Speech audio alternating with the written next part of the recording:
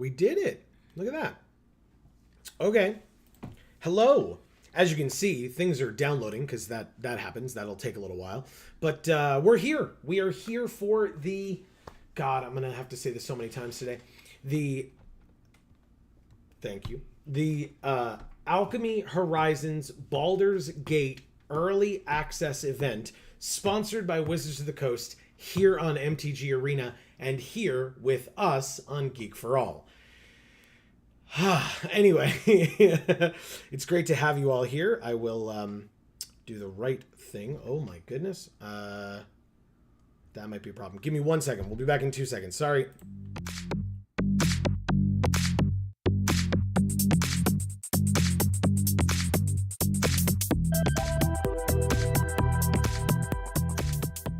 Okay, we're good now. Sorry. Had to have chat in the right spot, and it was not for a moment there, so. Nope. Okay. Go for it, Amy. All right. Mocan is already here, and he says hello. Well, hello, Mocan. Great to see you again. It's been a long time, right? Long time. Well, prior to last night, it had been a long time, so we definitely appreciate having you here. Always awesome to have you. Thanks for stopping by. We look forward to taking advantage of all the time that you can spend with us today. Erica's here. She says the Alchemy Horizons Early Gate Baldur's Streamer Access Event Early Supreme with extra cheese. Yes, it is. Good. I'm glad you made Amy pseudo say it. With pepperoni, sausage, extra cheese, and onions. Right, Erica? That's right. All right. Let's get rid of this. We were able to already skip the tutorial. I already told you to skip the tutorial. Unlock play modes. That's the other thing we have to do. There it is. Because nobody cares about you, Sparky. That's why. And I'm sorry about it, I guess, but I'm really not. So, hey, we are here for the early access event. Again, sponsored by Wizards. Each and every time we get to do this, I am more and more grateful that we get to stay. I made the joke yesterday, you know, it may not have been the smartest decision on their part to keep inviting us back, but they keep doing it. And honestly, all joking aside, it seems like people really enjoy it based on the numbers that we get for these events, kind of over everything else that we do. Right. And so we're very grateful for that, both from Wizards' standpoint, but also for all of you who decide to stop by for any and all of this that you do, because it means a lot. You know, even if It's just, well, this is the only place that we could find it. We still appreciate the engagement and the discussions and the assistance, because God knows I'm going to need that today. But yeah, I'm looking forward to having a good time today. This art is gorgeous. Whoa. Yeah. I was looking at the rubber ducky, which was fun. Yeah, it sure is. It makes bath time lots of fun, I've heard. Oh, This is a banned alchemy card. We have to be aware of that. Grinning Ignis is not legal in alchemy, traditional alchemy, or direct game rebalanced. Expressive iteration in Explorer and traditional Explorer. And available now, Alchemy Horizons Baldur's Gate. Did you guys know? Oh my goodness. Let's get started with it. Okay. Erica says, I'll keep telling WotC to include you until they block me. Heart. Thank you. Thank you. We for I guess for clarification's sake, we never asked you to do that, but it's very nice that you are choosing to do that. We really appreciate it. Yes, that's very sweet. And over the top and unnecessary, but we appreciate it. We're very grateful. So, I mean, today we're going to be here playing Sealed and Draft. I guess we can do our intro at the top before we really get started on things. So, for those of you that may be new, whether you're watching live or after the fact on the VOD, what's going on, everybody? This is Joe. And Amy. We are Geek for All, and as I said, hopefully I won't have to say it a lot, we are here for the Alchemy Horizons Baldur's Gate Early Access Streamer event here on MTG Arena and sponsored by Wizards of the Coast. I remembered the second time, not the first time. Thank you. You're welcome. We will be playing limited all day. So if you are here for constructed gameplay, you're in the wrong place. But there are a ton of fantastic streamers who are going to be trying out this new format in constructed. And I encourage you to go to Wizards' website and check the list. There is a full list of streamers who will be doing this, and you can find your favorite one on the list, etc. And you can go check them out so that you can see some standard gameplay, because no hard feelings if limited is not what you want. We totally understand. But we are going to be doing Sealed and Draft all day long. That is what we're doing. And we're basically going to do it. YouTube only keeps the VOD for about 12 hours, but if it goes over 12 hours, I can absolutely just kind of click record, and then we can upload the rest later. But yeah, so we're going to be here for as long as we possibly can. If it's over 12 hours, then it'll be after 1 a.m. Eastern time here for us. And I still have work tomorrow, so we'll see what we can do. But we will be here as long as we possibly can stand it. Erica says, you didn't have to ask me. You guys make my favorite Magic content on YouTube. Thank you. Thank you. Greg says, Greg is here, by the way. Hi, Greg. Why do I need to look at this list? I know who my favorite streamer is. You are too kind, and I appreciate it. And it's me. Only me. It's only Amy. That's fair. I totally... Look, if somebody were to come here and be like, look, Joe's just kind of there, I'm really just here for Amy, like, I get it. I totally get it. I don't know if we're going to have enough gems for today. Just saying. It's 2,000 per event entered. We're never going to make it. No. Again. We'll be gemless.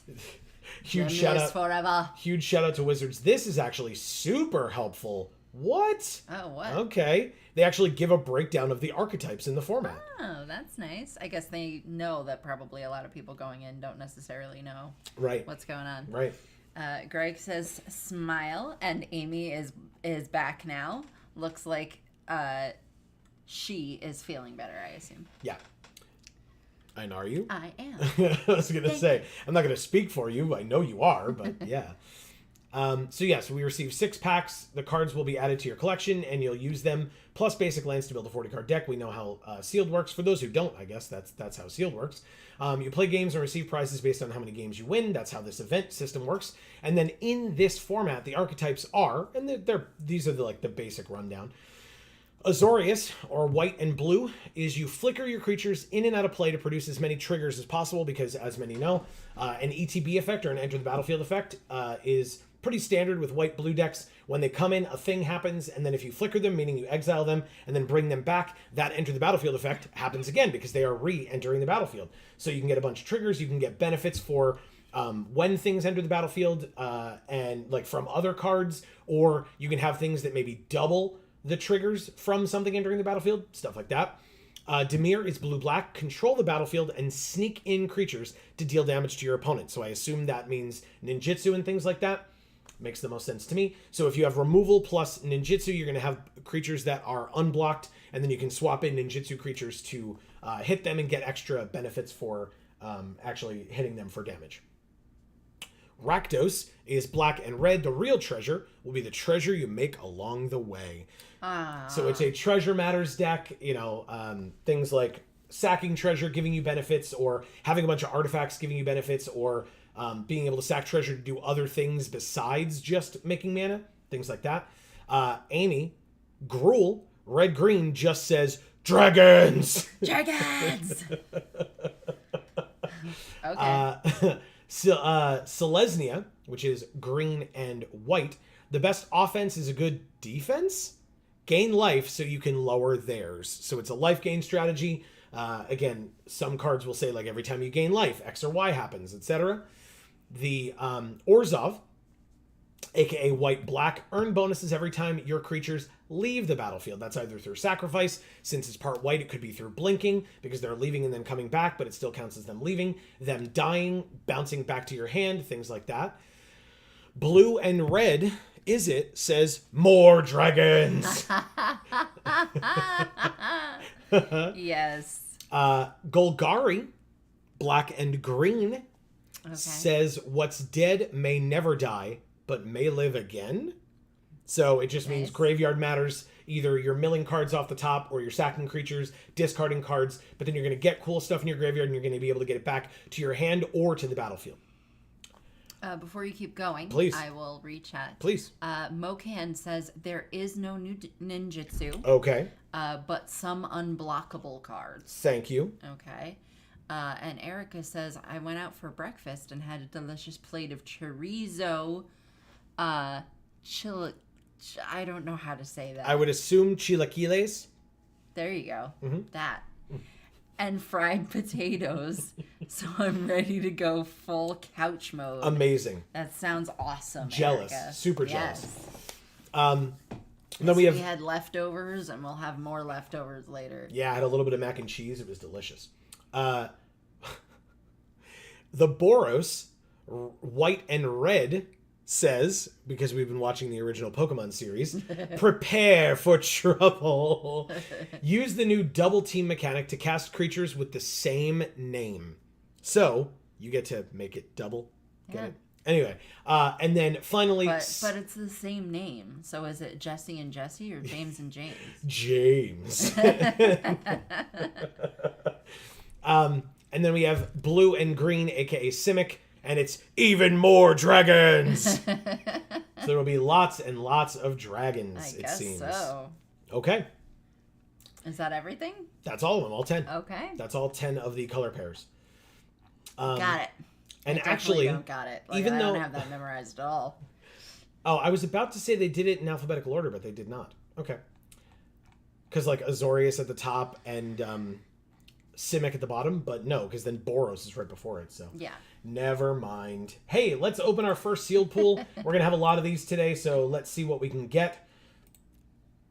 As we discussed last night, and Mokan offered to assist. I know nothing about this set, so we will see how it goes. Hey, I know that this was the art on that deck box, or on the deck box, excuse me, on the pack art. So that's something, I suppose, right? We got one mythic in Blood Money. 7 mana for a sorcery. Destroy all creatures. For each non-token creature destroyed this way, you create a tapped treasure token. Very interesting. Very expensive, but really good. The fact that it makes treasure, even though you've already paid 7 mana, is maybe a little concerning. But if it's in a treasure deck, and so you paid the 7 mana with a bunch of treasure, then maybe the extra treasure that you get would be more helpful to you in the later game as you try to kind of build back the board after destroying all creatures. So. Okay, so Mokan's gonna explain to us about Team Rocket here. Okay. He says, so red-white has cards that care about same name, and double team conjures a duplicate without double team when it attacks. Very interesting. Okay. I'm sure we'll see plenty of them, but that's a good primer, so that we'll be ready for when we see more of them and or the first example of it as it comes up. Uthgart Fury. 1 red for an enchantment. When it enters, it deals 4 damage to any target. That's incredible. Damage isn't removed from creatures your opponents control during cleanup steps. Oh. What? And it's only your opponents? This card seems insane. Yeah, it does. And the art is insane, too. Look at that. Wow. Jeez. Okay. Also, as I mentioned, we have Karlach, Raging Tiefling. It's a Tiefling Barbarian. 2 mana, 2/2, first strike. Rage Beyond Death. Specialize 6. You may also activate this ability if Karlach, Raging Tiefling is in your graveyard. And so, for 6 mana, it comes back as its Specialize side, the right-hand side, which means it's a 4/4 first strike haste for 3. When this card specializes from your graveyard, return it from your graveyard to the battlefield. It perpetually gains. This creature can't block. When this card specializes from any zone, target creature an opponent controls can't block this turn. Very interesting. That's very aggressive. Not that that's a bad thing by any means. And this helps with that as well. We also have a lot of text on Callum, Jin Emperor. 6 mana for a 5/6 flying ward 2. Mocan says specialized cards are 6-sided.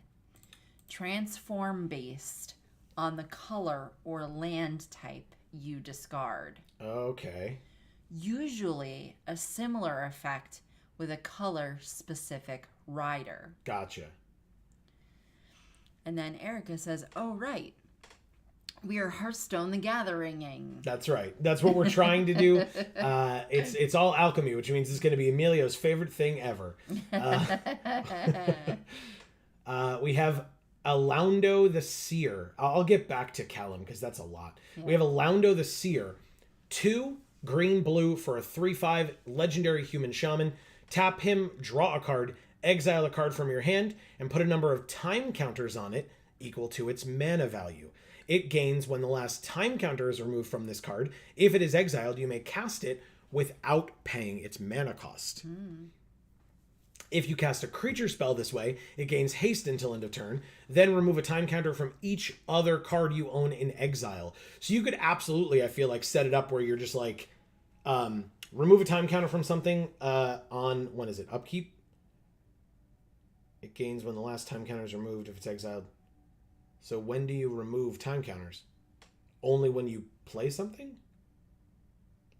I don't understand. If I remember correctly, you remove time counters at the beginning of your upkeep, but it doesn't say that here at all, right? Interesting. I guess we'll have to see in practice. Because this card seems like you could like make a chain reaction where like one time counter comes off, one thing comes in. Now because it's come in, you remove a time counter. And so another thing comes in, you remove more time counters, more things come in, etc. But interesting. Erica says Alaundo. How did you say it? Alaundo, I assume. Alaundo? Is just give a thing suspend equal to its mana value and also remove a time counter every time you activate it.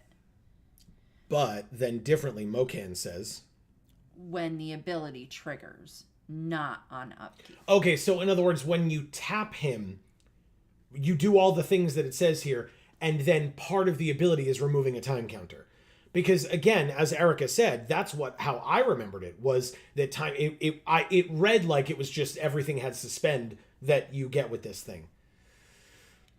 But I guess it makes a little bit more sense, that that it would only be when you activate him. It just obviously then means that if he dies, anything that is exiled with a time counter, unless he comes back somehow, will never be able to be brought in.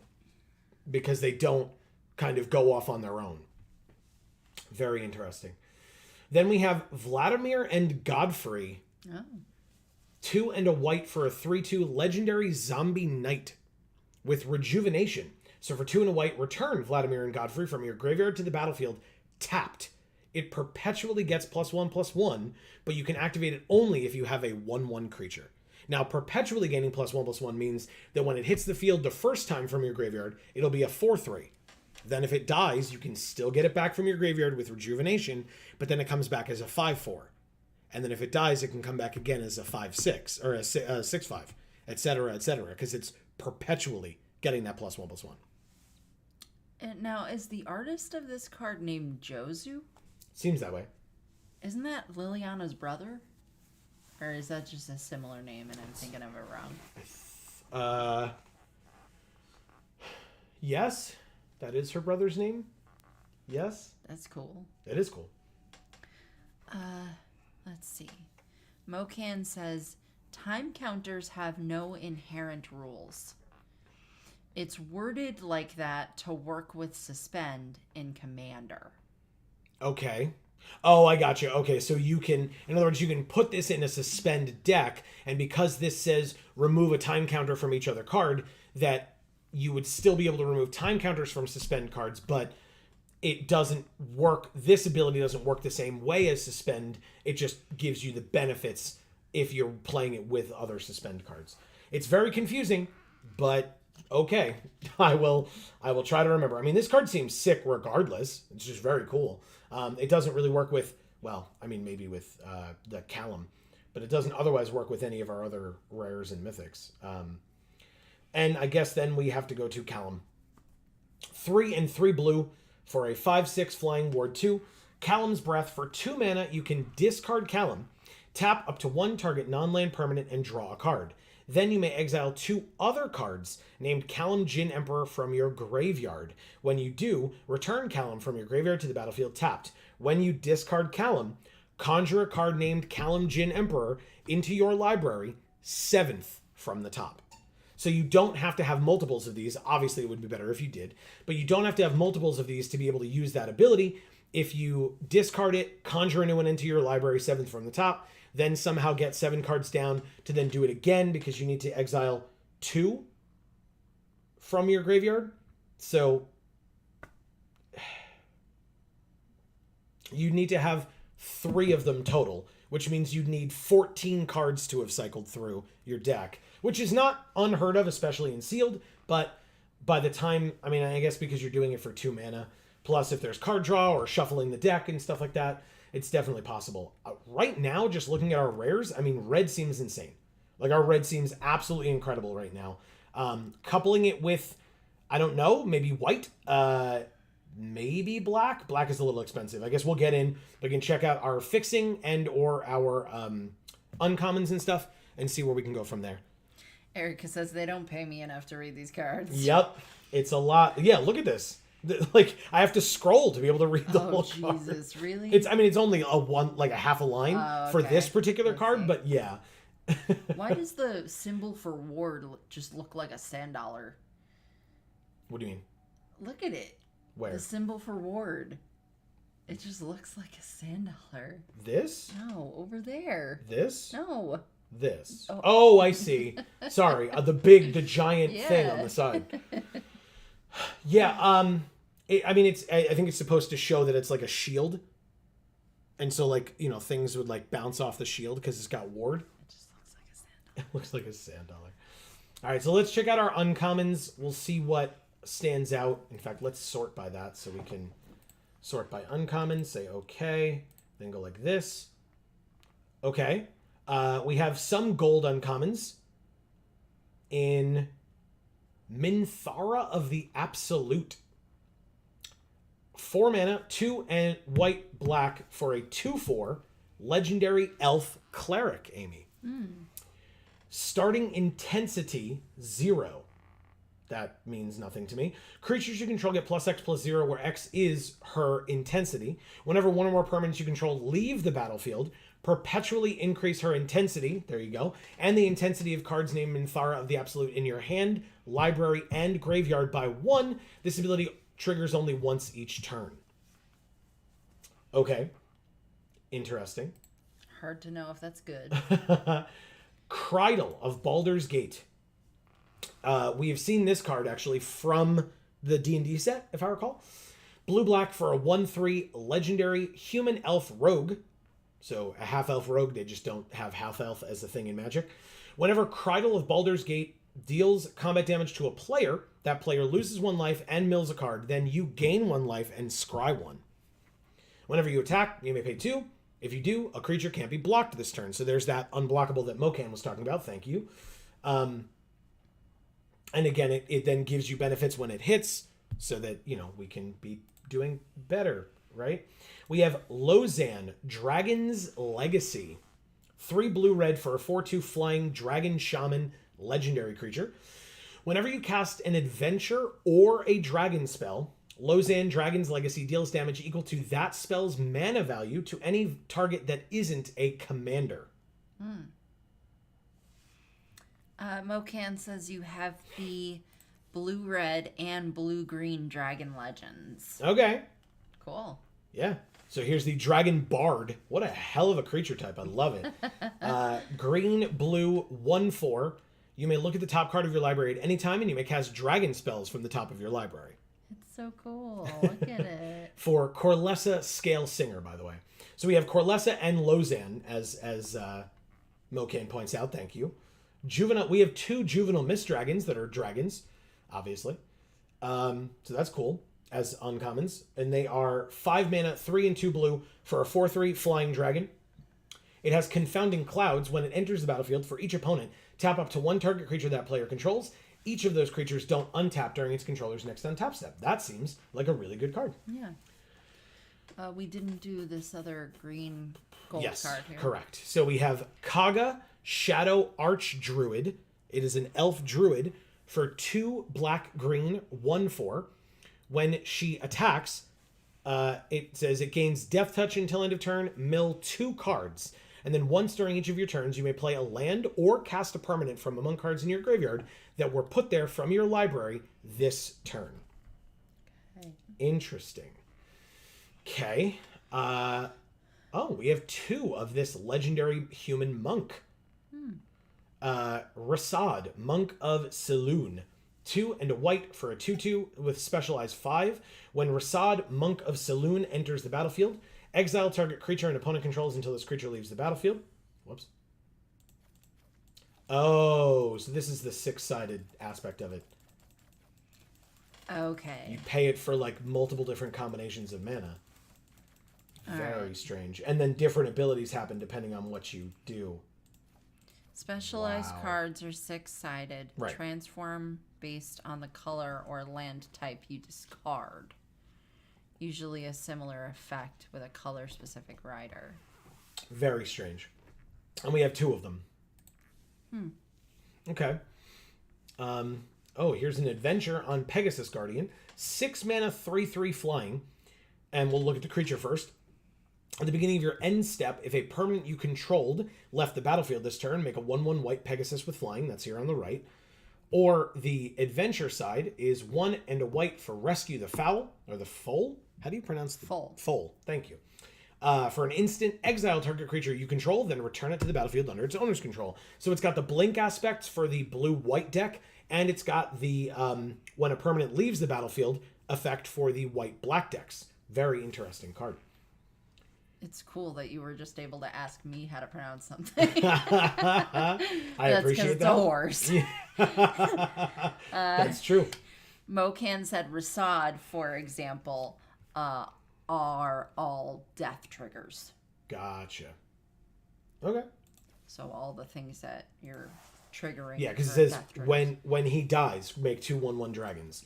When he dies, make a 4/1 skeleton. When he dies, create 3/1/1 soldiers, etc. Okay. So it just Thank you. depends on what those archetype things were that we read already on the other screen. Yeah. Okay. Ooh, that art is sick. Yeah, that is cool. Sigil of Mirkul. 2 and a black for an enchantment. At the beginning of combat on your turn, mill a card. When you do, if there are 4 or more creature cards in your graveyard, put a +1/+1 counter on target creature you control, and it gains Death Touch until end of turn. Very interesting. This almost certainly wants to be in that green-black deck that we were talking about, the Golgari deck, because that cares about graveyard matters. And so if you're milling cards, you're putting a bunch of cards into your graveyard, which you can hopefully get out later, but you can be strategic about it so that cards like this still work. You want 4 or more creatures in your graveyard before you start trying to recur them with things like Kaga and stuff like that. Grave Choice. Gorgeous artwork as well.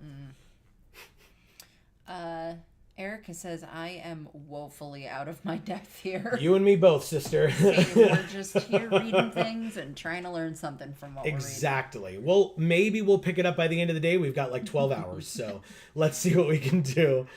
2 and a black for an instant. Target opponent sacks a non-token creature. If that creature had mana value 2 or less, conjure a duplicate of it into your hand. That duplicate perpetually gains. You may spend mana as though it were mana of any color to cast this spell. Interesting. Okay, so I mean, it's a removal spell, kind of. I mean, it's a sack spell. Very, very interesting.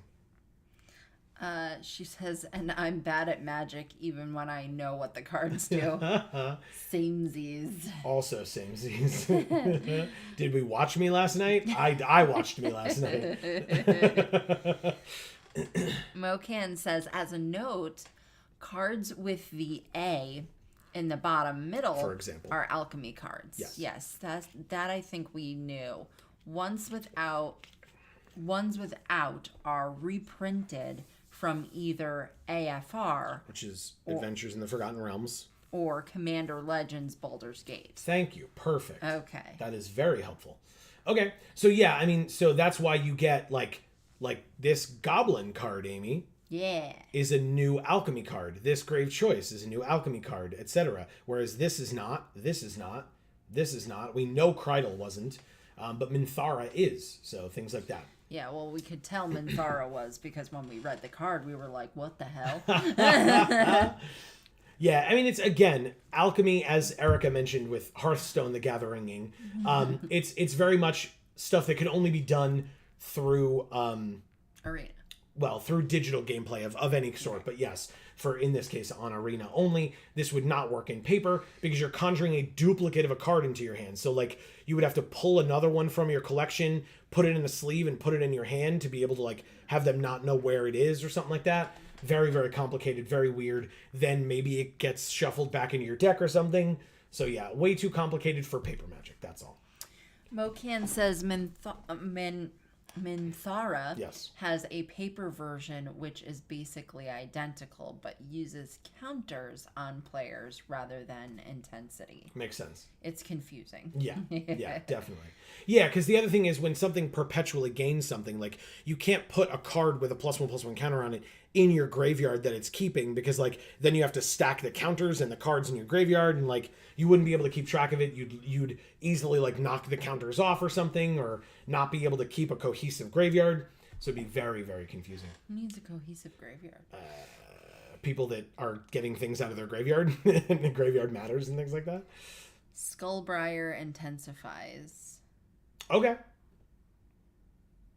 I don't see Skullbriar yet. Unless that was from the other thing. Our like rares and stuff. Erica says, oh, I stopped by a local retro gaming store after breakfast today and picked up some stuff. Cool. What stuff? Also, we have... Oh, go for it. Oh. Mocan says Skullbriar is a paper card that can keep counters on it in the graveyard. Gotcha. Seems very confusing. I wouldn't want to do that, but fair enough. I guess you could like rip up a piece of paper with what the counters are and like tuck it into the sleeve. Seems very annoying, but if it's a card that you wanted to play, I guess you would find a way to do it. Guiding Bolt is cool. It's an actual spell from D&D, which I love. It's a cleric spell. 2 and a white for an instant. Destroy target creature with power 4 or greater and scry 2. Very cool. I'm pretty sure it doesn't have a scry ability associated with it. Well, no, but also Guiding Bolt doesn't... I mean, it's a cantrip, if I recall correctly, and it's not necessarily... Maybe it's a level 1 spell, but it's not necessarily meant to kill because... I mean, if it does, great, right? But when it hits, the next attack against the target has advantage. So it's supposed to, like, guide your allies to that enemy. Okay, so that's why it has scry. I guess. That does make sense. Okay. Because it makes it so you can see what you're doing better. Right. So go for it. Mocan says Guiding Bolt is a first level spell that gives advantage on an attack. Yeah. Which I guess can represent scrying. Right, and that's what Amy was getting at as well. Yeah. So thank you for the clarification on level 1. I didn't remember, but yeah, based on the ability, it sounds like it should be a level 1 spell. So yeah. He says the killing is because it's an offensive spell in white. What else would it do? Fair enough. Yeah. To translate it to magic, absolutely, yeah. Because it's not like it's going to deal damage. That wouldn't make sense. Scouting Hawk is 2 and a white for a 1/1 flyer, but it has keen sight when it enters the battlefield. If an opponent controls more lands than you, you can go get a plains. Put it on the battlefield tapped. Cool. We read the Pegasus already. Erica says, I grabbed a PS2 and memory card for a steal at $35. Awesome. Wow, that is great. As well as some JRPGs I never played called Shadow Hearts, Covenant, and Jade Cocoon 2. I have literally never heard of either of those. I feel like I have heard of the Shadow Hearts Covenant one. But regardless, that sounds awesome. Enjoy them. Yeah. Look at this Dream Fracture art. It's pretty sick. Right? 1 blue for an instant. Counter target spell. Its controller draws a card, and then we draw a card. Okay. It's not a great counter spell, but it's fine, I guess. Ghost Lantern is a single black for an artifact equipment. Whenever a creature you control dies, put a +1/+1 counter on equipped creature, and the equip cost is 1. And with the adventure is Bind Spirit, 1 and a black for an instant. Return a creature from your graveyard to your hand. Cool. Very cool. Yeah. Okay, so guys, now that we've looked at these, does anyone have... Oh, we haven't looked at red yet. Oh. We only have 2 cards, but we haven't looked at it yet. So. Okay. Sorry. I didn't mean to cut you off. I thought this was only... I thought this was all the uncommons. It is, yeah. Okay. We just haven't looked at these 2 cards yet, is what I'm saying. I'm sorry. That's okay. I showed you the Goblin, but we haven't read what it does or anything yet. Okay. Do you like him? Well, of course. 1 red for a 1/1 Goblin, Goblin Trap Finder. When Goblin Trap Finder dies, because it found a trap, seek a creature card with mana value 3 or less. That card perpetually gains haste, and this spell costs 2 less to cast, and at the beginning of your end step, sacrifice this creature. Very interesting. Guys, always check for traps. Yes. Truth. 2-handed axe, 2 and a red for an artifact equipment. Whenever equipped creature attacks, double its power until end of turn. The equip cost is 1 and a red, and then you can also do Sweeping Cleave, the adventure for 1 and a red. Instant, target creature you control gains double strike until end of turn. Hell yeah. That seems awesome. I really like our red a lot. At least from our rares and our uncommons. Okay. I really like our red a lot. Now, notably, our only other, besides the mono red cards here, our only other red card is Lozan, Dragon's Legacy. We also do have 2 more dragons in the Juvenile Mist Dragon, and if we wanted to try to splash, if we have any fixing, we have Corlessa as well that cares about dragons. I don't need her necessarily. She's a 1/4, it's a decent blocker. No flying on this dragon. Oh. Interesting. It's a probably... dragon that doesn't fly? It could be a Dragonborn. Oh. Dragonborns don't fly. Yeah. As opposed to because this one does fly. It's a Dragon Shaman. Okay. Anyway. Mocan says, I think I saw the OG Jade Cocoon. It's like Pokemon with fantasy insects. Okay. That seems awesome. He says, so a fun thing, Great Axe from AFR in Spanish, I think, is 2-headed axe. Okay. And two-handed axe. Yeah. And 2-handed axe is great axe. That's very funny. Very, very funny. I like that a lot. I'm not sure I understand. In other words, what he's saying is, in English, the cards are called Great Axe and 2-handed axe. But in Spanish, they're called 2-handed axe and Great Axe. And the names are swapped for the different cards. Yeah. Okay. Amy, look. Giant fire beetles. Are they fucking? It kind of looks like it, right? It looks like the one in the back is mounting the one in the front. It 100%... Yeah. And it has the double team ability. So, I don't know where the third one is, but somebody's getting double teamed in this art. Maybe there's another fire beetle behind this one and you just can't really see it. Oh, man. But yes, it 100% looks like that. There's no question in my mind. He says your webcam is censoring it. Laughing face. Oh, no. Really? Yeah, well, in other words, because we're blocking it. Oh, no. Here, that's better. There you go.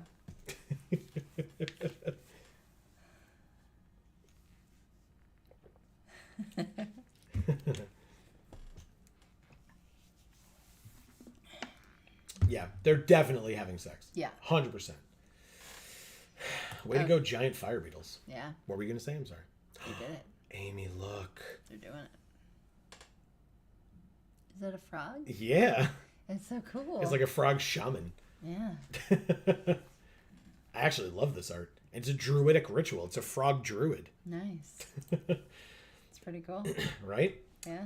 Okay. Well, interesting. No gold cards that are not uncommon or rare. So yeah, I mean, I still really like our red a lot. And then maybe black as our second color. Maybe blue. Blue seems... thinking blue. Yeah, look at blue. Holy crap. Okay. We do have a fair number of dragons. I guess we can do it. Okay. We can do this dragon thing. Wow, we have a lot of blue. Jesus. Okay. Yeah. All right, let's try red-blue. So let's put in Lozen. First of all, we have Spiked Pit Trap and Pilgrim's Eye.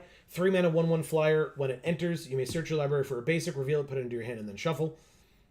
Erica says, yes, exactly what I come to Geek for All for. A meeting display of fire bugs. That's exactly what we're here for. Yeah. I mean, if nothing else. I was going to say, if not that, what else? Nothing. Yeah. Look at this dragon druid. Wow. Tap it, add a green. When you spend this mana to cast a dragon spell, you gain 2 life. I don't think I can justify adding green to this deck because we literally have this card and this one. Right.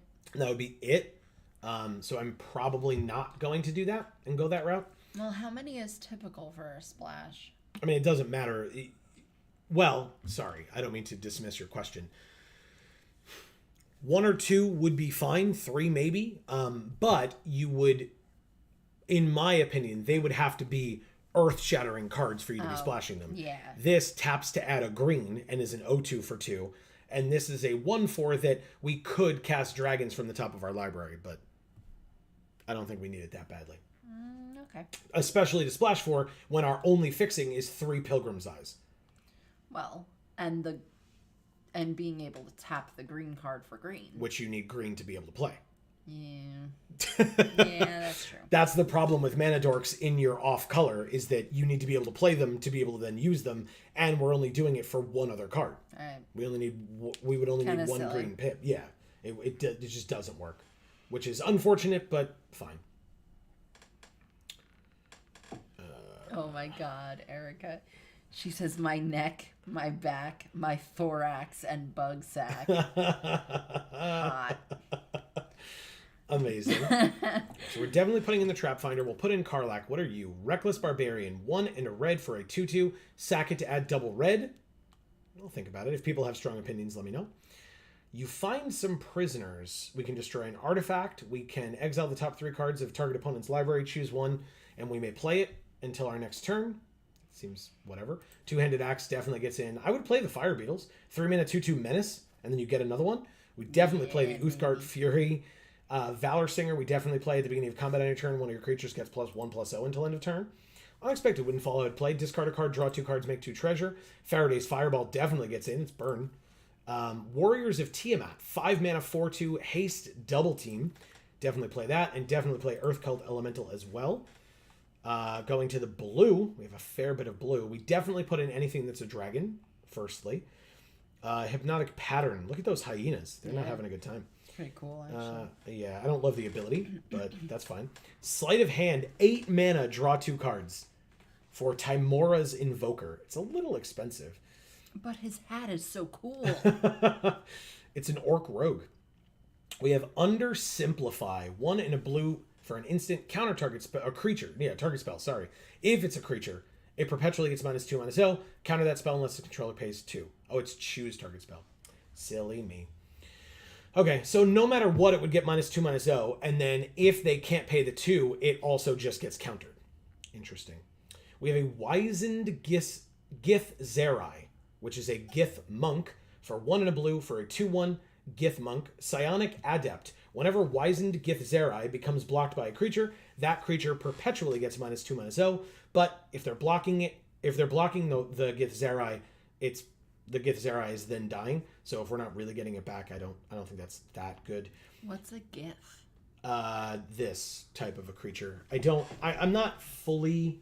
It looks like the Grinch. Yeah, I'm not like fully knowledgeable on the Gith Yankee and the Gith Zerai. So if other people have more information than I do on them, please let me know. Please let us know. 1 and a blue for an instant. Choose one. Fight the current, so bounce something. Or find a crossing. Target creature gets +1/+0 until end of turn and can't be blocked. I'll put it in. If we have to cut, I'll cut it. Blur, which is a wizard spell, I believe. 2 and a blue for an instant. Exile target creature you control, then return it to the battlefield under its owner's control and draw a card. So this is some of the blink for the white-blue deck. Do we have a lot of ATB effects? So Mocan says, as you can tell from the blue-red uncommon, the blue-red dragon deck also cares about adventures. Good point. Yeah. Gith are people who live on other planes. Oh, okay. The Gith Yankee are evil slaves, and the Gith Zerai are neutral monks who hone psionic abilities. Hell yeah. That's really cool. Whoa. Okay. It's a 4-mana 2/4 scry 2 when it enters. Water Weird is an elemental weird for 4 mana. It's a 3/4. When it deals combat damage to a player, put a +1/+1 counter on it. If the top card of your library is a non-land card, otherwise you may mill a card. That's a... Damn it. I was going to say that's a weird card. Hey, look. A card with an adventure, and we have 2 of them. Sure. This card seems weird, and I'm going to play it, I guess. Right? Yeah, I mean, it's still a 5/6 flyer for 6. I also love Rhyme Shield Frost Giant, so I'll put in one of those, and that's the deck. Amy, I guess the question is, what's our deck box? Oh. Holy crap. Look at this slot. I love it. Yeah, okay. Pretty cool. Maybe our awesome frog druid. Oh, the green one. Yeah, you passed it. Yes, thank you. It's right there. Druidic Ritual. Oh, we also don't have any... Oh, we have some. Okay. Oh, it saved all the ones we bought last time, I think. Oh, because we that's bought... nice. Oh, no, maybe it's just fully unlocked? Oh. Whoa. Dude. Oh, it's not fully unlocked. Because if you go down here, there's... How can... Oh, okay. I was going to say, how can you tell which ones you actually have? Oh, no, I guess we do have them all. We have them all. But the ones that are... Okay. Yeah, we have everything. So what do we want to be? Ooh. Well, this is too many options now.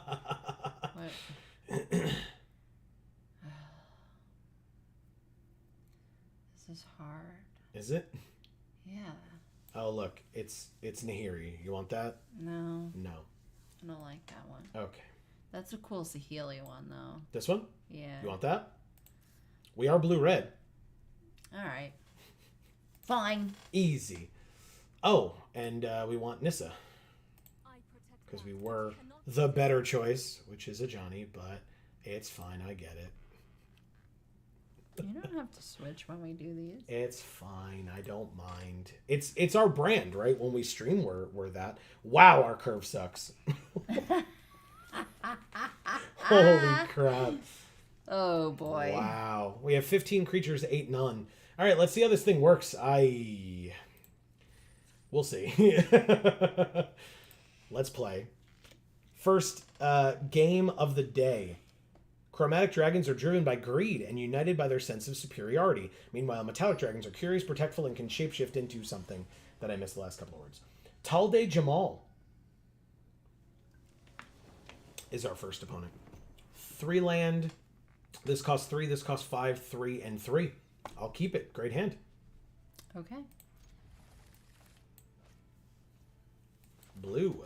Oh, they said hello. Well, hello, Talde Jamal.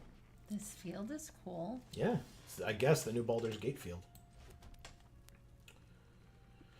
Okay.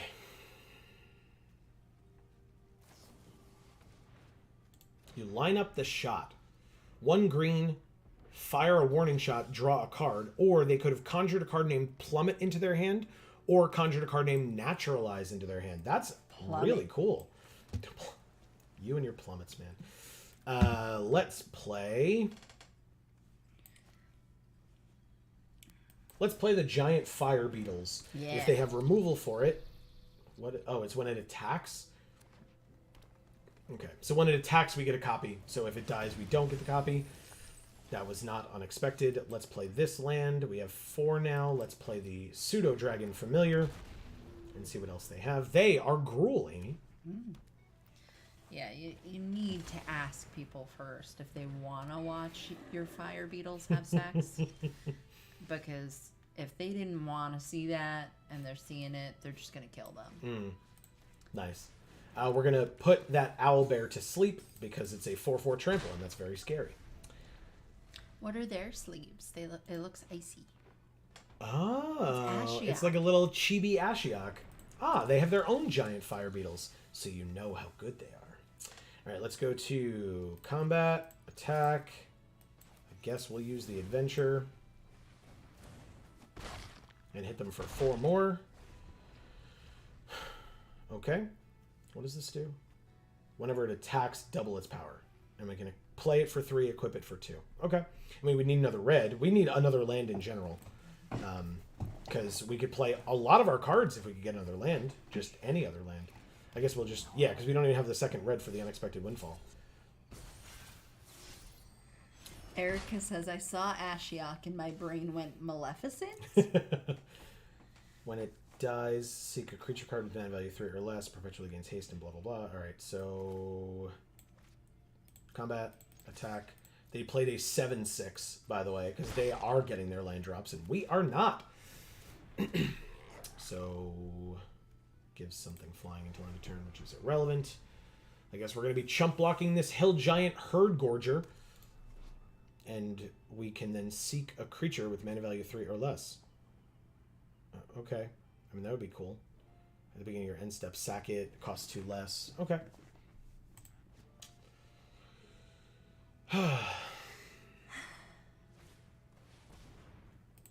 Okay. One of their creatures gets +2/+2, or they gain 3 life.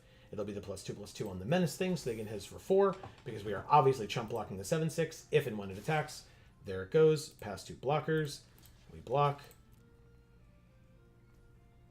And we take 4 and go to 14. This dies. We sought Karlak. Holy shit. Oh, but we have to sack it then? That's annoying. Alright, let's take our turn. Let's play the mountain that we just drew. Faraday's Fireball only does 5 damage.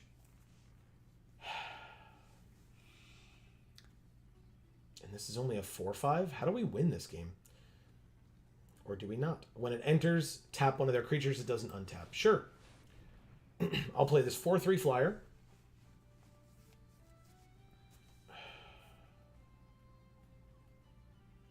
I'll try to play this 4/3 flyer. To tap the Herd Gorger. That's it. There's... How? Controlled by different opponents. Okay. Alright, so yeah, it's just their second giant fire beetles in their hand.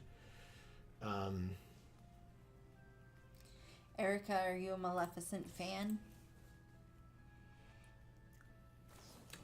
Maybe our card that we played last night that looks like Angelina Jolie is Maleficent. Shesra Death's Whisper? Yeah. Holy crap! Come on. Okay. The hell? Seems legit.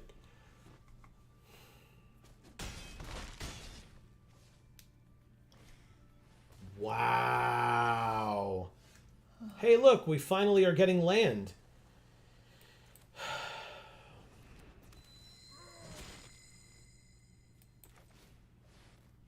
Okay. Pretty sure we lose. They just take the 2 and go to 13 because you're at 15? Yeah, okay.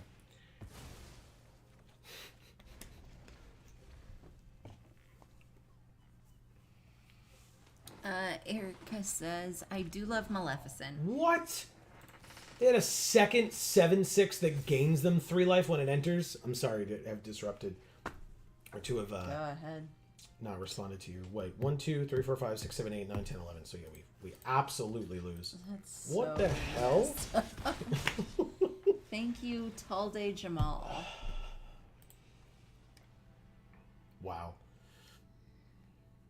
She says, I do love Maleficent. The Angelina Jolie movies are fine, but Sleeping Beauty is actually my favorite Disney film. Gotcha. Nice. Very cool. Yeah, it's definitely one of my top few. I was going to say, isn't Cinderella number 1 for you? No. Dana Fisher! Oh, nice. We're playing against Dana Fisher. And of course she's Nissa as her avatar, because, you know. Wow. Well, I would love another red, but otherwise this is great. Dana Fisher. Hi, Dana. All right, let's play. She said hello. This. Dana Fisher is one of the most adorable Magic content creators. If you are unaware of who she is, you should look her up because she is great. Erica goes, Dana! She's great. She's absolutely great. Yeah, no, I love the live action Cinderella. I do not love the cartoon Cinderella. Gotcha. But would you consider it your favorite or no? Did you say it a moment ago and I forgot because I got distracted by Dana? So, my favorite... no. Okay.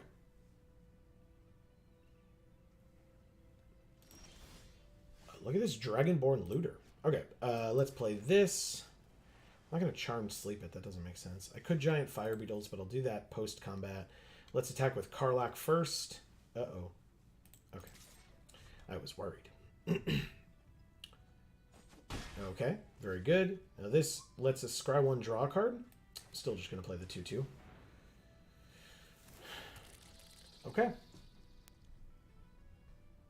You can't show Dana those beetles. That's so true. Look, I didn't do it, okay? Hey. Talk to the art director and Vincent who drew them, okay? It's I didn't only do natural, it. okay? It's only natural. If she changes the channel at home to, you know, National Geographic channel, it'll be there too. Ooh, look at her cool full art. She like took the time to get like full art lands. She's got a pet. God, It's Dana, the why John are you so much... Avon Island that we have the poster of. Correct. Oh, she's also got this mythic. Return an instant or a sorcery from your graveyard to your hand.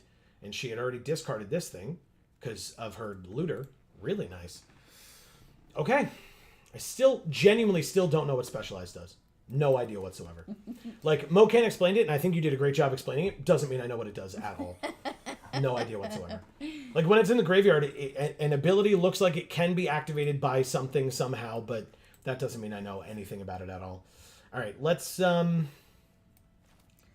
Mocan says, look, you brought it upon yourself by bringing it up. And Erica says, so by the way, the auditions for Assassins are in 3 weeks. Hell yeah.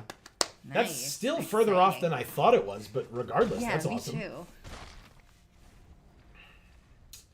All right, so I used Charm Sleep mainly because, 1, it allowed us to attack, but 2, because I had nothing else really to play this turn. So, like, I could have, I guess, attacked and then played the other Giant Fire Beetles, but they would have been able to block and have either kill our Karlach or, like, we would trade the Looter for the Beetles. They have their own Pseudo-Dragon Familiar, okay? I say they, we know it's Dana, but... Right. Sorry, I am correctly in the habit of using they for an opponent, but Right. in this case, we do know our opponent's gender, but still.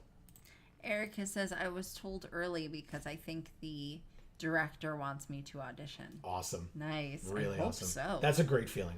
Yeah. Okay, so this deals 4 damage to any target, and then damage isn't removed from any of their creatures. Okay. Very, very cool. I wish we had the double red. Why do we have so few red? I guess I have to check our... like, we could just be getting unlucky because God knows. But I guess I'll have to check our split. Maybe we have, like, a lot more blue than red in the deck, and so the arena gave us a lot less. But I'll have to check. If we get a 5th land, I may just play this. Like, Scry 1 draw card is pretty great, and it's 2 mana. But that then only leaves us with 2. I guess if we draw a 3rd land, then we can do the adventure and one of these.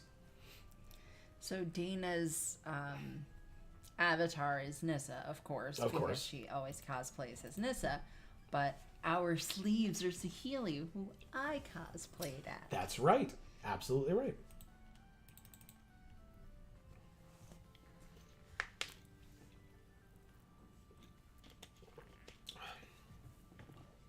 I also think it hasn't come up yet for us, but especially in a situation like this, like these cards are super complicated, and I don't even mean just for Dana because she's younger. I mean in general, like for me. I think that whatchamacallit. I think that like timers should be different for these early access events. That's just me. Fair enough. I think that would be a gigantic pain in the ass for the game coders. So I'm sure that that is an unrealistic ask, but I still said what I said. Okay. Oh no, is she disconnected? That could also be what happened. Oh no. Yeah. Dana. Come back. Yeah, I usually say I'll take the win however I can get it. But one, this is an early access event, and so wins are absolutely irrelevant. And two, Dana's awesome, and I want her to have the best opportunity possible to beat us, because I would happily wear it like a badge of honor to say that we lost to Dana Fisher. Ever, let alone in an early access event. Okay, this is a sorcery, so I will just do it now. Scry one, draw a card. Do we need the mountain? 5 mana? 3, 4, 5? I will say no, that we don't need the land this time. And we will draw a You Come to a River. So we can bounce one of their things, or one of our things. Or we can give one of our creatures +1/+0 and unblockable until end of turn. Erica says, Dana, come back. We'll get rid of the beetles. She can see this other one in our hand, too. That's the messed up part. There's so many. There's just so many weird beetles fucking all over the place. Fucking beetles, yeah. That too.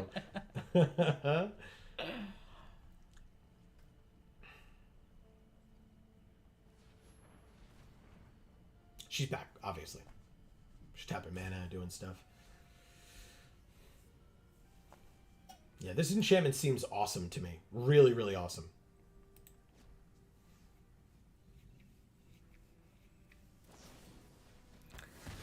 More like Breedles. I don't know. I liked that a lot. I liked it too.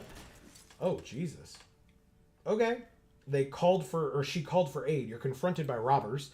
And in Patriarch's Humiliation, because I was like, why didn't we get the thing in our graveyard to come out? Because target creature perpetually loses all abilities, and then it deals damage equal to the number of creatures you control. Oh. Very interesting. Good plays. It's a 4/2, which means we get another one. We could just play this 3/3 flyer. I think we play this. It'll die to a double block, but I'm still going to do it. We're at 19. She's at 10. So I'm just going to put another one in our hand, get rid of 2 of her tokens. That is fine. And then hit her for 2. She goes to 8, and we are still at 19. So I don't mind being a little and or a lot aggressive here. Whenever another creature you control leaves the battlefield, put a +1/+1 counter on Flaming Fist Officer. Good card. I like that. It's 3 mana for that too. Very nice. Attacking for 2. Not attacking for 2.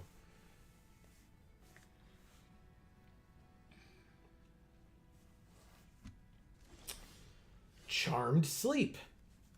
That would be 3, which would leave us with 3.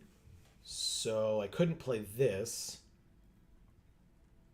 But 4, 5, 6, yeah, it's better to do this anyway. So I'll tap this thing down. Okay. And then this is bounce. So I will go to combat. Attack for 2. And then if she double blocks, I can bounce the token, kill the looter. She will get 2 counters on her officer, but you know. So we'll say done. We'll go like this. Say bounce the token. So last night we were talking about candy corn and how nobody likes candy corn. I like candy corn. I like regular candy corn, but I love the autumn mix candy corn with the chocolate ones and the pumpkins, because the pumpkins are great and the chocolate ones are great, because who doesn't like chocolate? And the pumpkins are just intensely sweet.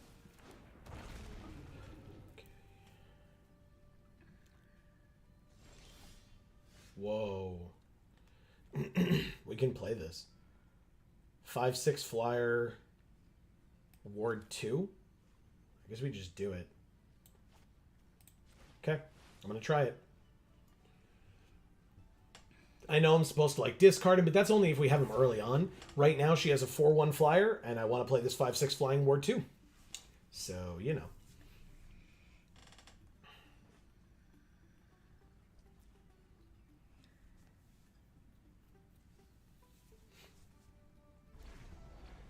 Okay.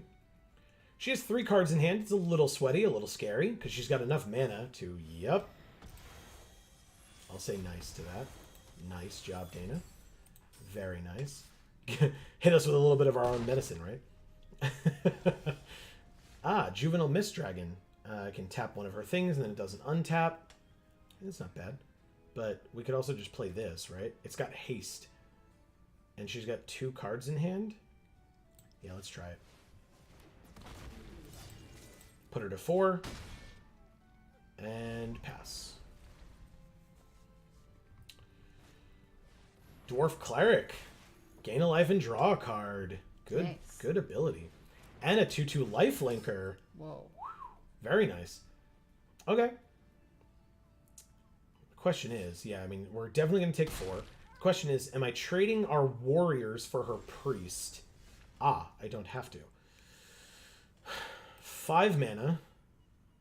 Kill the paladin and hit her for 2 and possibly ourselves for 2.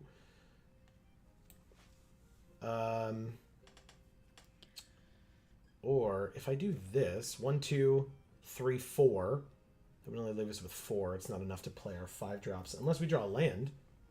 Probably going to draw a land, right? I'll discard our fire beetles in the hopes of drawing a land. We did draw a land, and I didn't play it yet. So 1, 2, 3, 4, 5. We could play either of these. Yeah, the 4-powered flyer is the one that I want right now. Auto pay the mana for it. Play out the Juvenile Mist Dragon. Tap the Steadfast Paladin. It stays tapped, and I will not trade off this turn. Or at least not offer the trade this turn. We did get rid of the beetles, however. Correct. All of the beetles are gone. Charmed Sleep again on the Juvenile Mist Dragon. Who's allowed to have 2 Charmed Sleeps? I just don't understand. Take 4 again. Go to 7. Very nice, Dana. It's getting close. It's very sweaty right now. Very sweaty. I am so happy with how this is going. Oh, we win. Unless that other card in her hand is something that can help. I don't know what this does. She just changed it to be something else. Whenever you cast an instant or a sorcery, draw a card, then discard a card. Okay. Well, we're going to go like this. Kill her blocker. Hit both of us for 2. But then we get to attack for 4, and we kill her. Combat. Attack. Anyway. Thank you, Dana Fisher. Dana, good game. What a pleasure. I don't think we've ever played Dana before. No, That was cool. that was very cool. Okay. We are 1-1. Is that correct? Yes, we are 1-1. Oh, right. I wanted to check our red. Yeah. We're only 1 less. Okay. Whatever. Weird. Yeah, let's keep it going. Oh, right, I'm supposed to... I did a thing last time, and I like doing that for these, is like keeping track of our wins and losses for the day. Look at how gorgeous. This is a Magali soldier? I could be wrong. I don't want to not properly attribute who this soldier art is by, but I believe it is. Erica says, "Yay! Already as good as last night." Yep, we did it. Thanks, Erica. It only took an hour and 12 minutes, but again, we haven't been playing for that long because we made the deck and everything too. Right. But still, that's very funny, and also very sad. Yeah, it is. Oh wow, it's taken a while. Yeah, it is. Okay.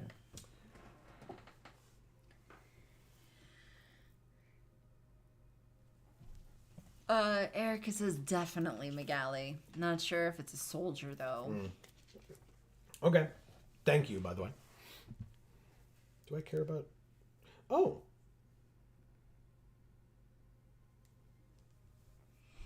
Oh, I should say I went to the hospital today and was there for the first hour of the stream. Oh. Well, Oh. But you're not anymore, so I hope that means clean bill of health? What was that about? Yeah. I'm gonna get more water. Yeah, that makes sense. Oh, we found an opponent. Oh. Kuro Oto Kuranai. I'm sure I pronounced that incorrectly, and I do apologize. A 5, a 5, a 3, and a 5. This hand is not as good. We will mulligan and end up with 2 land for a 3, a 5, a 5, a 3, and a 5. I don't want to mold a 5, but I'm going to have to. Again. Happens all the time. Every time I go to 6, it means I'm actually going to 5. That's what it means. All right, so I'm going to keep this. I'm going to ditch the 5s to the bottom. Say done. And play this and the Trap Finder.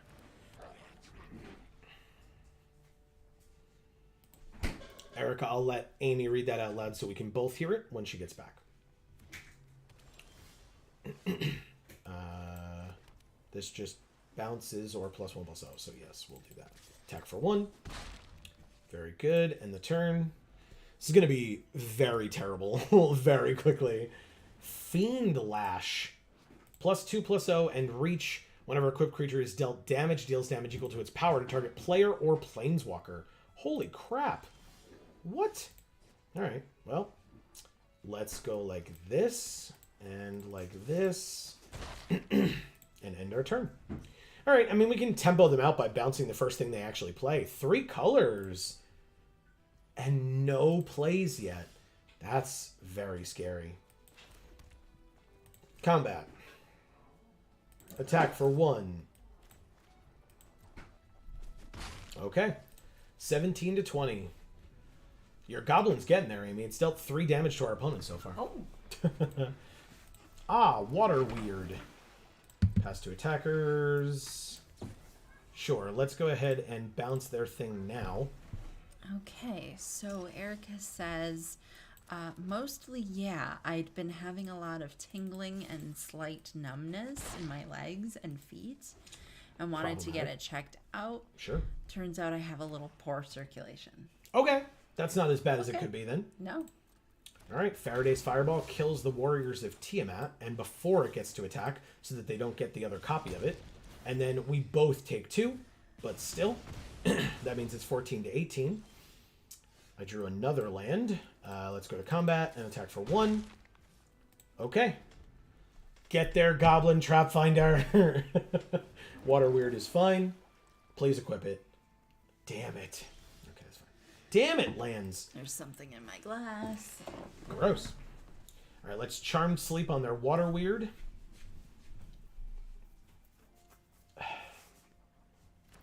Very good.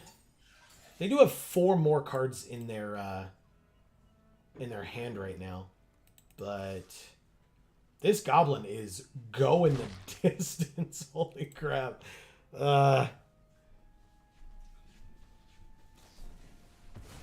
They sacked their creature to draw 2 cards and make a treasure. Good play. Very good play. I like it. Goblins go the distance. Horde Robber is a 1/3, and when if it hits us, they make a treasure. And a Pilgrim's Eye, 1/1 flyer that they can go get a land. Another red, I assume? It is another red. Look at me. It's like I know how to play this game or something. I don't know how to play this game. She says, so now I have those special circulation socks. 1, are they helping? And 2, are they comfortable? Yes, I got those because of my severe leg swelling that I was having for a long ass time. Because during COVID, I wasn't moving enough for my lymphatic system. I had those, and they were very uncomfortable, and tight, and like they're supposed to be, and painful. Yeah. Not like there's yeah, exactly. But here we are. So that's why I have the ottoman that I put my legs up on, especially when we're streaming and things like that, to help prevent that swelling because I'm keeping my legs elevated. She says they are adequately comfy, but I'm not used to knee-high socks, and they're helping. Gotcha. Well, good. I'm glad that they're helping. Yes. Choose a creature card in your hand. It perpetually gains haste. They're just going to block with a 3/3, right? So I just go like this. Double its power, though? This isn't very helpful right now. But is it worth discarding it? To draw 2 cards? I guess it's going to have to be. Sorry, Two-Handed Axe. You're really cool, but right now you are not what I need. Let's play this land and our own Water Weird. No attacks, obviously. Kobold Warcaller. Okay. It's weird. They can give a creature card in their hand haste. I hope that sound is not the lamp arcing. No. But it sounded like electricity arcing. I didn't hear it. Oh, you mean to your left there? Yes. It could be. That's a pretty old lamp.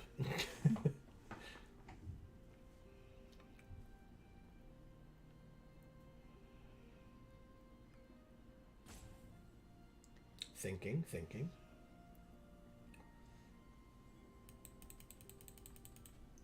It's 15 to 12. Unexpected Allies does what? It's like a turtle in a Matryoshka doll. Or a lizard, I guess. It's a snake. It's got double team? Target non-token... Sorry. It's okay. I'm not sighing at you. I'm sighing at the situation. They were able to duplicate their creature that comes in and kills something. Okay. Valor Singer. And yeah, I do not like this goblin at all, actually. Like, I like how much damage it did this game, but the ability seems really bad. You just randomly get a card out of your deck that you can then only play once, and then it just goes away immediately. It just seems really bad. Meanwhile, they're duplicating 7-drop meteor golems to kill our creatures. Like, I play this and it dies. I can't... Erica says so to give you both an update on me, which is funny because I was just about to ask her for an update on her. And then I was like, we just spoke to her. I'm sure she doesn't have anything else to tell us other than what she's already said. So, but she says to give you both an update on me. Sure. I've gotten back to listening to Evita. Oh, okay. Ugh. We go to 1? Really? Gross. Come on! Fine. We play this, it dies. Yeah, I really don't like that goblin. It just takes one of our cards out of our deck. So we'll take that card out of our deck. Yeah, I guess. I'll have to see what else we can put in, though. Cool. I can attack for 3. Take it. I'll say good game, and then concede. Well, fine. I'm not supposed to concede. Sorry. Oh. Not supposed to. Just in case, we'll let them do their thing. 4 damage to each opponent. We're dead. Good. Thank you, Kuro Otto Karina. Karinal. That was an I at the end. Oh, Karinai. did it? I think Sorry. so. I also think I pronounced it incorrectly, but I tried. Very much so. Oh, wait, whoa. First of all, that's an awesome mark. I loved it. I'm sorry we didn't get to stay on that screen. Oh, come on. We're waiting for the server. Yeah, the server. To bring us our meal? Yeah. All right, so... I'm actually hungry. Yeah, me too. I mean... Evita is one of those shows that I have not seen, but I do know a couple of songs from it and like them quite a bit. She says, I bring it up because Patti LuPone was the original, and she has one of my favorite quotes ever regarding the score. Okay. Only a man who hates women could write this. Ah. Wow. Wow. Okay. Gotcha.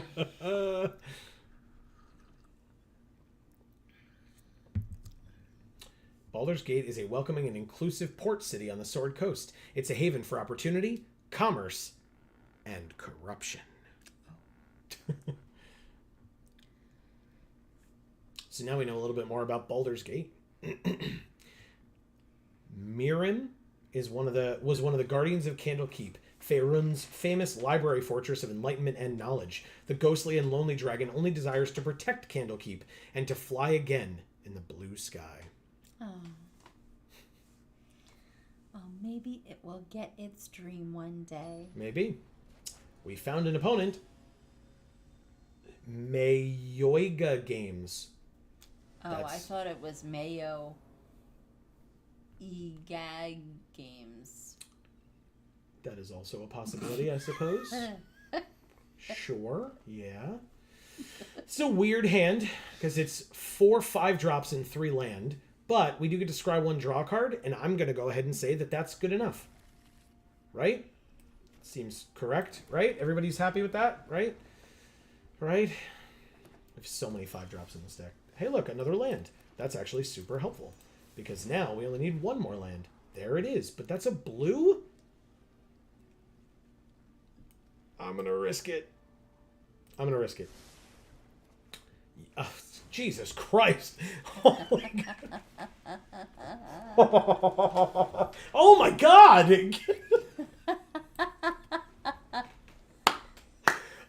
This is the Geek for All content you're all here for. Right here. Scrying an island to the bottom and drawing 2 more off the top when we already have too many.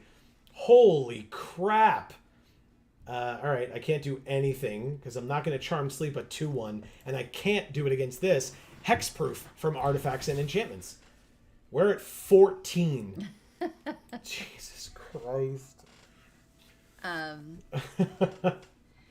She says because the range Andrew Lloyd Webber wrote for Evita is literally like ridiculous and has her constantly belting at the top of her range. Gotcha. Okay. But, I mean, obviously that would be a lot easier for sopranos than for altos. So, is Patti LuPone not a soprano? I'm just happy you guys let me hang out. And then she does this. Erica, you're so cute. Oh, they have Mirren that we were just reading about. Oh, yes. Okay.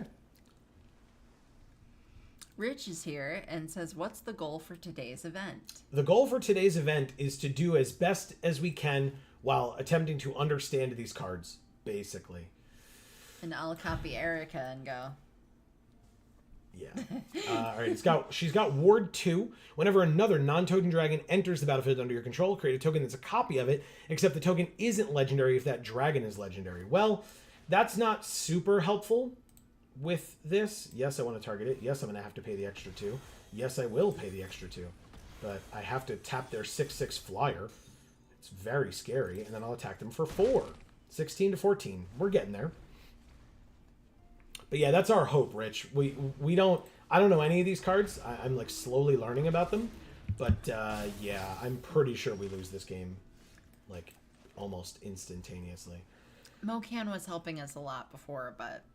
Well, there's only so much at this point now, because, Yeah. you know, where we've made the deck, and now we have to just hope that it can stick. That seems like a terrible idea. Let's play this one. Or this one. It's this one. I mean, we're definitely not attacking. I don't... Every dragon they play comes with a copy of itself on the field, which seems insane. And they're in the dragon colors, so maybe they got just the nut, like just got absolutely everything they needed for their deck. Or maybe this is the only dragon they have right now. Who knows?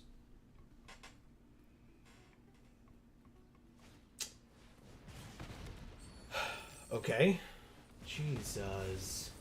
Okay.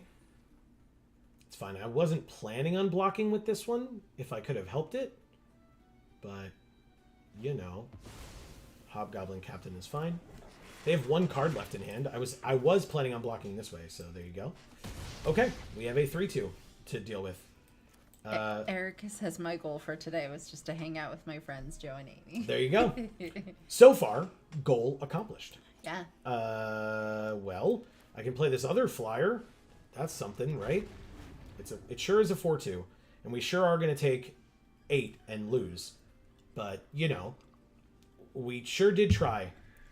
Our curve was way too high on this deck. Maybe with our next one, it will be better. But if they swing out, which they should, because we only have 3 blue mana open.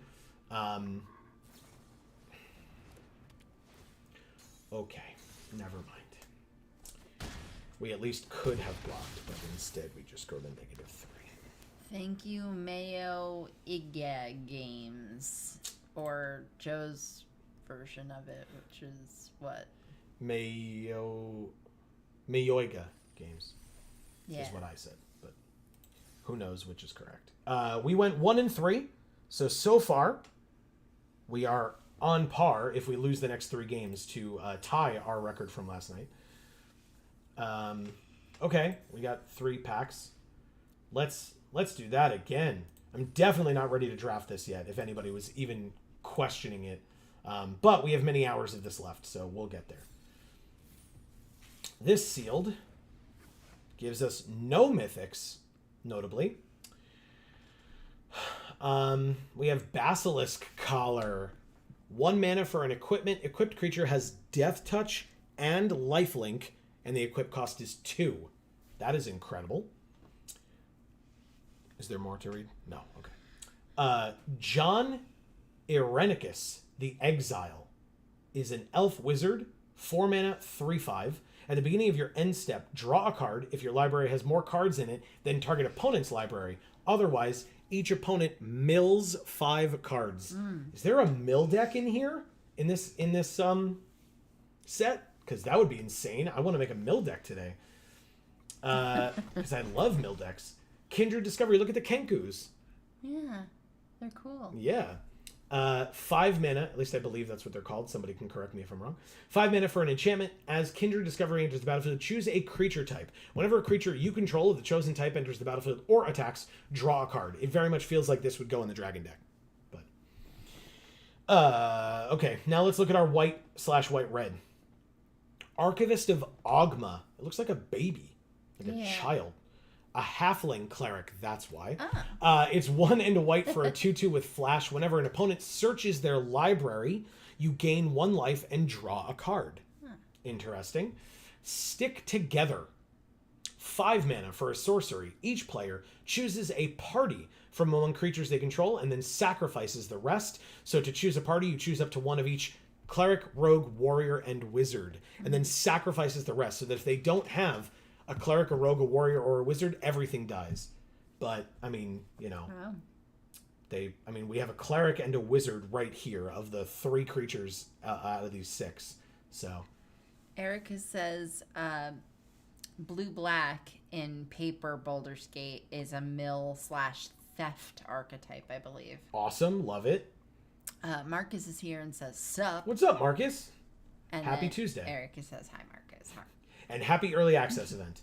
Yeah. And our last rare is Ulder Ravenguard Marshal.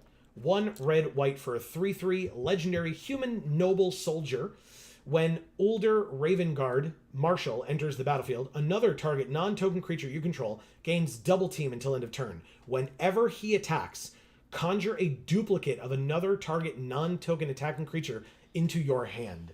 That seems insane. Mocan says Kindred Discovery. Not sure if it'd do good. Depends on the pool. Right. So we'll have to check because, like, I mean, we have this card that cares about party. So yeah, like I said, I feel like this wants to go in a dragon deck just because it's in blue, but we can check. Right now, I love these four, the leftmost four cards. I would love to play a deck with those four in it. Let's see what our uncommons are, and we'll see where we can go from there. Erica says Kindred Discovery is crazy expensive in paper. Oh, okay. That's good to know. Very good to know. Okay, so it looks like we have a lot of green uncommons. There's a walrus. There's a walrus. I want it. A bronze walrus. Look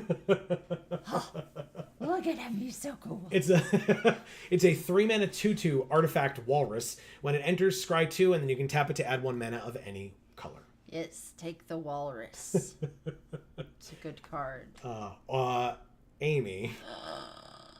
Elephant Angel. With a mohawk. Or is that the other wing? No, it looks like a mohawk. Yeah.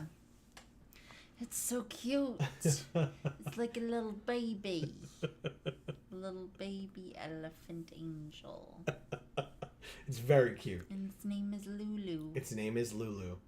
I think that's from, the game is in the car.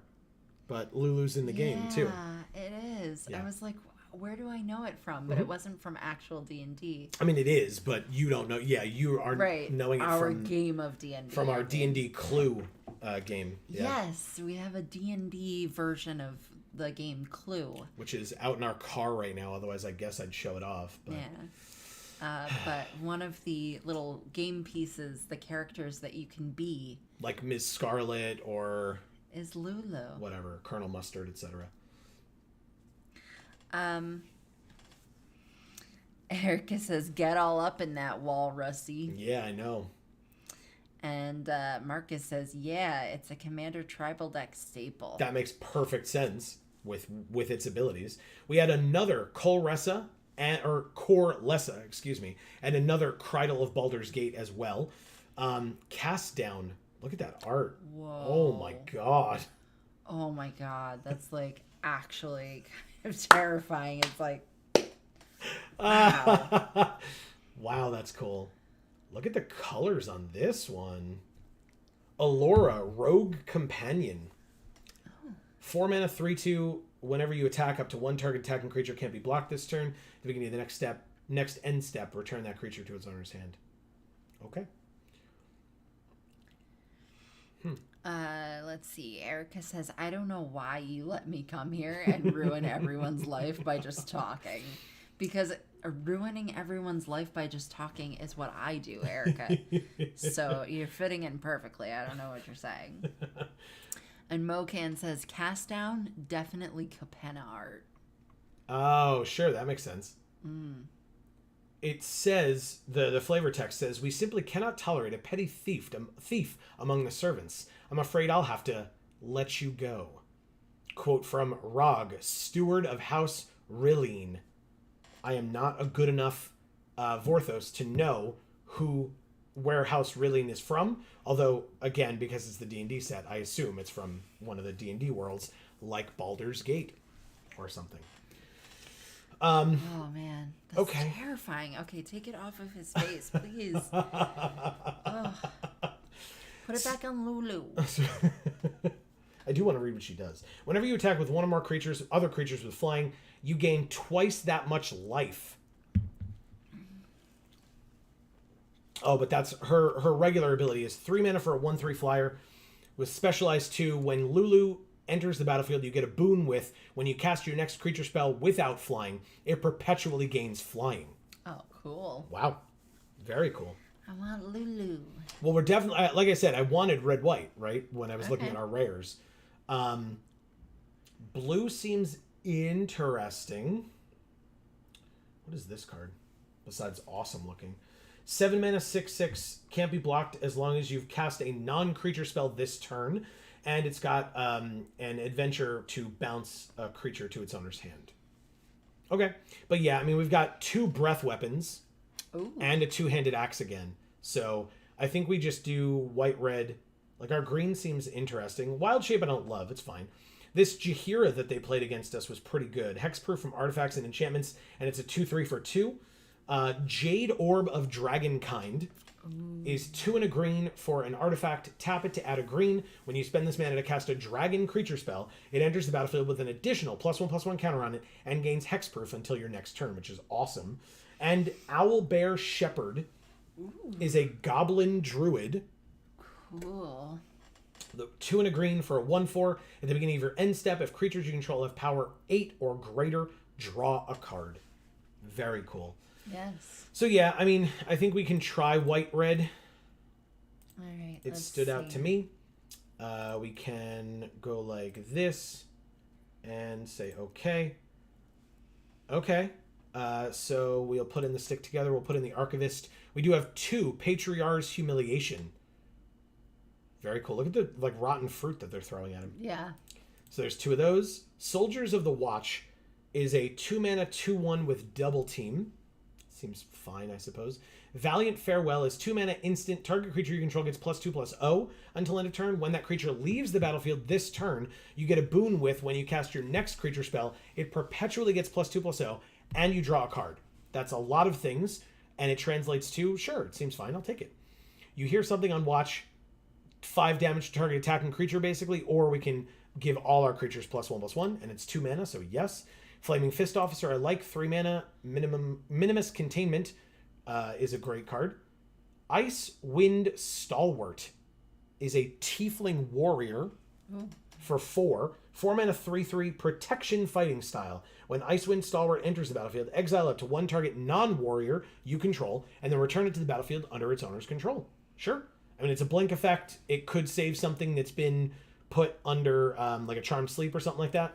So yes, Devoted Paladin is incredible. And Ranger Squadron, 6 mana, 3/4, flying, double team. Wow. I love it. Then we'll check out our red, and you can read some comments and stuff. Erica says she's going to head out for a bit, but she's going to be back later. We will see you soon. Yes, and we love you, and thank you. Exactly. Let's take the Dragon's Fire for sure. Genasi Rabble Rouser. 1 and a red for a 1/3 Elemental Shaman with double team. 1 and a red, creatures you control named Genasi Rabble Rouser. Get +1/+0. Hobgoblin Captain is good. Reckless Barbarian's fine. Unexpected Allies I'll take. You come to the Knoll Camp. Up to 2 target creatures can't block this turn, or one of your creatures gets +3/+1 until end of turn. Sure, I'll take it. You find some prisoners was fine. Giant Fire Beetles was great. I like it. Incessant Provocation. Oh. 3 and a red for a sorcery. Gain control of target creature until end of turn. Untap that creature. It gains haste until end of turn, and it perpetually gains. This creature attacks each combat if able. I'm not going to take that, but I will take these 2, which means we need 1 cut. And it's going to be... This curve looks a lot more reasonable. Yes.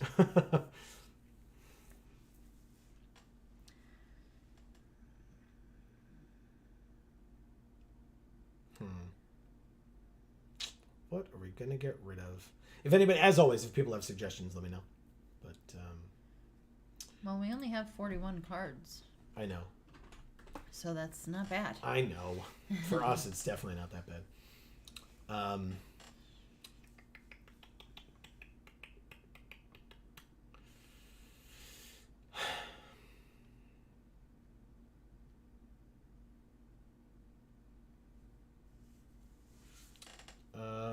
+2/+0, double team, first strike. If it has the same name as another creature controller, creature card in your graveyard. Interesting. Sure, I'll make it be that. We can say done. Oh, right. Sorry. Before we say done, Amy, yes. What is our deck box art going to be? Oh. Whoops. Sorry. Whoa. Didn't mean to do that. It's okay. Oh, let's do the hyenas. Cool hyenas. Right there. These guys? No, up. I was like, those are lizards. Oh, hypnotic pattern. I gotcha. Okay. We'll say done. And play. Okay. Yeah. So our first sealed, you know, it sure did happen. We sure did play a sealed. Good luck, have fun, Megan. Whoa, okay. But we're a Johnny again? Why? Oh, because it's a new deck. We didn't default to Nissa. It's fine. Yeah. Rally Maneuver, Ranger Squadron, 3 mana. This is a bad hand. I'm going to mulligan it. That's somehow better. I'll keep. I'm actually going to ditch the 6. Okay. First, I will say hello, and then I will play. So, if you are familiar, Amy, this is Megan of Megan and Maria of Good Luck, Have Fun Magic. Used to be Magic the Amateuring. Pass? Yes, pass. Oh, sorry. Pass.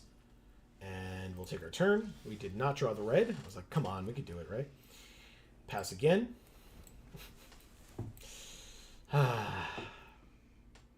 Okay. Rakdos. Take our turn. What does this card do? Gate of the Black Dragon. 4 mana, tap it, seek a non-land card, activate only once. Only once. Period. Interesting. Pass. What does this do? When it enters, all our creatures get +1/+1 in vigilance, but if it's our first creature, that's awkward. Okay. Take our turn. We drew a red card and not a 5th land. We literally can play nothing. Nothing. Oh, God. Pass. Holy crap. Amazing. Hey, a 4/2. Would you look at that? Pass.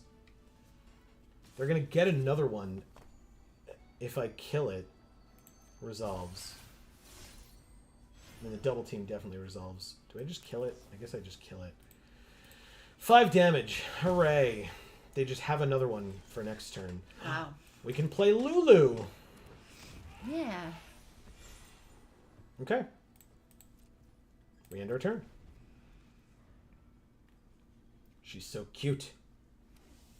I love her. Gut. Fanatical Priestess. When it enters, up to 1 target creature you control fights target creature you don't control. Okay. Well, I guess we're going to go ahead and go like this. Goodbye. It didn't die? I don't know what these cards do. Great. Okay. All right. It's equal to the number of creatures we control. That makes sense. Okay. Well, we perpetually have a 4/4 flying paladin now. That's cool. It is pretty cool. What does this thing do? Oh, it just has no abilities anymore. Okay. Damn it.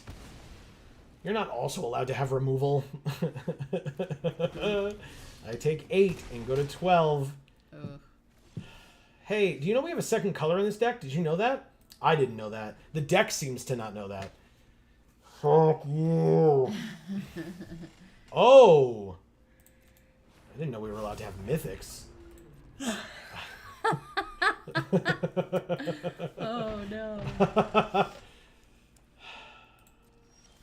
Hey! Holy crap! We did red. it! It doesn't matter. We're playing this, we're attacking, we're saying good game, and we're conceding. Well, we won't concede, but you're not supposed to.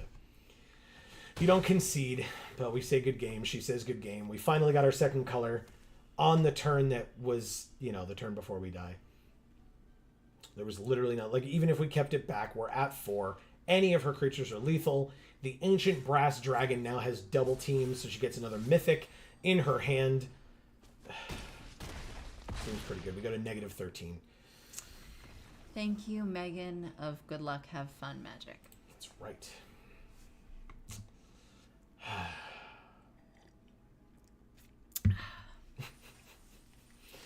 Okay, I guess it's time again to check how many mountains we have in our deck.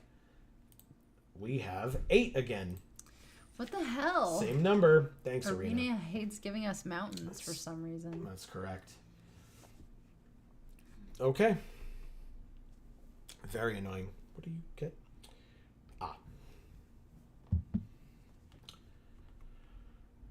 Hey, everybody. While you're here and while I'm thinking about it and while we're waiting, Please don't forget, if you're enjoying the things that we do here on this channel, to subscribe and ring that bell so that you will get notifications whenever any of our videos come out, maybe whenever there is this somewhat impromptu. It's not really impromptu. We kind of advertised it as best we could. But when these streams occur, you'll get notifications when we go live, because we typically are live every Monday and Friday at 8 p.m. Eastern. And that was the case last night, but this is a special stream from Wizards.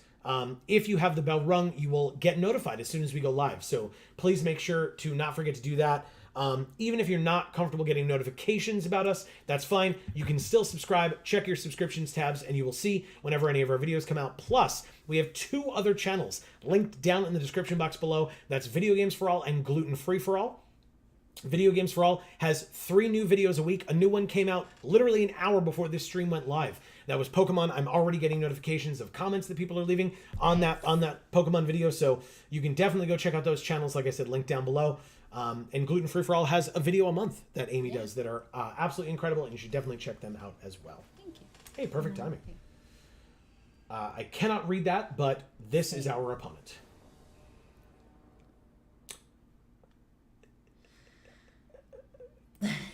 Key. I mean, we sure do have a lot of removal in this hand. That is for sure. Okay. Pass. If and when they play a creature, we can kill it. Hey, look, a 1/2. We sure can kill it. I'm still not going to yet. Take our turn. It is a rogue, and this cares about cleric, rogue, warrior, and wizard, which means we cannot do anything to it yet. I will pass. Oh, this is also a dragon. So breath weapon doesn't work on it. Stick together doesn't work on it. You hear something on Watchwood, but it's a 1/2. Like, if they're going to attack us for 1, that's fine. Pass. No blocks. No effects. I'm not going to Patriarch's Humiliation it either. Scry 1, draw a card. So they have a young blue dragon. So again, breath weapon won't work on it, but it's just a dragon. Stick together would work on it. I will take our turn. Drew another red. So I can go like this. Go like this. Draw 2. Make 2 treasure. Okay. That's pretty good. Next turn, we get a 3/4 flying double team. Go to combat. And pass the turn. And it's a ranger. That's not one of the class creature types. So if we don't play this first, we'd have to sacrifice it, but at some point, or have it destroyed at some point. Unfortunate. This is a soldier, which is not one of the things. You get a boon with when you cast your next creature spell, it perpetually gets +1/+0. And they have a second young blue dragon that they are using to scry 1 and draw a card first. I will We had that. take my turn. We did have that. Play the plains. Didn't we also have 2 of them? Yes. Yes, we did. Does this make sense? Sure. Kill the 3/1. They clearly have dragons, so... okay. 5th land, which means likely one of the dragons comes out now. Pass to blockers. Pass to damage. Here comes the dragon. Perpetually gets +1/+0. Ah, right. Equal to the number of creatures we control. We can't do shit against it right now. Take our turn. Now, notably, it is a dragon. We could just minimus containment it, I guess, for now. Play a land. It's a 4/3, and we have a 3/4. So yeah, minimus containment on the young blue dragon. It goes away. We play a land. We have 5. This is not an instant, but I will pass the turn. Okay.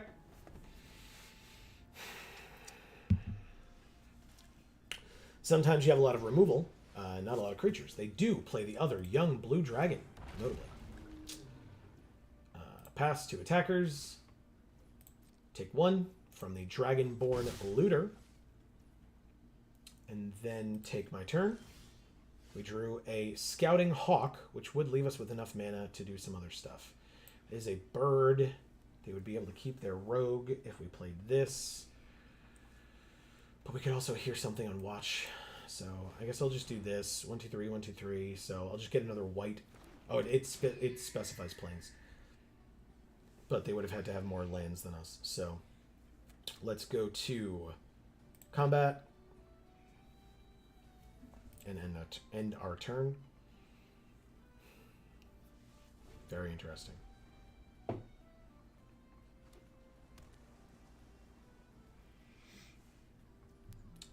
Pass to attackers. They both attack. I'm going to go ahead and hear something on watch and deal 5 damage to your young blue dragon.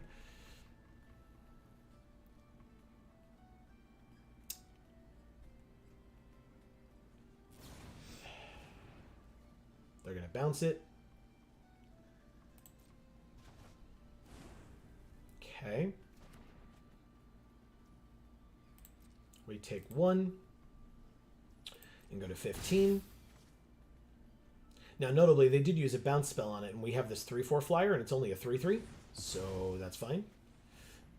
They did use their other Minimus Containment Treasure Dragon for it, so that's good. Play this land, play this Ranger Squadron, and pass. Okay. So far, with what's on the field, they can't really attack right now, but there are plenty of ways where that can change very quickly. Amy, are you okay with the fact that we have a bird in our deck? It's a hawk. Hawks are cool. Gotcha. This is an artifact creature dragon. Okay. It is a 4/4 flyer. I will take our turn. Unexpected allies. Plus, that hawk looks like an owl. And owls are cool. All right, so here's a 5/4. Let's go to combat. Let's attack. With this, we get another one in our hand. And another one in our hand, because it had 2 instances of double team. Nice. Gross. They just take it. Play this one. Auto-paying with the treasure. Alright, I gotta make us some food. Okay. I'm down. Go for it.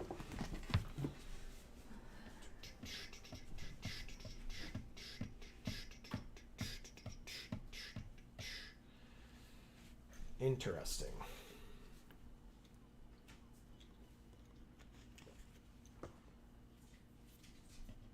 I mean, if it's a question, if nothing else changes, I would definitely double block their 4/4, because it would just be that our 1 Ranger Squadron would trade for their 4/4, which is definitely the scariest thing on the field right now.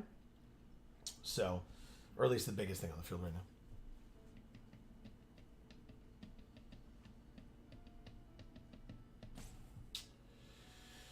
They are in the tank. They do have a 6/6 that can't be blocked as long as they've cast a non-creature spell this turn, which is interesting. And it's a serpent dragon, notably. They have a lot of dragons. In fact, there's 1 dwarf soldier that they've played, but otherwise only dragons are what they have played this game. Very interesting.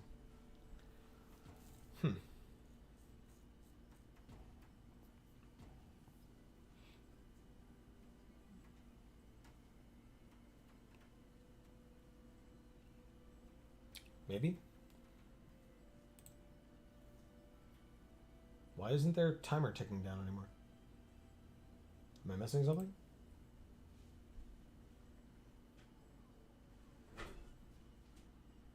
Uh-oh. Something happened. I don't know what it is, or was. Game is still up on our end, seemingly. But timer's not ticking down anymore. Is there a different, sound thing going on? There's no sound.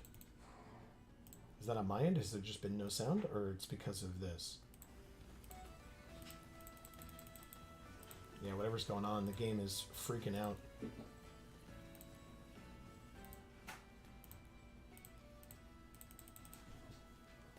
Okay. I hope it's not on our end, but I don't see how it could be.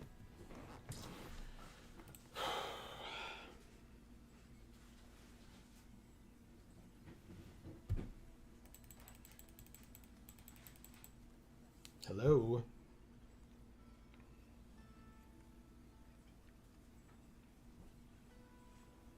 Okay. I mean, I can see that we're still streaming, so it's not an internet issue.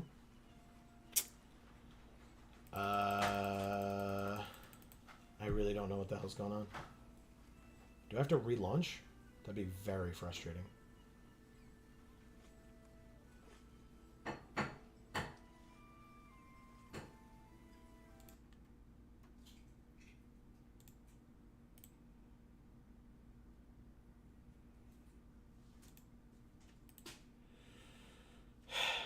Okay.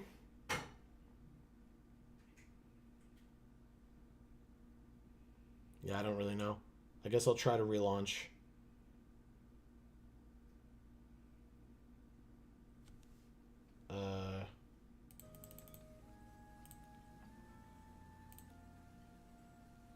That's very strange.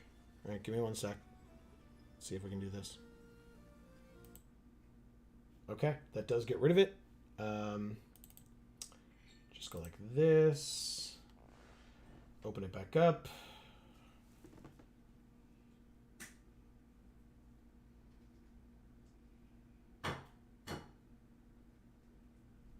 Okay.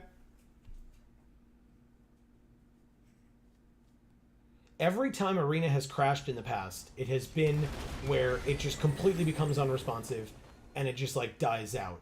So is it frozen for both of us? No, it doesn't seem like it is.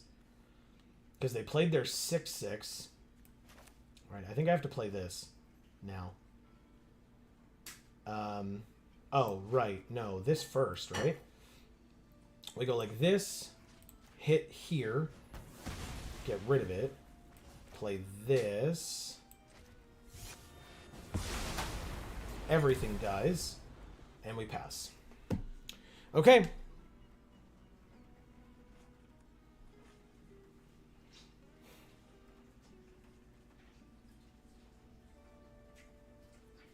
Now they know we have this, and then basically if we play the Ranger Squadron first, then we can play the Devoted Paladin after and have a 4/5 flying without double team, of course. Oh, interesting. Okay, yeah, let's give it a try. I mean, they know we have this. They could have a counterspell. They're part blue. They exile target spell. And then they may cast our own spell. What?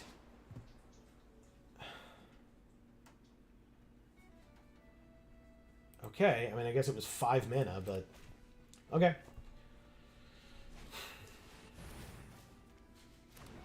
She's a 2/4. This deals 2 damage? 3 damage.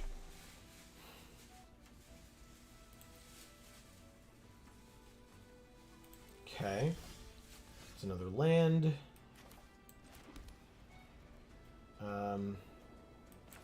Play a 4/4, which actually would be a really good play against the their double striker.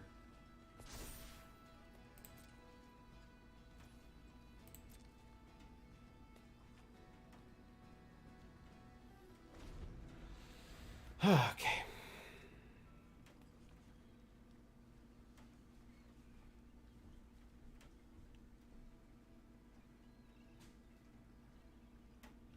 Maybe. They play our 3/4 flyer. Pass to attackers. What does this do? When you cast this spell, it gains. When this creature becomes the target of a spell and an ability an opponent controls, you may exile this creature and then return it to the battlefield. Okay. That's spells and abilities, though. Okay.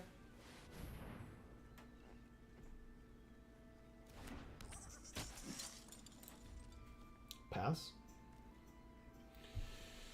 We're going to take some damage from their flyers here.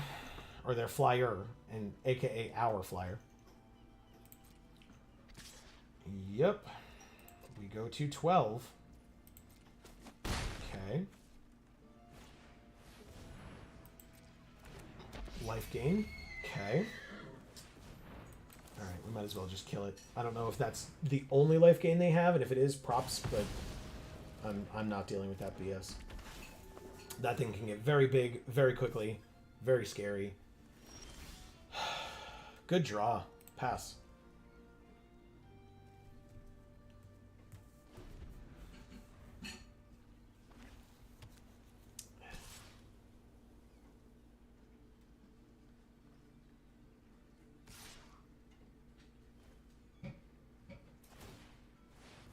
Okay. It can't be blocked. You got it. 4 damage. We go to 8. And it gets a counter. 2/4, scry 2, double team. Got it. You got it. That's actually pretty good. Although we don't have any flying, so it doesn't really matter with the way they've been attacking. But let's pass. It's an instant, so we can do it on their turn. It sure can't. So do we just take 5, or are you swinging out with like everybody or something? Just those 2. Okay, nothing I can do about that. Can't block either of them. Go to 3. And then either of their creatures is now lethal. We will take our turn. We drew a 2-handed axe. They're at 16. So even if we like play this, put it on here, play this after, like... Actually, hold on. That's relevant. 3, 4, 5. So combat, attack here, and see what they do. Because we can give it double strike and lifelink. Wow. Okay. Sure, I'll kill this thing first. We're gonna give it double strike, which means it will have first strike. Obviously, to be able to combat this Gith Yankee. And then we will give this +2/+0 in first strike, this +0/+2 in lifelink. And try to gain 8 life.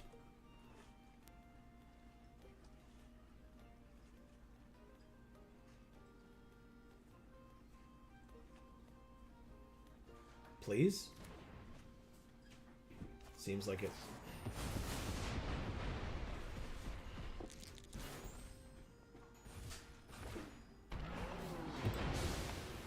Oh, we get our creature back. Ha ha ha ha. Awesome. Okay. That's really good. I mean, obviously we don't gain the 8 life, but their flyer's not attacking us anymore. I mean, I guess I play this. Why not, right? They know we have it. Might as well. Okay. Let's end the turn. Everything comes back. We get our 3/4 flyer back. Thanks. That's really nice of you. Does it have double team? It does not. Okay, that's fine. That's fine.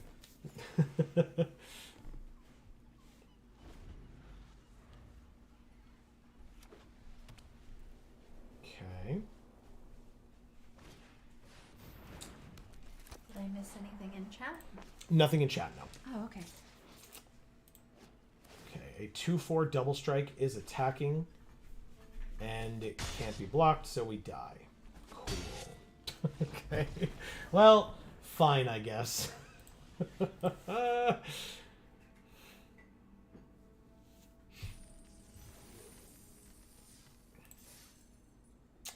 Okay, we're 0-2 with this fantastic Boros deck. It's cool art. Oh, wow, look at that. That's really cool looking. I like that. I'm sure we'll see it later. Mokan says, look, you're learning the format, and this is a much more complex one than usual. Yeah, absolutely. Yeah, I mean, whatever, right? Like, I didn't come into this knowing anything about it, so of course I'm not going to, like, do well or whatever. I'm assuming some of these people know much better than we do about this format and are more excited about it than we are. Like, we get this opportunity, and I'm happy to take it, but yeah, I don't know anything about these cards, so... Sure. We're gonna get rid of the rally maneuver, I suppose. Play this. Just need one more land to have this be, like, a great hand. Or we could draw a 5-drop. That's cool, too. Pass. We'll see.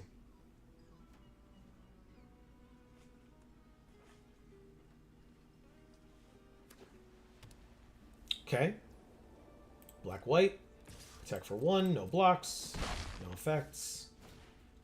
Steadfast Paladin. Okay. Good curve so far for our opponent. That's unfortunate. We did draw the land. Got the Fire Beetles. That's good. Still no good blocks against either of these creatures, because it would either be a trade with the Paladin or a trade with the Ghast, because it would give -1/-1 to the Fire Beetles.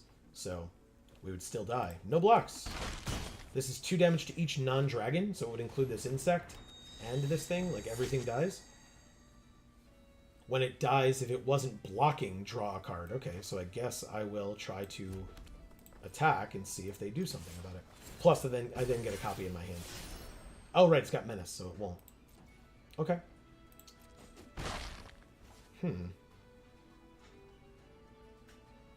Sure. They get to draw a card. We wipe the board, though, which is pretty impressive for 3 mana. Or whatever. Right? 3? Yeah, 3. Okay. And they get a treasure. Very good.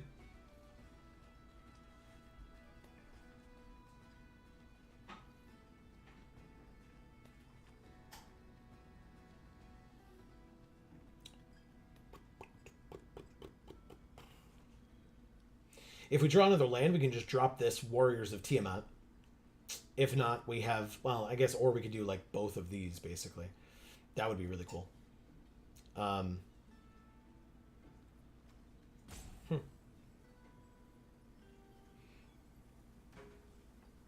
Magic Arena FR is a very interesting name to me. I'm curious if, like, that's an employee or something, or what that might mean.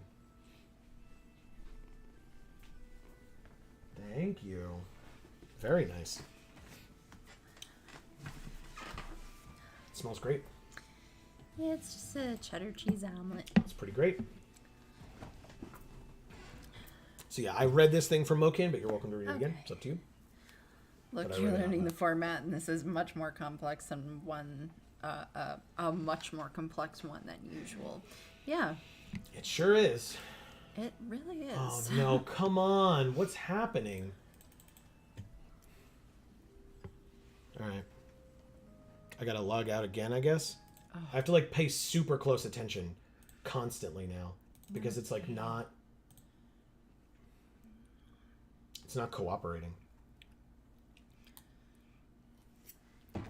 I assume that's just because there's a lot of people playing, because it's the early access? No, it's a new format, so shit gets broken all the time. Oh. It's just anytime, like, new... This is notorious for games that, like, get patches and updates and stuff. Yes, resume. What? It just ended? The hell? Were we not in that game anymore? It still says we're 0-2. It just ended that game entirely. What? Okay. That's very strange. They're like riding toucans. Yeah, it's very strange. It's very weird. Okay. Yeah, I don't know what's happening. I'm just going to pretend that this makes sense and keep going with it. Okay. Oh, I guess I can check Discord on my phone. I was like, I don't want to pull up Discord on here, but... Well, quiet you.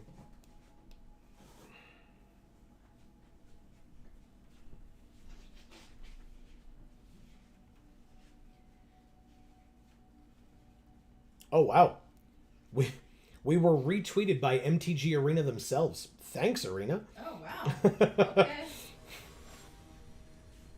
Alias V. All right, well, time to take our medicine. Oh, boy. Okay. Well, this is a decent hand, at least. Once she's finished deciding, I will say hello.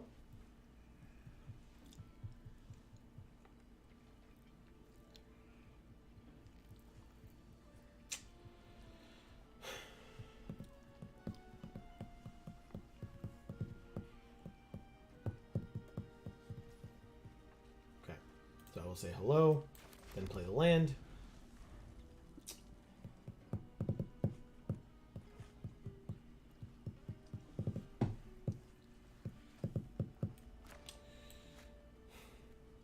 Dragon's Fire is an instant, so even if she doesn't play anything this turn, We can still get it next turn.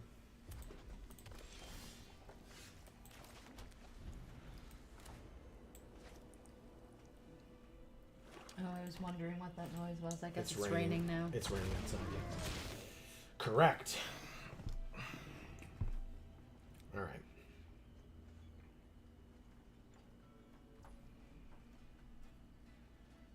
Pass to attackers. Sure, we'll take our turn.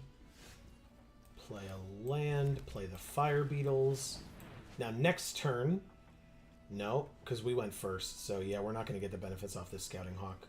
Unless we start getting mana screwed in some capacity, which I am not wishing for.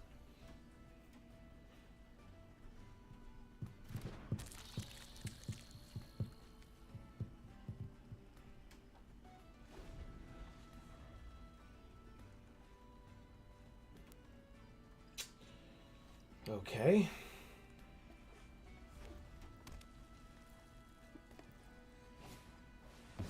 Whoa, what are you? Besides terrifying looking. Holy crap. What? What did it just get? Haste token or something? I mean, definitely no blocks. What are you? 4/3 haste for 4. When it attacks, put a flame counter on it, then seek a card with mana value equal to the number of flame counters on it and exile that card face down. When it dies, put all cards you own exiled with it into your hand at the beginning of the end step of your next turn. Discard those cards. Okay. Let's play a 4th land. Let's, I guess, Minimus Containment it? That makes sense, right? Right? Sure, we'll try that. Attack for 2 and get another duo of fucking beetles. Because why not? Very funny. Okay.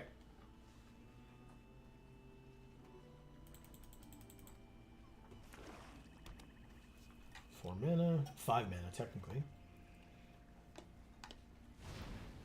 Young Red Dragon, a 3/2 that cannot block. Take 1. We hear something on watch. Okay. 5th land means combat. It can't block anyway, so attack for 2.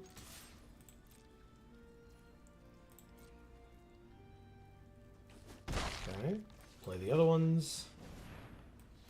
And then keep up Dragon's Fire, or you hear something on watch, depending on what we end up needing. Because I'm probably just going to kill this young red dragon, I guess. Thieves' Tools is fine, actually. Create a treasure, also fine. They put it on the young red dragon, huh? Yeah, because I don't want to let them re-equip it. I'll wait till they attack. Pass to attackers. They did attack. I will, I guess, Dragon's Fire on this. +1 Bosso and Indestructible. Okay. We have another one for next turn. But yeah, I guess we just take extra damage as well. Okay, drew another land. Actually, I'm going to keep that one. Because then we have this. Discard a card, draw 2 cards. Oh, actually, cancel that. I'm going to do 1, 2, 3, 4. Unexpected Windfall.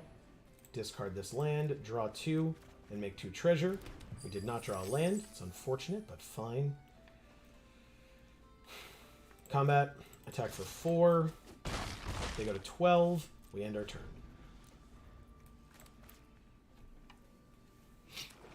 Okay.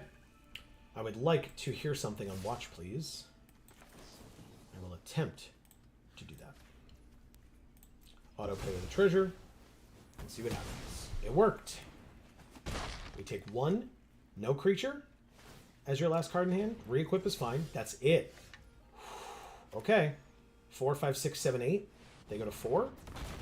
Combat. Attacks. Get the double team activation.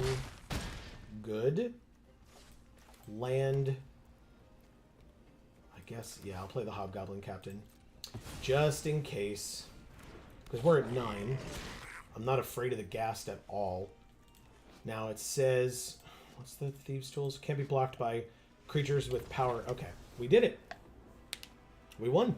Nice. Thank you. I can't see the It's Alias V. Oh, yeah. Alias V. We actually won against Alias V. I know, right? That's amazing. I know. And it's our first win with this deck, too. So, I mean, that's something, I suppose. Mm-hmm. There are no mistakes, only happy accidents that may lead you to trying a new strategy. Thanks, Bob Ross. Uh-huh. Okay.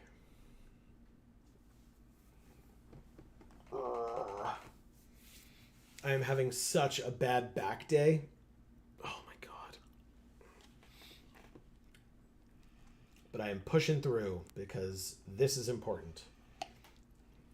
And thank you to Wizards for allowing us to do it. Yes. Again.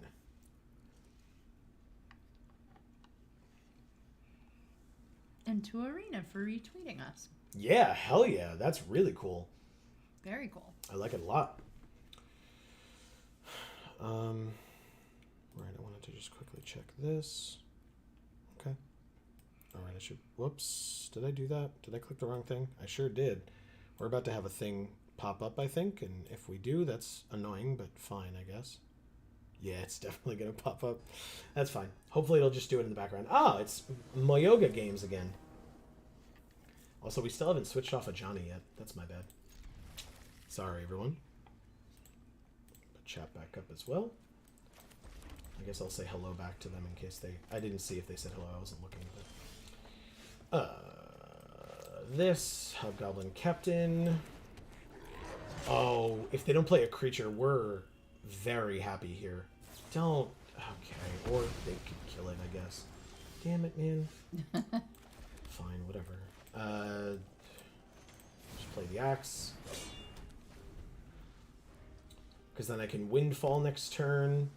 Get rid of the land, draw 2, make 2 treasure. They have a 3/2 haster. That when it attacks, they can discard their hand and draw 2 cards. Is that what it said? 2 cards, yes. Okay. Land, Windfall, discard the land, draw 2 cards.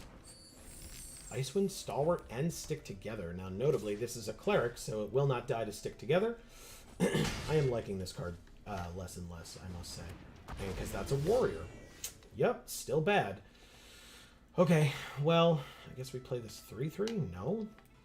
Play this Minimus Containment on here. We have 3 mana left. I guess we'll play these Fire Beetles. Yes, I autoplay. I need to be able to get creatures on the field, man. Okay.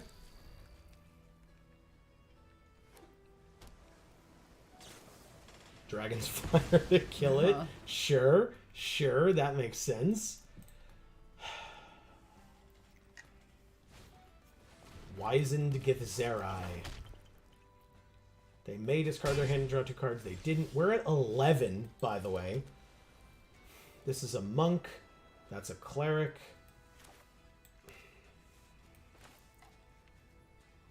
And this is stupid. Let's play this. I don't know what it just did. It asked for us to have another creature, which we didn't. But it's the only creature we have in our hand. It is a warrior. Of course, they have a mythic. Because we weren't losing enough. So they get one of their Dragon's Fires back. Which they can now cast. Kill our only creature remaining. Because they have now cast 3 Dragon's Fires. What, do they have a fucking playset of it? No, they got one back with this. Because they have a mythic. So...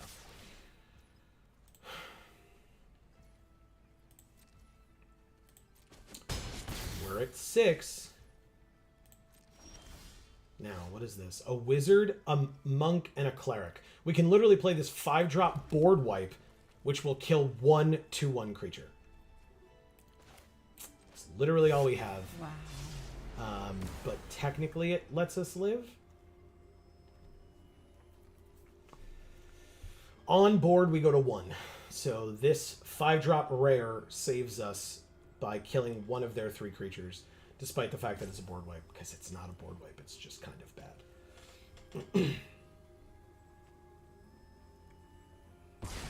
Okay.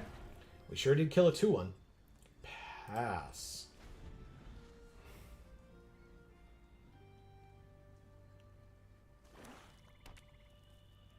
And...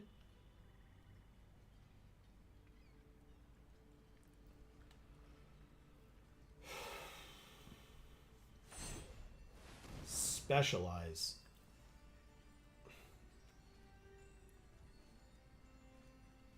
I mean, am I supposed to do this? I don't know what this card does. It becomes a 4/3.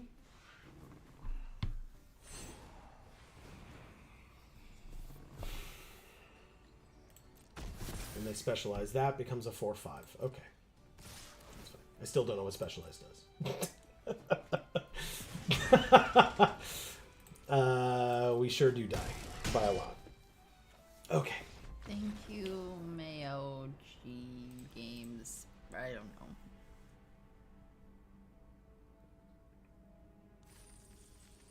Okay.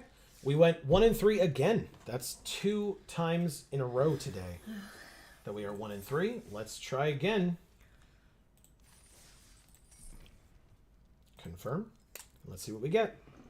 Mocan, if you're still here, maybe you can try to think of another way to explain specialize. No, I mean, so from what it seems like you can discard a card to make it one of the 6 options, but it means you need to know what all 6 options are to know how to combat it. Like, I just don't understand how I'm supposed to be able to figure out what the cards do when there's 12 options on their field, because 2 of their creatures have specialize.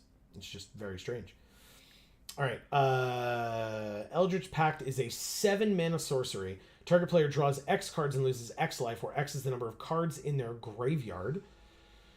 Grim Hireling is 3 and a black for a 3/2 Tiefling Rogue. Whenever 1 or more creatures you control deal combat damage to a player, create 2 treasures. Tap a black, sack X treasures. Target creature gets -X/-X. Until end of turn, activate only as a sorcery. We got this awesome art. Yeah. We got this cool rare again, which I like a lot.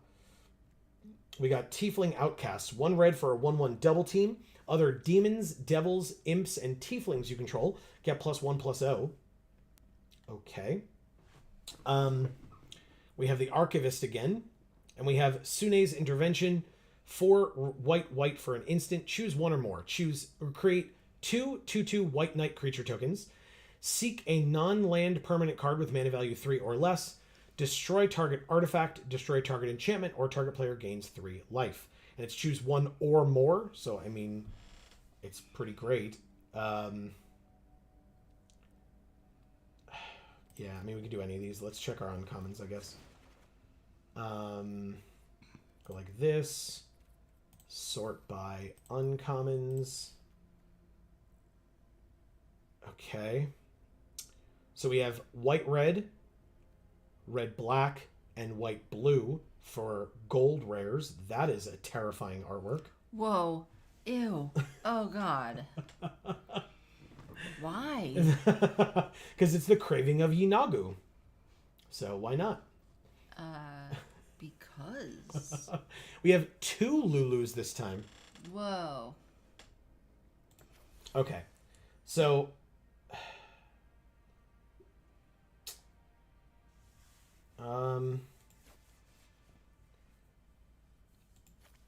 blue, black, red, green, or white. Okay. So it seems like when you play it as the card on the left, which is Lulu, Forgetful, Holophant. Then you can specialize it for 2 mana while it's on the field. If you do, you then have to discard a card. If you discard a white card, she becomes Lulu Helpful Holophant, which is a 2/4 flyer that whenever you attack with 1 or more other creatures with flying, you gain twice that much life. Or if you discard a blue card, she becomes Curious Holophant, a 2/4 flyer. Whenever you attack with 1 or more other creatures with flying, draw that many cards and then discard a card. Black, whenever you attack with 1 or more other creatures with flying, each opponent loses that much life and you gain that much life. Red, create that many 1/1 white soldier creature tokens that are tapped and attacking. Or green, those creatures get +2/+2 until end of turn. Okay. It cares about color or basic land Oh, type. or basic land type. Got it. Okay. Where does it, like, that's what I want to know. Where does it say that?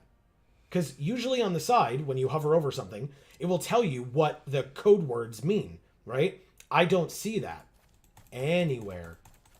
Anywhere at all. So you actually have to, like, put the card in your deck and play it to know what it does. Or I guess because we're using a computer, look it up online.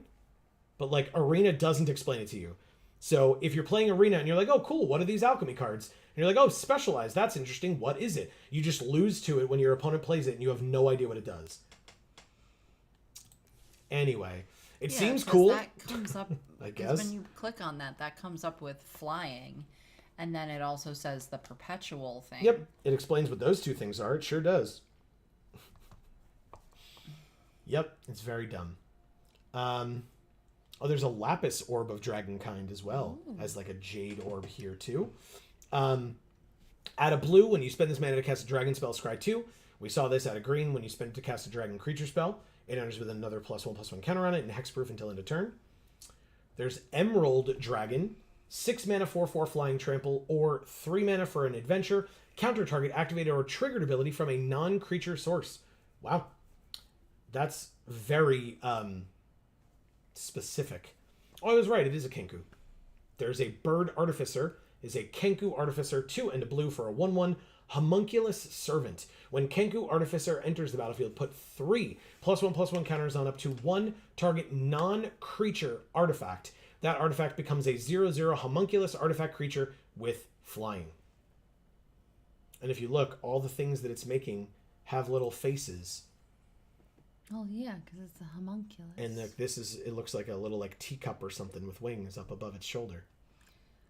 Homunculi are little alive creatures. Correct. All right. You're making out of non-alive things. I guess we do white-red. That seems like a pretty good option because we have a lot of white uncommons and they're pretty good. We have 2 Lulus. What does this do? Sea Tower Imprisonment. 4 mana. Enchant creature or planeswalker you don't control. When it enters the battlefield, conjure a card named Soldiers of the Watch onto the battlefield. Enchanted permanent can't attack or block, and its activated abilities can't be activated. Very good. So it's an arrest, but for 1 extra mana, you get a 2/1 double team. Okay. I'm down with that. We have Rasad as well with more specialized. So this cares about when it dies, as Mocam was talking to us about earlier. Target creature card exiled with this creature perpetually loses all abilities. Has base power and toughness 1/1. Make 2 1/1 blue fairy dragons. A 4/1 black skeleton with menace. 3 1/1 white soldiers. 2 2/2 green boars. And that's it. Okay. Yeah, I mean, whatever. I guess we're going to figure out specialized one way or another. At the beginning of each combat, each creature you control gets +1/+1 until end of turn if it has the same name as another creature you control or a creature card in your graveyard. And then for 1 red-white, another target non-token creature you control gains first strike and double team until end of turn. Activate only as a sorcery and only once. Like, ever? Okay. This is going to be very awkward, but I'm going to do it. Take all those. Take those. Then we go like this and like this. Whoa. That art's awesome. 7 mana, 5/6 vigilance. As long as it's your turn, prevent all damage that would be dealt to Guardian Naga. Or for 3, exile target artifact or enchantment as an adventure as well. Yeah, our white seems great. Let's just make sure. What is this? Pilgrim's Eye again. Okay. Fair, fair. I was like, why can't I see through my left eye very well? The big, like, water droplet on my glasses lens. There you go. That'll do it. Jaded Sellsword. I don't want the provocation. I'll take the Fury. We have a thing. Mocan says, I believe only once is only once per object. Okay. If you flicker or bounce it, I think you can use it again. Okay. Thank you. We have a lot of double team things, which is really good, especially because we have that card that cares about us having duplicates, like double, like things of the same name. Go ahead. What were you going to say? Nothing. I just said oh. Oh. Sorry. Oh, double Flaming Fist Officer as well. Devoted Paladin. Okay. We are way over. God damn. Okay. This has double team, and I'm going to want it. Here, something on watch is important. What do you do? Indestructible until end of turn. Whenever it attacks, target attacking creature without flying gains flying. I mean, it's pretty good. What are you? You do like a million things and you're a rare, so we want you. All right, what are we cutting? We have 12 cuts to make? Good Jesus. Lord, man. Okay. That sucks. Yeah.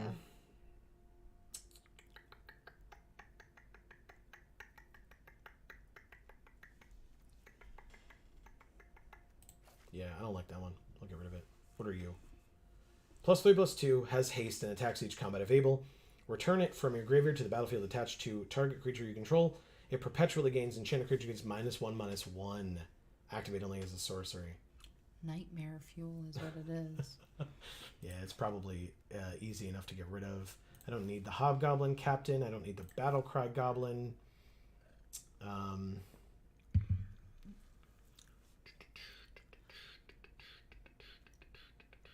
Probably don't need this Jaded Spell Sword. The Guardians are important. The Devoted Paladin's a good card. Probably get rid of at least one of, or just one of those. Devils, demons, devils, imps, and tieflings. No demons, no devils, no imps, and one tiefling. Goodbye. Still need 5 more cuts though. That's a lot of cuts. Okay.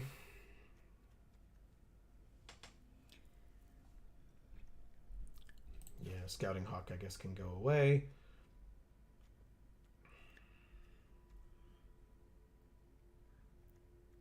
Okay. Paladin can go. How many creatures do we have now? 17 still. Yeah, that's plenty. Wow. Okay. It's a lot of creatures. Yeah, so we will get rid of... What do you do? When it enters, target opponent reveals all creatures and lands in their hand. Choose one of them. It gains this permanent enters tapped. It's a 2-mana 3/1. Interesting. Does have double team.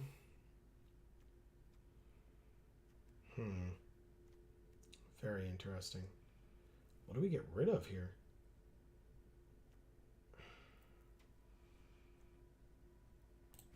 The Hippogriff. And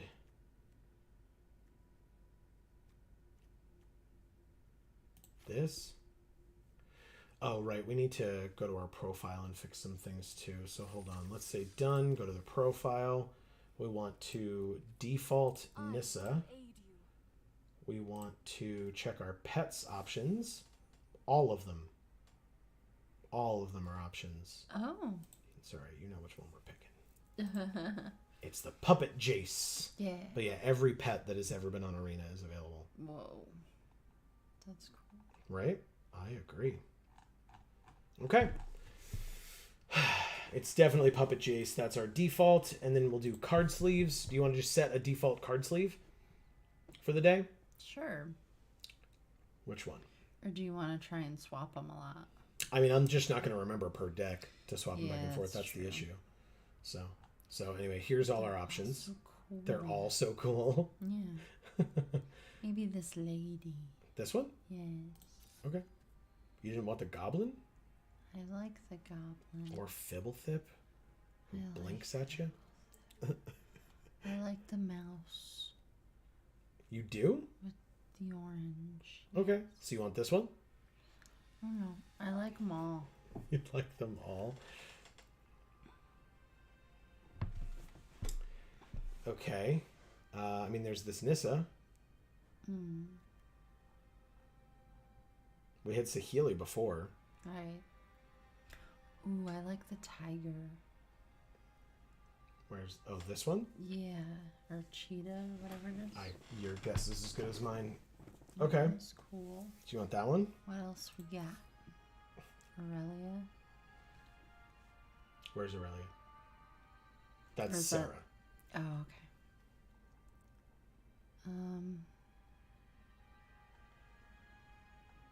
There's the guilds. The mana symbols. What's Mythic that thing that... championship. Oh, the, Okay, I know what that is. Yeah, it's like the Knights of the Round Table thing. Yeah, basically. There's 2 My Little Pony ones. Oh, there's 2 down there too. There's 4 of My Little those. Pony ones. Excuse me. What do those look like? Can we look at them The better? pony ones? Yeah, I mean, you got that one's one. too dark. This one. Also too dark. This one. That one's a little better. And this one. That one's cute. But they're all kind of weirdly dark. Mm-hmm.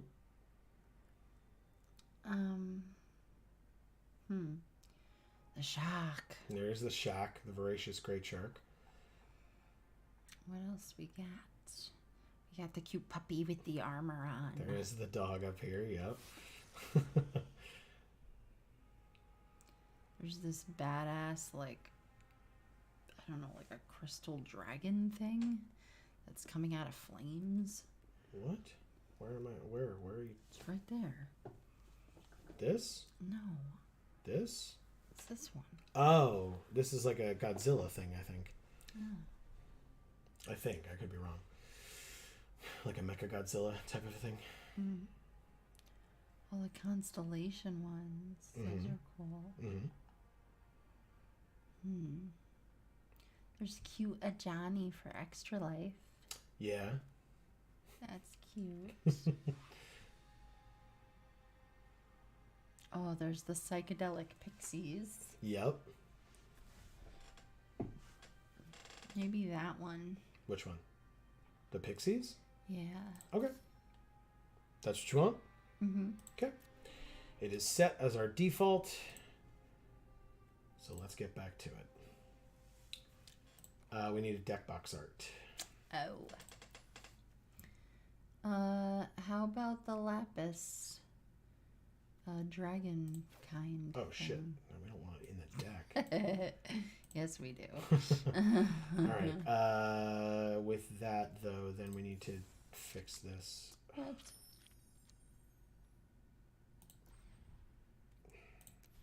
Damn it, man.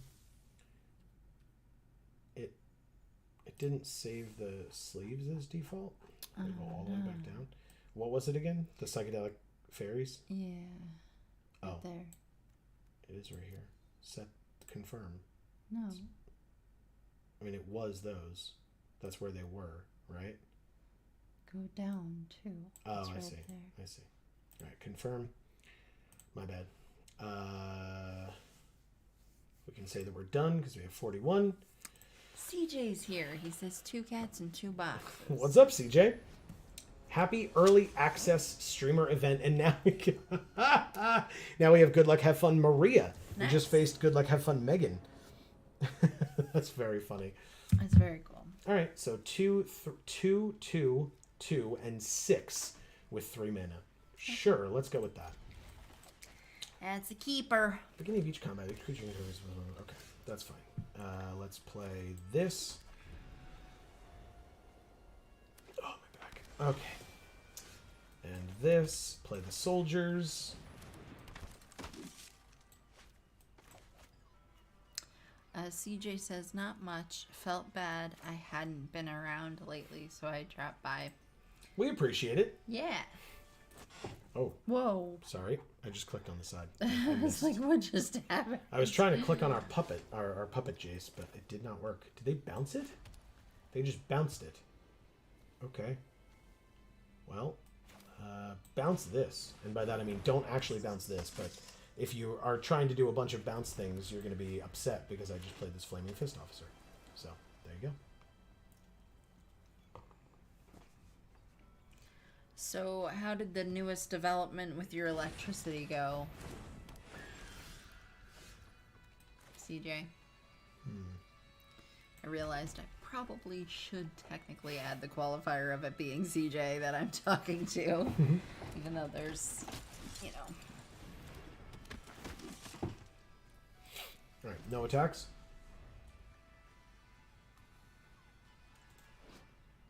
Beginning of each combat. Muscles on a creature or a creature card in your graveyard. Interesting. Okay.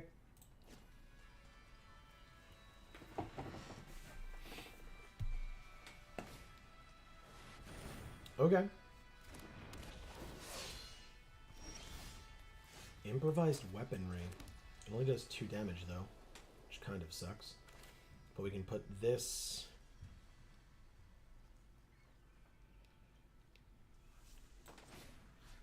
here? He says, it's running fine. Everything works, although I've still been cautious with it considering how bad it's been this year. Fair. Yeah. Alright, let's see what they're going to do here. They have great blocks, but we do have improvised weaponry for the Hippogriff. Okay. Don't we? Oh, it's a sorcery. That's fine. We can do it after the fact. Get a +1/+1 counter. That one goes away. Get a +1/+1 counter. Then we can do this. Get rid of your Hippogriff. And get a treasure. Okay.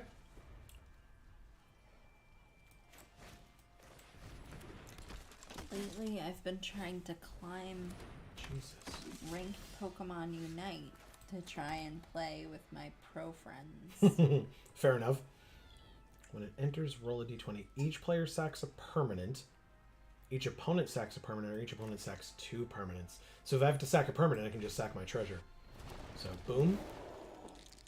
I don't. They have to sack 2 permanents. That's disgusting. Oh. Yes! Way to go, Earth Cult Elemental. That's really gross. No attacks. I don't need to trade my Flaming Fist Officer. I now have a 6/6. So. Whew, okay.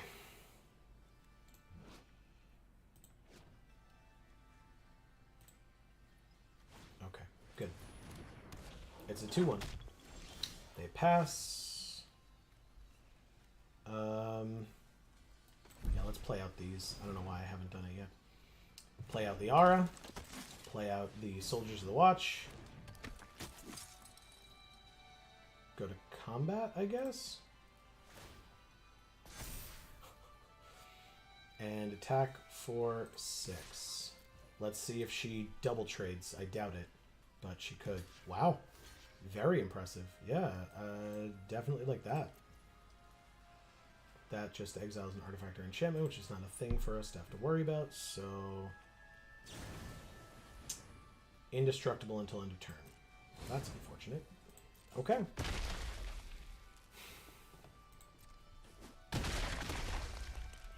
Okay.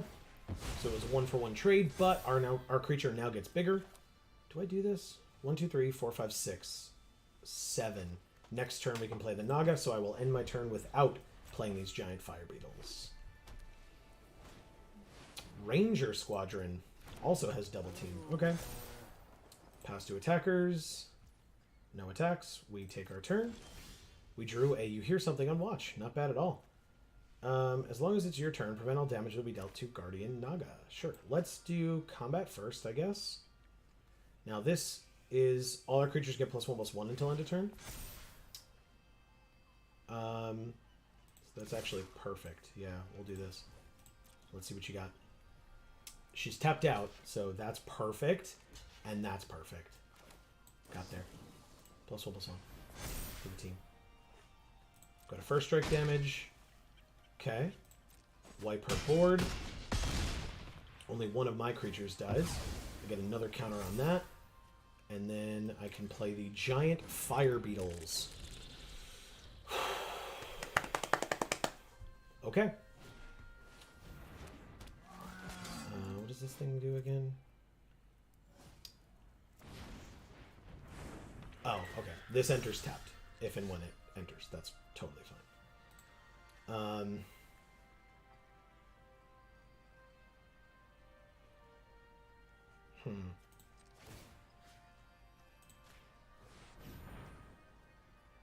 Combat.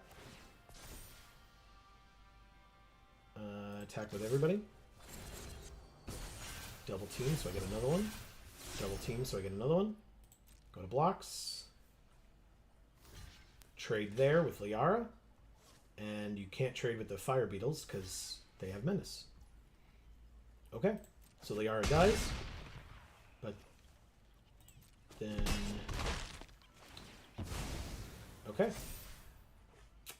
Let's play this land and the other giant fire beetles because I want menace because She's top decking, which means it could be a land. She said, good game. Good game. Thank you. What was it? Maria of Good Luck, Have Fun. Yes, thank you. Okay. This deck is fun. Oh, good. Okay. We're 1-0. Let's keep it going.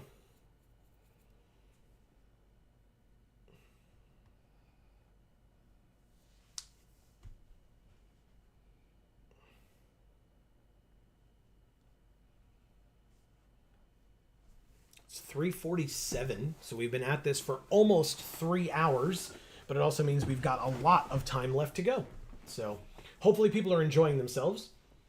We would love to hear from you in chat if you, or if you're watching this on the VOD, feel free to leave a comment. Let us know what's going on. What do you think of the set so far? Is a decent question, I think.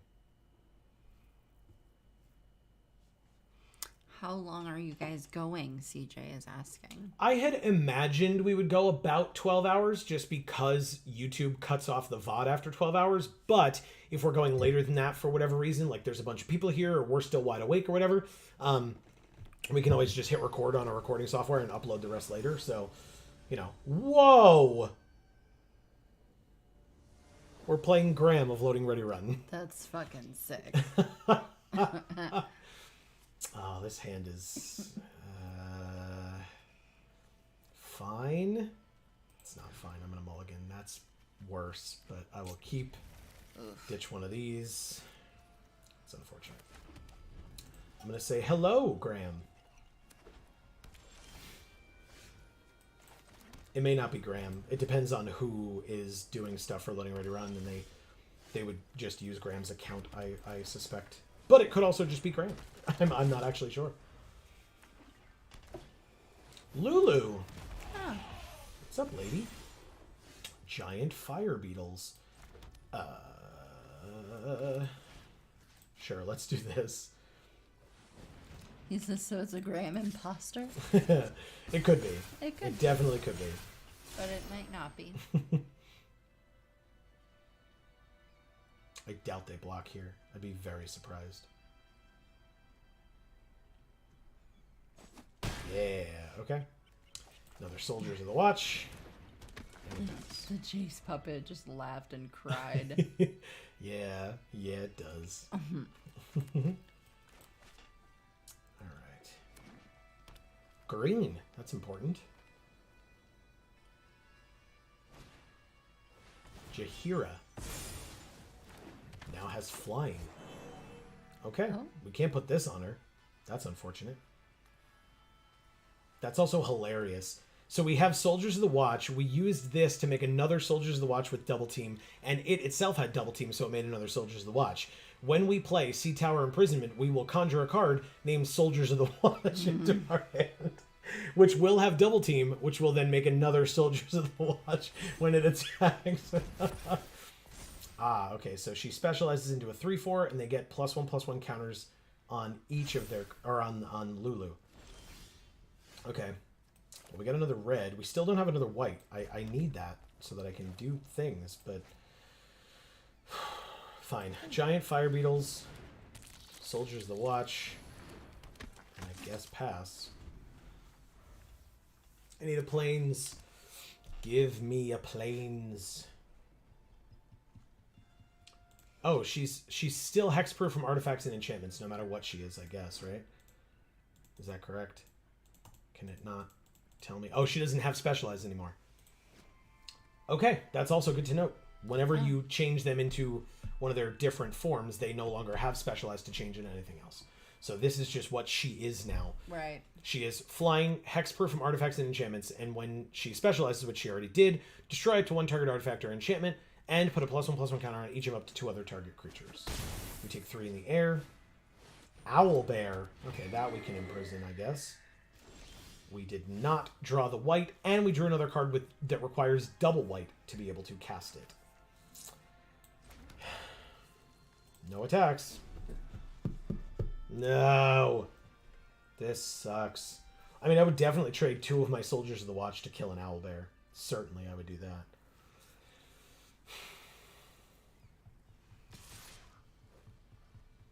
Take 5 in the air, go to 12.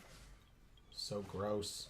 Another owlbear. What the heck? Fuck me. And another land, and we... I mean, at least we get our own Lulu, right? Okay. Pass? We still don't have that white that we need. We can destroy an artifact, we can destroy an enchantment, we can gain 3 life. There's none of those. No! Why? I just want to have a mana base. Give me the land I need. Come on.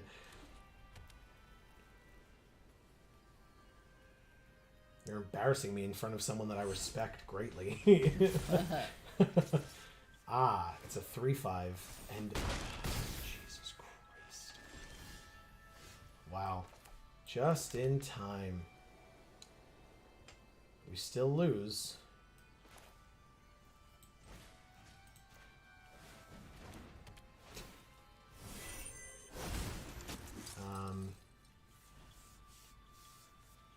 No attacks. Good game, I guess.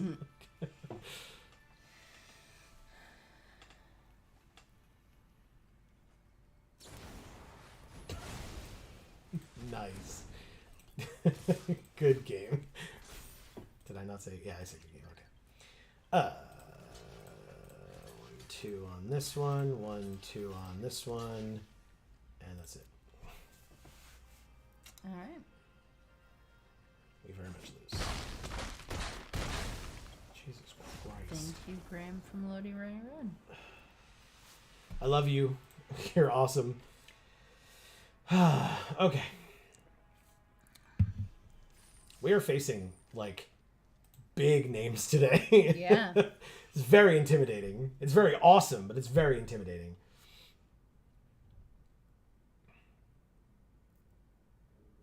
Graham is somebody whose content I've watched since I was in college, which was years ago. AKA over a decade ago. Katraka. Okay. That's super unfortunate. This hand is a mulligan. Because even the red card in our hand we can't cast without 2 more land. So, no. That's stupid. It sure is. It sure is.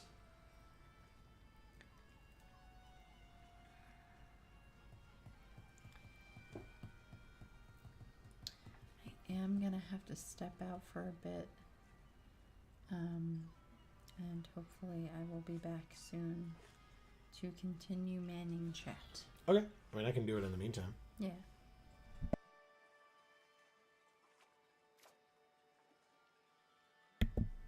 All right. I will mulligan. Now we have 2 white, which is better. I'll just get rid of the fireball, I think. Okay.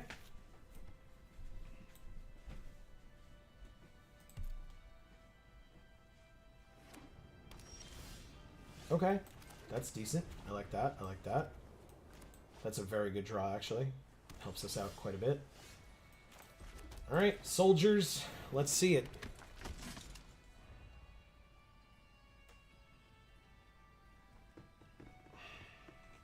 What is this? Gate to the Citadel. That card is gorgeous.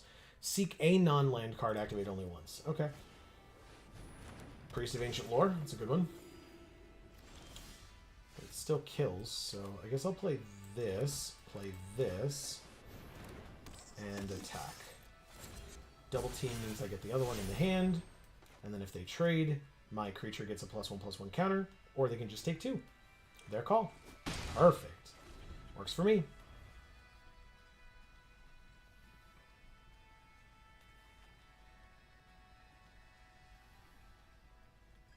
Okay. Clement, Novice Acolyte. When it enters the battlefield, creatures in your hand perpetually get +1/+1. Whoa. That's very scary. That's very scary.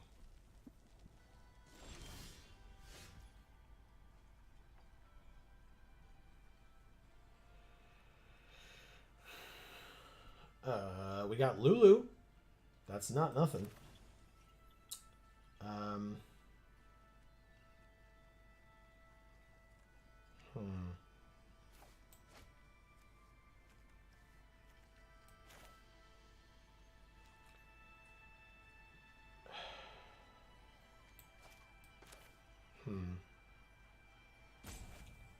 Stop it. Okay. Let's play Lulu. Trying to figure out... I want to be able to play the Soldiers of the Watch to then get the benefit of first strike off the unexpected allies, but I think what I have to do first is... I mean, I'll just wait for another land, basically, because then I can do both in the same turn, as opposed to like playing this now and then holding off and waiting for this or whatever. I can get Lulu this turn, then this will perpetually gain flying, which is kind of nice. And in fact, I'll just attack with this anyway. It kills either of their creatures, which means we just get in for 2 free damage. Yep. Beautiful. Spiked Pit Trap with Flash. So they can tap 5, tap, sack it, and it will deal 5 damage. Okay. And it's either 5 damage or 5 damage and they get a treasure. No problem. They're reading Lulu.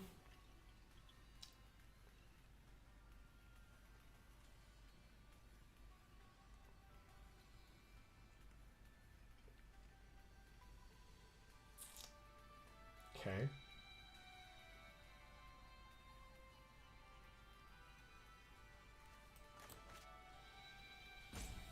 I guess I could exile it, the Pit Trap.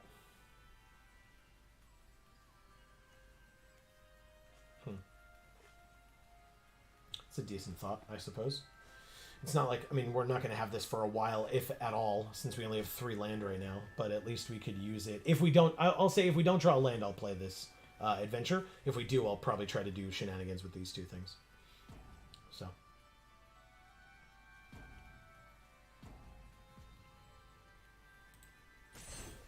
Okay, so they specialize it into this gets lifelink and a treasure. Whenever you attack, you may sack 1 or more treasures. When you do, up to that many target creatures gain double strike. Wow. But that was only on attacks, which means I can go like this and just take 3. The creature dies. Okay. Sure. I mean, I did draw the land, so I'm going to go like this. Yep. It has flying. Then I'll go like this. And then like this.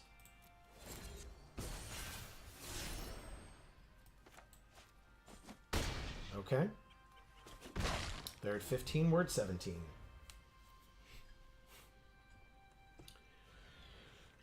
They do have 2 3/3 lifelinkers, which is very annoying, but we do have this Earth Cult Elemental if we ever get that many. I need 2 land for that, and one of them would need to be a mountain. I'm going to take 6 and go to 11. It's not great. I don't like it. Okay. They're at 21 and we're at 11 because they both had lifelink, so they gained 6 life from that. Which is unfortunate.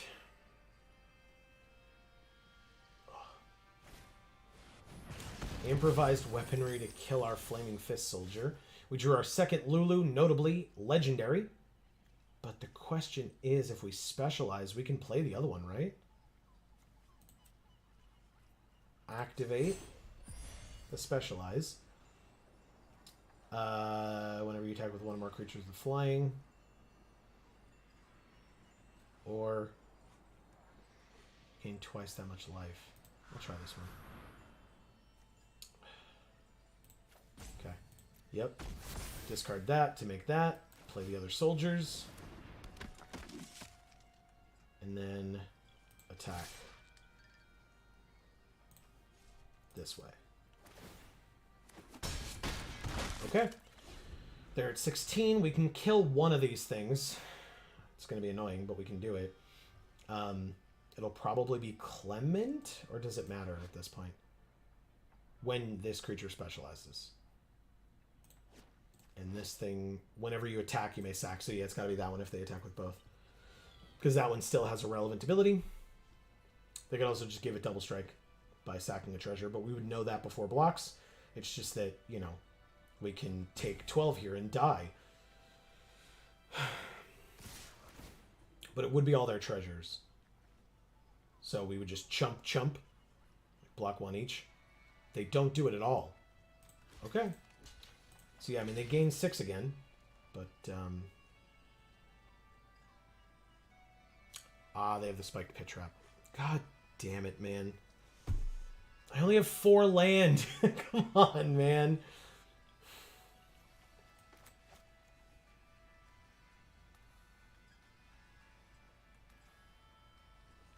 I'm doing the best I can.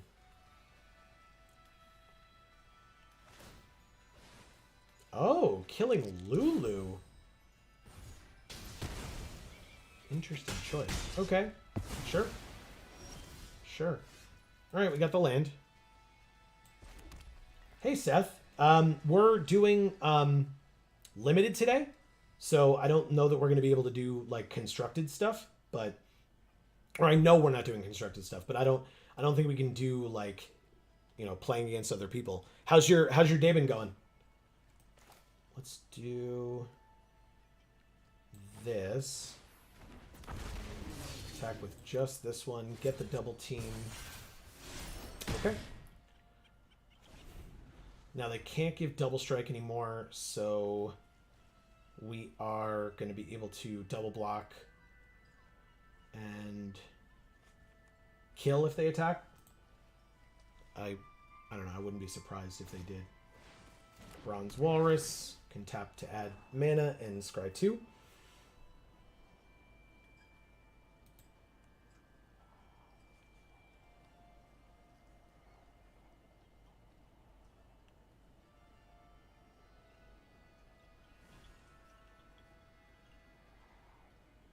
It's going good. Just wanted to see who's live playing MTG. Okay. Yeah, I mean, we've been doing okay. I don't know the set very well, so I'm still trying to deal with Specialized especially is a tough one to figure out. I think I've finally gotten it, but it took me a while. But yeah, I mean, we're not, like, I'm not going for hardcore wins. I'm just having fun. So, yeah, from that perspective, it's working quite well. So, yeah. All right, let's play this land. We have 6. We're close. So we can play Lulu. And we can... That's an instant to exile the Walrus, right? So let's pass? Let's see. I'm curious. Ancient Silver Dragon. Holy crap. If it hits us, they roll a d20. Draw cards equal to the result. They have no maximum hand size for the rest of the game. Wow. That's just a 9/9 flyer, huh? There's also children in the hallway, so apologies for the yelling. I guess it's like a turn too late, but I guess I'll exile that now. If I draw a land, I get to play it. I did not draw another Guardian Naga, though. That's funny. Holy crap. It's like really loud out there. Sorry, everybody.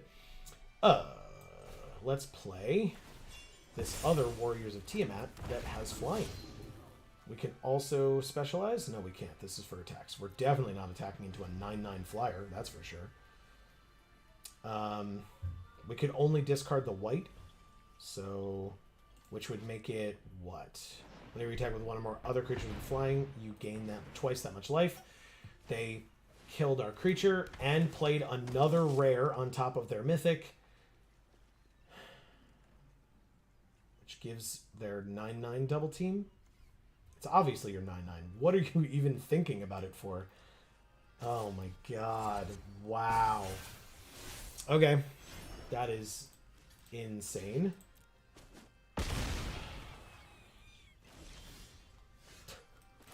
Okay. Sure did draw the land. We can play this. This still has double team? No, they killed the other one. Or, yeah, whatever. We had the 2 copies because of the double team, so no attacks. And then we lose. Good game, I suppose. Good game. They're at 21 at the end of this game, too. That's rough. They had a lot of lifelink. Plus, you know, good rares and mythics, which is what you want, right? Can't be upset about that. It's a good opening. We are 1-2. Let's keep it going. All right, we got to win this one to break our streak on the day. That's all. Anna MT 1992. That's my guess for what that person's name is. 2, 2, 2, 3, and 6.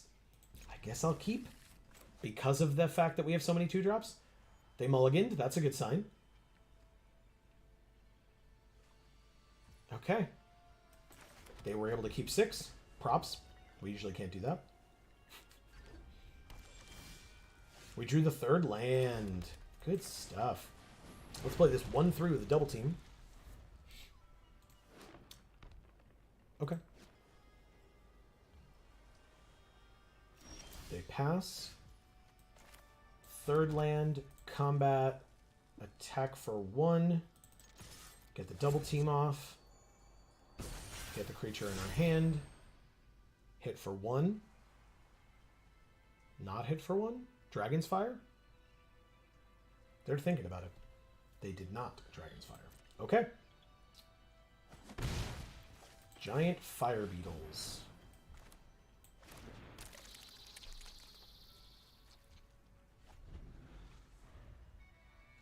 I like these beetles. Despite how the art looks. Hey, they have their own giant fire beetles. Look at that. Despite how the art looks, I like it a lot. It's cool. Attacking or blocking? No, just attacking. Okay. Let's go to combat. Attack here. Double team. Got the other one. Blockers, damage. Play the second one. I think we might just take 2 here. Like, I could have saved the you hear something on watch, but I'm sure there are other more relevant things to use it on.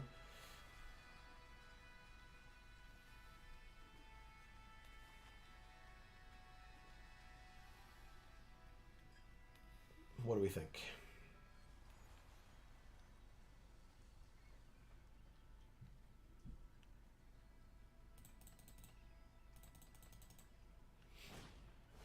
Underdark Basilisk. That's a good one.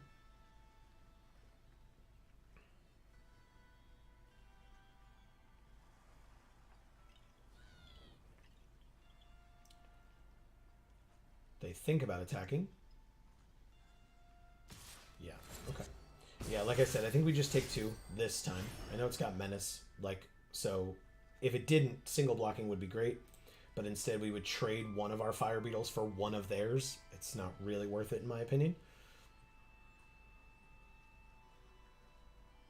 I would love 2 more land to get closer to playing these guys, because that would be awesome.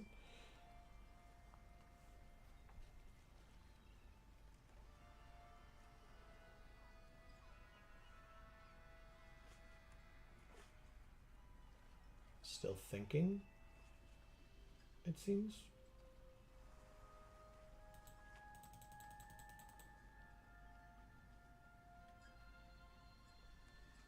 Or is this that thing again?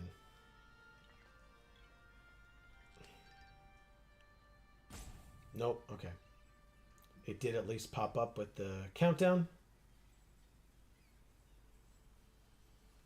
But if it gets down to nothing and nothing happens, then I know that I have to log out and log back in again, which is super annoying that we have to keep doing that.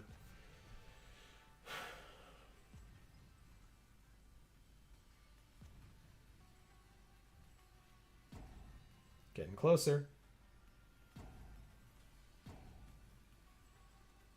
It did not go away. Okay, give me a second. Yeah, I knew that was coming. I gotta get rid of this. That popped up accidentally. And then we can reopen this. In fact, I'll put it over here so that we can do that later as well. Okay.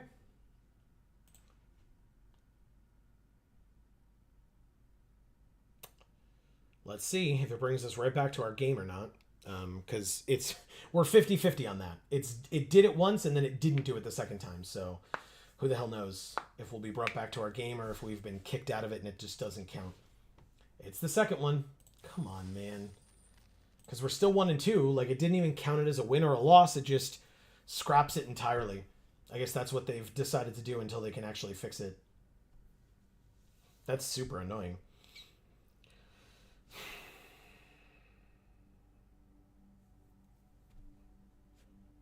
And then the last time that happened, we just ended up playing Graham, right? Like, when we came back in. Or was it Maria? I think it was Maria.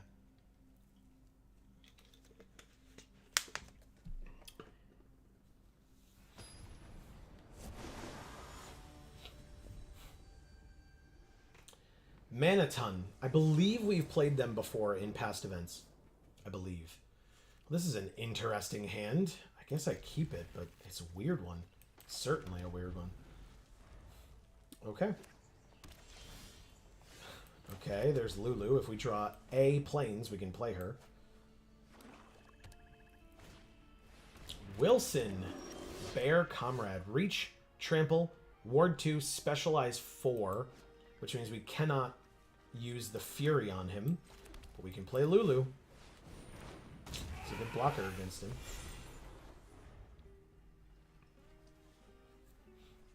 Oh, and that's actually really good with this. Because we can deal 4 damage to, like, them or another creature that they play. But, like, Wilson won't be able to attack then, because if Lulu hits him for 1, that 1 damage stays. Yeah, so we can kill this thing. What does it do? You make a 1/1. Oh, enters or dies, make a 1/1. But it can tap for mana. So we probably still want to do that. Play this.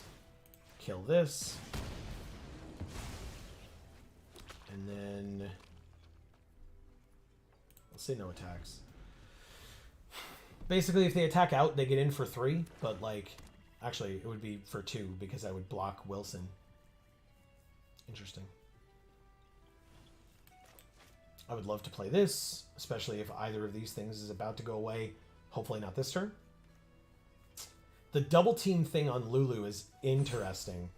Specialize. Crap. 2/3 double strike flyer. Or trample, reach, and ward. Holy shit. What? Okay.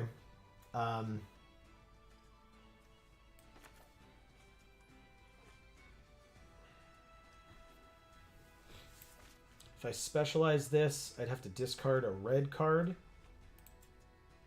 Activate. And then whenever you attack with 1 or more other creatures with flying, it's got to be other creatures with flying. We don't have any of those right now. Oh, right. Of course. Silly me. Hold on. Unexpected allies first. On Lulu. Good. Combat. Attack for 3. Make a copy of her. Then specialize her into the red version of herself. Getting rid of the Rabble Rouser, I suppose. And now she's a 2/4 with other abilities. And so now we can play Lulu because Lulu Forgetful Hollyphant is not Lulu Inspiring Hollyphant. Erica is back. All right, I'm back. Hey, everybody. What's up, Erica? Welcome back. Play this. 1, 2, 3, 4, 5. So 3. 4, 5 on this one.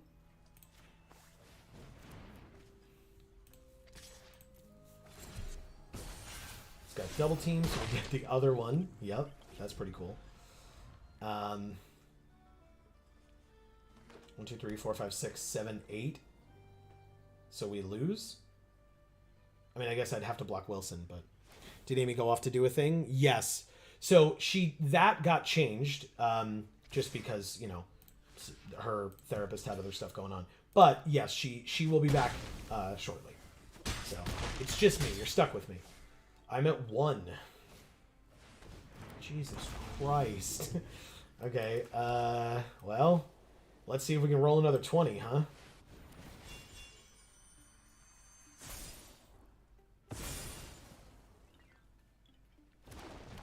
Or at least a 10 to 19. Yes.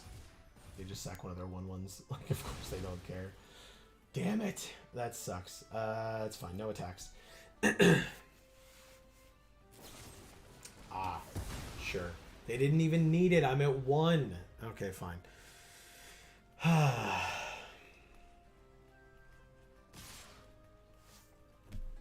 Okay. Yeah, this Wilson was, like, insane. Like, what the hell? Card's nuts. Hey, I like you. I'm not stuck with you at all. I'm sure And I'm the one you have to put up with. Not at all, Erica. We appreciate it. We appreciate any and all of you being here. But Erica, because of your frequency and your loyalty, of course, it's great. And hey, at least we're consistent. We've done 3 sealeds. All of them, we have gone 1 and 3. Every last one. I'm still not ready to do draft, which is probably dumb, but also with Amy not here, I'm not going to do a draft for the first time while she's gone. I will open this sealed pool and see what we get. Okay, I was like, no mythics again, but thankfully we do. And actually, we have 2 Cadibrees of Mithril Hall. Now, notably, they're legendary, but as many people know, creatures die, and sometimes you don't draw, the same 2 of the same card. We still have another Uthgard Fury. This card loves us, and I actually really enjoy it myself. Let's see what Ancient Bronze Dragon does. It's a 7-mana 7/7 flying. Whenever it deals combat damage to a player, roll a d20. When you do, put X +1/+1 counters on each of up to 2 target creatures, where X is the result. Okay. Wow, this Illithid looks sick. Holy crap. Plant Tadpoles. Tap X target creatures. They don't untap. Okay. And to play it, it's a 5-mana 4/4 Ceramorphosis. When Illithid Harvester enters the battlefield, turn any number of tapped target non-token creatures face down. They are 2/2 horrors. That's crazy. And then Intellect Devour is 3 and a black for a 2/4. Devour Intellect. When it enters the battlefield, each opponent exiles a card from their hand until this leaves the battlefield. Body Thief. You may play lands and cast spells from one card exiled with it. If you cast a spell this way, you may spend mana as though it were mana of any color. Okay. We have vivid experience with all our creatures dying, in fact. That is correct. We definitely have that experience. When she attacks, put a +1/+1 counter on her for each equipment attached to her. Okay. And then 1, remove all +1/+1 counters from Cadibri. It deals X damage to a target attacking or blocking creature, where X is the number of counters removed this way. Okay. So it cares about equipment, so I would have to check. I'm sure we don't have many, especially in green-white. Very interesting. But I would love to play this Ancient Bronze Dragon if I could. This Illithid Harvester seems sick as well. Let's see what we got uncommons-wise. Sort by uncommons, say okay. We got the Emerald Dragon as well. That's pretty cool. We got the Lurking Roper. That guy looks terrifying. Got a lot of blue uncommons. A lot of blue uncommons. Kenku Artificer. Val Eager Scholar. We have a Gate to Sea Tower. Goggles of Night. So there's an equipment. Whenever an equipped creature deals combat damage to a player, scry 1, draw a card. Seek 2 non-land cards, then put a card from your hand on the bottom of your library. Very strange. And then we have a good number of white. We have double Portable Hole. We have Boreskier Tollkeeper, Sea Tower Imprisonment, and you're confronted by robbers. Tap up to 3 target creatures or get 3 1/1 soldiers. Very interesting. Obviously, we have Kalain as well. I mean, I think green-white seems cool. I don't think we need the Bronze Walrus. It's 3-mana 2/2 that can tap for mana. We got a lot of, like I said, we got a lot of blue uncommons. But let's see if we can just do this and do... Okay, guys, I'm back. Hello. Finally. Speaking of being back, look who's back. Hi. And Seth Johns is here as well? Yeah, I don't know if Seth is still here, but Seth stopped by a little bit earlier to talk. If you're still here, Seth, this is Amy. You can say hi to Amy as well. Hello. Nice to meet you, because I don't believe we ever have before. I don't believe so either, but... all right, so... We're gonna do... Oh, wow, we have a lot of artifacts as well. None of them are equipment. Of course not. Do we have any equipment in our colors? No. Are we Gruul? Oh. No. We're going to be Selesnya. Oh. Okay. We have none. No equipment in our colors, which actually means then that we cannot play Cadibri, or at least we should. I mean, maybe we could play her still, but... Hi, Erica. Nice to see you. All right. Oh, does Follow the Tracks have a thing that we can get? Nope, it's just the lands. Okay. Well, fine. I'm also back with lunch because my mom was out and about and surprised me with food. God bless. Hell yeah. What did she get you? Whoops, sorry. That's nice. That is cool. Okay.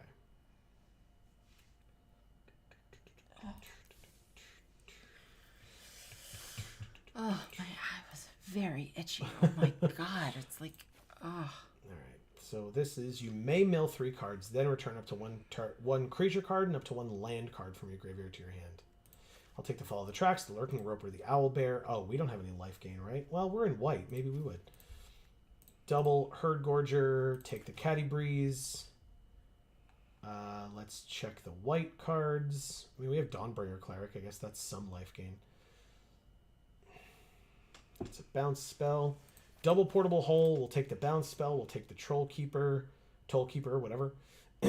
Dawnbringer Cleric. What do? You get a boon with when you cast your next creature spell, it perpetually gains +1/+0, and it's a 3/1 itself. Sure. She's so cute. With her big old buns. Celestial Unicorn also cares about life gain. We do have the Priest. Take this, take this, take this for certain. Okay, now we gotta make some cuts. This is an interesting deck so far. Oh my gosh, listen to this. Okay. She says she stopped by a pizza and hoagie place. Okay. Which seems normal, okay? And got me a Cajun crab sandwich and chili cheese fries. Amy is very jealous of you what right now. What the hell, Erica? Super jealous.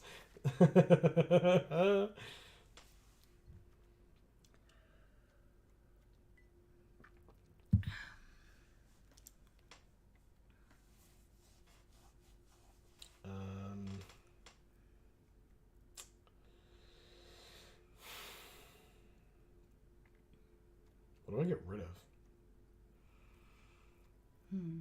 It's probably the life gain stuff, right? Or oh no, the Caddy Breeze because they depend on. Well, I mean, there's we don't have. There's still 2/2 first strike reachers for 2. Like, oh, okay. That's just a fine card. Pretty good. Yeah. Cares about life gain, so maybe I put the other Herd Gorger back in, which is annoying. That's not the direction I'm trying to go in here, but you know, whatever, right? Here we are. No life gain there, no life gain there. And, oh, silly me. This is an equipment, but is it worth it? Flying and haste? I don't think it's worth it. Draw a card, add 1 mana of any color. No, no, no, and no. Okay. The walrus. That's correct. There is a walrus. Cuckoo Cuckoo.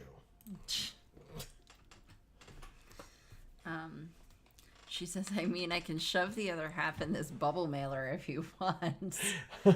I do want, except... It won't be as good. Oh, that'll be so gross. To, like, open up rotting seafood in the mail. Wow. Sure would Very be gross. Yeah. And make, like, other people's mail stink. The rotting fish smell will like get on their mail as well. Dave Mann is here. He says, lurking in from work. Have you up in the store too? Hell yeah. Very nice. And love the hair, Amy, with a winky face. Thank you. And yes, hello. I will spin so you can see it. There you go. And hello to all the folks shopping at Insane Games in the Wilton Mall in Saratoga. Thanks for watching. And Erica says hi, Dave, with a smile. We need more cuts. What are we going to cut? That's what I want to know. We're going to cut the giants. No, they're life gainers. We're going to cut their beards. That's rude. That's just rude. No. No beard cutting. Not okay. I mean, maybe one of the portable holes. All right, Amy.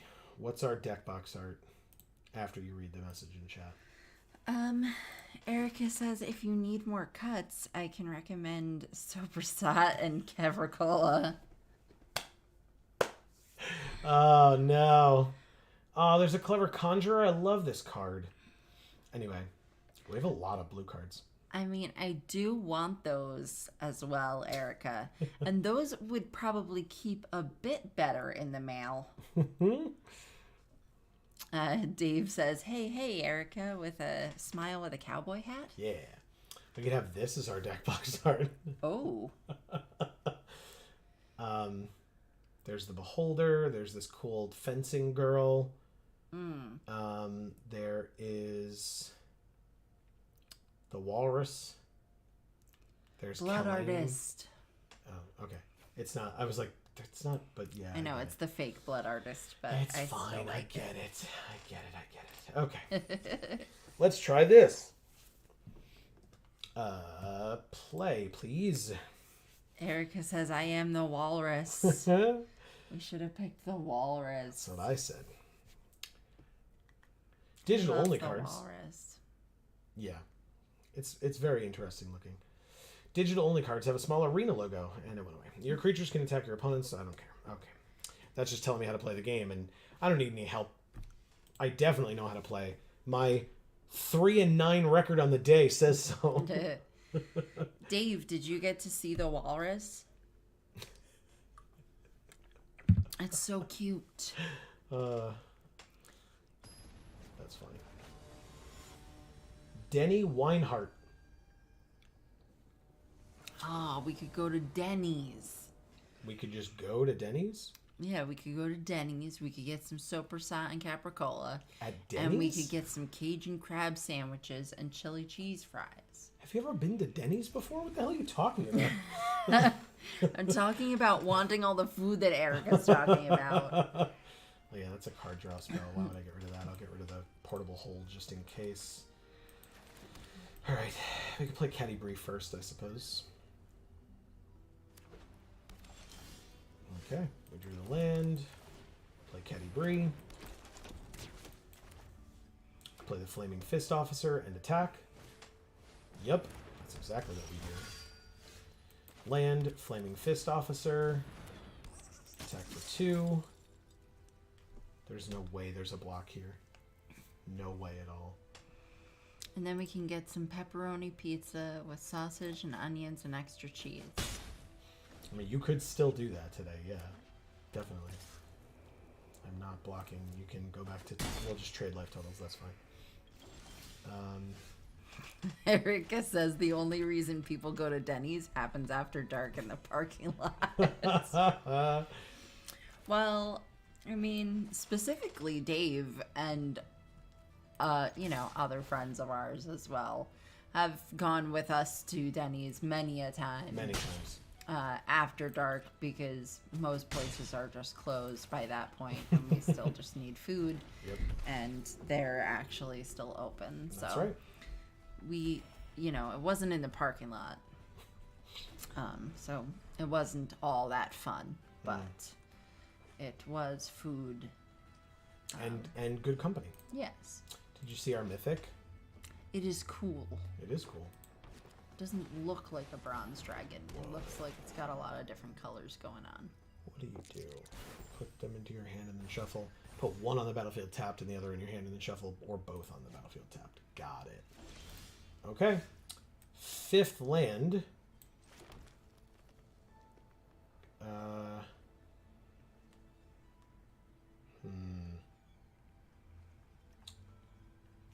Combat. Just attack here. Let's see the double block. Give me a double block. Damn it. Okay. That's fine. We'll end our turn. They play the land, of course. Owl Bear. Good. Valiant Farewell would be super helpful for that. Pass to attackers. I would be very surprised. Good. I'll take my turn. Drew another land. All right, we have all the lands we need for the Ancient Bronze Dragon, that's for sure. Nice. Attack for 2. That's what we need. Correct. They let it through. They go to 12. End of the turn. That's good. So we can block the Owlbear with the Priest with a Valiant Farewell on it, and then the Ancient Bronze Dragon will have more power when it attacks later. Pass to blockers. Block here. This is an instant, right? Good. Erica, did you see the sleeves we picked? The psychedelic fairy sleeves? Oh, yeah. Don't have any effects. I know you have like a million cards in your hand and a ton of mana, but just this one time. Don't do it. Don't do it. Don't do it. Don't. Oh, God damn it. What's this ability? Okay. Does nothing. Okay. Our creature's dead. We lose that card. Ah, but we do get the counter on the Flaming Fist Officer. But we also take 4 trample. And we do not draw the card off of the... Okay. That's fine. We're going to play a Mythic Dragon. Larking Roper. Okay. Well. She says, I did, and I appreciate it greatly. Then she says, absinthe makes the heart go blonder. Awesome. Okay. Wow, theirs is just... They have a Mythic Dragon, and theirs is just better than ours. Now, thankfully, we drew this, but... Okay. Yeah, we drew this. Thank God. Okay. That was pure luck, that draw. But, to be fair, we got... They, like, screwed us over by putting us against the exact card that they needed. This one and this one? Holy shit. Jesus. Oh my God. What? Why is it 13? Oh, because we rolled 13 on the D20. I was not paying attention. I didn't see that either. What the hell? Holy crap. Jesus Christ. Whoa, what? Okay. Combat. Like everybody except the Flaming Fist Officer, I guess. Oh my God. Wow. Also, I forgot. We get benefits for this having counters on it, right? Wow. This is amazing. Yeah, that's nuts. That's nuts. Okay. Pegasus. Exile target creature you control, then return that card to the battlefield under its owner's control. And they're choosing who? Oh, the Ancient Gold Dragon. You got it. Okay, well, we double team that guy. Return target creature you control to its owner's hand. Or stand and fight +1/+3. That's actually really funny. Because the Bronze Dragon can live through this attack if we do it that way. Oh, right. Yeah, we're good. We're gonna... 4/5. We're gonna remove... Oh, it's all? Doesn't matter. Oh, yeah. Hold on. We're going to do this correctly. We're going to tap this. Bounce our Ancient Bronze. Or, no, am I doing it wrong? No. Damn it. Oh, it still counts as blocking. Good. We're good. Yeah, Catti-Brie dies, but it's 100% worth it to kill this stupid dragon. You have another way to save it? Come on!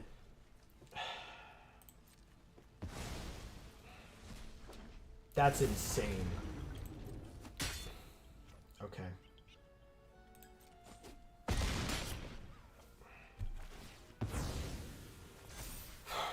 Fine. Land. Soldiers. Okay. Well, we have a 15-14 and a 5/5. That's pretty good. Desperation attack. Go like this. Go like this. 7, 8, 9, 10, 11, 12, 13, 14, 15. That's exact. I blocked wrong. And we lose. Doesn't matter. And they apparently had that to double it as well. They had everything they needed. Okay, that's fine. Congrats. That's insane. That's insane. Thank you, Denny Weinhardt. Fuck off. What an interesting and cool game that was. Oh my God. And I'm not even telling Denny to fuck off. I'm telling that situation to fuck off. All right. How is that the opponent that we had when we got our first mythic that we've actually like been able to get resources out of? Right. We just had the 7/7 mythic dragon. They had the 7/10 mythic dragon. Okay, sure. That's ridiculous. These toucans are freaky as hell. I don't like them. I guess I should try to be a little better about the language, especially if we're up in a store in the mall. I'll try to be better.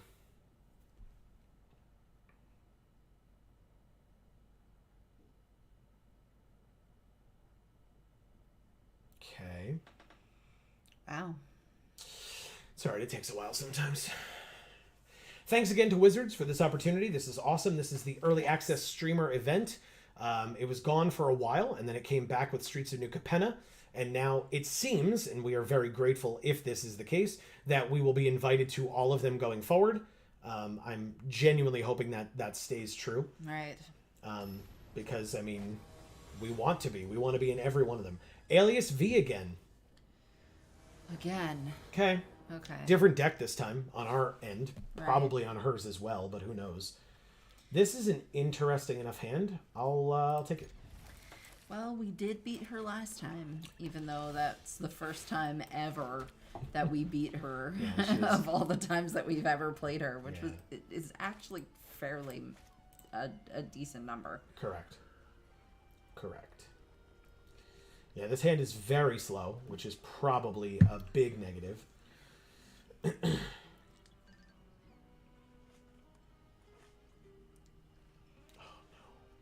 Don't do this, Arena. Okay, good. Quiet stomach. Cridle of Baldur's Gate this early, huh? Okay. Target opponent reveals all creatures and lands. Choose one. It gains and enters the battlefield tapped. Okay, let's see what you got. I want to see your secrets. Oh. Well, she's got a meteor golem. That's a thing. Ew, there's a brain. Wow. If it wasn't blocking draw. Okay. Sure, your Death Toucher can enter tapped. Makes sense.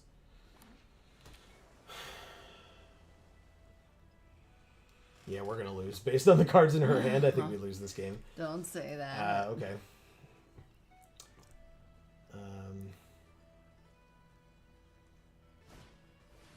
Horde Robber is fine. No attack from Cridle. So we play this. Play the Flaming Fist Officer. Attack for 3.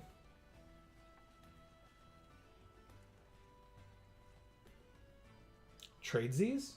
Because that would mean I get a 3/3. Otherwise you just take 3, which I'm cool with too.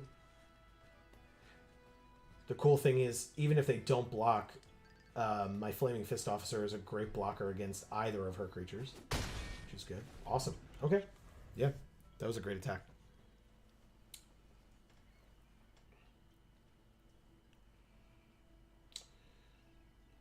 Well, 2 new cards in her hand, neither of which are land, it seems. Okay, the Horde Robber can't be blocked so that they can get a treasure. She needs it, so that makes sense. Okay, that's fine. And so then I will block where I can just to mitigate the 1 damage. We get a 19, but she gets a treasure, which is probably extremely helpful for her. Oh, and she just immediately uses it for that. That's an odd choice. Okay. I mean, again, I don't know what's in her hand. I'm not saying she did the wrong thing. I just find that interesting. Conjure soldiers. 3, 4, 5. Oh, we can make all the 1/1s, right? Okay. Combat. Attack for 5. And what does this say? Whenever another creature you control leaves. Okay. Yeah, let's end our turn. The cool thing is we can play You're Confronted by Robbers, make 3 1/1s, block, and then when all 3 of them go away, the Flaming Fist Officer gets a bunch of pluses. That resolves. She's not going to pay the 2, though. So then I go like this, call for 8 and make 3 1/1s, and then triple block the Horde Robber. Oh, wait, that's that art. Only 1 dies.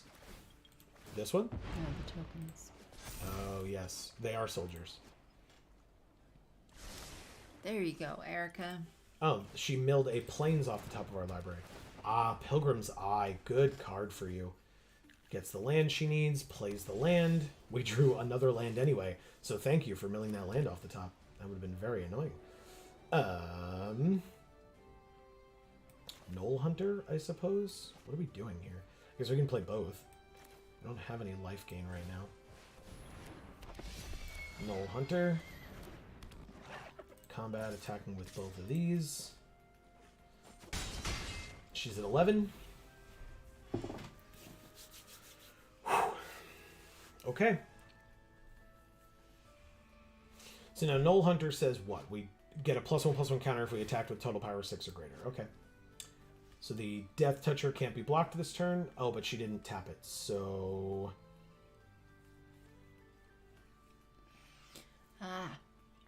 I will try to block here and see what happens. It works. They both die. We get a +1/+1 counter on the officer, and then she draws a card. Okay. Very good. 1, 2, 3, 4, 5. Not up to 7 yet, which is what she needs for Meteor Golem. She can play the Intellect Devourer or any of the other 3 cards in her hand. Combat. Everybody but the Toll Keeper attacks. Okay. One of my things goes away, so we get a 5/5. Or the Flaming Fist Officer becomes a 5/5. Hail Spikes kills the Flaming Fist Officer. Cool. Damn it, man. Okay. End the turn. Yeah, this activated ability on this, or the adventure on this Emerald Dragon is so, such a corner case. It's like not going to happen. Exiles a card from our hand until that leaves the battlefield. 4/4 Flying Trample, or a 7/6 we gain 3 life. How about, or this? But that's removal, we need that. We'll get rid of the dragon. Okay.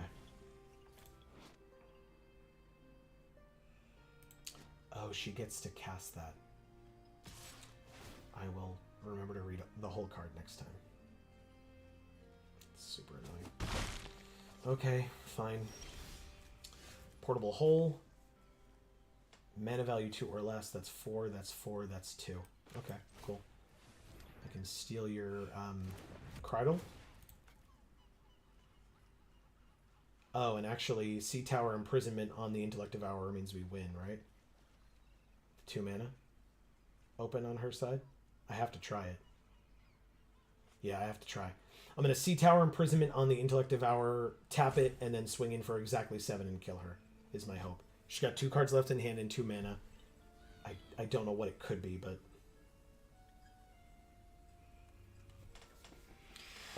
Oh man, come on. Damn it! Oh, okay, that doesn't matter, though? Okay, it doesn't matter. Okay. We're good, I think. Okay. Swing out. And... Wow. Oh! Thank you, Alias V. Wow, we've beaten her twice today. Wow. Shit. Oh, man. That is very scary. Okay. Ugh. Let's keep going. Look at this bear. His name is Wilson. We lost to him already today. He is insane.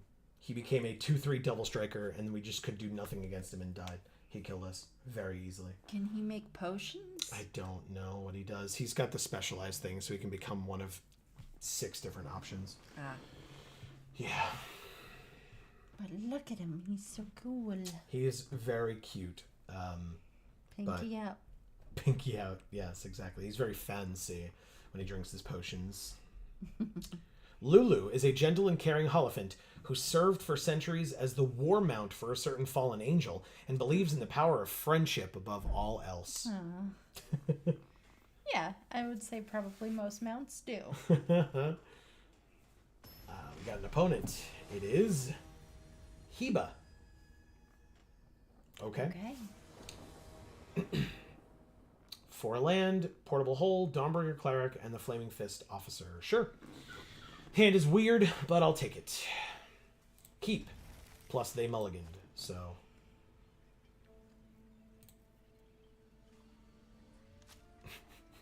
He's very powerful, and then he falls over. Because he's just a puppet. Correct. I love him. He's got eyeshadow on, I guess. Eyeliner. Or it's like indented like in a his hole. face, so it's like a little bit of a shadow around the outside. Ew. They play the green, we'll play the white, and pass. There's no target. Why would you let me play it without a target? Clement is a good target. Very good target, actually. Yeah, goodbye. Okay. And then next turn we can play the officer. Flaming Fist Dusk Guard. Perpetually got +1/+1 from Clement. We have a Flaming Fist Officer. Okay. 3/3. God. What's You going okay with him? on? I don't know. I've got like weird itchiness and Out of context, that sounds real bad. it is real bad. +2/+0, and then the next one you play gets +2/+0 as well. I guess we just do it here. We play the Dawnbringer Cleric, we gain 2 life, and then we can Valiant Farewell on the Dawnbringer Cleric against this Flaming Fist Dusk Guard if and when it attacks, so that we can kill. It doesn't, huh? Okay. Well, fine. I guess I'll... no. I'll just take my turn. We drew a Knoll Hunter. That's a good one. Oh. Sure. I'll do this. The Icewind Stalwart. Blink this. Goes away. When it comes back, it gains us 2 more life. And it left, so we get a +1/+1 counter on that. Plummet. Naturalize. Pass. We could just draw a card. I'll consider it. They're only on 2 land right now. They did mulligan, right? I think they did. There's a 3rd land, and it's a 3rd color as well. Interesting choice.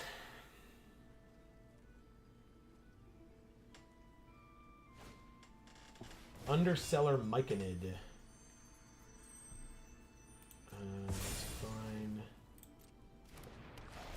It's a 3/3. They make a 1/1. It's a little scary. I'll draw the card. Caddy Bree. End the Sea Tower Imprisonment.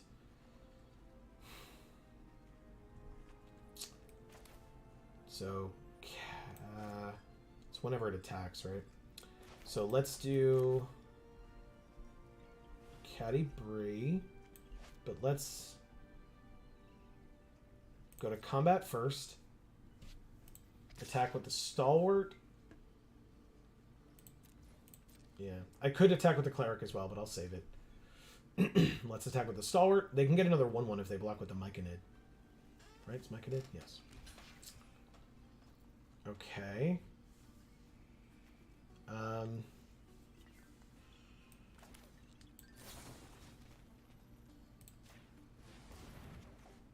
Make it a 5/3, draw a card. They obviously still trade, but now when I play Caddy Bree, she has 2 more power as a 1st strike creature. Oh. And I'll play this land. I guess I could have done that in a way to keep the Knoll Hunter. It depends on how it was auto tapped, but that's really good. Yeah, she's got 1st strike and reach and now 4 power. I like that a lot.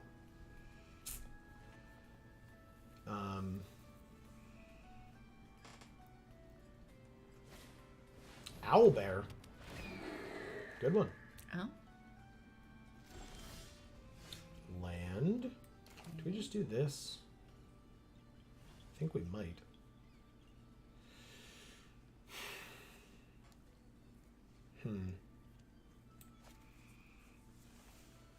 Let's go to combat and attack here. Okay, they go to 16. I don't need to play the land. So we just play Knoll Hunter first. And then 3, 4. We could do this. I don't think it's necessary. I'm going to end the turn. We're at 24, they're at 16, so, like, I'm not, like, super upset about this owlbear's existence. Lulu. Okay. She is a flyer. Genasi Rabble-Rouser, who now also has flying thanks to Lulu. And we're confronted by robbers. We can tap up to 3 target creatures. She's at 16, so if we tapped those 3, they'd have a 1/1 remaining. This gets a +1/+1 counter. It's like instant, but I could just do it. I don't think I need to, right? They're just 2 1/3s.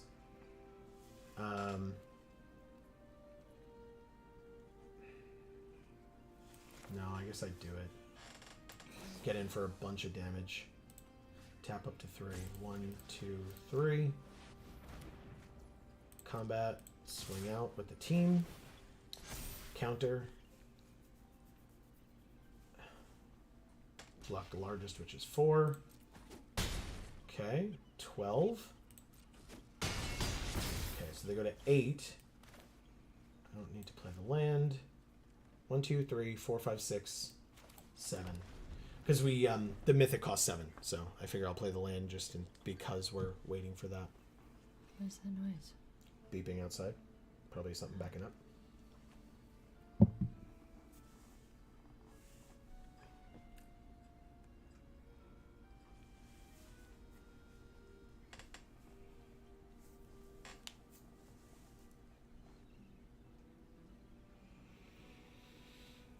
Yeah, so we're at 24. Basically, if they overextend with an attack here, they can die, and they know that, I'm sure.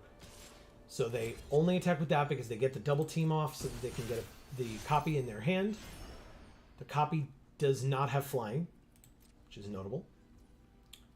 Pass to damage, we take 1. We're at 23. They play Trelisara. I did not know she was in here. Gain 3 life, so they get a counter on her, and scry 1. It's very good. It's very good. You're ambushed on the road. Return target creature you control to its owner's hand, or one of our creatures. Basically, we get +1/+3 until end of turn. I'm going to tap down one of their things, or not tap down, but make its abilities no longer active. Guess it's going to be Trelisara instead of the owlbear. I know that it has 4 power as well, but still. Let's go ahead and go like this and like this and see what happens. We get a +1/+1 counter there.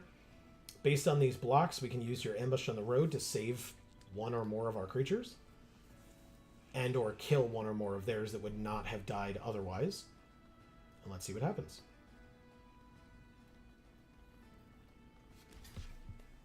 4/4 on 4/4, which means, yep, that's how we save something. What are these 2 blocking? The Knoll Hunter?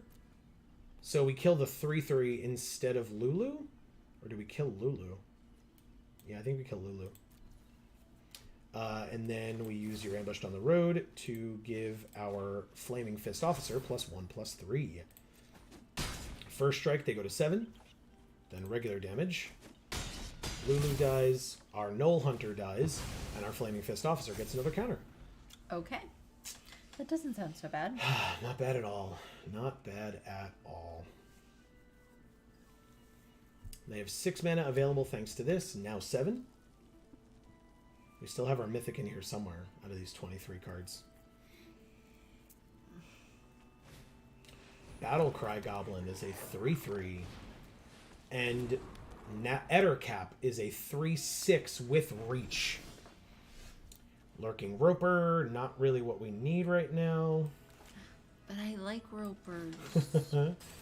But actually, let's go ahead and attack with the Soldiers of the Watch, because then we get the double team trigger, another one goes in our hand. And if they block it and kill it, which they are doing, we get our Flaming Fist Officer to become a 6/6. Nice. Thanks. And then we'll play this other one. You got it.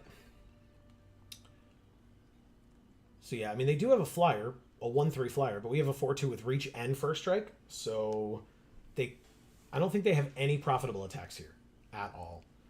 And basically anything that we attack with that could die in the process makes our Flaming Fist Officer bigger every time. The other Genasi, no problem. They don't attack, and we drew a land. That's unfortunate. Let's go to combat. Now the problem is... Oh no, that's perfect. Yeah, never mind. Never mind. We attack with this 2-1. They block. And we get a 7-7. Good. And then we end our turn, keeping up our patented Geek for All hand land. Yeah.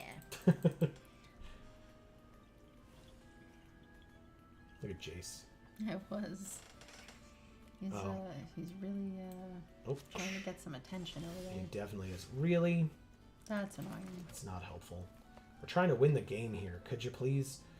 Alright, so we don't have any more, like, great attacks.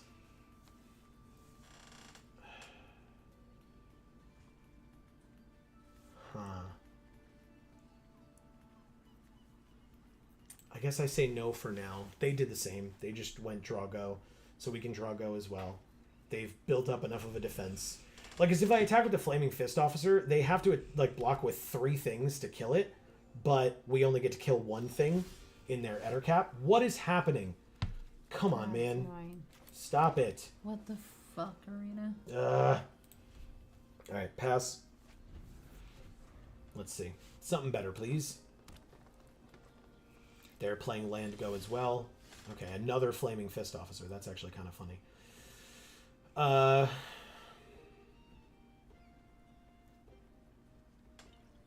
guess I'll play it. But... Yeah. That's what I was gonna say. Yeah, but it doesn't do anything still. Pass. We're at 23, they're at 6. We just have to find a way to get this 6 damage through. If we draw our Mythic, we got it, because it's a 7-7, and they have a 3-6 and a 1-3. So even collectively blocking, it doesn't kill, right? Double blocking.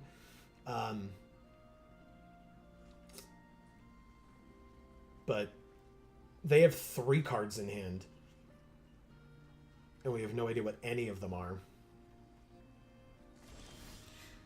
Do we get benefits for life gain? We do. We get to untap it. So let's go to combat. And attack with both of these and see what happens. Because if the Roper lives, we can untap it with the Herd Gorger. Because the Ettercap is the only big thing they have, and that they're going to need to be able to block the Officer profitably. Okay, so they're double blocking the Roper, they're double blocking the Officer. That is fine. They're not double blocking the Officer.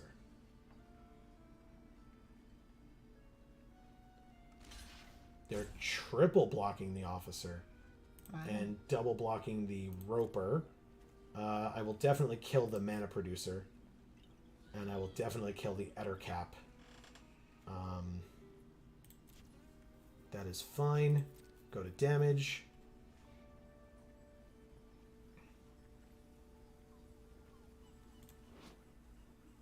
Okay.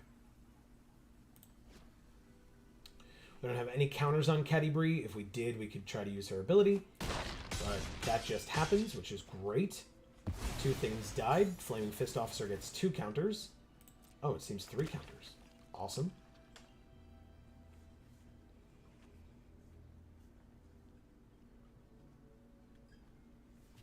Okay.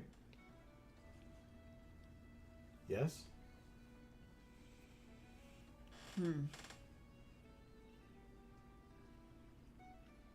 Arena's getting a little glitchy on us, I think. Getting. I mean, for this game. I was gonna say it's already been there Yeah. and back. I just...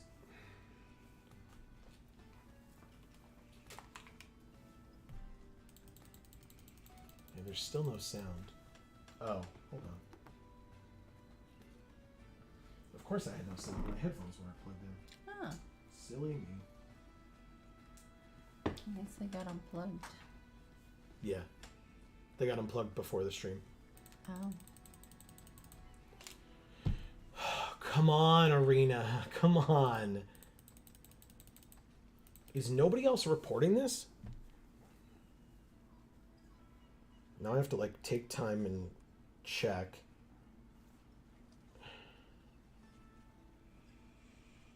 Oh boy.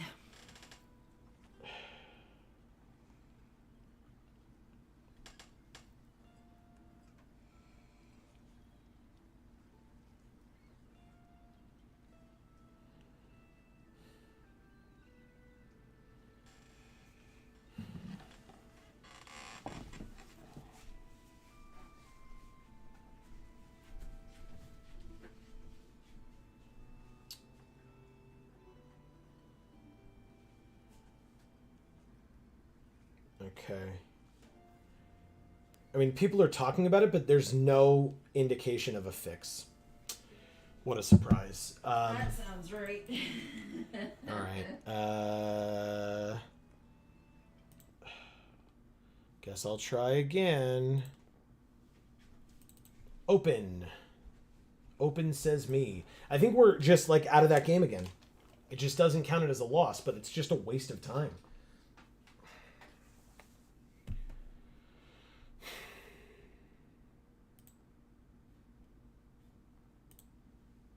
It's super annoying.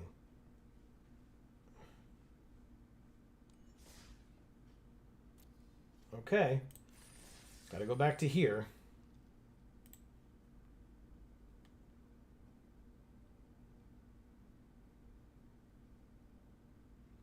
All right, well, I guess we'll get a different opponent. Sorry, past opponents. There's nothing I can do about it, obviously. Not my fault. Casual Jake. Okay. With this cool new avatar. 6, 4, 3, and 1. We would need double white for this. This is an awkward hand. But as we know, if we mull to 6, it means we go to 5, and that's what Casual Jake just did. Casual Jake just went to 5. So we may be okay. Fingers crossed. Pass. Okay. Third land officer? Maybe unicorn.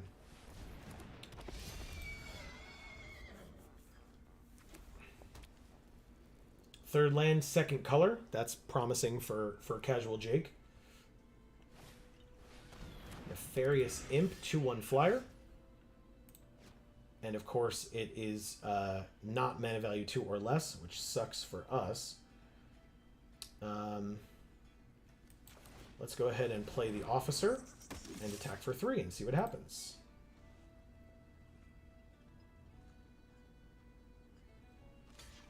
Nice. Okay. Trade. No trade. Take the 3. Okay. No problem. 2/1, tap 4, sack it, return a creature from your graveyard to the battlefield only as a sorcery. Interesting. Combat. Oh, that's a 2-drop. Sweet. Okay. That's actually incredible. Of course. Okay. Well, didn't realize it until it was too late, but they get to scry 1. Keep it on top. And then we play this Lurking Roper. And end the turn. Okay.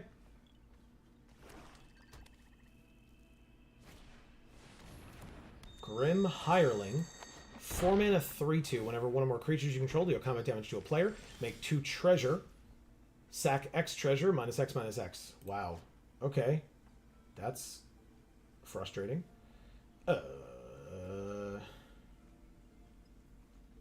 Combat. Attack with the Roper, I guess.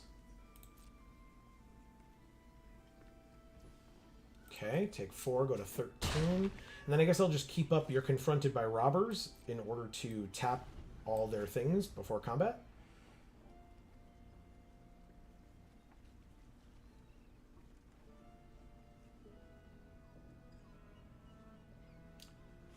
We'll see.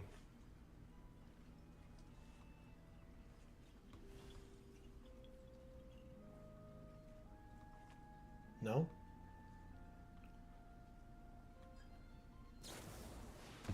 Eyes of the Beholder on our Flaming Fist officer. We could do that. I don't... What does this thing do? I guess I could tap things. I could do this. Yeah,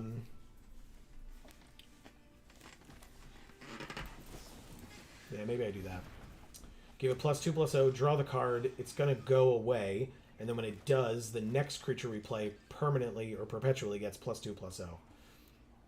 So, and it's next... Whenever you cast your next creature spell. Okay. Scry 1, keep it on top, kill our creature, and then we get the boon for next time. Take 5, go to 13, make 2 more treasure. Oh, we have the white. Good, because I can see Tower Imprisonment on that Grim Hireling.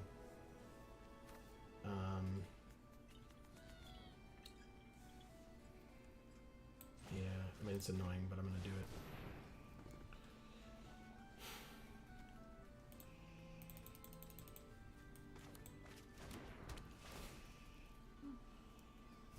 Okay. So we get a 2/1. And we pass. 2, 3, 4, 5. Next land of any kind that we get a 4/4 Flying Trample Dragon. 2 in the air. They are now life total wise winning. I thought, oh, it's activated abilities. Great. So glad I did it then. Damn it, man. It's fine. We have a way to stop the flyer. We just need another land, but you know, that's always true. Horn of Valhalla create 6 1/1 white soldier creature tokens, and they get to scry 1 4 times. Put it on the bottom. Put it on the bottom. Put it on the bottom. And put it on the bottom. Okay. So they still don't know what their top card is, even after all of that, which is kind of funny to me. And then I am going to play a 4/4 Flying Trample creature that perpetually gets +2/+0. Nice. Attack. Double team.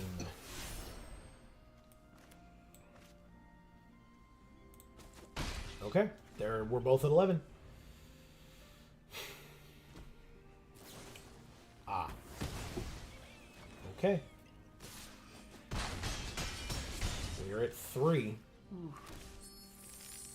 I feel like I blinked and all of a sudden we were at 3. Yep. This Grim Hireling is insane. I mean, it's a rare. I guess that makes sense. And 3, 4, 5, 6, 7, 8. Yeah, they definitely have it. They get to draw a card at the end of every one of their turns, too. And they play the equipment, the rare equipment. Equipped creature gets +1/+1 for each creature you control. F off. I guess we lose. I mean, we lost like 2 turns ago, I suppose. 6 mana.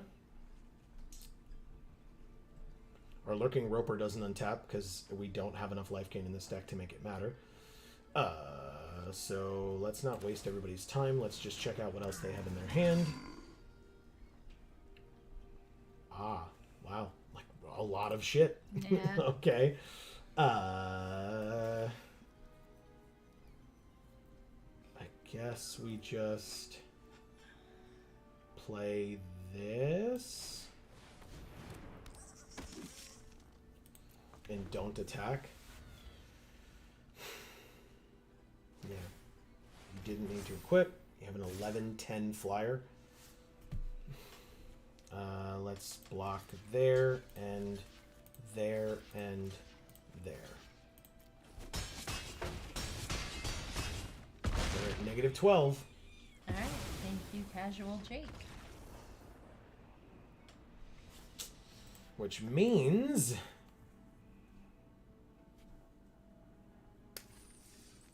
Nope. Not yet. One more.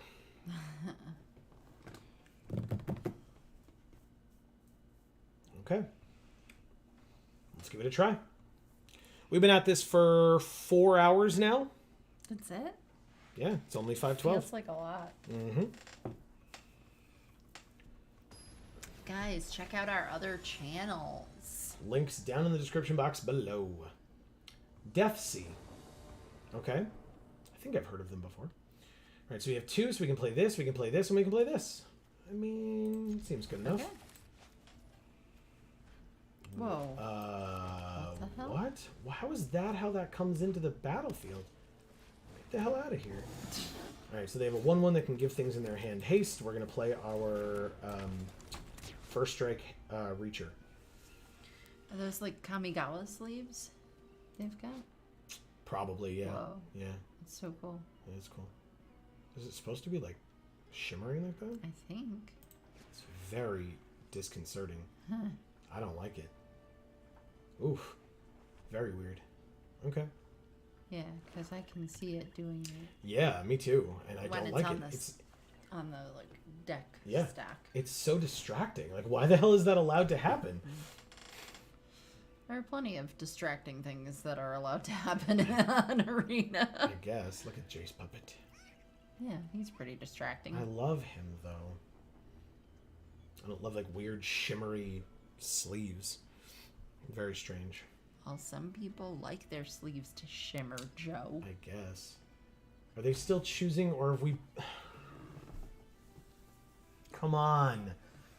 If they're still choosing, that's fine. I'm not upset with them. I'm upset with Arena if Arena is screwing up again.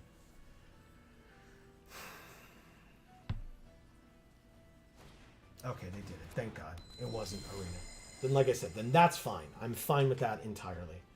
Let's go ahead and portable hole the Horde Robber.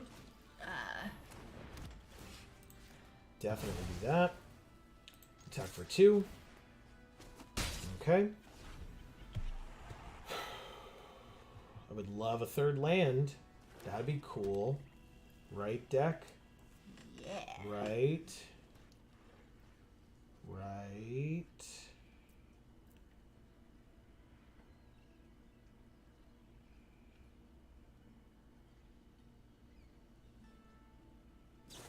Damn it.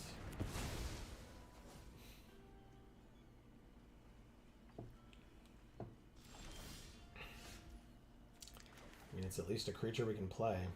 Yeah. Because it's still a 2-drop.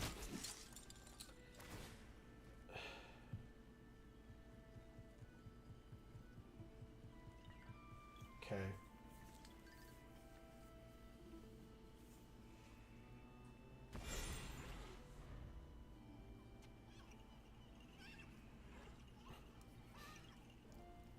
I love you, Jace Puppet. You're so cool.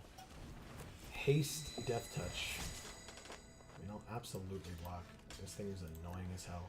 And yes, they get to draw a card, but I really don't. I just don't want to deal with that card anymore. Alright. Second main. Nothing. We drew the land. Thank God. Play this 3-2, which is a 4-2. Because it perpetually gets +1/+1. You can definitely give something haste. That is fine. Create a treasure token as well. Okay, that's fine too. They have 5. You don't have a way to kill the unicorn. Don't worry about it. You don't have it. You don't need it. It's fine. Unicorn's not a problem. There's no life gain. There's literally 2 instances of it in our hand. But 3/2 flyer. It's probably fine, to be honest. Attacks for 3. Sure. You got it. We drew a 4th land. Whoa. Okay. Well, let's go like this. Go ahead and gain 2 life. Which buffs the unicorn. Go to combat. Attack. For 5. They go to 13. We will end our turn. Something else perpetually gains haste. It's got to be a lot of creatures if they're able to do that every turn. Either that or they're just giving multiple instances of haste to the same thing just to, like, throw us off in terms of how many creatures are in there, possibly in their hand.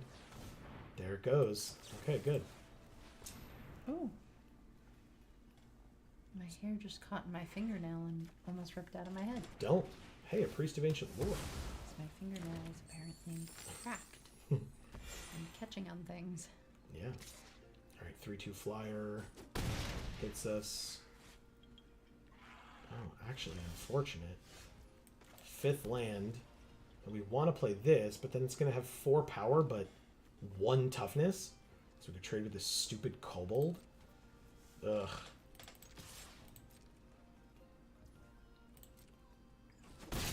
They're at 12. Whatever. I guess I can tap it later. With the you're confronted by robbers. Gain a life, draw a card. We drew a Flaming Fist Officer. Okay. I like that one. More haste. I like that one too. 'Cause it gets bigger. Yeah, she's very good. There are some games where she's not as useful, but like that's just how it works, right? Right.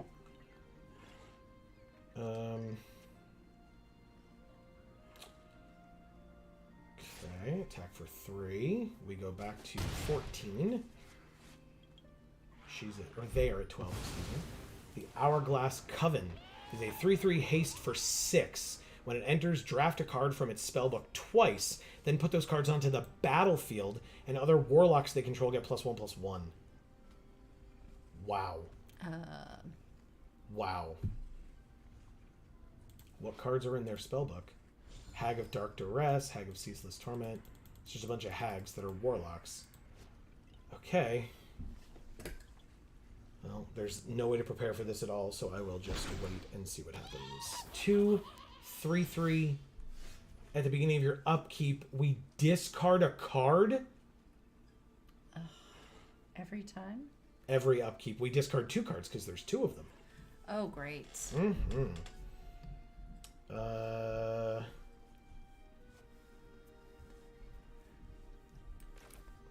Right, maybe our next deck should be a removal deck.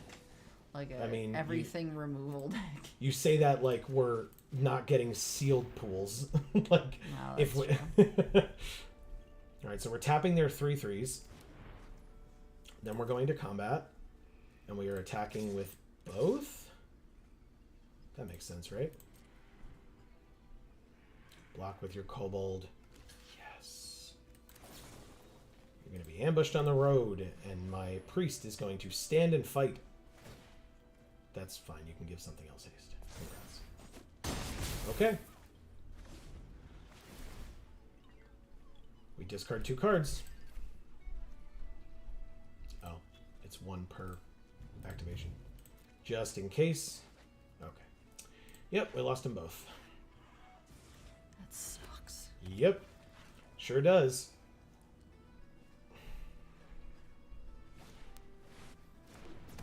Four, 2 haste double team.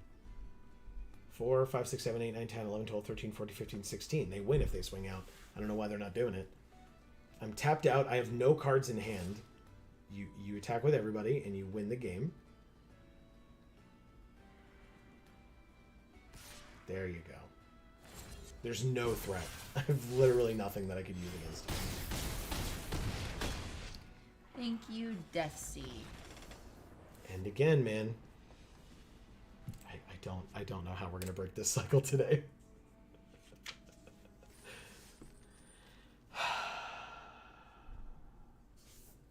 Well, are we getting draft soon, or Yeah, I mean, we doing seal? we could. I definitely still obviously don't know this format well enough, but we can do a draft. You ready? Yeah, I'm not. I know. That's why I tried to be enthused for the both of us. So yes, the reason I was talking about it breaking our streak is because we have done 4 sealeds. Okay. This is our 5th event, and every single sealed that we have done, we have been 1 in 3 every time. So our record on the day is 4-12. Oof.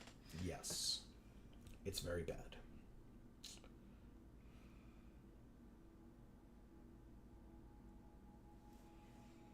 Wow. Now we get to wait. And wait and wait and wait. For those of you who are unaware, we stream regular MTG Arena every Monday at 8 p.m. Eastern Time right here on this channel. As I mentioned earlier, don't forget to sub and ring that bell. You'll get notifications whenever we go live, because we also go live if you are fans of other things besides Magic the Gathering and are interested in hearing other things that we do. On Fridays in particular, including this Friday, we will be streaming at 8 p.m. Eastern, whatever random video game we happen to be playing. Right now, we are playing through our first ever Nuzlocke for Pokemon Fire Red. And so you can come check that out. We are up to, if you're familiar with the game, the Celadon City Team Rocket hideout. And we're getting ready to face Erica, the gym leader, as well. So that will be I don't know that we'll face the gym leader this Friday, but we're working on Team Rocket and leveling up our team and stuff. And so that will be, as I said, this Friday at 8 p.m. Eastern, live right here on this channel. And then the VODs of all of those, if you want to catch up, if that's something that sounds interesting to you, the VODs of all of those will be going up over on Video Games for All, as Amy mentioned earlier, link down in the description box below for that. Every Saturday, the VOD from the previous day's stream goes live. And so we do have the playlist up there, or we should have the playlist, but otherwise we have the videos up there of the stream itself. And so you can check out all of the past streams up to and including this past Friday's. And then, like I said, once this Friday's is done, this Saturday, it will go live on there as well. If you don't have the ability to join us live, but would still be interested in following along with our progress. Yes, we also have another channel called Gluten Free for All, where I do gluten-free food reviews, as well as cook and bake some gluten-free foods. Sometimes there are also vegan options as well. So and often dairy-free as well. Mm-hmm. Or lactose-free. Lactose-free, sorry. Thank you. Sorry. Some stuff is dairy-free, some stuff is lactose-free. So yeah, if you have kind of any sort of dietary restrictions, it would be a good one to check out and just see if it ends up being helpful to you. Yeah, I mean, it's quite surprising sometimes to me, the items that Amy reviews where you feel that they are genuinely like just as good as the gluten version, and other items that maybe aren't as much, or Sometimes they're not. or at least they claim to be one thing, but they just taste like something entirely different. Yeah. That doesn't mean they're bad. It just means that they don't taste like the thing they say they are. Mm-hmm. So yeah. Emilio is here. He says, I just woke up, but I'm here. I knew, genuinely, I was going to say it before, but I knew that you had been sleeping this whole time. I knew it. Absolutely knew it. Were you up until like all hours of the morning playing Smash because you knew you had the day off and then you just slept? That's my guess. What do I win if I'm right? That's what I want to know. Some gluten-free food.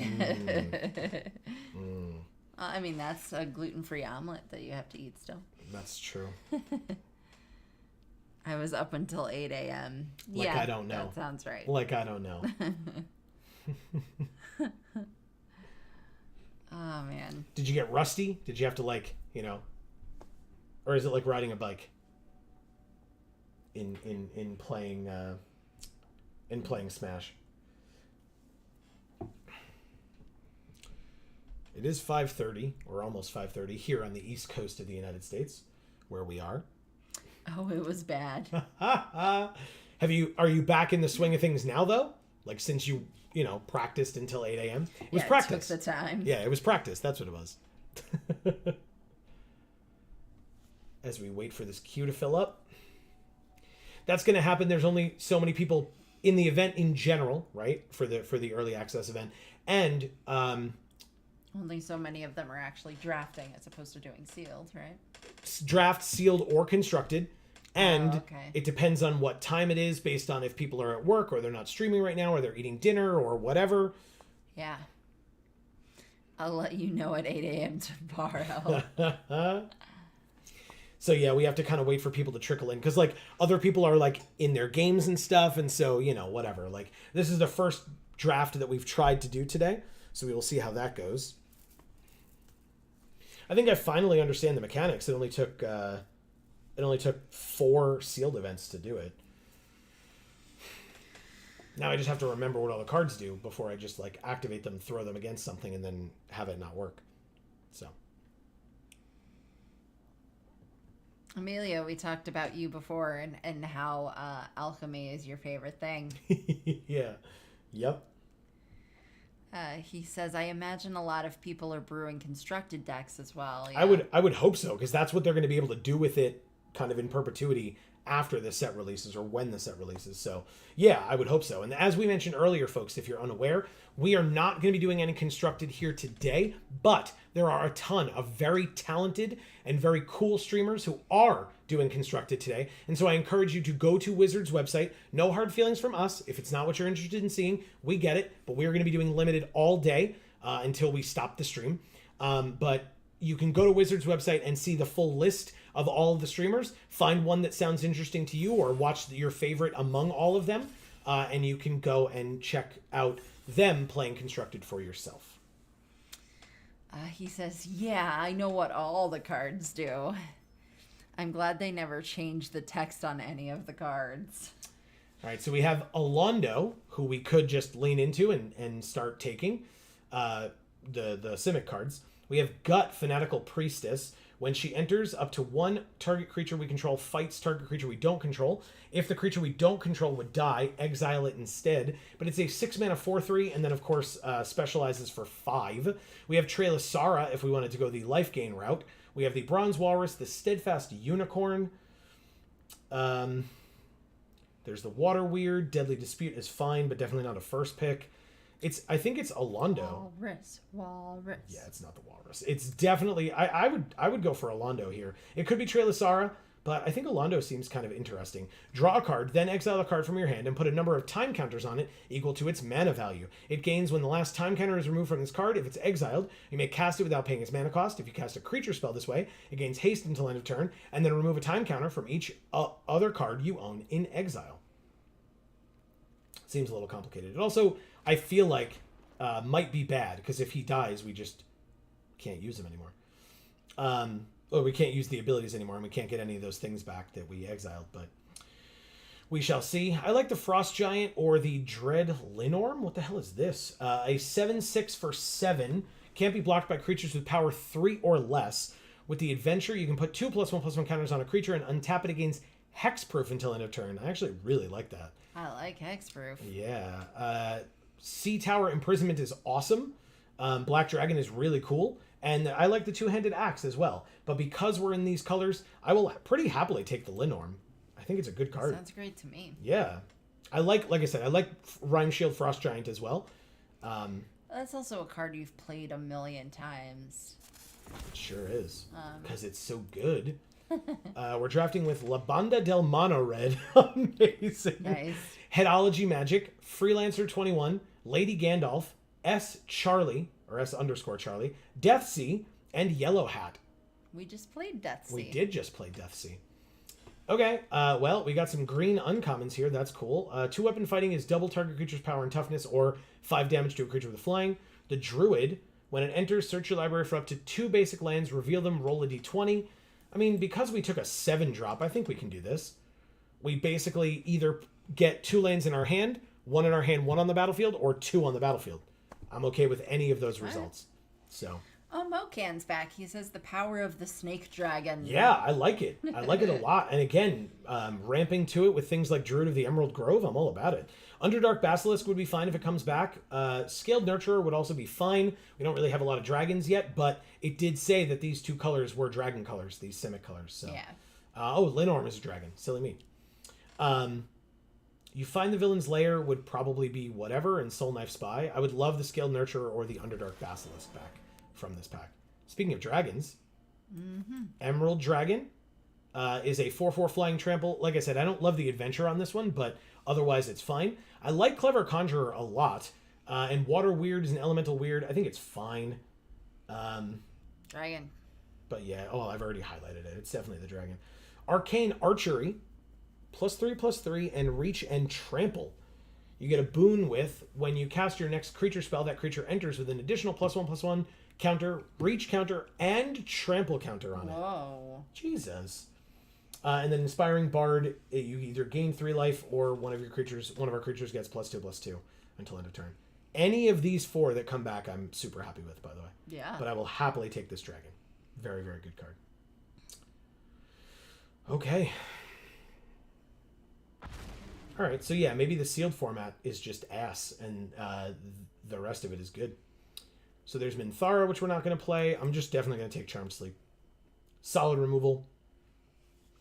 Shocking Grasp is whatever. I like Clever Conjurer, as I said. Sylvan Shepherd is also fine. It's life gain, so it's more for green-white. But I'll take Charm Sleep. It's removal. It's very good.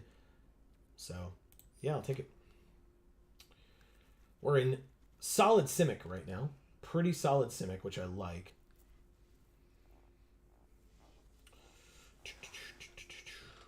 What is this? Time counter equal to its mana value. I mean, that's a lot of time counters if we were to get something big, but it's fine, I guess.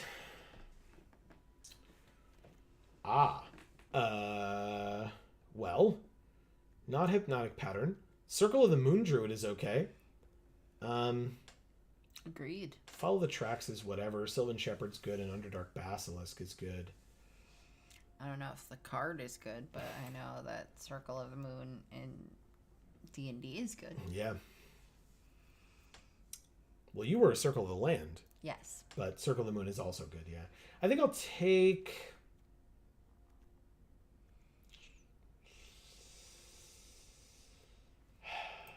I'll take the Circle of the Moon Druid. Yay. Band together. Look at Boo and Minsk. Yay. So cute together. Up to 2 target creatures you control each deal damage equal to their power to another target creature. That is insane. I will happily take that. That card's great. What? Another Charmed Sleep. Yes, please. Mm-hmm. Done and done. You Line Up the Shot is not a bad card. And Dragonborn Looter is fine. But Charmed Sleep is, again, a very solid removal spell. And I like it. So I will take it.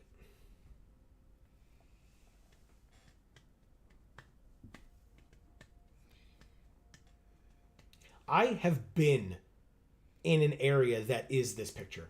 Really? 100%. Where, like, they tried to put a bridge over, like, the muddy-ass water or, like, the swampy area, and it didn't work. It's, like, pallets, and they're all broken and stuff. Right. Yeah, I've 100% been here. Ooh. Ettercap, destroy a creature with flying, and then it's a 2/5 reach. Water Weird. I mean, I would take the Ettercap here, I think. It's pretty good. Yeah, it's a solid blocker, and we're going to be in the air, so like this holds down the ground and the air, to be honest. But Cool. yeah, I'll go for it. Let's see what else we can get. This seems cool so far. We're getting cool stuff. Oh, my back! Holy crap! Poison the Blade is fine. Undersimplify I don't love. I think I'll try the Timora's Invoker. If we get flooded, we can just start drawing cards. So yeah, I'll do it. That's nice. Yeah, that's our flood insurance. There you go, Erica. Yeah, now we got it. Finally. Choose your weapon, or Soul Knife Spy, or Iron Golem. I'll take the Soul Knife Spy. If it hits them, we draw a card. Happy to take that. I could cut that. It's not the greatest thing in the world, but that's why it's this late. I'll take a Water Weird. Thought about it enough times. Right. Shocking Grasp or the Sylvan Shepherd. We do not have a Sylvan Shepherd yet, so I'll take it. And a Hypnotic Pattern. Technically, we can play it. Now we have some stuff. All in our colors. 3 mana instant. Yuan-Ti Scale Shield. Permanents you control gain hexproof and indestructible until end of turn. Seek a creature card if an opponent has cast a spell with mana value 3 or less this turn. Seems cool. There's also the Juvenile Mist Dragon, 5 mana 4/3 flying. When it enters, for each opponent, tap up to 1 target creature they control, and it doesn't untap. Lurking Roper untaps whenever we gain life. Split the Spoils is a 3 mana sorcery. Exile up to 5 target permanent cards from your graveyard. Separate them into 2 piles. An opponent chooses one of those piles. Put that pile into your hand, and the other goes into your graveyard. Okay. Interesting. I mean, again, Conjurer, weird. You come to a river, Basilisk, follow the tracks, but I'm going to take the Scale Shield. I'm intrigued by it. Ah. This choice, on the other hand, is ass. Wow. Poison the Blade, maybe? Yeah, because we literally already have a Hypnotic Pattern that we barely wanted, so I'll take the Poison the Blade instead of a second one.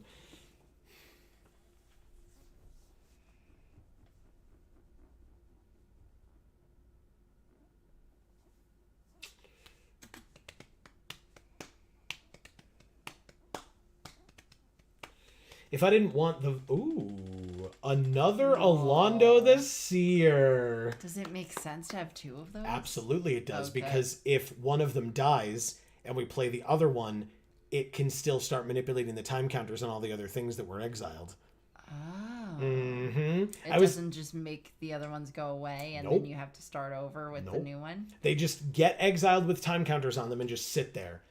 And then Alondo, as his ability, makes the time counters go away, and then when they're all gone, the cards come in. Very nice. I was hoping we would get a second one, but I didn't want to jinx it. That's hilarious. Val, Eager Scholar is not a bad card if it comes back. Emerald Dragon, same thing. But I assume it will be more like the Druidic Ritual or a Water Weird. But I mean, Alondo, yes please. Alejandro. Alejandro. Blur flickers a thing. And we draw a card. I'm going to take it. It saves something from like a removal spell or a bad combat. We draw a card, or if it's under like a Charmed Sleep or something like that. Or if there's an Enter the Battlefield effect. There's another Val.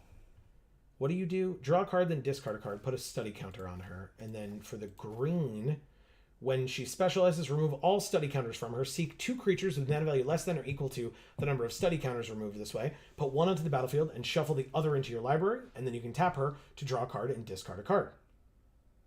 Okay. That's a lot, but it seems really cool. Otherwise, I would take another Blur, but maybe we'll see more of them. I would also take another Undercollar Myconid. I did not see how cute these Saproling tokens were.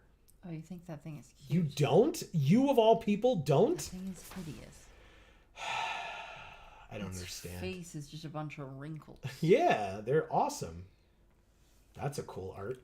Whoa. I like it. Wow, our 3-drop slot, huh? Jesus Christ, look at our curve. Holy It's crap. just a big old fuck you. Basically. All right, I will take a whatever I took. Where did it go? Oh, it was the Underdark Basilisk, yeah. Contact other plane or Pseudo Dragon Familiar. I guess I just take Contact other plane. We can draw, at minimum, draw 2 cards, or scry 2, draw 2, or scry 3, draw 3. That's cool, but the other one's a dragon, though. Yeah, but we don't have things that care about dragons yet. Oh. Like, we have a bunch of dragons, but we didn't take that thing that cares about dragons. Oh. Plus, we just got a Pseudo Dragon Familiar here. Oh. God, Amy, didn't you know that another one was coming? That's why I made the decision I made. It's not. I knew it because I scried with the card that we did take. That's right. That's funny.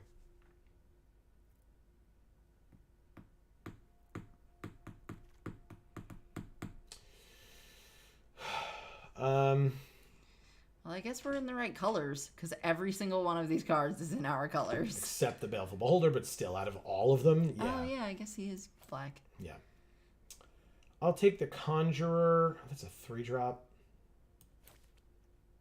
I'll try the Weird, I guess. I might take it out. I gotta try to start cutting things. Oh, we have 2 Water Weirds? Yeah, I definitely cut at least 1. Let's see what else we can do.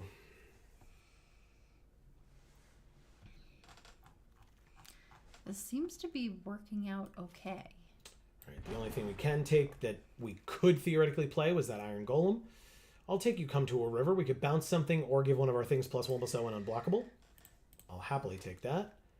We have another You Come to a River or another Circle of the Moon Druid. I'll take another You Come to a River, I think. Probably get rid of this. Yeah, I think what must have happened was when I took a shower, I didn't like rinse the soap off well enough. Okay. Because it's like my whole body itches. All right. Incessant Provocation. All right. On color rare mythic again. Basilisk Collar. Technically on color. There's another Dread Linorm, by the way. There's a Ray of Frost. Ooh, that one's cool. Yeah.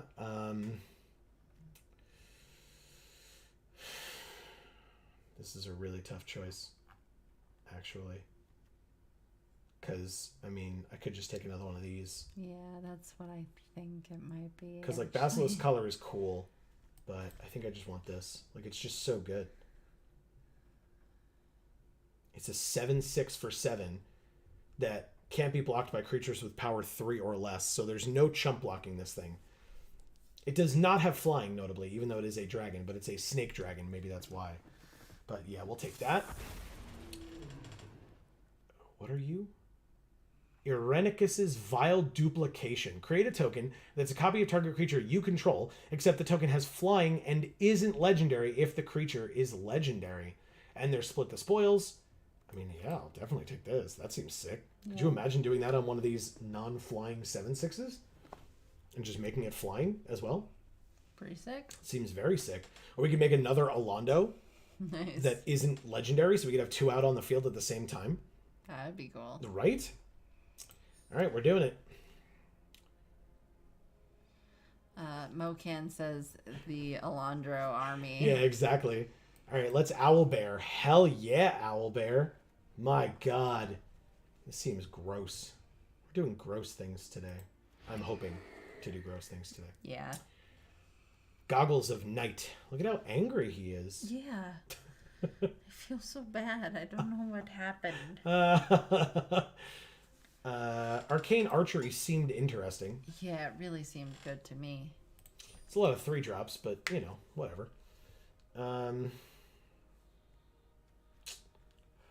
Let's see. How many creatures do we have? 16. That's a lot.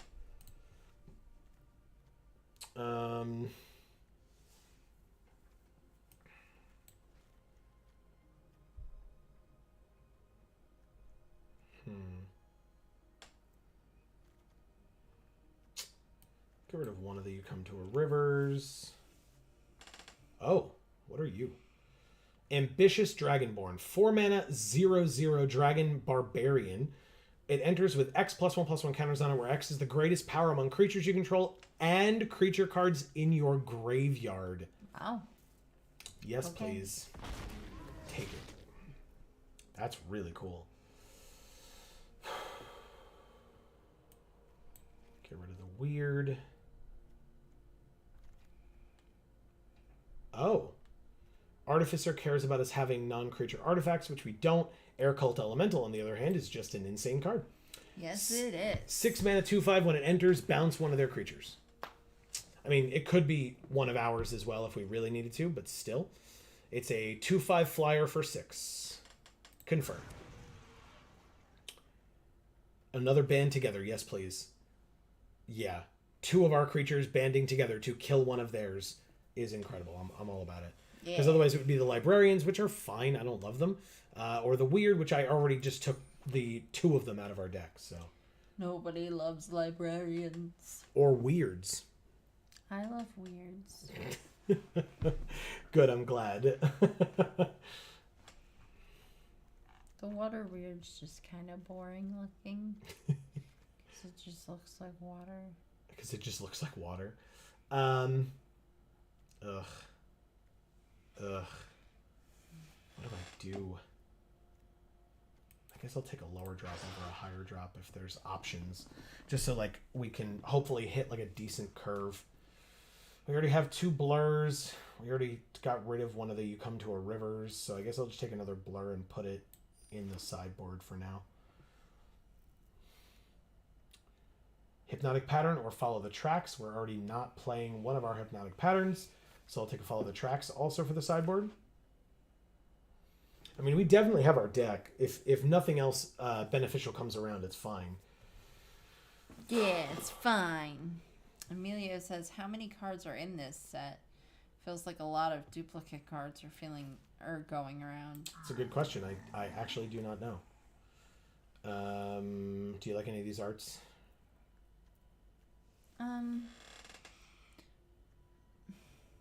Three. I guess two, the middle one. 1. Okay.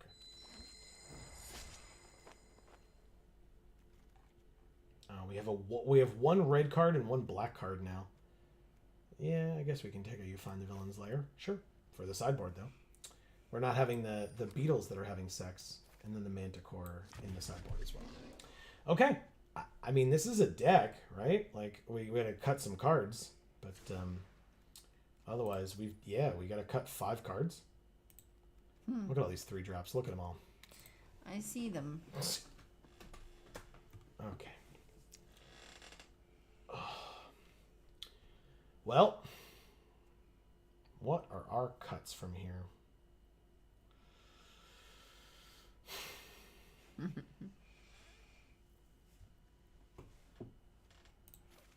Maybe we cut those.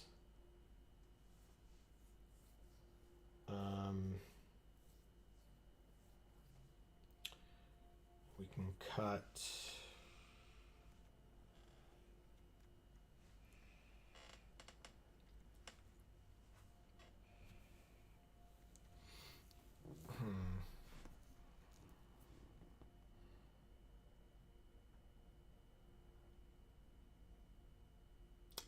As always, any suggestions that folks have, definitely let us know. But I mean, I'm sure other people don't know anything about this set, just like I don't, except for Mocan. Mocan's been very helpful. Except for Emilio. He knows what every card does. It's true.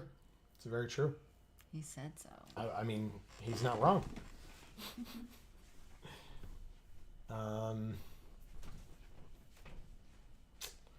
No. Maybe it's one of the blurs. And this.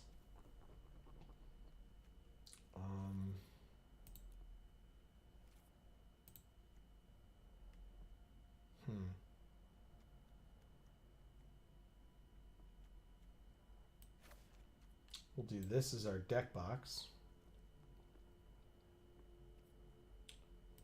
All right. Let's see if we can break the cycle of going 1 and 3 with this draft. As opposed to all of our sealeds, which did not go well. Did not go well. Haunter X, or Haunter_X. Okay. 2 land. Of course, we have the 7-drop in hand, but we have a 2-drop, a 2-drop, a 2-drop. Sure, I'll play it. Why not? We drew a 3rd land. That's solid. I like that. Okay. We drew another land. Sorry about that. No problem. Jay's puppet forgives you. Oh, See? yes. That's very important. It's true. Because I would never forgive myself if he couldn't forgive me. Right? I understand completely. Yeah. All right. Underdark Basilisk. Now, next turn... it's an instant. I guess we could just keep it up if we had to. Ah, Dragon's Fire on the Basilisk. Solid. So yeah, we're going to want to keep it up. All right. Let's see. If they have a way to kill the Invoker, I'll be upset. But combat. Attack for 1. Go to damage. End the turn. Unexpected Windfall is fine. They discard a land to draw 2, make 2 treasure. That's at the end of our turn.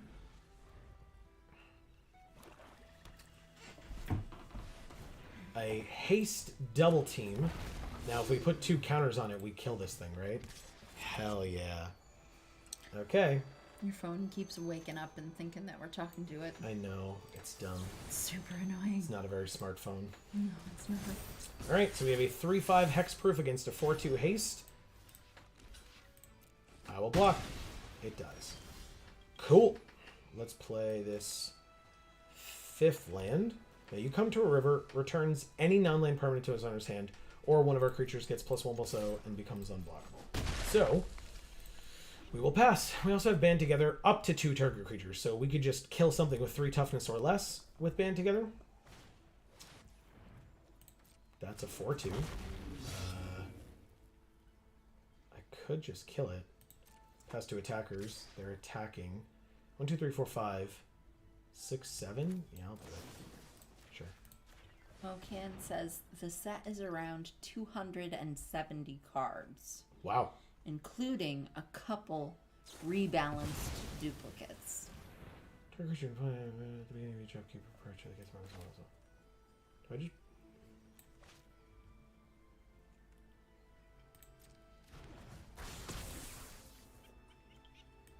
Oh, right, but I block... Oh, no, I didn't block it. Okay. Whatever. I'll take my turn. Perpetually gets -1/+1. It's an O2 already. Go like this. Oh, yeah, that's actually hilarious. That's hilarious. Okay. Combat. Attack for 3. Good. End the turn. Okay. Now we have a -1/1. We sure do. And I will... Well, we can't block, it's tapped, but... Let's see.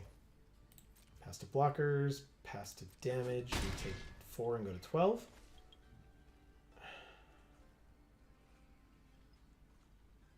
Now, the problem is we're going to play our 7th land, we're going to drop this dragon, and I'm sure they're just going to kill it. But if they let us untap with it, we can then save it by bouncing it if they try to target it again.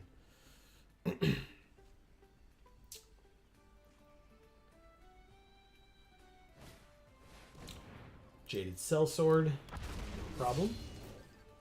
Guildsworn Prowler, okay. We take our turn. I guess I could have bounced one of their things at the end of their turn, but I don't need to. Drew a Pseudo Dragon Familiar. Play a land, play the dragon. It's an 8/7 reach trample that can't be blocked by creatures with power 3 or less. They said hello. Hello. Yeah, so they steal it and win. Okay. Thank you, Haunter X. I like Haunter a lot. Okay.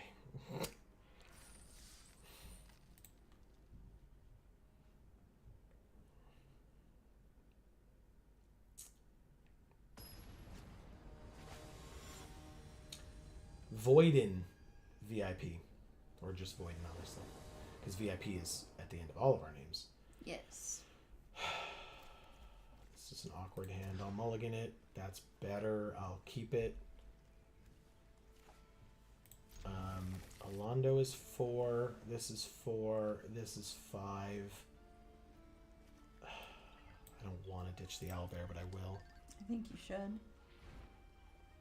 I did. Mocan says, or was it Haunter 16P?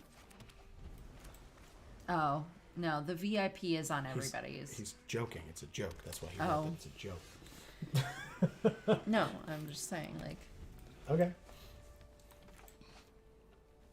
because it could have just been Haunter 10 at that point, right? Oh, yeah. I called him Hunter X. You're very right, though. Very good point.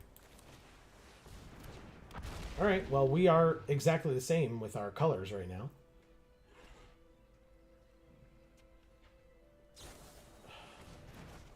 Okay.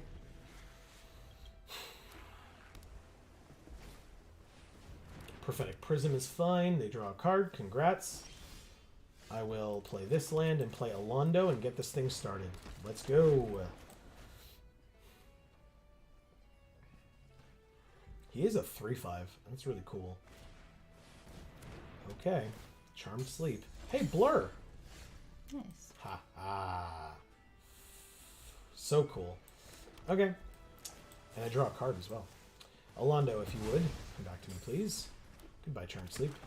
It's been real. We drew another land. That's something. It actually means next turn we can play our dragon. Nice. It's fine. I'd rather have Alondo tapped than my Emerald Dragon, so that's fine. Use them all up.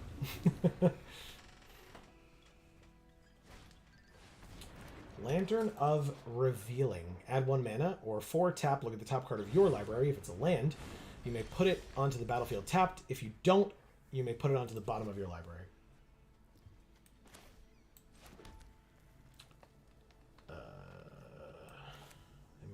I guess we do this. See what we get. Scry 2, draw 2. Mocan says, I said go to sleep. Land on the bottom, take the creature and the Yuan-Ti Scale Shield, which I will absolutely hold up as we attack. I could play this, but I think I'm just gonna hold off.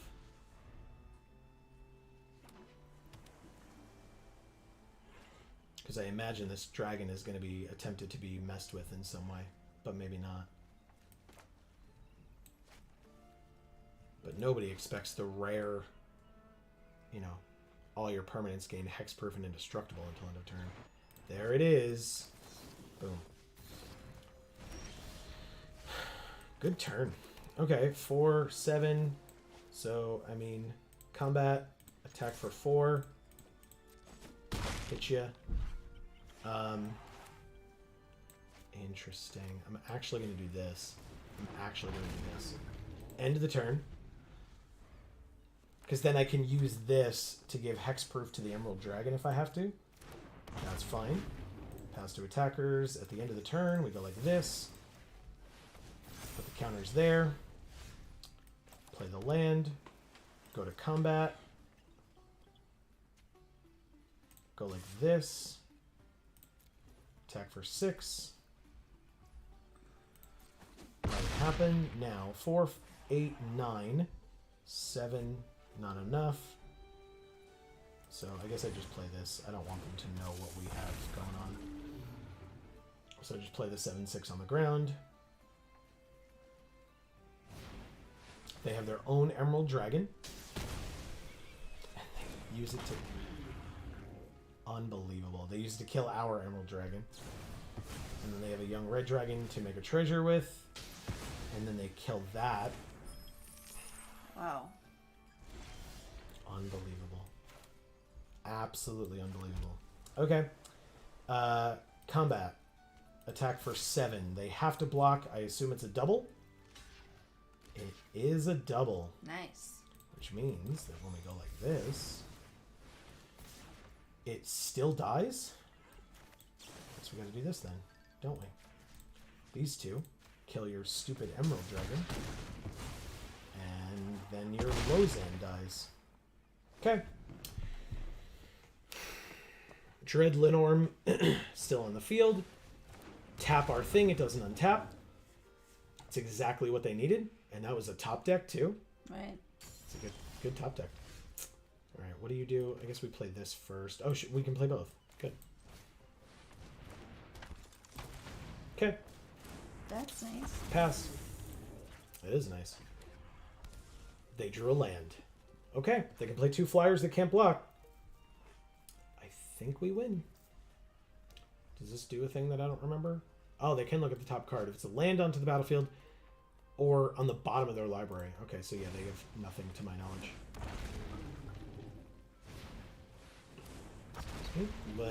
Then we're good. Oh yeah, we can give one of our things unblockable too. So in fact, let's just do that. +1/+0 and can't be blocked. This one. Combat. Attack with both and see what happens.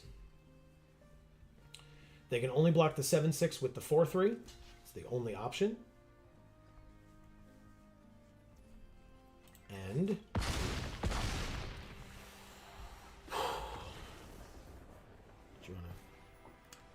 Thank you, whoever that It was was. Voiden. Voiden. All right.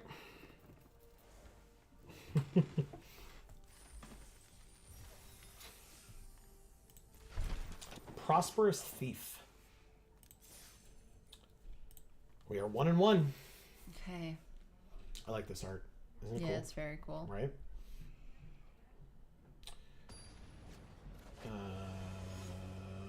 Talde Jamal.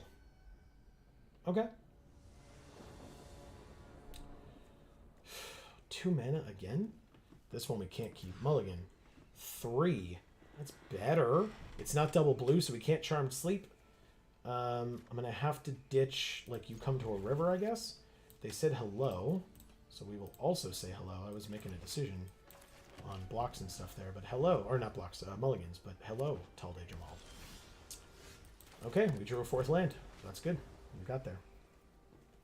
Because the druid will let us go get blue, which we need. Elkin says, I think they were the first person you played against today. Oh, okay. I Well, don't there know you if go. they were the first ones, but they definitely were early on. Yeah. Probably like the second or third person, if not the first. But still, very cool. All right, pass to attackers. We're going to take 2. Just hit the desk. We're going to take 2. We take our turn. We drew an Emerald Dragon, so let's druid it up. Yeah, always druid it up. Let's go get 2 islands. And they both go into our hand. Okay. Well, next turn we can Owlbear, draw a card. That'll be fun. I don't mind if we trade this off. And they get to scry one. Oh, it's automatic on block? Okay. Fine. That's very frustrating. Okay.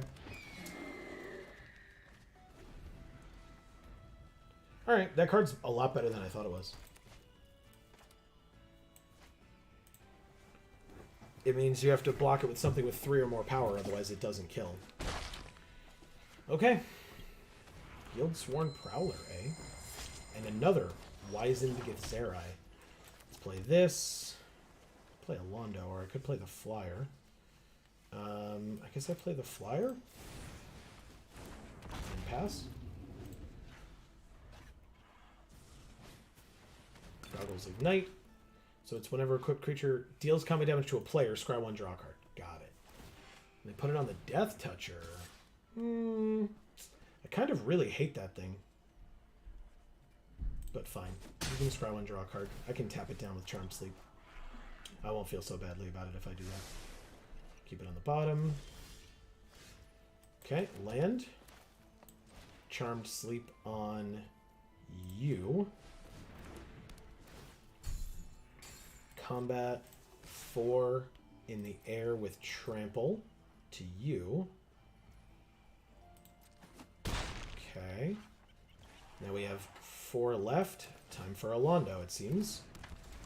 Let's do it. Alondo, you're so cool. I haven't gotten to use you yet because that one person really wanted you to be asleep. Like, really, really wanted him to be asleep. Yeah.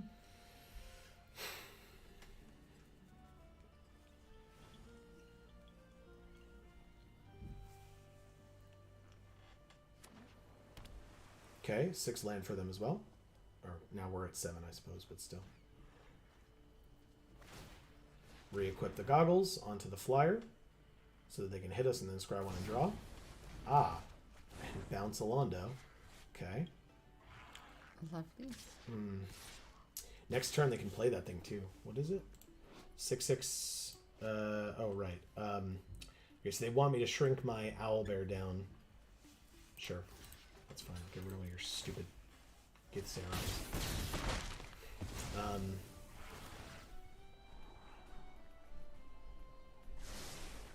We're at 8. I do not know how we win this game, which is unfortunate.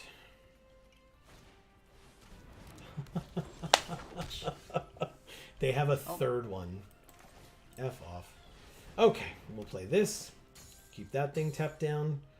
We have enough. It's whenever it attacks, right? So I'm going to play this. I'm going to attack for 4 in the air.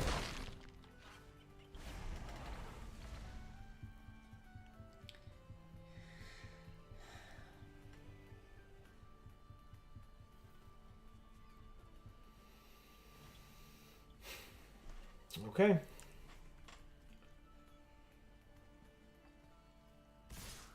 Okay, interesting. I mean, I'm just going to block like this and like this. Take 2. That's fine. It's still not enough to kill any of my creatures, so... Okay. They really want my Alba dead, I guess. Makes sense, it's a good card. We drew a land. 4, 5, 6, 7, 8, 9. We only have 8. We'll play Alondo. Go to combat. And attack for 4. Okay.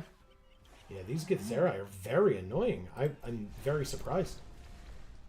Hexproof, indestructible. If they cast a spell with mana value 3 or less, we can seek your creature. Okay. They still don't have their 7th land, interestingly enough. Pass 2 blockers. We block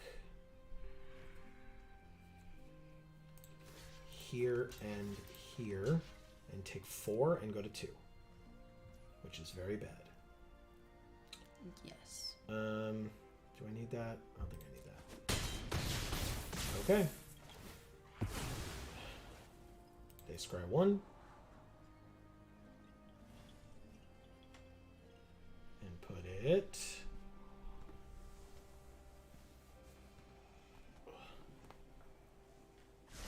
on the bottom. Ah. Well then. Did not know that this was in the set. Until your next turn, whenever a creature attacks you or Tasha, put a -1/-1 counter on that creature. Okay. Give it your best shot, adventurers. Guess. What else can she do? -2. Target opponent puts a creature... -2, target opponent puts a creature card of their choice from their graveyard onto the battlefield under your control. It gains Ward 2. And -6, target opponent reveals cards from the top of their library until they reveal 3 creatures. Put those cards onto the battlefield under your control. Jeez. Okay. That's insane. Create a token that's a copy of target creature you control. But it's a sorcery. Alondo? I don't have time to mess around with Alondo. And I can't kill them now that they played Tasha and used her ability.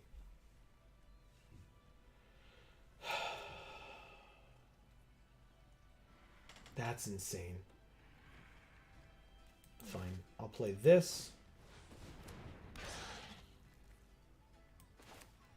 I'll play this.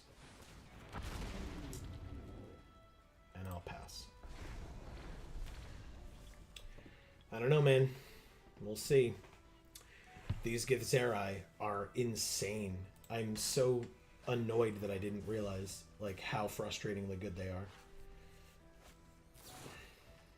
Okay. They draw 2 cards. They only have 2 mana left, though. They could play a land, I guess. Still the -1/-1 counter thing. Don't come any A red land. closer. Okay. They did all of this off of 1 color.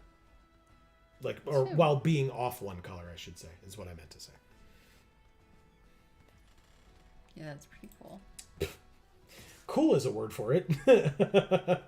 Pass 2 blockers. And block with Alondo. Because he doesn't need power. That's not what he's for.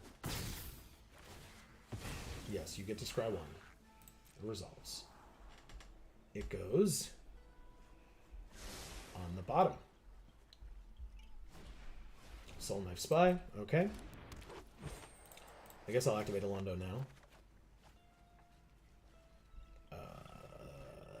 This one. Nice. It's an instant too, huh? It'd only be 6 in the air there. I can play both. So let's... Yeah, let's do it. Let's kill Tasha. Yeah, with hideous laughter. Nice. -1, -1, -1, -1. And then we kill her anyway, so she goes away for good. They get to scry 1. Will be served steaming hot. Now, all our things will gain hexproof and indestructible. We're at 2. And they have 3 attackers. But we can kill with band together on one of them. That's cool. And then block the other 2. So Okay. we're probably fine. Probably. Probably.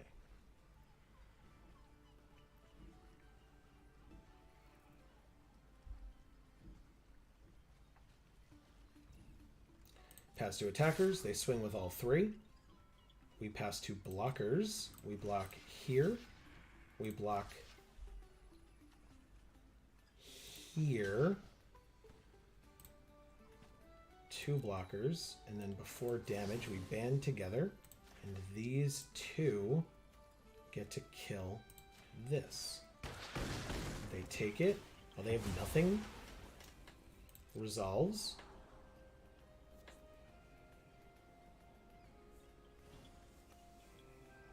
I have a lot of mana open too. Put it on the bottom. Did we just do this? They haven't cast anything, so the basilisk. I want the basilisk to live. Okay. Scry 1 again. Put it on the top. And then 2 cards left in hand. 2, 3, 2. They play their 6/6. Okay. Thank God we have this Death Toucher, although this says it can't be blocked as long as you cast a non-creature spell this turn. Okay. Before our turn, Alondo, please. Okay. Ambitious Dragonborn. And creature cards in your graveyard, right? Okay, let's do this. I mean, basically, if they make the thing unblockable, then I can't do anything about it regardless, so... Yeah. They have 2... Combat... Attack... With everybody but Alondo. Okay. They go to 1, and then we end our turn. And we have 2 blockers. They have 2 attackers. If the Sword Coast Serpent can't be blocked, then there's nothing I could have done regardless.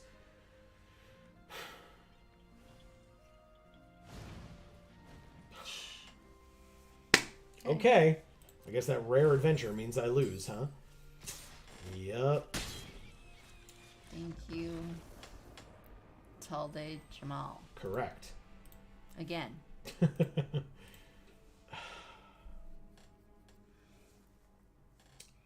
This is rough, man. Yeah, you don't got to tell me. We haven't been doing well since even last night. Don't ask me why.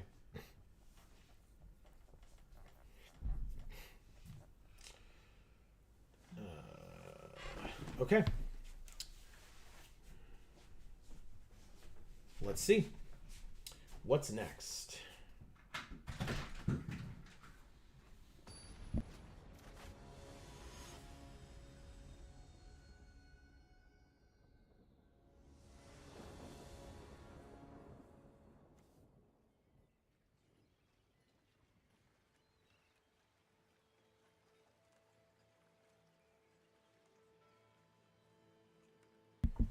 Alright, this hand blows. So let's go ahead and mulligan. Yeah, I mean, like, one more land would have been fine, I guess, especially if it was green, but I'll mulligan. This hand is weird, but better. I will keep, and I'll ditch Blur for now. Contact Other Plane will be nice and helpful, I think, when we get to that point. But we can do Basilisk on turn 2. Ah, band together as well. Sure. And actually, Band Together is incredible with a Death Toucher on the field. It means we can theoretically kill anything. Circle of the Land Druid. When it enters, you may mill 4 cards. When it dies, return a land from a graveyard to your hand. And they got 3 lands, and they're rare. Signature spells. 6 mana. When it enters, seek 2 instant and or sorcery cards with mana value 3, then exile them. At the beginning of your upkeep, you may copy a card to exile the signature spells. Interesting. All right, well, it's gone now. I guess I pass. It's fine. Not a huge deal. Scaled Nurturer. Okay, yeah, that was the one we were thinking of, is the Scaled Nurturer that, like, cares about dragon spells. But I think before our turn, maybe we try to... I don't want to kill the Nurturer. Like, I do, but I don't want to waste the mana on it. Let's just contact other plane. Scry 2, draw 2. Nice. Oh, Jesus. Okay, yeah. Thank God they let us scry 2. We already have 4 land on the field and 2 in our hand. Jesus. And our highest... And we drew another land anyway. And our highest costing thing is 7, so yeah, that's fine. We have our 7 lands. We don't need more. I'm sure we'll get more, but, you know, other spells, please. Okay, so they played it. That's fine. They played the Dragon Familiar thing. We drew another land. Solid, solid. Good times. We can play our own Pseudo-Dragon Familiar. And pass. Ugh. Very weird. They're 3 colors. Ah, because they're dragons. I get it. Oh, they're very dragons. Got it.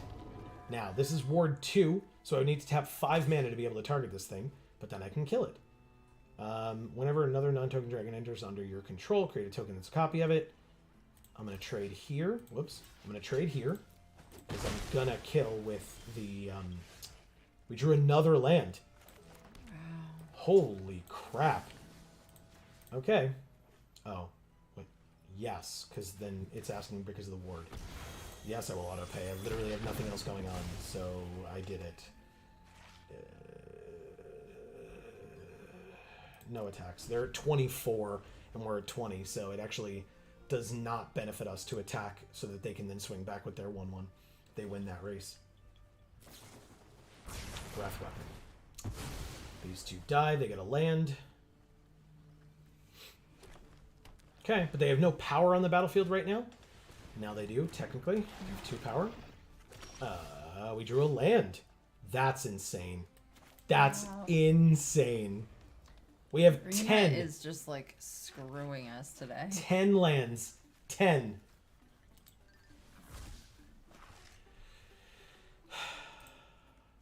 These were our spells. They're all in the graveyard. Spells or creatures, at least. There's their rare. 2/2 first striking Tiefling Barbarian. We take 1. And then they play their Young Red Dragon. Hey, we drew a card. Like an actual, real, living card. What a concept.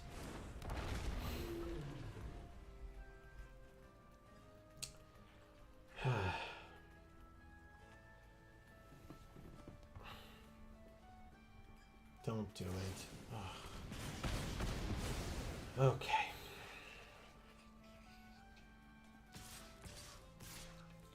Take 7, go to 12.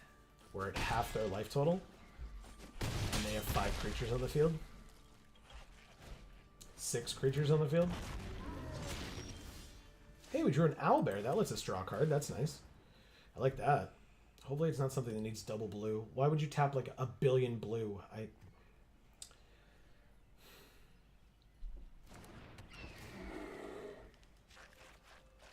Good. Pass.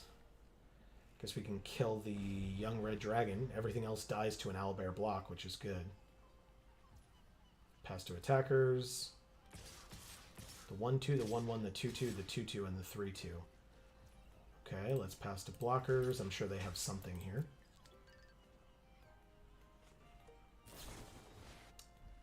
Alright, well, at least it's dead. wanted to be able to use them on something else, but then our owlbear dies. So 3, 4, 5, 6, 7. We go to 5.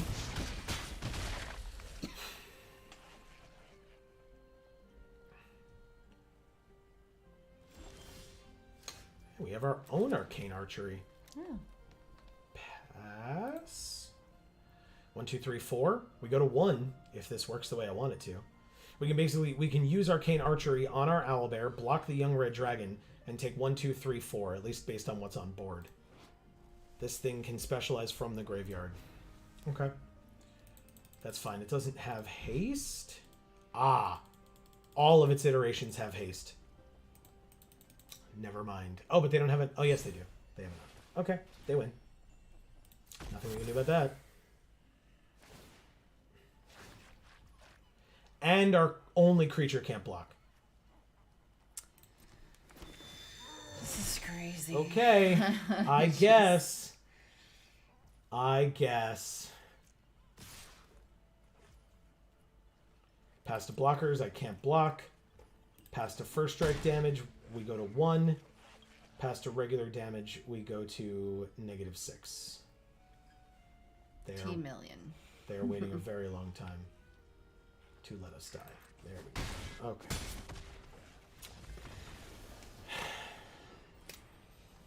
Thank you, Zantic. Zantac. And 1 and 3. We did it. We sure Wow. did it. Oh my god. How long is this stream gonna be? We're doing it for many more hours, don't you worry. Many, many more hours. Why? I mean, basically, so that we can hopefully get a record that's not 1 and 3, and then retire champion. Oh my god. It's only 5 events, right? Isn't a big deal.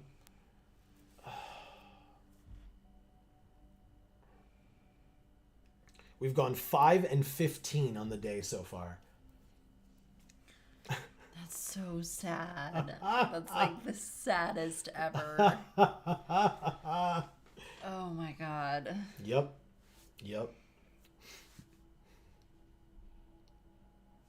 3 of our wins were against Dana and then Alias V and Alias V. So that's a thing, I guess. Yeah, that was cool. It was fine. It was fun.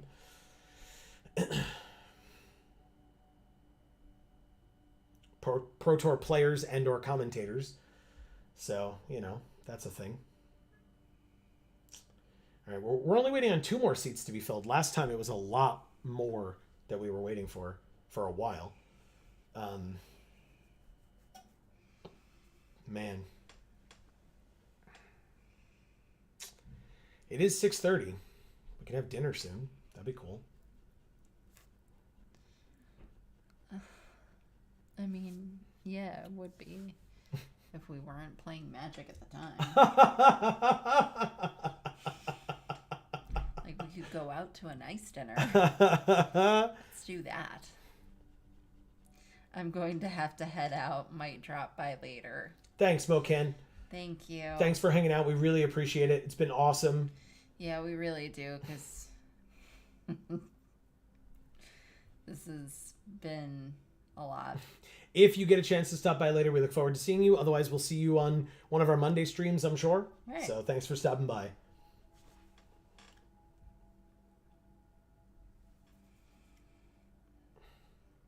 One more seat. Come on. You can do it. Fill it. Fill that seat.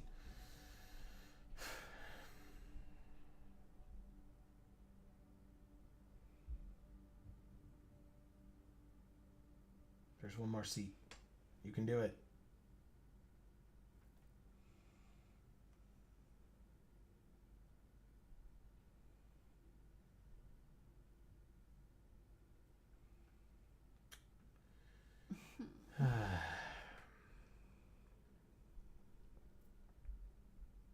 I guess to a degree, I appreciate that there's a timer counting up. I mean, it's annoying because you get to see like how long you've been sitting here waiting. But at the same time, I mean, I guess there's the logo that like sparks, but otherwise there would be nothing indicating whether the game has frozen or not. You know? Yeah. So Yeah, like I said, I guess the logo sparks, so maybe you don't need the timer, but...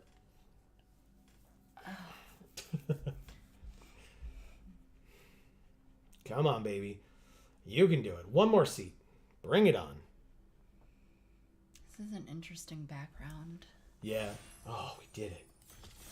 Yeah, it's cool. Yeah. 3 more. Come on. 1. 2 left. 2 left. You can do it. Yeah, we did it. We did it. Oh, it's a mythic. Oh. I'll take it. Okay. 7 mana, Ancient Bronze Dragon. For a 7/7 flying, when it deals combat damage to a player, roll a d20. When you do, put X +1/+1 counters on each of up to 2 target creatures, where X is the result. Incredible. Look at this. The Carnelian Orb of Dragonkind. Tap it to add a red. If that mana was spent on a dragon, it gains haste until end of turn. There's Draconic Lore. 6 mana, instant, draw 3 cards. But if you control a dragon, it costs, 4 total to draw 3 cards, which is pretty sick. Allura Rogue Companion. Whenever you attack, up to 1 target attacking creature can't be blocked this turn. At the beginning of the next end step, return that creature to its owner's hand. Interesting. And then if you specialize it, I guess if we're looking at green, maybe. So itchy. At the beginning of the next end step, return that creature to its owner's hand. If you do, it perpetually gets +1/+1. Cool. Scanos, Dragon Vassal. Ooh. A 5 mana 4/4. When it attacks, another target attacking creature gets +X+0 until end of turn, where X is his power. And then again, it does a bunch of different things. Lifelink and +X+0. Flying and +X+0. Menace and +X+0. First strike. And untap another attacking creature, it gets +X+0. Interesting. Cool. It's definitely that. That card's great. I like it. I mean, our curve is kind of high, but still. Robe of the Arch Magi. Whenever equipped creature deals combat damage to a player, you may draw that many cards. To equip is 4, but to equip a shaman, a warlock, or a wizard is only 1. There's also the Kenku Artificer. There's the Blessed Hippogriff. There's the Soldiers of the Watch. There's Blur. There's Underdark Basilisk. Chain Devil. Ooh. Animate chains. When it enters, each player sacks a non-token creature. Wow. I mean, do I take this robe? Just Doctor Strange's cape. Yeah, his cloak of levitation. It's not a cloak. It's a cloak of levitation. It's not a cloak. It's a cape. Cloaks come all the way around the front of your body. Capes do not. Cloaks have hoods. Capes do not. So what is a cape? All right, Rally Maneuver, Grave Choice, Ranger Squadron. We're seeing some cool, white flyers. Eyes of the Beholder is a great card. But green-black is not the dragon colors. Improvised Weaponry is a good card. Maybe I take that. Again, Arcane Archery seems cool, but I'll take the removal. Because, as we know, green and red or green and blue can be Dragons. dragon colors. There's Faraday's Fireball, which I like. There's also the Jade Orb of Dragonkind. What is this? Rescuer Chewinga? What? It's a 2/2 with flash, and when it enters, if you may return another permanent you control to its owner's hand. Very strange. I kind of want the Fireball over the Jade Orb, to be honest. Okay. It's removal. There's more burn. Okay. Let's try it. Ettercap. Warriors of Tiamat. There's also a dragon. 6 mana 4/4 flyer. Look at that thing. Yeah. It is mean looking.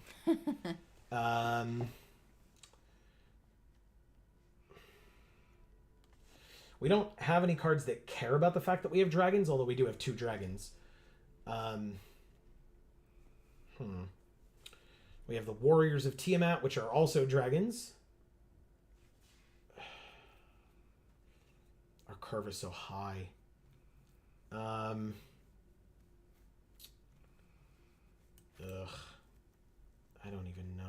take the Warriors of Tiamat, I suppose. Ambitious Dragonborn is a little cheaper, and it's a dragon. I'd love some cards that care about dragons, please. That's none of these. The Knoll Hunter? Sure.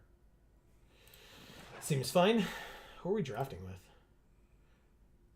Oh, nope.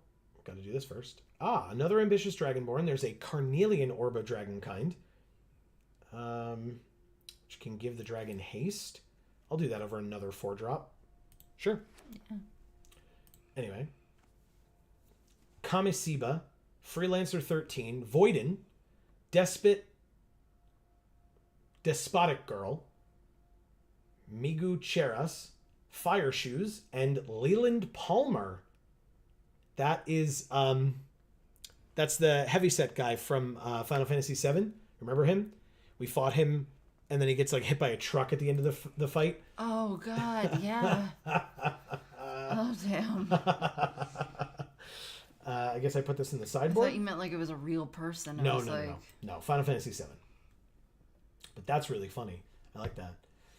Check out our Final Fantasy VII series, everybody. We are nearing the end, but not quite at the end. Every Wednesday, so tomorrow, a new episode will be coming out over on Video Games for All. Link to Video Games for All down in the description box below. I encourage you to go check it out.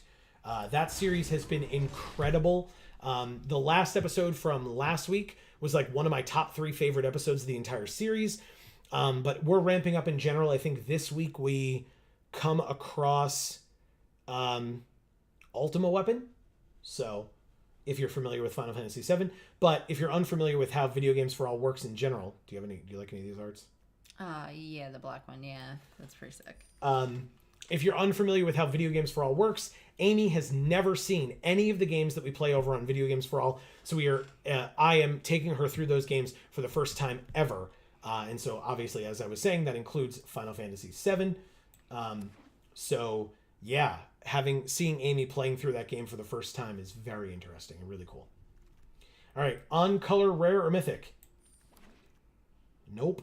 There's a mythic. Nalia de Arnis. You may look at the top card of your library anytime. You may cast Cleric, Rogue, Warrior, and Wizard spells from the top of your library. At the beginning of combat on your turn, if you have a full party, put a +1/+1 counter on each creature you control, and those creatures gain Death Touch until end of turn. Whoa. Jesus Christ. She is good. She seems Unfortunately, good. she's not in our colors. No. And we don't need her because this is our unlocked account. Thank you, Wizards.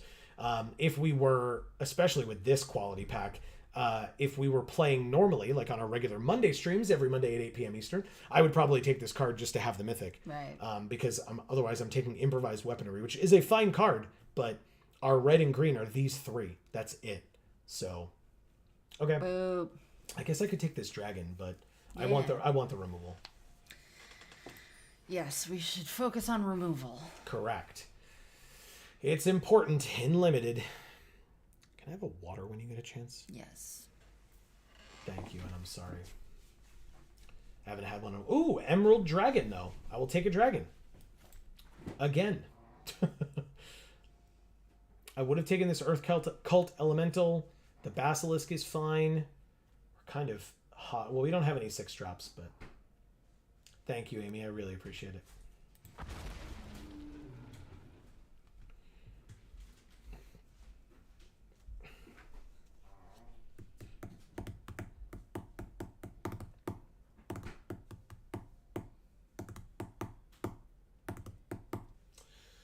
Oh, man. Thank you. Appreciate it. Yeah.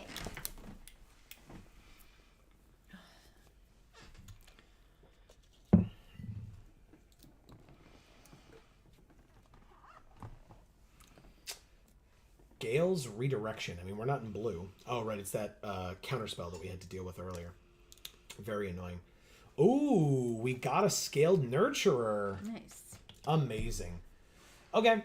Yeah, I mean, I'll happily take it. It's a low drop. It helps us get to our higher costed things. We gain life whenever we cast a dragon off of the mana from it. Yes, yes, and yes. Perfect. Okay. Yeah, I like that quite a bit. Okay.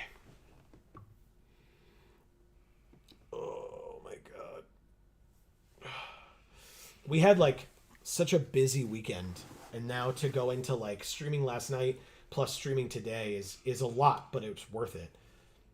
Owl Bear Shepherd is good. We can draw cards. Wild Shape is not what I want. Giant Fire Beetles isn't bad. Hobgoblin Captain is whatever. Sylvan Shepherd. I think I'm just taking the Owl Bear Shepherd. It's 3 mana for a 1/4 Goblin Druid. And on our end step, if we have creatures with total power 8 or greater, we draw a card. Okay. And with all these dragons, I assume we're going to have total power 8 or greater at some point or another. So, we shall see. The Gate 2 Manorborn. There's also the Young Red Dragon. There's the Circle of the Moon Druid. I guess I just take the Young Red Dragon. 2 mana, we make a treasure, which can help us cast our spells. And then for 4 mana, we get this dragon. Look at it bathing in lava. Yeah, it's so cool. There's also this Illithid Harvester thing, which is very scary looking. Yes. I love it, though. It looks so cool. But we aren't in blue. No, I just was saying, because we're taking this dragon. That's no question. I just felt like looking at the rare. It was cool. Oh. And yeah, I suppose we should be doing that in this format, just because we don't know what any of these cards do. Yep. You come to the Knoll camp. Up to 2 target creatures can't block this turn, or target creature gets +3/+1 until end of turn. I mean, none of the above. Just take you come to a Knoll camp and put it in the sideboard. Fireball. Yes, please. We don't have a Basilisk either.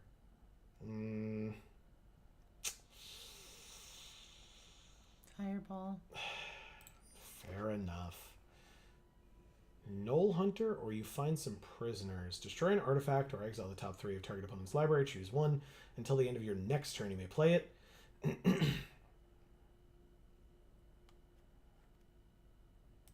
Take the Knoll Hunter.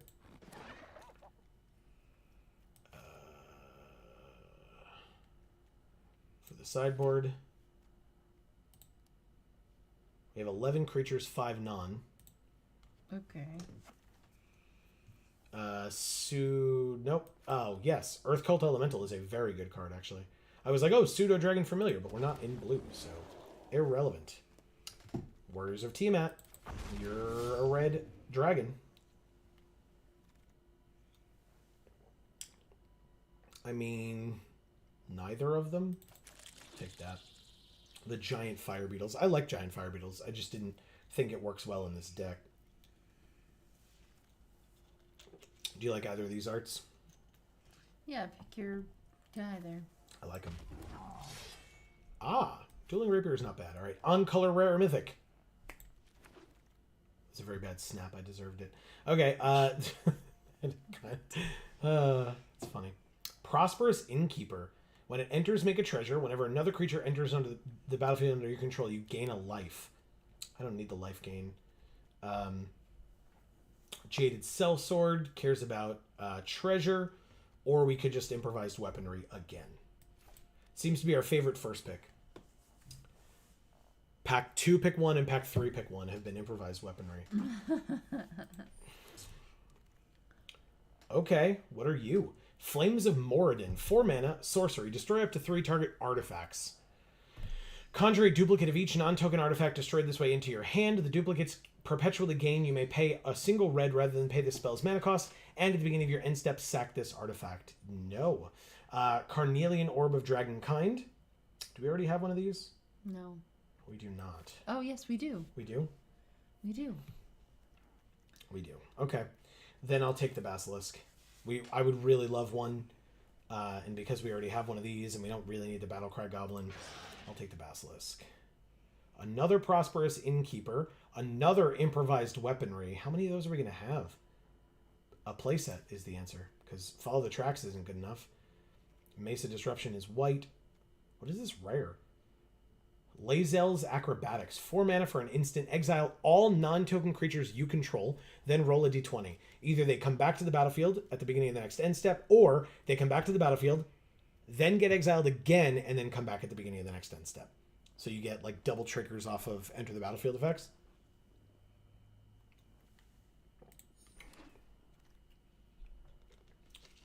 Okay. Do I do the allies thing? I might want to do the allies thing. Seems cool. Because we already have a you come to the Knoll camp. We already have an Ettercap? No, we just chose not to take it. Because I don't need it. It's got reach, and we can destroy creatures with flying, but like everything big that we have has flying, so I'm not really that worried about that. We have another Carnelian Orb of Dragonkind, but we have an Unexpected Windfall. That I'll take. Discard a card, draw 2, make 2 treasure. And again, 2 treasure, getting us up to 6 and 7, is very good in this deck. So I'll happily take Windfall. Okay, we don't have an Arcane Archery. We don't have You Find Some Prisoners. We don't have Split the Spoils. 5 permanents from your graveyard. I kind of want that. I mean, if we cut it, we cut it. Like, it's not, you know... I wouldn't be upset if we didn't have one of these because we cut this, you know? Yeah. So I'll take that. Then we can take... nothing. I don't really care about any of these, to be honest. I don't know what's going on in our apartment building today, but everyone won't shut up. I think it's because, you know, kids are off from school and all that, and so things are just... School's over. It's summertime. Yeah. It's July 5th. I was like, yesterday was the holiday. Yeah. 4 mana, 4/3 Dragon Bard. When it dies, we can search our library for a dragon, reveal it, put it into our hand, and then shuffle. That one's cool. It's very cool. I will happily take that card. Oh, man. That's really cool. I mean, Poison the Blade for the sideboard. The Lantern's not really what we want.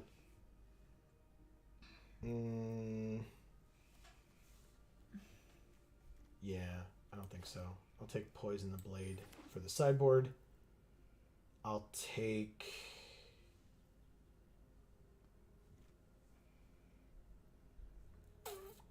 Interesting.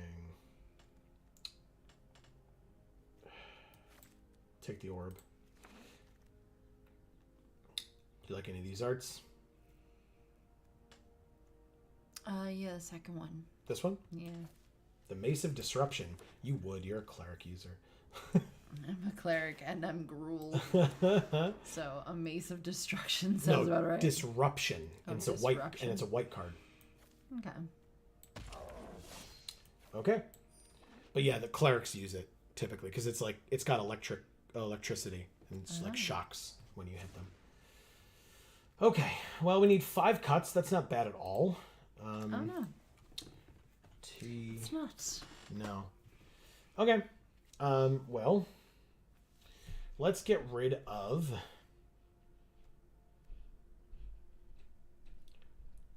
Let's get rid of Earth Cult and Ettercap because we don't need more things on our higher end. That's for damn sure. Maybe we just get rid of Split the Spoils. I don't think I need it. And then get rid of the giant fire beetles as well. How many creatures do we have? 15 versus 10? Yeah. Okay. Seems pretty good to me. We can probably get rid of one of the Knoll Hunters as well. Because that's a dragon. Yeah. Okay. That's the deck. That's 40 cards. All right. Well, that was easy. Yeah, it sure was. But Amy, what's our deck box art? The robe. The robe? Okay. The cloak? It's not a cloak. Doesn't look like a robe either, though. All right. Let's do it. Like...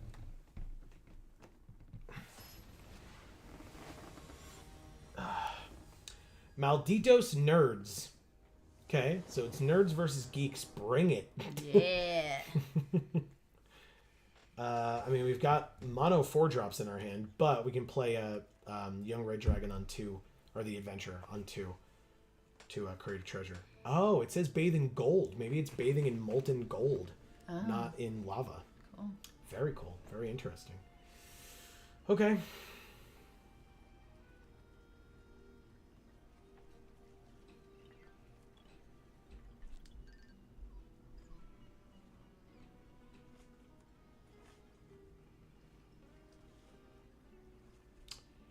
Okay.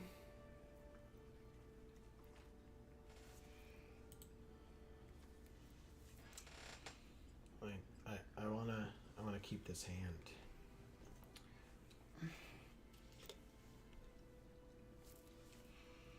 Ugh, why is this so mind-numbing? Christ. Because, that's why. Because.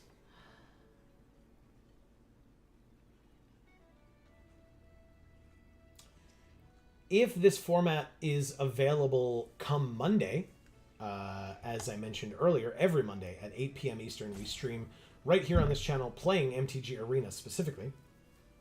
And so, yeah, if you all want to see that, definitely make sure that you stay tuned. And as always, don't forget to subscribe and ring that bell so that you'll get those notifications whenever we go live. Like I said, it's just every Monday at 8. You want to play this format again? If it is I mean, I would probably just go back to Streets of New Capenna, to be honest with you, but... Yeah, same. Okay. This is so hard and boring. It's tough. It's tough. Like I think Emilio mentioned earlier, this is much more for constructed, and they kind of just made it limited because they wanted it to be a set release. Right. So, you know, instead of like pre-con decks or something. So, yeah. It wasn't very successful in paper. Like the non-alchemy version, from what I understand, and I don't mean successful by like how much it sold or didn't sell. That I have no knowledge of and no data for. But I mean, like when trying to implement it, no. I mean, when trying to implement it in stores, the fact that this was a commander-based set, the Battle for Baldur's Gate set that was released, it was supposed to be a commander set, so you had like multiple people that you were trying. So you're trying to do limited but for commander, and like it just didn't really work. Oh man, They can see. Okay. or I kicked them Well, out. the game made them lose. Hey, we finally ranked up. It took all day, but we did it. Okay. Wow. 1-0. What a great deck this is. It is because it's gruel. Because it's gruel. If this deck is the only deck that gets more than one win on the day, I'm never going to hear the end of it. Ever. What do you mean? I'm talking to the chat. From you, I'm never going to hear the end of the fact that out of our 6 events, the only one that did better than one win would be the gruel deck. I won't hold that against you. This hand is also awful, but I really don't want to go to 5, and I am going to have to ditch this 7-drop mythic and hope that we have ways of shuffling our deck. By the way, we're playing Kamisiba, who was sitting, if I recall, right next to us during the draft. Yeah. We drew the green. That's nice. Nice. We get to kill you with an improvised weaponry. God, that feels good. Hey, look. We're just going to keep drawing these lands so that so that Arena can be like, oh, you probably should have kept that big-ass dragon. It's like, yes, I get it. Thank you. Ah. We literally can't play this on 4 with nothing on the field. Because it will enter as a 0/0. Oh. Well. Ah. That sucks. Okay. Well, I guess we just play this. Yes. Auto pay with the treasure. Play it down. Thank you. And attack for 4. Double team puts another one in our hand. And they don't block. Hell yeah. Okay. Oh god, I'm so itchy. What is happening? Maybe it's the water. Like maybe they shocked the pool and there's like a ton of chlorine in the water and it's maybe. making us itch. Maybe. Celestial Unicorn is very big and annoying. They gain life because they have a lifelink creature. That sucks. And of course our improvised weaponry doesn't do enough. Combat. Attack for 4. They take it. We play another one that we on purpose don't attack with. Although to be fair, if they gain life in any capacity prior to attacking, the unicorn will be too big and we will not be able to block it. that is not life gain, thankfully. So... yeah, I think their play here is to attack just with the Steadfast Paladin. Very smart. I mean, we have to do it. We have to... it's their only method of life gaining right now. The problem is we don't even get to improvised weaponry the 2/2, and it only does 2 damage. So... that's a big problem. Big problem. Play another life gain too. Son of a bitch. 5 damage. Good. Celestial Unicorn gets to go away. Roll a d20. And... wow. The fuck? They played the wild shape and made it a 1/3 turtle with hexproof, with 2 counters on it. Okay, I'm gonna kill Trelisara here. The unicorn can get bigger. Oh my god!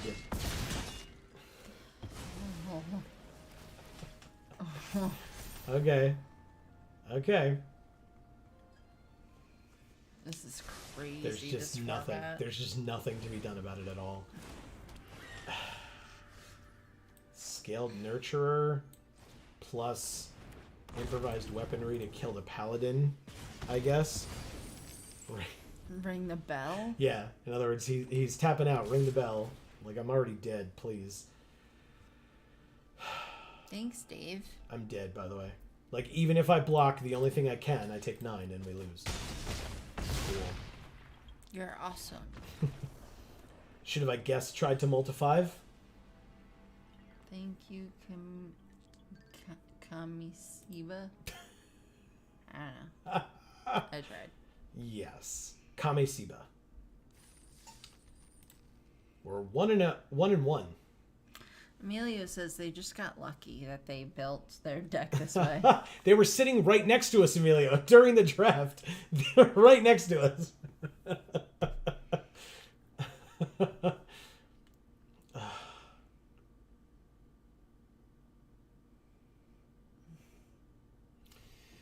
Okay.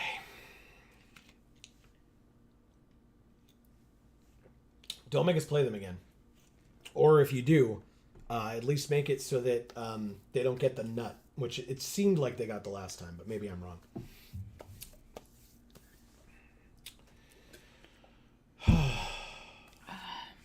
You know what I can say? I'm actually super looking forward to... I feel nuts right now for sitting here. Amelia says so it's basically all your fault that their deck was that way. I 100% agree. Yep. It had nothing to do with their abilities at all. I'm going to remove their abilities from it entirely and just say it was all me that made their deck that good. Yep. We actually did, if I remember correctly, we did one time just for fun at a store. We did a reverse draft. Leland Palmer also in the draft that we just did. They were like at the opposite the table from us, I think. Oh no, they were literally on the other side of us. Yes. Literally on the other side of us. Yep. Wow. Look at our 3 mountains and all our green cards next to it. Fuck. Emilio says, so in a way, you won that game. That's absolutely correct. Absolutely. Either way, I won. Wow. We put a Faraday's Fireball on the bottom, and then our first draw was a Faraday's Fireball. How nice. Okay. And either way, Emilio, I lost. Because this is tedious. All right, let's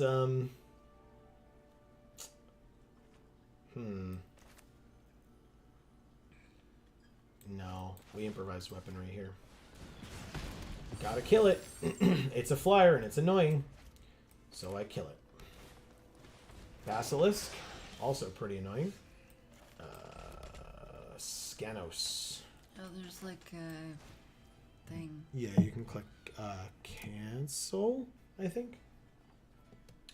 Oh, damn, I don't want to do that then. Let's do this. And then, fine, I guess I'll do it. No, Just I definitely play don't want to. Smash while Joe plays. I don't Pass. have Smash. I mean, you actually, I mean, we have 3 Super Smash Brothers games, but you haven't seen any of them yet, so. But yeah, So I didn't know I had Smash. we own 3 different versions. How is it a 3/4 now? The Linnorm. Great. Now we have to fireball it? That's annoying. Fine. Go away, Death Toucher. And then you take 2. Suck it. Okay. Oh, come on. Come on. I mean, really, though. I'll play this 4/4 with haste. Attack. I can't block the flyer anyway, so if you're going to block, block. Yes. Hell yeah. Good. Goodbye. A 4/5 with ward 3. Jesus. Okay. Well, I have 6 mana, so let's go like this. Make a treasure. Go like this with the orb. Give it haste. We only have 2 after that, so it's not enough to play the improvised weaponry, so I won't attack. I'll just play this Reckless Barbarian. No, I won't. Silly me. I will pass. My bad. We take 4, because we can't block. Then they play Scaled Nurturer. That's a good card. And a Pseudo Dragon Familiar. Okay. Play this land. 3, 4, 5, 6, 7 without the treasure. And we have 8 here. Improvised Weaponry. Oh, which will give us another treasure. But Improvised Weaponry can kill the familiar. Shepherd. And auto pay the 2. So this dragon also has haste. Go to combat. Attack with both. Hit you for 5. Gorgeous. 13 all. Okay, let's see if I win this race. Never mind. They play 7/6. It resolves. They gain 2 life in the process. Okay. The 4/5 attacks. I don't block. And I take 4 and go to 9. Taking my turn, of course I draw a land. That was not a surprise at all to anyone.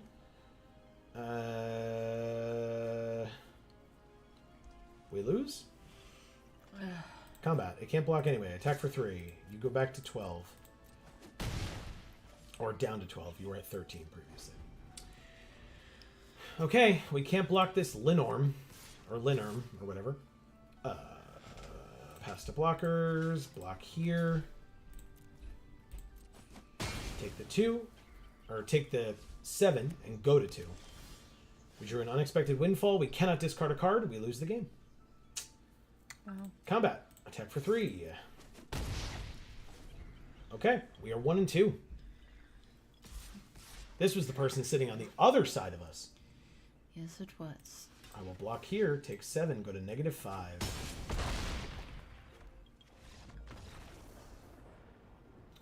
Thank you, Leland Palmer. That's it.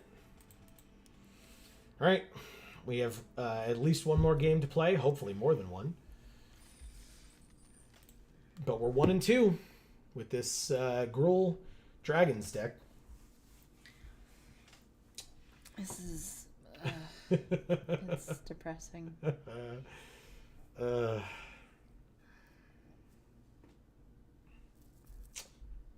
Let's see.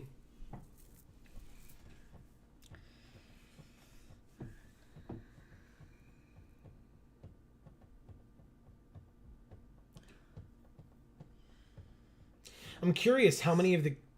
What? Never mind. I'm curious how many of the games that we were playing that we had to restart the client because it was broken. I'm curious how many of those games or how those games would have turned out. Because if I remember correctly, I mean, you know, we were pretty invested in them because they were pretty good games. And I wonder if any of those would have been ones that we could have won and like added to our record instead of being 1 and 3 and then 1 and 3 and then 1 and 3 and then 1 and 3 and then 1 and 3 and then we'll see if we lose this game, we keep it consistent at least.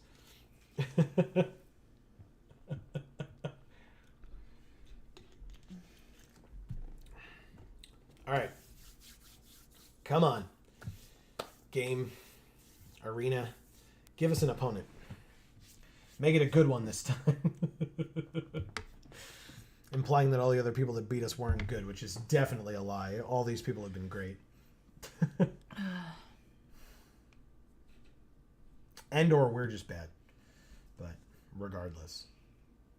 I think this format's just bad. Well, it's not for limited. That's the point. Right.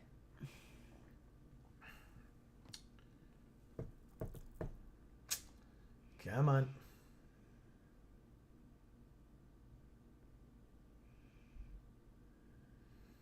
Two minutes. Oh boy. As we've said, apologies if you've heard it a million times, but please don't forget, we have other channels linked down in the description box below. Video Games for All and Gluten Free for All. Also, we have new videos over on Video Games for All 3 days a week. Tuesdays, Wednesdays, and Sundays. Tuesdays, at this point in time of recording, Tuesdays are Amy playing through Pokemon Sapphire for the first time ever. Wednesdays are Amy experiencing Final Fantasy VII for the first time ever with myself and our friend Dave helping us out going through the game. And on Sundays, Amy and I both for the first time ever experience Phoenix Wright Ace Attorney for the first time. That is a game that is interesting to both of us, but especially because of the fact that I am a licensed attorney here in the state of New York. And so we get to play an attorney-based game and see what we think of it. Spoilers, there are times where we get quite tilted by it. But I have heard great praise from people on all of those series individually, having nothing to do with one another, having nothing to do with the concept of Video Games for All, which is showing Amy games that she has never experienced before, any and all of that. It's just that these series in general have been very interesting to watch. So, we are facing Legend, who is a Johnny. Okay, we got the Scaled Nurturer and the Shepherd. We got the Warriors and the Carnelian. We can play everything. Oh, that's nice. Absolutely everything. Can I record you saying that so I can hear it again in my lifetime? What's the sleeves they got? I love it. It's so cool. Amy loves goblins, for those who are unaware. Loves them. There. We'll just leave it on the screen as much as possible. Yeah. He's so cool. Look at him. I'm looking at him. I can see him. He's so cool. I'm glad you like him. Pass? Yeah, pass. All right. Next turn we have 6 mana, by the way. So we just need something real big. I mean, the Warriors of Tiamat is a good card, but we need something bigger than that. He's got big 1/1 energy. He sure does. Look at him.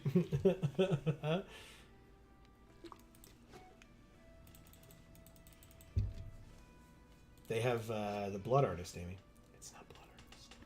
It is. It's not. It is. It doesn't even make blood. Like, it's not even like... Anyway. I don't care. The giant fire beetles are here. Let's play this. Now, what do we have? Yeah, so we play this. Attack. Double team, so we get another one in our hand. And they take it. Okay, good deal. Emilio, he's also got, like, spiky knee pads. Very true. Very true. So it's not like he can kneel anywhere, because that would just hurt a whole hell of a lot. I mean, if it's in the dirt, I assume the spikes would just go into the dirt. And then he wouldn't have to worry about it. But if it's like anything more solid, like rocks or whatever, it would just be pushing it back into his knee. So, yeah.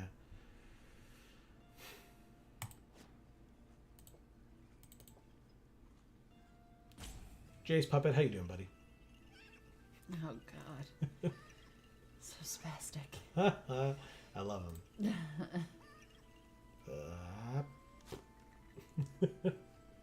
So cool. The best pet on Arena is the Jace puppet. Amelia says, yeah, my cat has knives attached to her hands, but she's a little mushball. Well, you can trim her fingernails. Haste double team, Warriors of Tiamat, but it gets a counter as well. Why did it get a counter? What happened? Oh, the Kalain. They used a treasure to play it. I don't see a Kalain. I see a blood artist. Yeah. Well, what I see is that we're at 13 and they're killing us. We're at 16. That's not that much more. Play that, make a treasure.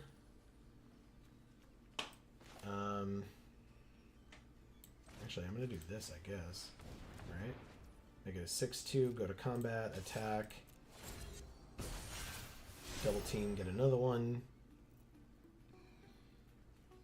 1, 2, 3, 4, 5, 6, 7. Yeah, so we can use the treasure to play this 1-4. It doesn't help us against a 5-3 though. I should have. I hate that it's a 5-3. Go away.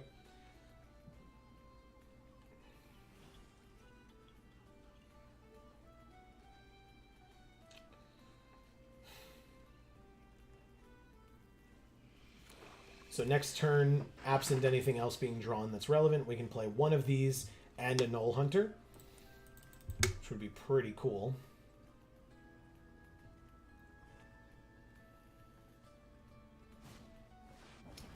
The other giant fire beetles. Attack for 5. No blocks. We go to 8. We'll go back up to 10 when we play these warriors back. We drew Skanos, Dragon Vassal. So when he attacks, things happen. What can we get with him as red? First strike, 5/5. I mean, that's pretty good. That's pretty good. Okay. Let's try it. No, use both this and this, please. Play Skanos. And we gain 2 life. Another target attacking creature gets +X/+O, where X is his power. Okay, so combat.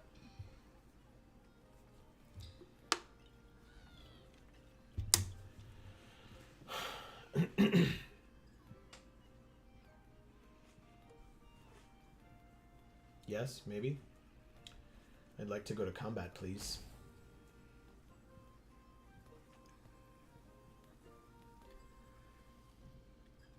Attack with all of them.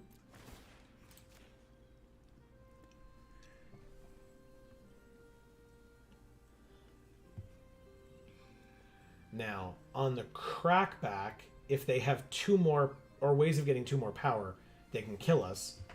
But we have the Knoll Hunter that we can play so that if it has to chump block the warriors, it can do so, but that would prevent 5 damage, which is half our life total. So that's very important. Also, I'm targeting the Owlbear Shepherd here because their 2 creatures on the field cannot double block and kill the Owlbear Shepherd, whereas the giant fire beetles alone could block and kill the warriors of Tiamat.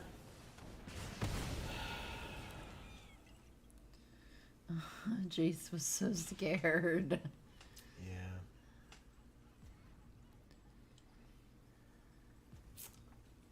Great. And so now we don't have 8 power either because they had the burn spell and the dragon to show off and kill us.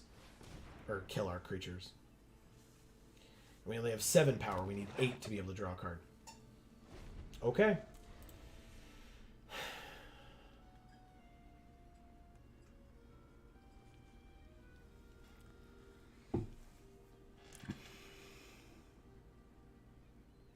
They are at 5, which is not nothing for them to be at. And we have 4 powered hasters in our hand, 2 of them. Plus, any dragon that we draw can have haste when we play it with the Carnelian. So 1, 2, 3, 4, 5, 6, 7. Yeah, we could play our Mythic this turn and have it have haste if we draw it.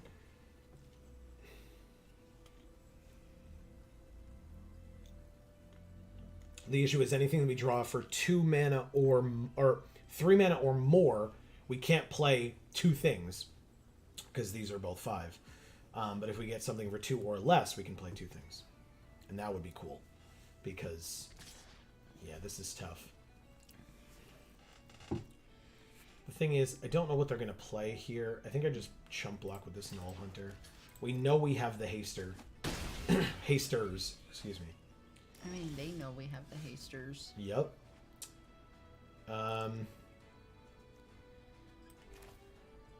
Okay. Let's do it. We don't lose on the crackback because of the Nurturer.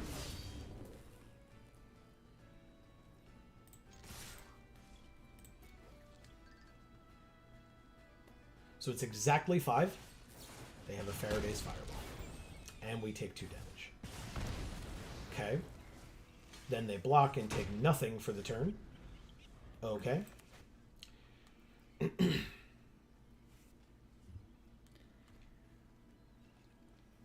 We do not have to block the Warriors of Tiamat this turn. And if Kelaine attacks for whatever reason, we just block Kelaine. No big deal. They do have 5 cards in their hand, which is insane to me. I don't understand how that works. I just don't. I don't get it. There's been no card draw.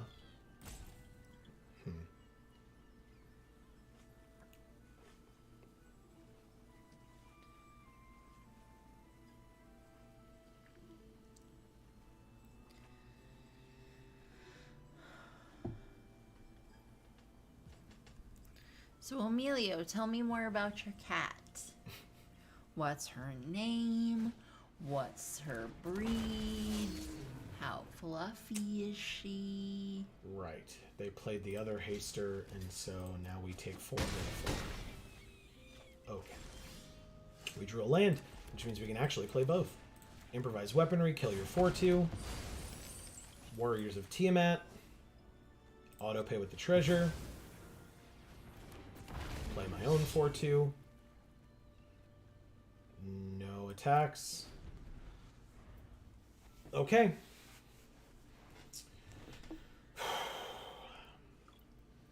It's 4-5, but they have 5 cards in hand and we have 0. Which, I mean, like, 99 times out of 100 means that we lose.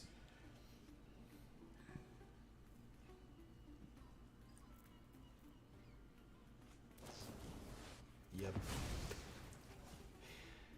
Alright, I mean, obviously we still chump block here. And then go to 3. We take the 1.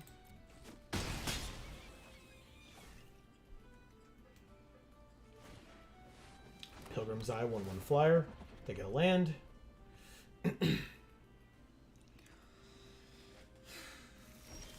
We drew a land.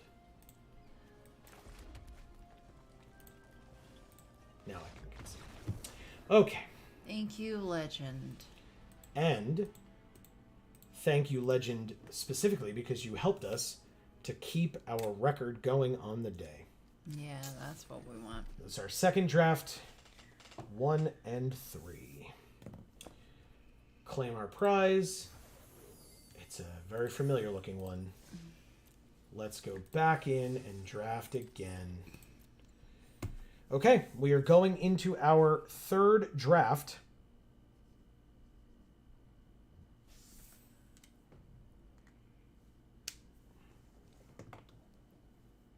We are 6 and 18 on the day.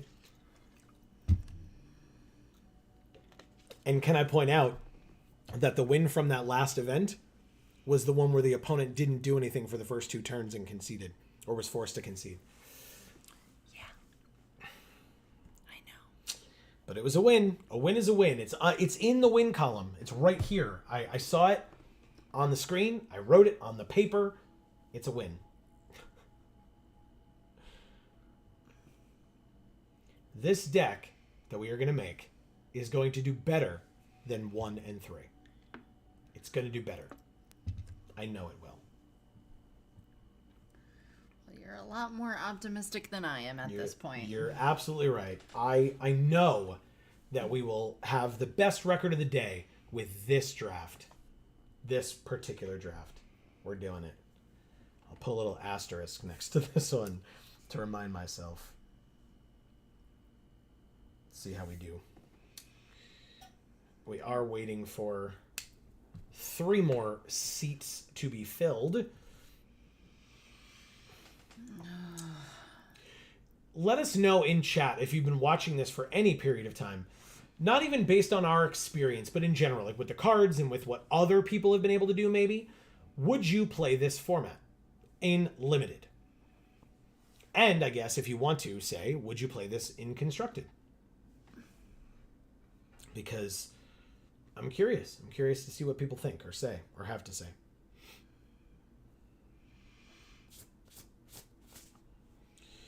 It is just after 7:15 here on the East Coast of the U.S. We have been streaming since around 1 o'clock this afternoon when this event began. So we are over our 6th hour. Hopefully you are all enjoying the experience of hanging out for any and all part of this that you did. I know I'm enjoying it. I know I'm enjoying the opportunity that we were given to be able to do this. No matter what the outcome is, right, the results, etc. I enjoy that we were able to be picked to participate in this event, as with any and all early access streamer events sponsored by Wizards of the Coast. We really I'm really grateful that we were able to get the notification and that they still think that it's worthwhile to have us do it. So, yeah. Emilio says his cat's name is Nymeria.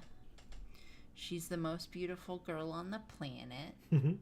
She is blind and her eyes are gorgeous. And I love her with all my heart. That's very sweet, Emilio. That is really cute. Very sweet. Really cute. Is she very fluffy? Or is she like a short-haired cat?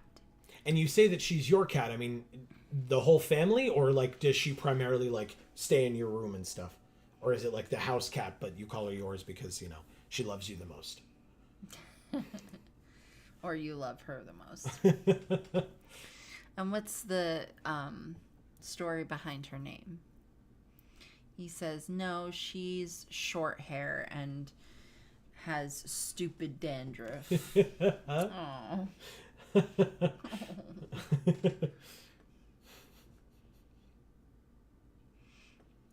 We have had 2 people leave. Yeah. Since sitting down at this table. I can't blame them. Emilio says, she's mine. I got her almost 8 years ago, and she pretty much exclusively stays in my room. Okay, nice.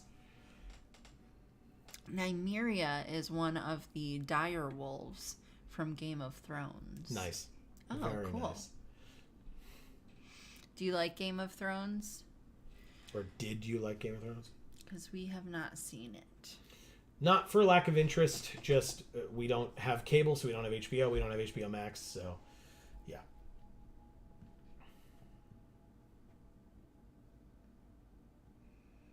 He says, I loved it. cool. It's funny, 24 hours ago, right? It's 7:20 right now. 24 hours ago, we were still not home yet. Right. Prior to our stream, which started at 8 p.m. last night. The end wasn't great, but it's still hands down one of the best TV shows I've ever watched. Wow. Okay. Fair enough. What kinds of things did you binge while you were homesick? You talked about, like, never having watched more TV. Jaboy is here. Mm-hmm. Sorry, random question, but 2022 Double Masters, would you buy draft or collectors for better value? I'm a noob and know nothing about the game, but want to start playing. Okay, Jaboy, first of all, welcome. Thank you for your question. Honestly, Emilio, actually, also, who is here, works at a shop, so he might be able to be a little bit better at answering the question than we are. So, Emilio, feel free to throw your hat in. What I would say is, I think it depends. I guess it depends on the value in the set. collector boosters are obviously going to be more money, but are going to be have more value in the cards themselves. But if you want to start playing, I would say that buying the regular draft packs would be better, only because the collector boosters are very expensive. Yeah. And so if you want more bang for your buck, then you would go with the regular purchase, because you still have the opportunity to get foils and full arts and stuff like that. But that's my personal opinion. Like I said, maybe Emilio has a different thought. And like I said, Emilio working at a store might have a different perspective on it than I do. Emilio, also, go ahead. Sorry. Emilio says he was binge watching The Boys, which is a great one. Yeah, very good. Umbrella Academy, which I'm not sure what that is. And the new Doctor Strange movie, which was also fantastic. Yes, it was very good. I'll answer the rest of what Umbrella Academy is after you read his next comment. Okay. So he says, Jaboy, he says, well, Emilio says, but I'm talking to Jaboy. Correct. If you want to play, definitely go draft boosters. 275 for 4 booster packs is kind of crazy if you're just getting into it, which I assume is how much it would cost to do the Masters set. Well, that's what... The double Masters set. But collectors is what he's saying. Oh. Because Emilio said do draft. Go draft boosters as opposed to collectors. Right. Yeah. So, yeah. Okay, so he's saying double Masters, and you can do draft of it, Correct. or you can do collectors of it. Correct. Okay. Yes. I assumed the double Masters was collectors, and that draft packs were associated with other sets. Gotcha. Yeah, no, that's just the name of the different booster packs. So, yeah, I would say if you're looking for value, collectors are where to go, but that's a huge amount of dollar investment. But like Emilio said, and I think like I was trying to say earlier, if you want to play the game and just get into it and get cool cards to like make decks with, draft boosters are definitely the way to go. Drastically cheaper, and better off. You're better off doing that. So.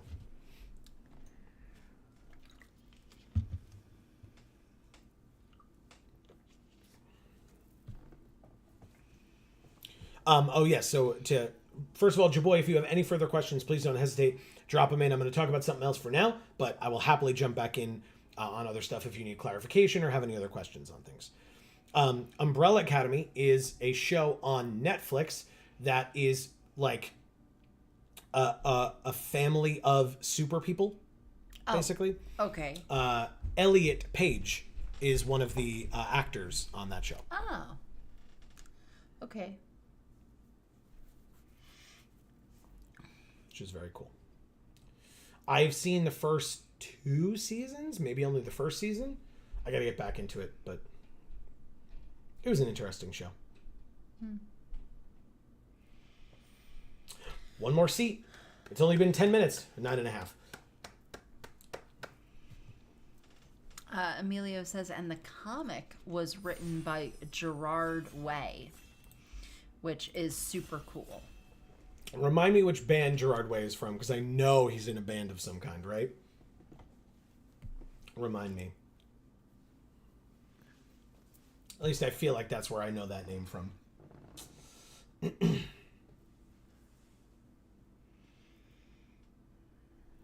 One more person. Just say you're ready, filled seat. Singer of My Chemical Romance. Knew it. I knew it. That's his name? Gerard Way? Again, I know I'd heard him of him He before. doesn't look like a Gerard. What the heck? Is that his stage name? Or that's his actual name? I would imagine that's his actual name. How would Gerard Way be a stage name? What a Are you weird, kidding? What a weird stage name that would be. Gerard is an awesome name. Why wouldn't you change your name to Gerard? I know why you wouldn't, because you don't look like a Gerard.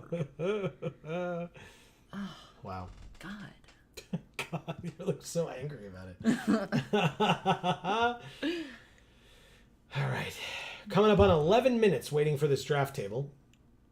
It's all right. It's not like we're, only here for a short period of time. We're here for many, many hours. Imagine if you were only streaming for like 2 hours and you had to sit in a queue for 11 minutes waiting for a draft. That would suck. Would it? I think so, yeah.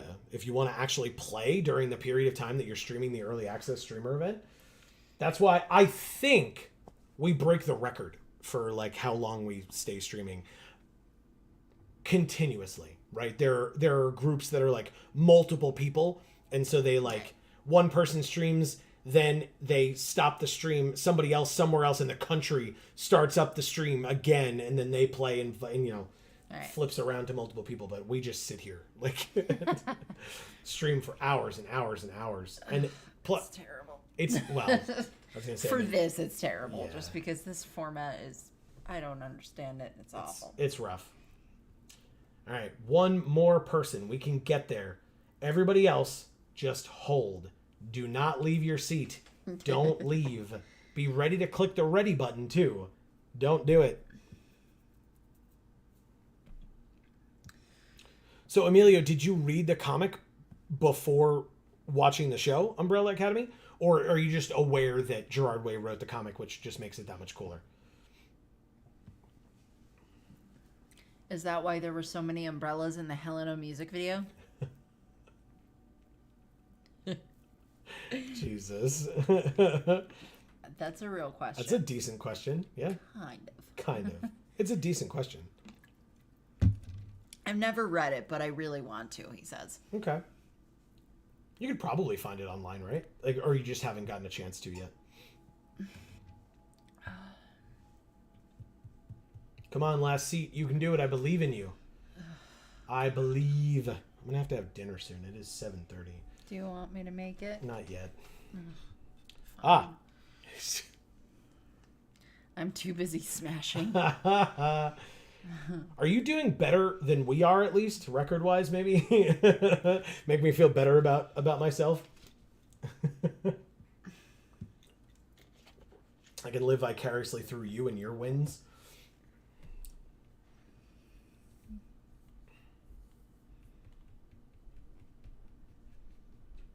Come on, baby. We're at 13 and a half minutes. One more seat. We can do this.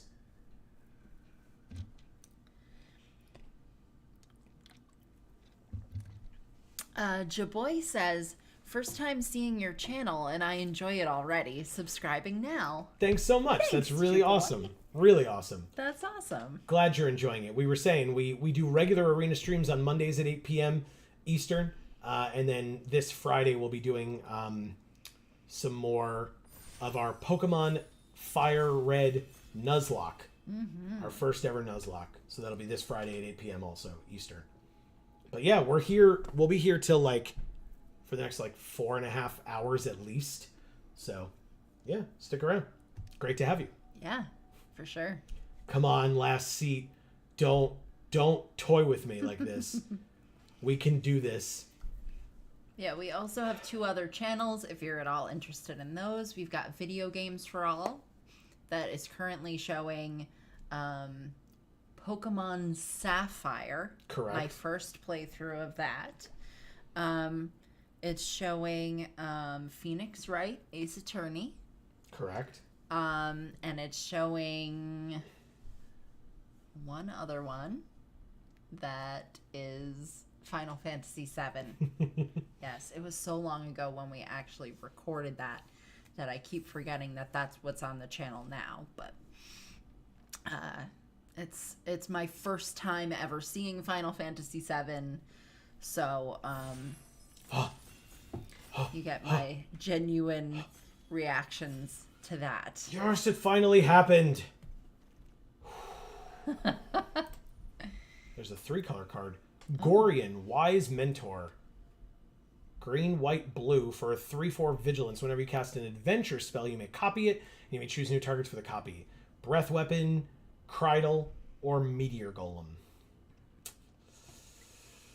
And our other channel is Gluten Free for All if you're at all interested in, dietary restrictions, kind of any kind, because I've got different things on there. But so if you're interested, check it out. Do I just...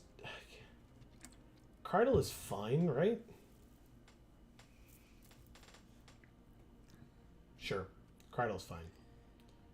I'm not very excited about this pack. I can't take a 3-color card. We've had trouble getting 2 colors. Yeah. And there's like no fixing in here at all. So I'll take Kreidel as a 2-color card and stick with Dimir, I guess. Sounds good to Who are we me. drafting with? Pacto das Gildas, Garbage Andy, Yoshi Islander, Orcs Head Magic, Dragosi, P. Mitchler, and Kame Siba. Or Siba. Yeah, Siba. Okay, what is this? Draw X cards, lose X life, where X is the number of cards in their graveyard. I'm actually going to take that, because Kreidel also mills them. I mean, it's not a lot. But we also don't have a lot of... Like, this would be a fine card to take, and this would be a fine card to take, but there's a lot of red and green in this one. Oh, yeah. And white, actually. There's... Yeah, okay. But we already played all those colors. We didn't do this one yet. Correct. I will happily play some Kreidel of Baldur's Gate. It says we have a pack, but it's a liar. There we go. And now our curve is just the rock and roll symbol. Very nice. Oh, look at this hook horror. Whoa. That thing's fucking rad. 5 mana 3/3 horror. Molting exoskeleton. Yes. Yes. When it dies, it perpetually gets -1/-1. Then, if that card's toughness is 1 or greater, return it to the battlefield under its owner's control. Very interesting. With a stronger exoskeleton than it ever had before. It shrinks. It would be a weaker. Anyway. Sewer Plague. 3 mana. Target creature an opponent controls perpetually gets -2/-2. And gains at the beginning of each upkeep. This creature perpetually gets -1/-1. I mean, drawing 3 cards and losing 3 life is cool. But should it be Sewer Plague instead? I'll take the card draw, I guess. That art is very weird. This one? Yeah. Yeah, I agree. I don't get it. Gray Slod, mill 4 cards, but that would be us milling 4. As long as there are 4 more creatures in your graveyard, it has Menace and Death Touch. Or we could take Drider, which is absolutely what we're doing. Yeah. It's a 5 mana 4/3 reach. Whenever it deals combat damage to a player, we make these cool spiders that you love. I love them so much. Yeah. Okay. Let's do it. And I'm telling myself that it will be stronger, the exoskeleton. Yes, yeah. All right. I mean, between Charmed Sleep and Ray of Frost, I'll definitely take Ray of Frost here. Tap one of their things down. If it's red, it like gets screwed over big time. But if it's not red, we still make sure that it doesn't untap. So, yeah. Orc's Head Magic. Hey! Hey, boyo. Good luck in the draft. Thanks so much. You too. Nice to see you. I guess we Charmed Sleep here? Yeah, I would definitely do that. Charmed Sleep, big time. Okay. Yeah, where's Orc's Head compared to us? Opposite? Literally opposite the table from us. Perfect. Perfect. No, that's really cool. Because Nice. again, because otherwise you could be like, oh, well, if they're sitting right here or right here, like maybe it's not great to come in and wish good luck because you're Right. kind of seeing what they're getting. But across the table, that's really cool. I have no issues with that Yeah. whatsoever. +1/+1 indestructible is fine. Hook horror is cool. Sleight of hand. The lapis orb of dragonkind, which would let us scry 2. Fine, Amy, you're welcome. Thank you. I love it so much. Good, I'm glad. I'm glad you're enjoying.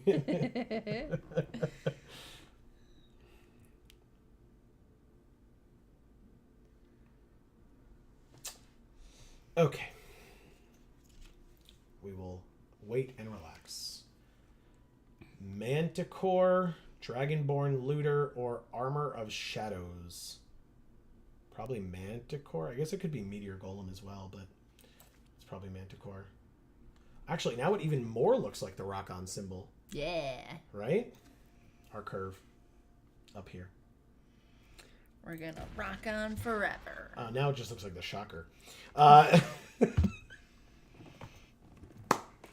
It is.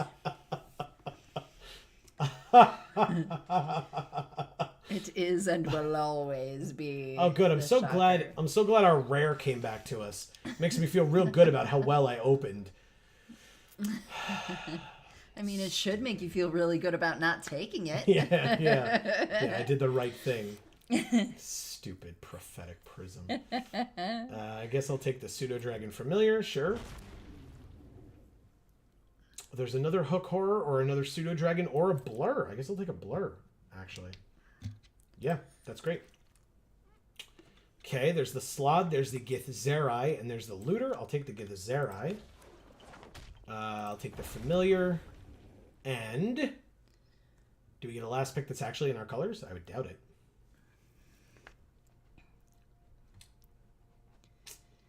It's technically in our colors. All right, on color, rare, or mythic.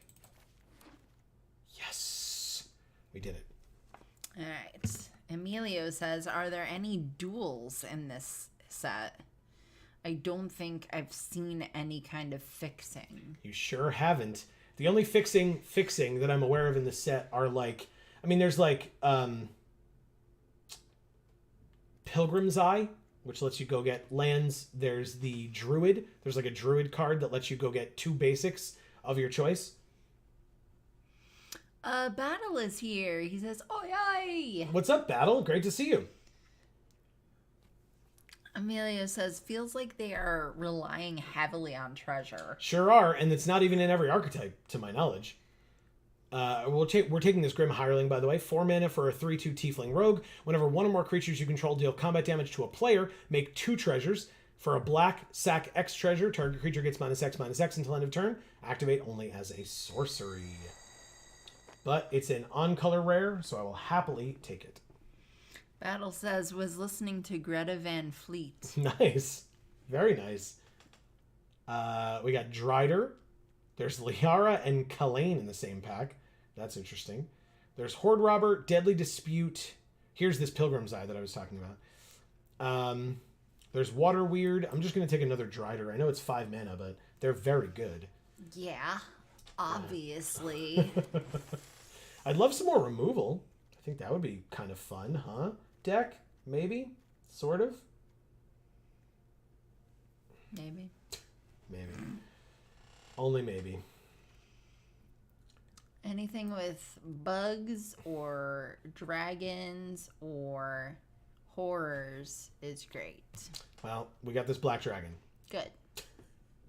It's 7 mana for a 4/4 flyer, and then when it enters, one of their creatures gets -3/-3 until end of turn, so I'll take it. Oh, Lulu. She's back. But we got Grim Bounty, though. Taking it. Fine. Oh, there's Cast Down, too. Destroy target non-legendary creature for 2 at instant speed, or destroy target creature or planeswalker and make a treasure for 4 mana at sorcery speed. If this wasn't here, it would be this, but I mean, this is just fantastic removal, so. Okay. And fantastic art as well. Young Blue Dragon? I mean, sure. Scry 1, draw a card for 2, and then a 3/3 flyer for 5. What signature spells? Seek 2 instant and or sorcery cards with mana value 3, exactly 3, and exile them. At the beginning of your upkeep, you may copy a card exiled with signature spells. You may cast the copy without paying its mana cost. I mean, we have Blur. That's it. So, Young Blue Dragon it is. Wow. Juvenile Mist Dragon, Draconic Lore, Blur, Undersimplify. I mean, blue seems open, which is good. How many dragons do we have? That's a decent question, right? 4 currently. Oh. So maybe the lore over the Mist Dragon? How many creatures do we have versus none? 11 versus 8? Yeah, I'll take the card draw. Sure. Okay. Seems good. Fair enough. Pseudo Dragon Familiar, Ambition's Cost again, Horde Robber, or Guild Sworn Prowler. That's a very good card that I've been kind of frustratingly dealing with. So, sure, I'll take it over because we already have an Ambition's Cost. I would love a Horde Robber. Maybe we can get another one soon. Water Weird, or you come to a river, bounces, or +1/+1 can't be blocked. I'll happily take that. Chain Devil. When it enters the battlefield, each player sacks a non-token creature. So cool. It's very cool. I also like devils a lot. We got the Horde Robber. I just asked for one of those. Thanks. Okay. Hopefully we can... It seems like we're doing well. Yeah, I was literally thinking the same thing, which is dangerous. That's a dangerous thing to think, Amy. Oh boy. I'm just saying. I don't think it's wrong to do it, but I think it's a dangerous thing to do. That's all.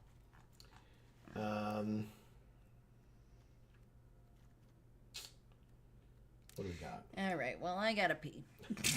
So I'm out of here. Good. Good for you. Amazing.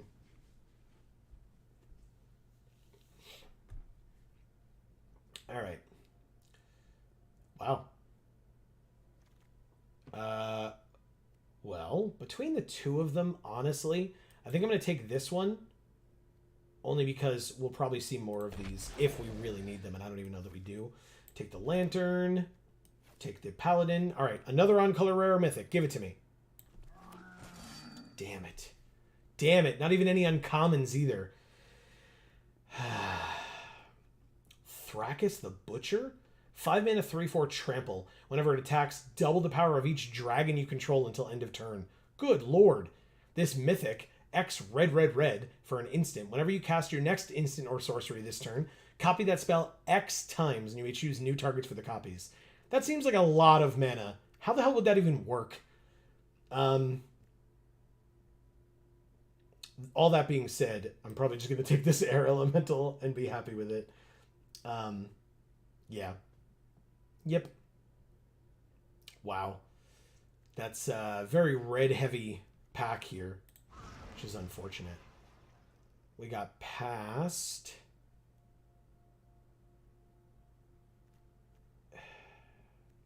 Soul Knife Spy. We've got a lot of removal. It might be conducive to letting that thing get in, so that then we can draw more cards. We have card draw in black and in blue in our deck so far. Draconic Lore and whatever it's called, the Ambition's Cost. That's the one. Bone Caller Cleric. You can return a creature from your graveyard to the battlefield, activate only as a sorcery, but there's a Grim Bounty right here. Destroy target creature or planeswalker, make a treasure. That is what I'm taking, no question. There's Sepulchre Ghoul, sack another creature, it gets +2/+2 until end of turn, activate only once each turn. But still, I will take the removal. There's Deadly Dispute or Dragonborn Looter. I'll take the Dispute, not a bad card. Draw 2 cards and make a treasure. Really good. I'm down for that. Big time. And then we can see what else. I mean, we got 28 cards, so we're going to have to cut some things anyway. Baleful Beholder, there's a Thieves' Tools, there's a Young Blue Dragon. Oh, Emilio, here's that Druid I was talking about. It's a 2/2 for 4. You can get 2 basics, and then either they both go into your hand, one goes onto the battlefield tapped and the other into your hand, or they both go onto the battlefield tapped, depending on what you roll. So Young Blue for 5, Baleful for 6, or Thieves' Tools for 2. Can't be blocked as long as its power is 3 or less. So I'll probably just take the Baleful Beholder. Now I'll take a Thieves' Tools. Hell yeah. Okay. I was like a little upset that I wasn't taking the Thieves' Tools, but now that's great. Take a Clever Conjurer. I love that card. Really, really cool. What does this sigil do again? At the beginning of combat on your turn, mill a card. When you do, if there are 4 more creatures in your graveyard, put a +1/+1 on target creature you control and it gains Death Touch until end of turn. No, but there's nothing else, so I'll take it for the sideboard, I guess. I don't know. It doesn't feel that good. Which is probably why it's still in the pack this late. Even Sounds though it's right. an uncommon. Yeah. I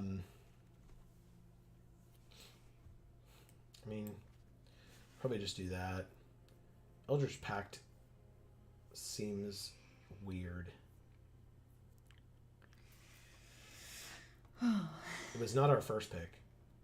So there's that, I guess. Contact Other Plane or the Frost Giant. I guess I'll take a Frost Giant. We have a lot of high drops here, don't we? Well, we have a lot of things. Yeah. Because you're not taking like any cards of different colors or anything like that.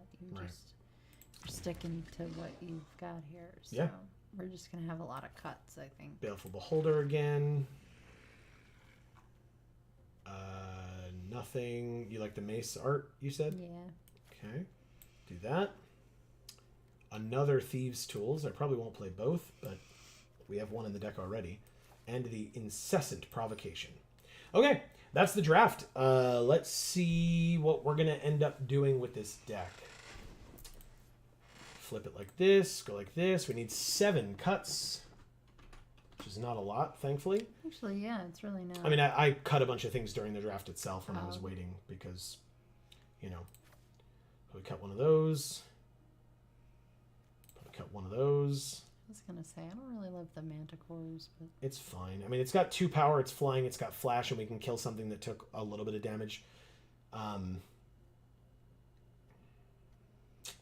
don't know about this Eldritch Pact, I won't lie. I'll keep it, see how it plays. If it's in my hand and I like hate it, then I'll probably get rid of it quickly.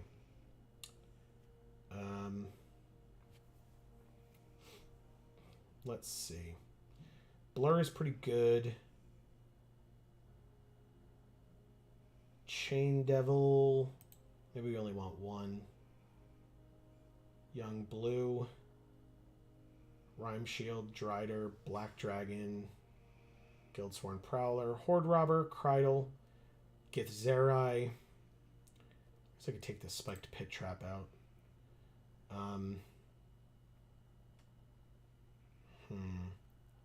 What do you guys in chat think for cuts for this deck? Scry 1 draw is pretty good. Maybe I get rid of one of the Driders. I still really want to get rid of this Eldritch Pact. I think I'm going to. Because we didn't end up doing a mill strategy, and that's kind of what I was talking about with it. So we have a lot of 2-drops. Like a lot of 2-drops. Yes. Okay. So I don't know how much red we're going to come across, but we might want to ditch Ray of Frost. But maybe not. Maybe it's just power 3 or less. Yes, yes, yes. Obviously all of these as well. This one, not this one. This Young Blue Dragon as well. Okay. Yeah, I mean, there's plenty of things that Thieves' Tools works for. So, let's do... No, we can keep this. Because we have a lot of card draw as well. So, let's do that. And then what do you want as our deck box art? We've got this. Yeah. Yeah? Alright, so what I'm going to do is say... Oh, yeah, we're good. Say done. And then I'm going to run and use the restroom myself. So feel free to, your choice of New Capenna or Alchemy Horizons Baldur's Gate. Open some packs. I'll be right back. sure. Thanks. Do you want me to work on dinner when you come back? Maybe. Okay. Sounds good. Let's see some alchemy cards. We've got a mill strategy for this one. We've got Summon Undead. It's sorcery for 4 and a black. You may mill 3 cards, then return a creature card from your graveyard to the battlefield. Vampire Spawn, 2 and a black. Creature Vampire, it's a 2/3. When Vampire Spawn enters the battlefield, each opponent loses 2 life and you gain 2 life. This Iron Golem for 4 is a 5/3 with Vigilance. And it attacks or blocks each combat if able. We have a Valiant Farewell. It's a very sad tiefling. For 1 and a white. It's an instant that target creature you control gets +2/+0 until end of turn. When that creature leaves the battlefield this turn, you get a boon with when you cast your next creature spell, it permanently gets, or perpetually gets, +2/+0. Draw a card. Then you find some prisoners for 1 and a red. It's an instant. You choose 1. So you break their chains. which means you destroy target artifact. You interrogate them, which means that you exile the top 3 cards of target opponent's library. Choose one of them. Until the end of the next turn, your next turn, you may play that card, and you may spend mana as though it were mana of any color to cast it. At the top here, we've got Dragonborn Immolator. Vibrator. I don't know. Wow. Creature Dragon Shaman. It's a 2/4 for 1 and a red extra, I guess. Dragonborn Immolator gets +1/+0 until end of turn. Gift of Tiamat. When Dragonborn Immolator dies, note its power. You get a boon with when you cast your next creature spell, it perpetually gets +X/+0, where X is the noted number. I did not do this one yet. Oh, okay. I was like, That is it. okay, thank you. So yeah, Draconic Muralist, we saw this one in a prior deck that we had. It's a 4/3 for 4. When it dies, you may search your library for a dragon, reveal it, put it into your hand, and then shuffle. Very nice. Okay, so we will go back to our draft. Let's play that draft, shall we? Mirim, we knew this already. We read this earlier. This is the gold dragon that we've seen a couple of times now, or played against, I should say, a couple of times now. Bloodchin is who we're playing against. Okay. 3 mana, 2, 2, and then 5, 6, and 4. It's tough, but at least we have Scry 1 draw. So, and we drew the black. Fine. I guess. This is sorcery, so we just play it right away. This is a bounce spell or +1 also and can't be blocked. Alright, they are at least, is it? Red and blue.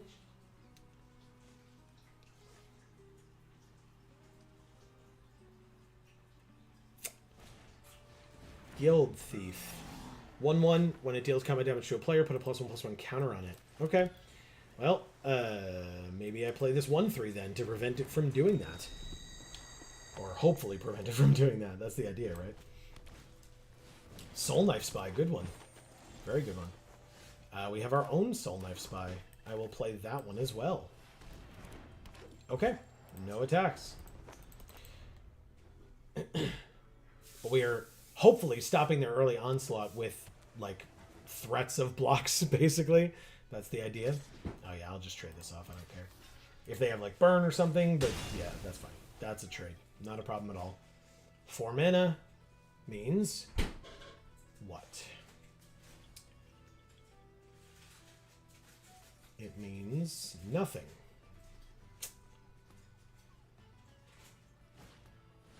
Valor Singer. It's a cool card. It's a good one. 4th land. Grim Bounty, make a treasure. Means we can Draconic Lore next turn, but we could also just play the dragon or whatever, so. No attacks. No need. Warriors of Tiamat, 4/2. I guess we take 4. It's got double team, so there goes the other one into their hand. No blocks. We go to 16. We drew the Pseudo Dragon Familiar. We can play this. We can play this. Scry 1 draw. Of course, it's another swamp that can go to the bottom. And we drew not that. That's good. Let's... Oh, I don't want the treasure to be destroyed. But it would have to be no matter what we play, right? So... I guess we just pass. That's annoying.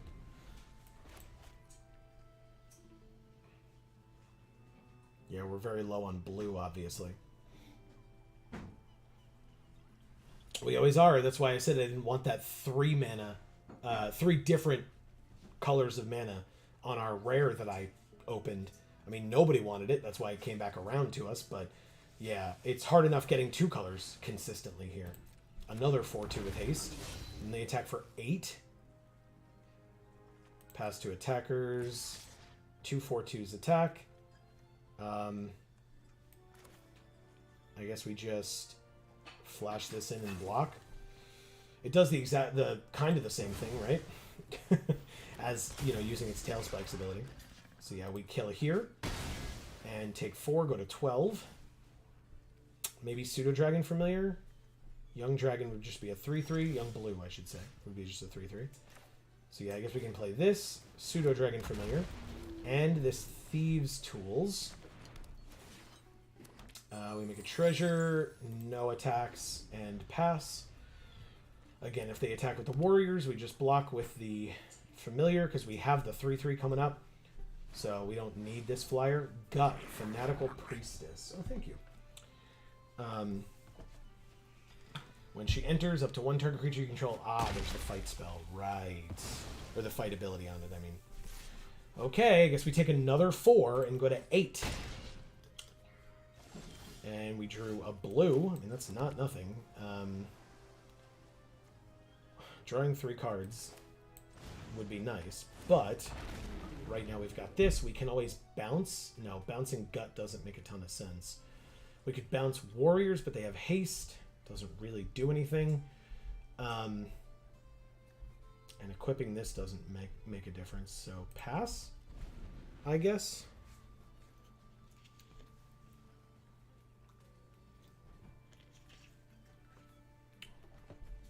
Let's see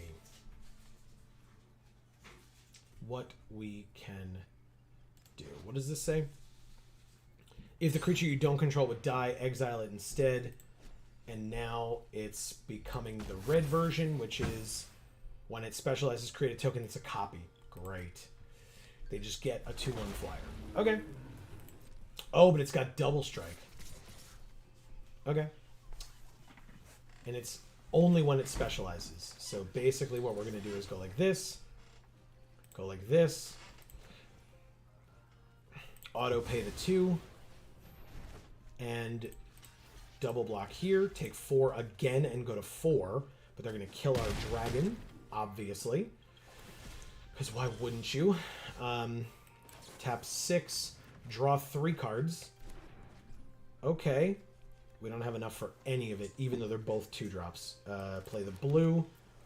No attacks. We're going to have to block the warriors.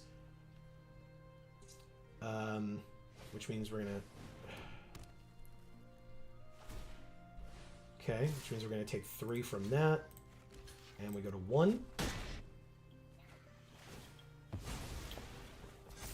It just doesn't make sense. It just does not make sense. Alright. This one stays tapped and doesn't untap. And this one is a blocker. I'll even equip because I have the mana. Pass, I guess. Ah, 4 mana, it can't be blocked. Well, cool. I did not deal a point of damage to them. Yeah, that sounds about right. Okay. We are 0-1. Let's keep it going. More information about Miram again, or the same information about Miram again, I guess.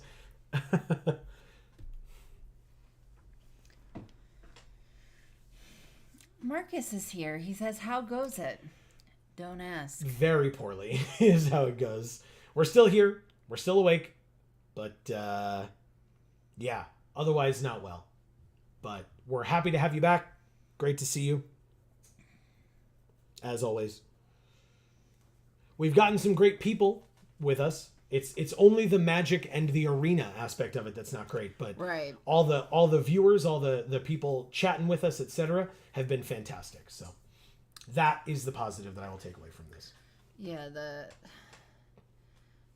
the arena itself keeps like crashing or whatever it's doing. It's been a little bit, knock on wood. It's been a little bit. Maybe they fixed it because, like I said, there were people talking about it in the Discord for this event. And so hopefully they figured it out because it has been a little while. But yes, it was doing that, and that was very annoying. Aegwilv is famous for creating her namesake Demonomicon, which contained many spells such as Tasha's Hideous Laughter, Tasha's Mind Whip, Tasha's Otherworldly Guise, and Torment. Pacto das Gildas. We were drafting with them at least... It might have been the last draft, I think. I think they were sitting right next to us. What, so her name's not even Tasha? I thought it was, but... Oh. Yes, it is. We saw her earlier. All right, so 2, 2, and 4. 2 to scry 1 draw. Yeah, I'm not sure. They just said what her name was. I know. I'm not sure what that means, but... Yeah. Okay, so there's a third land. I guess we'll just play Krydle now, just in case, because if they don't have something to stop him, at least he might be able to get in. And then we can scry 1 and draw later, but... they haven't got to. Okay. Like this, and then what does this let us do? They lose a life, they mill a card, we gain a life and scry 1? I don't want to bounce for that. That doesn't make sense to me. I guess I'll just do this, scry 1 to the top, because it's our 4th land for the hireling, and then draw it, and then no attacks. Because they could block our 1/3 with our O2, and then it wouldn't make a difference. They have 4.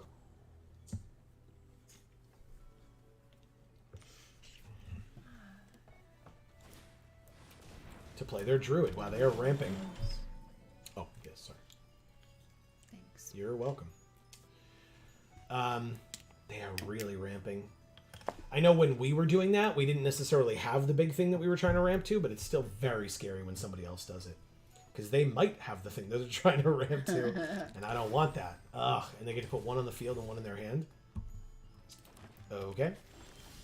We got a Horde Robber. That's a thing. We can take the Grim Hireling, though. Combat damage, create 2 treasure. Yeah, I guess I'll use all of our mana as efficiently as possible. That's kind of the idea. No attacks. Krydle needs what? Whenever you attack, you may pay 2. Gotcha. It's 2 mana to make something unblockable.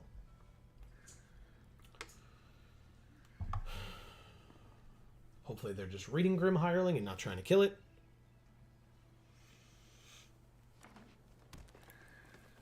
Marcus says, what set is the early access event for?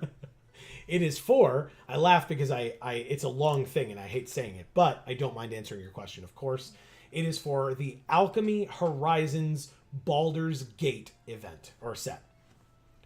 So this is the Alchemy version of the Baldur's Gate, the Battle for Baldur's Gate set that was just released for Commander recently.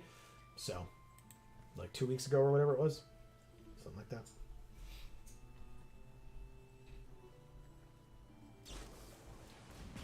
Dragon's Fire on our 3/2. I don't even have all the mana that I need to cast all my spells. Come on. They have another Scaled Nurturer. Okay. Ah, there it is. Thank God. He says, and had you not done this event, I wouldn't have known this was a thing. Same. In fact, actually, that's partially true. I found out that this existed at all eventually because of the email, but first because of the ad that they actually took out on YouTube. There was an actual ad on YouTube talking about this early access event. They have a mythic. I just got the land I needed, and they have their mythic, and they stole one of our things. Oh, until the end of your next turn. Okay. All right. Anyway. But yeah, I found out about it through a YouTube ad where they were using clips of streamers from the last early access event to advertise for this Alchemy Horizons Baldur's Gate early access event. And I was like, oh, so we're not involved in that one? And then like 2 days later or a day later, we got the email telling us that we were involved and that we could talk to you all about it. So, and start like announcing it and discussing it and stuff. So we had very little notice. We don't know what this stuff is. We're just here. We're trying. Some of it, as we can see, are reprints from the D&D set. Like that. Other things, and like this, and like this. Other things are reprints from the actual Baldur's Gate set release. and then others are specific to Alchemy Horizons, which like this right here, because you can see the A in the bottom middle there. Destroy target non-legendary creature. He is legendary, notably, so I can't really do that right now. 1, 2, 3, 4, 5. So I could just play this young blue dragon and have no attacks and pass. At the end of their turn, we get our Cradle back. So if he attacks us, I would probably just let the one go through because I don't want to kill him because I want him back. They're presumably playing a dragon of some kind, and then they can gain 4 life for doing so. No, they are not. Okay. What do you do? So when it enters, you can steal a thing. When it specializes, you may sack another creature or an artifact. If you do, untap it after this main phase, there's an additional combat phase. Or if it's green, then it's what? When this creature specializes, you may sack another creature or an artifact. If you do, it perpetually gets +3/+3 and trample. Whoa. Cool. And I can't even kill it with cast down because, yeah. Okay. Like I said, Cradle gets through. They get to hit me with Cradle before I've hit anyone with Cradle.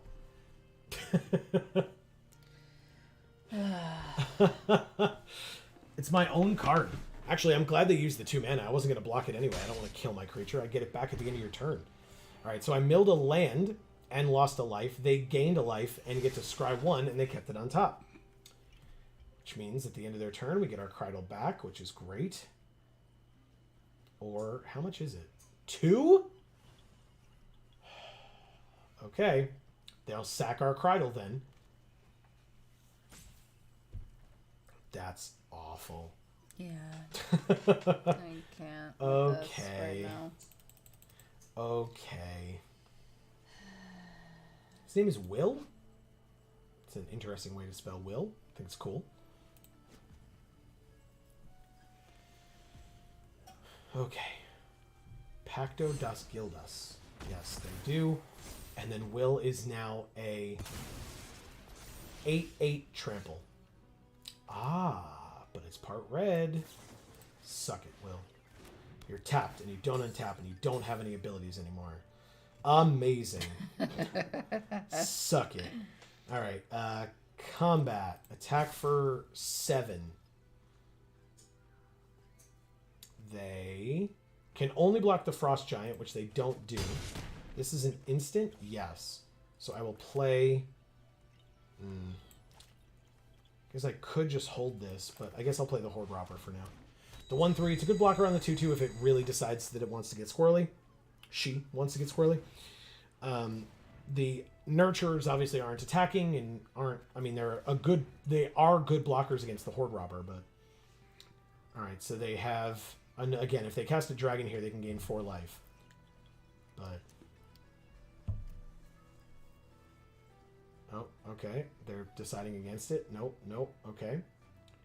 They've got something in their hand that they're debating playing, and they've tried twice now, and then decided against it or walked it back or whatever. Unexpected Windfall. They discarded Breath Weapon. Because I guess because it would kill this and it wouldn't kill any of ours. And then they drew 2 and made 2 treasure. So they have 4 mana to play the Ambitious Dragonborn. That is now an 8/8. And they gain 4 life. Okay. Thankfully, cast down is a thing, because this is not legendary. So we're good. Check the food. Yes, please do. Thank you. All right. I heard the beep. So yes, we can get rid of this 8/8. Goodbye. We can also Draconic Lore, but I guess we go to combat first. Attack with everybody but the Horde Robber. And... they do block, so they don't take 7. So they go to 15. And then we draw 3 cards. I guess it's an instant speed, but still. Wow, that's really nice. Good stuff. Okay. So... you know, Marcus, not for nothing, you mentioned if we hadn't done this event, you wouldn't have known it was a thing. That, I believe, is the second time that you've mentioned that, and I don't blame you either time. So, just FYI. Right, so either it's got to be Young Blue Dragon, because Rhyme Shield Frost... Oh! Interesting. They chose to destroy our Ray of Frost so they could get Will back. Okay. Interesting, interesting. Draw 3, lose 3. You come to a river. Would bounce it.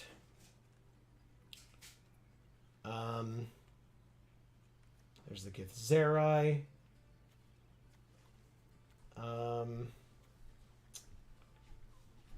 Combat.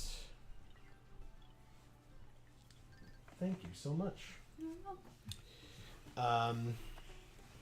We attack here and here, because why wouldn't we?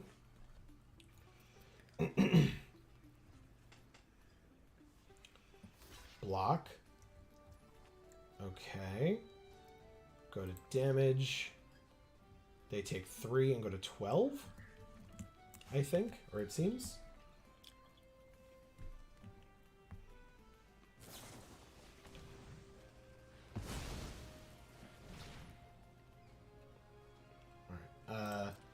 They discarded a land to draw 2 cards. It was the last 2 cards in their hand, was the Windfall and the land. Then we go to damage. Show my nurture, thank you, and deal them 3. Okay. He says, yeah, the first time was the streamer event, and then this time the set release. Yep. Yeah, because they're not giving us any notice to let us know when it's coming up. No, so. we would advertise it way ahead of time, but we can't. It's not an option. All right. They have an 8/8. We're going to be in a little bit of trouble here. But because when it comes in, they get to steal one of our things for 2 turns and then sack it later. So, like, I can't even bounce it. I can't bounce the Meteor Golem. They conjure Plummet into their hand. Cool. Thankfully, I guess we can sack it. Pass to the end of our turn. Now it's their turn. They're going to plummet our Young Blue Dragon. We can Deadly Dispute, sack it, draw 2, and make a treasure. Pass to attackers. The 8/8 attacks. It's just the 8/8, so we go to 10. Because no blocks. Like I said, I can't bounce it. I just can't do it. Battle says I'm locked at claim prize. Oh, claim prize? When it says claim prize, it's just locked there. Lovely. That's my favorite. Yep. Alright, so we will sack this, draw 2, make a treasure. We've been having those issues too, or at least we were earlier. Yeah. Oh, man.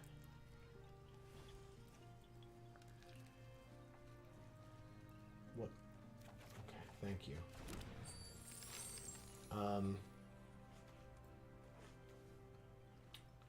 Player sacks a non-token creature. I mean, they would just sack their O2, I guess, right? So that's not that great. Knoll Hunter as well. And last card in their hand is not something they're playing. We could bounce something now, but that doesn't seem great. They're at 12, so we can't even kill them, so we'll just do that. Ah, that's actually pretty relevant. I like that. 1, 2, 3, 4. 1, 2, 3. I guess we can play the Gith Zerai here.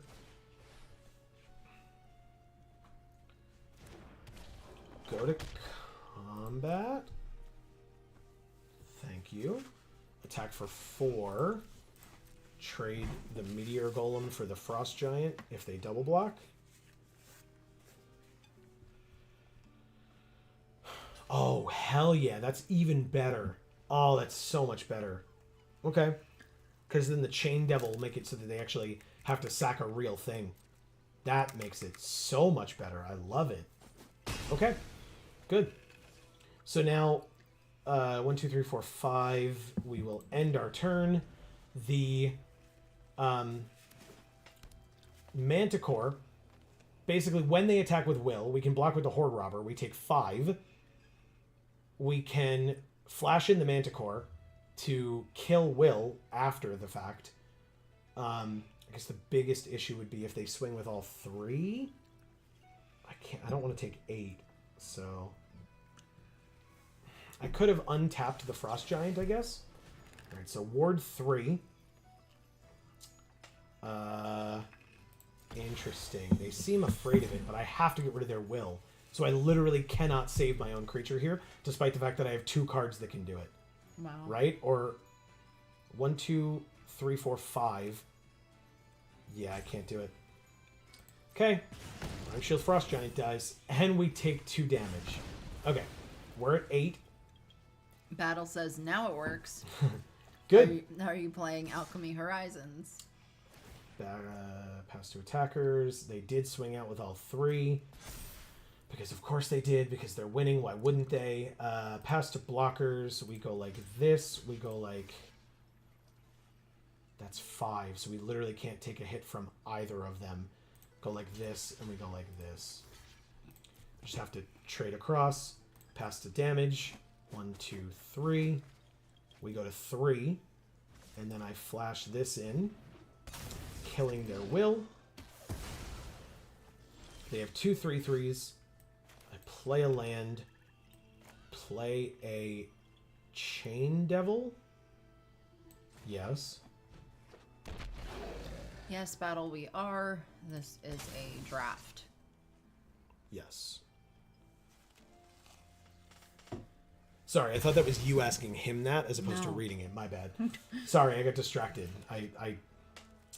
Okay. So, that's kind of interesting, isn't it? Combat.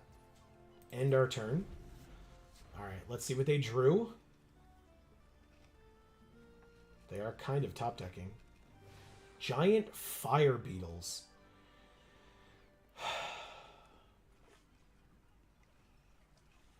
1, 2, 1, 2. Okay, beetles happens. Pass to attackers. All right, so I think I'm just going to bounce the Null Hunter when it attacks here because then it won't have the counter. Oh, okay. Well, regardless, I'll bounce it at the end of their turn then. Goodbye, Null Hunter. We draw a swamp. 9 total. Let's do the ambitions cost. We lose 3 life and we lose. Moving on. He says, oh, release is July 7th? No problem. Oh, yeah, I'm not sure when this... oh, yes, it would be July 7th because... yeah, I guess it's either tomorrow or Thursday is typically when they do it. It's like the day after or... Yes, because this event ends at 1 p.m. tomorrow. So, yeah. Okay.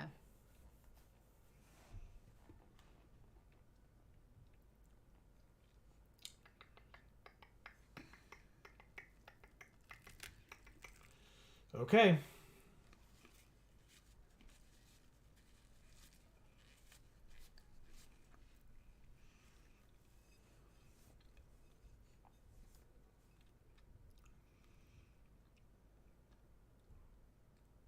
Oh, good. We found somebody. It was only 34 seconds. That's not bad. Orc's Head Magic! Look at that. Nice. That's funny. That's very funny. This hand is fine. We will draw the swamp. We will draw the swamp. Let's talk to them. Oh, yeah. I'll definitely say hello. We drew the swamp. Instantaneously, we drew the swamp. Holy crap. Guess I got the move to New Zealand. Oh, for the... What?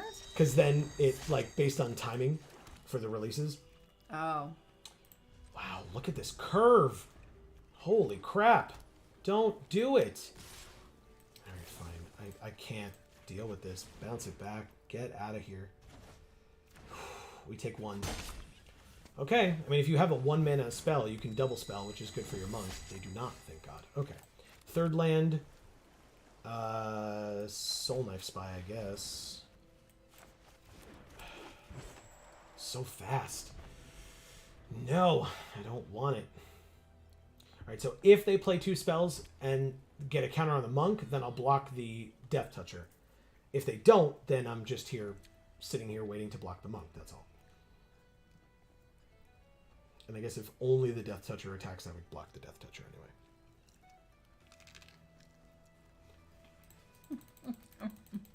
This is or Middle Earth. AKA New Zealand. Absolutely. Absolutely. All right, they attack with both. So yes, I will do this. If they have 2 instants, then they got us. There's 1. Oh, but that's enough. But it's still a trade. Okay, that's fine. That is fine. Land. Grim Hireling. I guess we do have a dragon. If we get 1 more land, we can play the dragon, and then the Draconic Lore is cheaper to draw cards. Flaming Fist Officer. I'm not blocking, so I take 2. There you go. Battle, how are you? How have you been? It's been a little bit. Yeah. Oh, actually, yeah. Let's do this first. Double blue to scry 1 and then draw. The Chain Devil is a cool card. Sure. I guess that's fine. We drew it. Now we can cast down this Flaming Fist Officer. Oh. Wow. Okay, no attacks then. I figured since they played a card last turn that they wouldn't have been able to have enough mana to do anything, but they have their own Chain Devil. One of their creatures goes away, so their Fist Officer gets bigger. I just don't get it, man. I don't get how I'm like so far behind all the time. There's like nothing that is working ever. It's so frustrating, man. We also only have 4 land, notably. Maybe I should have put the Chain Devil at the bottom. I did not think that... Oh, God. So fast. What a fast start. Blessed Hippogriff. Happens when it attacks. One of their non-flyers gets flying. We are at 6, and they are at 20. And we have 4 land on the field. And we did not draw a 5th, but we did draw a 5-drop, because of course we did. We're dead. We are actively dead. Because we play this, they sack their Flaming Fist Officer, and we sack our creature, they make their creature flying, and hit us for exactly 6 and kill us. Okay. Griffo. Oh, sorry. Sorry. Go ahead. Thank you, Orcs Had Magic. Much more important, yeah. And I was just going to read this, but now that you're back, you can do that yourself if you would like. Okay. Griffo Hip. Yeah, like a hippogriff, but a Griffo hip. Exactly. Yeah. Oh! We broke our record. We broke our streak. Oh. I 'Cause said... we have 0 wins. Yes, and 3 losses. I said that this was going to be better than all of our other ones. I wrote an asterisk next to it and everything. Okay. Let's try again, I suppose. Claim the prize. See how long we have to... No, not the sealed. Let's see how long we have to wait for this draft to fire. That is such a beautiful art. It really is. Yeah, I like it a lot. A lot. Ooh, 6 people. Very nice. Tomato, tomato.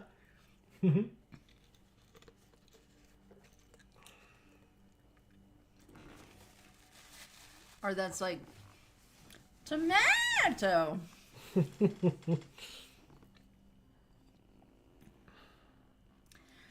Sorry about the eating sounds, guys. Yeah, we've been streaming for 7.5 hours, and so we would like to have some dinner, especially since it's 8:30. Yeah. Also, apologies if you can hear the children screaming outside of our door.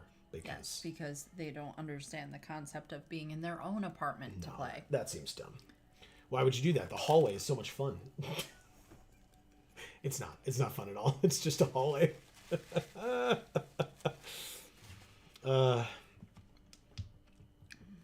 All right. Yeah. 7 people. One more. Come on, baby. Come on. Give us what we need. Come on.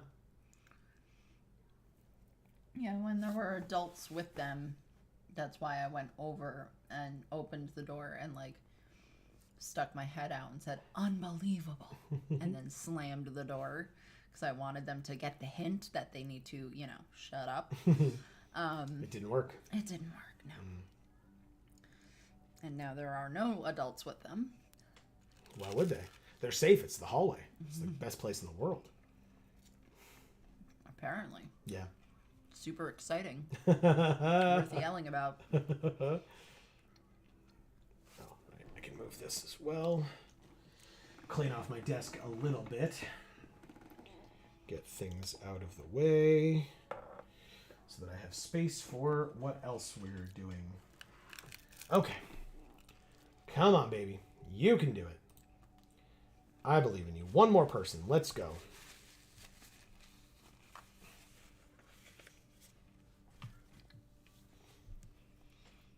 No?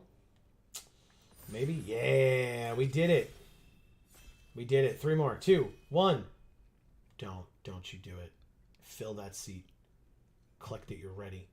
Filled seat. Yes. We did it. We did it. Okay.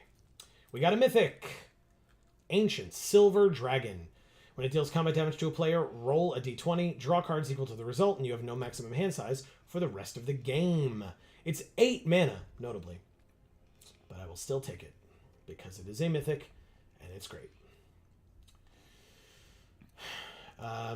Exile target card from a graveyard. When this specializes, conjure a duplicate of that creature card exiled with this creature into your hand. The duplicate perpetually gains. You may spend mana as though it were mana of any color, blah, blah, blah. When this creature enters the battlefield, each opponent loses 2 life and you gain 2 life, and you can still exile more cards. Wow. It's very cool. Or they're very cool, I should say. But yeah, it's the Ancient Silver Dragon, no question. Traverse the Outlands. That's an awesome art. Yeah. 5 mana sorcery. Search your library for up to X basic land cards, where X is the greatest power among creatures you control. Put those cards onto the battlefield tapped, and then shuffle. Yeah, that one's Old Man Groot. He already had Baby Groot. I mean, there's this, but there's also Owlbear. Like, if I'm going to take a green card, I take Owlbear. There's improvised weaponry. I think Owlbear's a little bit better, to be honest. So let's try that. Plus, this makes it a little bit more conducive to ramping, which we want to be doing if we're trying to cast an 8-drop blue card. There's nothing here for us, notably, so I guess I'll take the Minimus Containment just in case. Who are we drafting with? Pleonheart, J.A. Hurlian, Ari Joker MTG, Talde Jamal, Concepts and Legends, Numat the Nummy, and Despotic Girl. We drafted with them earlier as well. Mm-hmm. So, okay. Interesting. So yeah, I mean, I'd love to be able to keep the blue card, but whatever it's going to be, it's going to be. But these are all fine cards in and of themselves. And so hopefully hopefully this helps us to be in some collection of these colors. Notably, I think these are the 3 colors that rare was in that we opened, but I'm not playing all 3 colors at all. Again, we have enough trouble getting 2 colors, or the double pips for our second color. It's very annoying sometimes.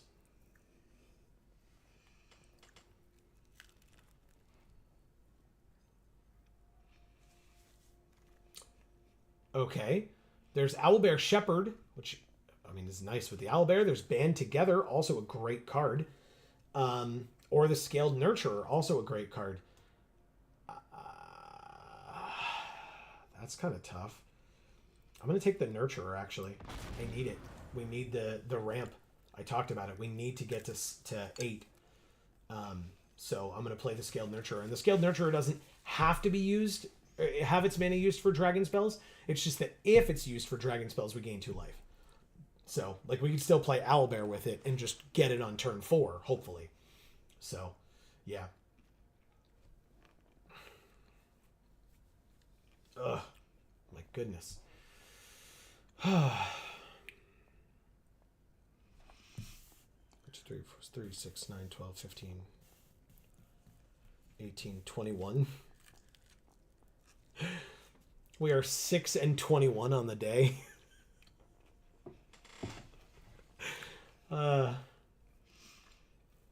This set has not been our friend. I will not lie.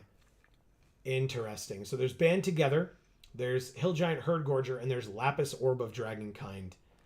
I think I'm just going to take Band Together. This card is really good. We might not be in blue. We might not be in white. I don't know yet, but I know that we're in green, and this card is great. I would take the Herd Gorger if that was the only one of those that was there. I will take... I'm actually going to take Charmed Sleep over the Young Blue. But it is a pretty good indication based on these 4 cards that are in here that blue might be open as well, which would be very nice because I want to play my Silver Dragon. Please and thank you. Yeah, look at this. There's a Mythic red card, which is bad, I think. There's the Clever Conjurer, which I like. Lurking Roper, which is not going to be helpful. Circle of the Moon Druid. Contact Other Plane. What do we have creature-wise? 3 and 3. But we also have a ton of 3-drops right now and no 4s. So I'll take Contact Other Plane right now. Maybe we can get another one of those later. Right now I'll ditch Minimus Containment because it seems like we have 3 and 3 of each of these 2 colors. So Minimus Containment, while you are a good card, and I was hedging my bets a little bit, you're probably going to stay on the side for now. Very good. I had a little trouble opening that one. Come on, you. There we go. All right. Air Cult Elemental or Druidic Ritual. It's going to be the Air Cult. It's a good one. 6 mana, 2/5 flying. When it enters, we can bounce one of their creatures. Or one of ours, if we really need to. Wow. 500 common, 500 uncommon, 500 rare, and 500 mythic rare wild cards. That's actually pretty funny. Okay, nothing out of this pack at all. I guess I will take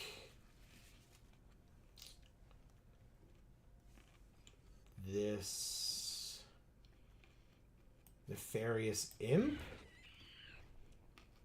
and this Undersimplify and this Dragonborn Looter. That one can stay in the deck, I think. Sure, I'll take that. I Find the Villain's Lair, Eyes of the Beholder, and something else. But now we have 2 like decent black cards just in case we open like something insane in black, but I still don't imagine that will be the case. All right, on color Simic, rare or mythic? No, we open a black card. Shadowheart Sharon Cleric. Specialize 2. Activate only if a player has 13 or less life. At the beginning of your end step, it deals 1 damage to each player. And it's got Death Touch, and it's a 2/2 if I didn't say that. If you specialize it with just black card, it's a 4/4 Death Touch lifelink. At the beginning of your end step, it deals 1 damage to each player. It's just going to be Owlbear, I guess. Like, Blur is cool, but I'm just going to take another Owlbear and be happy about it. Card's great. Wow. Very weird. Okay. Well, what is this? Ascend from Avernus. X, white, white, white. Return all creature and planeswalker cards with mana value X or less from your graveyard to the battlefield and exile Ascend from Avernus. Interesting. I guess I take the Basilisk here over Undersimplify or Timora's Invoker or Druidic Ritual or Lurking Roper. So yeah, I'll happily take the Basilisk, don't get me wrong. Basilisk is pretty good. Yeah, it's very good. I mean, Death Touch is great.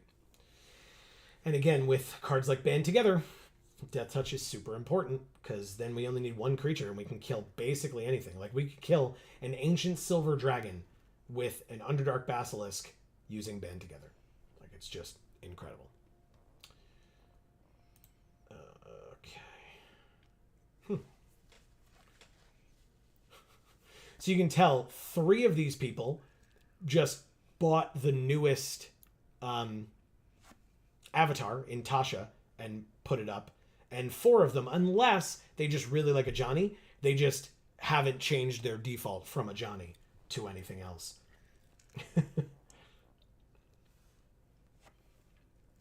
Which we did the first like couple of times, if you recall.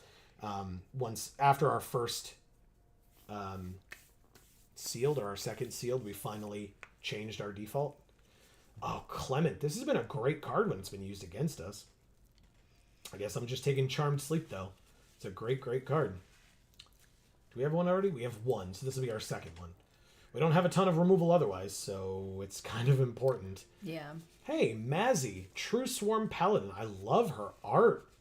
My god, it's so cool. 3/4 Halfling Knight. Whenever an enchanted creature attacks one of your opponents, it gets +2/+0 and gains trample until end of turn. Whenever an aura you control is put into your graveyard from the battlefield, exile it. Until the end of your next turn, you may cast that card. Very cool. I will just take this Wizened Githzerai over the You Line Up the Shot and the Lizard Folk Librarians. Very interesting. Okay.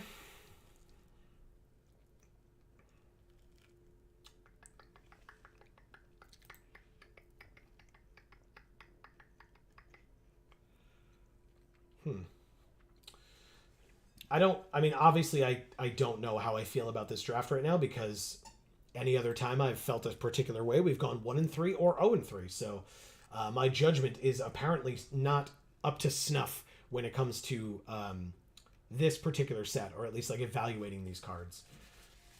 It seems like we're being cut in our colors in this direction, which is kind of unfortunate. But it's fine, I think. I think in pack 3, coming back the other way, now that we're taking the dregs of blue and green, it means that this person and beyond are not seeing blue and green at all, and so they won't be anywhere near it in pack 3. Right. And so we should be able to kind of clean up with whatever blue and green we want. Oh, okay, maybe I misspoke. We have 1 dragon, 2 dragons, 3 dragons. Sure, I'll take this guy. The 4-drop 4/3 that when it dies we can get a dragon.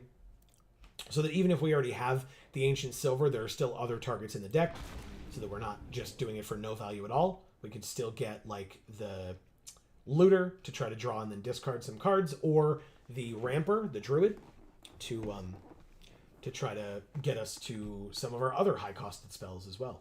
Or even to get to play like the Ancient Silver. Like if the Ancient Silver is in our hand, obviously it wouldn't work. I'll take another Band Together immediately and happily. Thank you. More of those, please.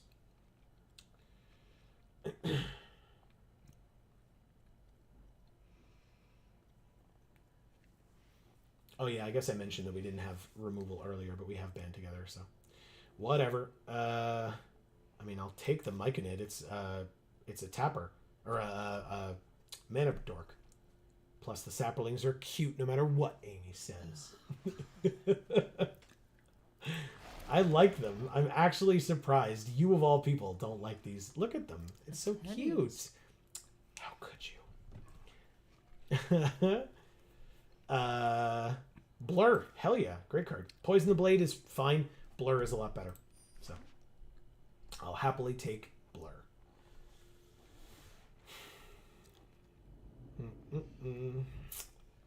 What else? We're only in pack 2, so we should get some cool stuff in pack 3. Battle says, Oh, what? You don't think it's cute? I think it's very cute. Look at it. Stop putting it on the screen. It looks like a mushroom Groot. No, it doesn't. It looks to me like the Sapperling looks to me like Toad from Mario. If people tried to like do the realistic drawings, like look at its head. It just looks like Toad to me. It looks to me like a pile of feces with eyes, and then a mushroom growing out of its head.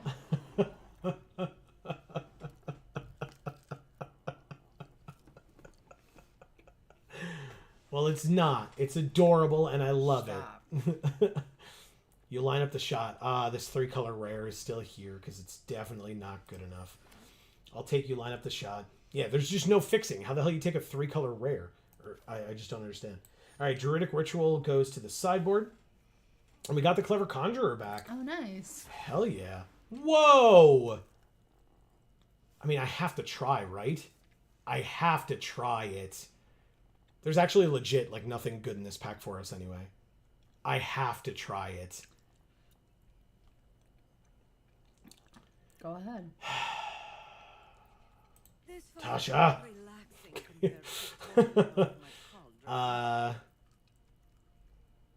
Now we're just being taunted because Grim Bounty's here too. It's a great card. Rhyme Shield, I guess, or Underseller Myconid. Oh yeah, it's 1 mana of any color. So yeah, I'll take the Myconid. It'll actually help us cast Tasha. Emilio agrees that it's kind of cute. And he would take one if they were giving them out. Right? Thank you. Well, this Myconid's giving him out. This Underseller Myconid gives him out just from entering the battlefield or dying. So it makes little sapperling babies that are awesome and adorable and not piles of poop with mushrooms on them, Amy. And eyes. And eyes. Regular sapperlings are cute. But that one... I don't think I want any of these. We have so many 3-drops, and all the cards in this pack that are useful for us are 3-drops. Like, I don't like Poison the Blade. Take Circle of the Moon, but put it in the sideboard. Air Cult. We have Guild Thief. I'll take Guild Thief. Oh, but there's a third Owl Bear. What do you need 3 for? It's still Guild Thief. I mean, it draws you cards. It's a 4/4 trample that draws you a card when it enters. It's incredible. Yeah, it costs 5. So we're ramping. We're trying to get to 8. If we can't get to 5, we don't deserve to get to 8.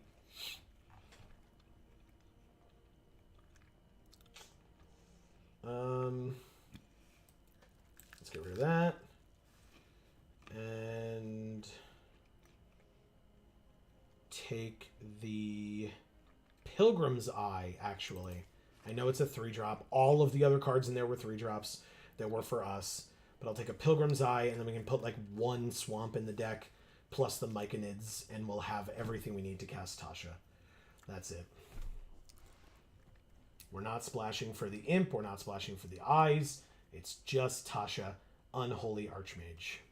Or Archmage, depending on how you want to say it.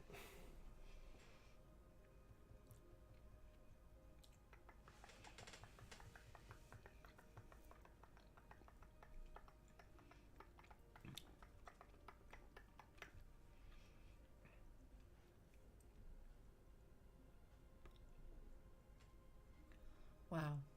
What? Okay. It's fine. It's got to go. The stuff has to go around the table, you know? Knoll Hunter it is. Wild Shape I do not like, despite the fact that we were blown out by it in that one game. Oh, yeah. But it's fine. It's fine. I'll get rid of Undersimplify.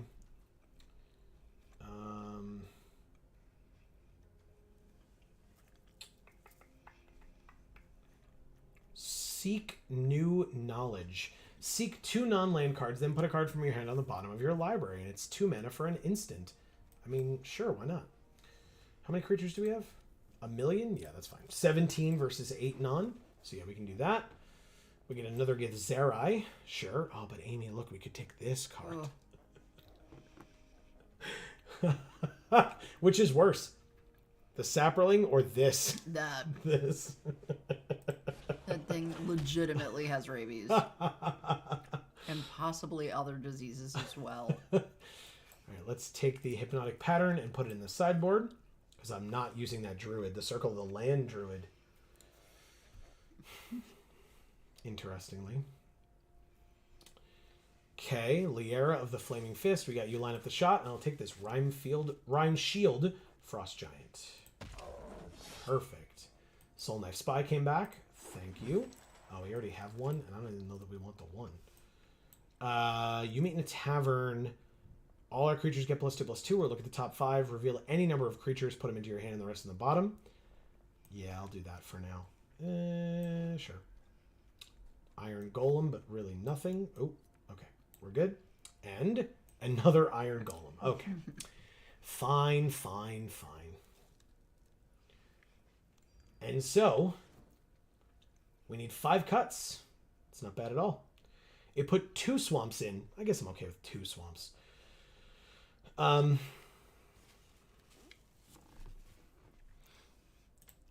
guess if we go like this, and like this, and like this, we can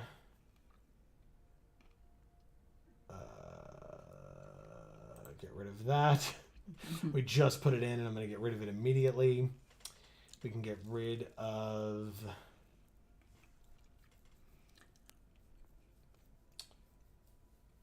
We can get rid of...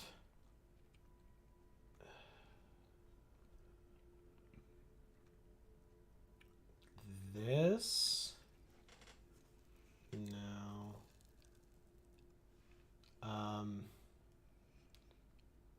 Yeah, maybe it's the Guild Thief. We can get rid of...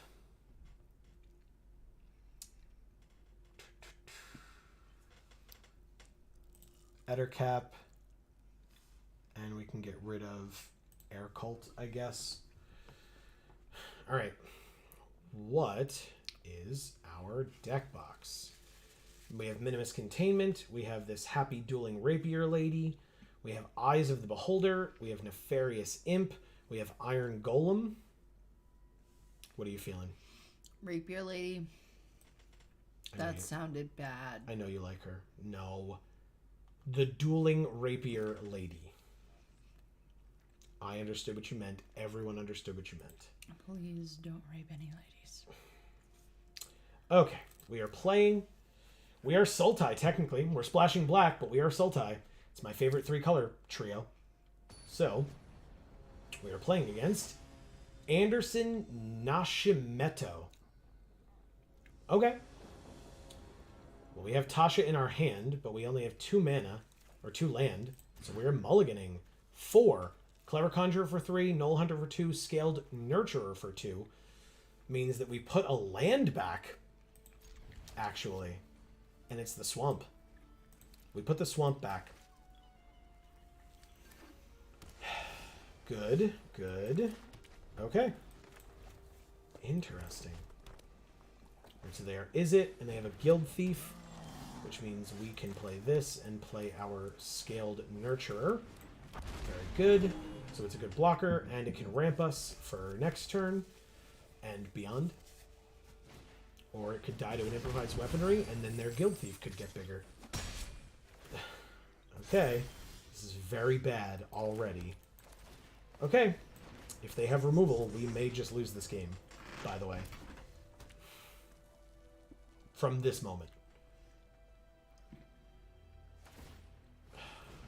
Okay.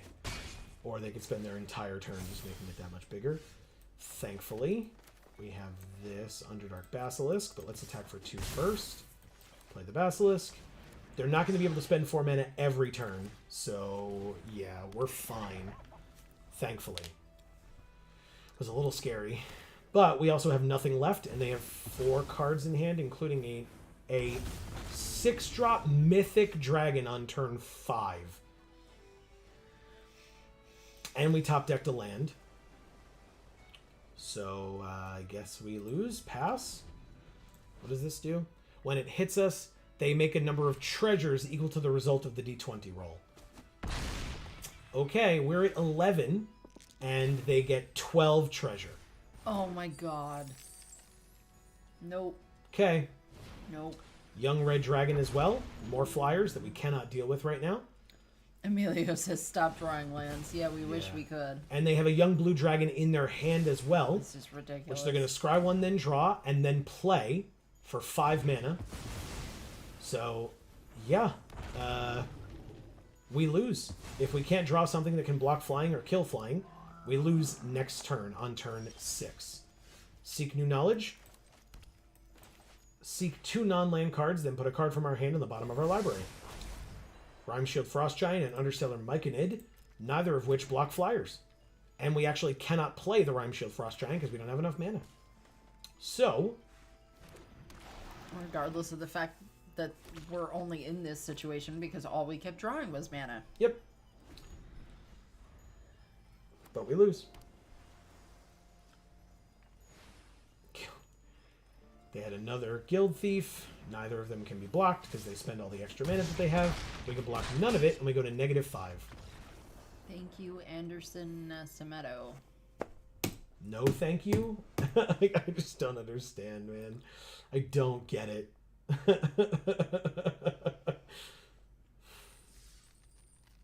Okay. That was only the first game, right? How often can you run into 6-drop Mythic Dragons on turn 5, I ask you. Oh, you're done eating. Good. I will get into mine. Lev Dev.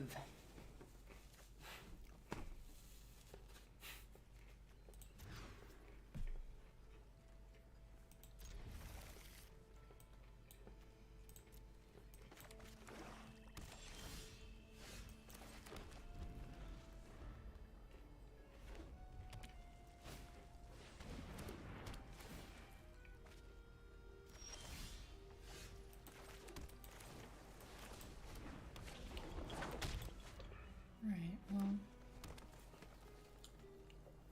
It's not bad. Okay. Ah, a rare. At the beginning of your pre-combat main phase, choose one or more. They can make a treasure and lose a life, draw a card and lose 2 life, or make a 3/2 shapeshifter with changeling and lose 3 life.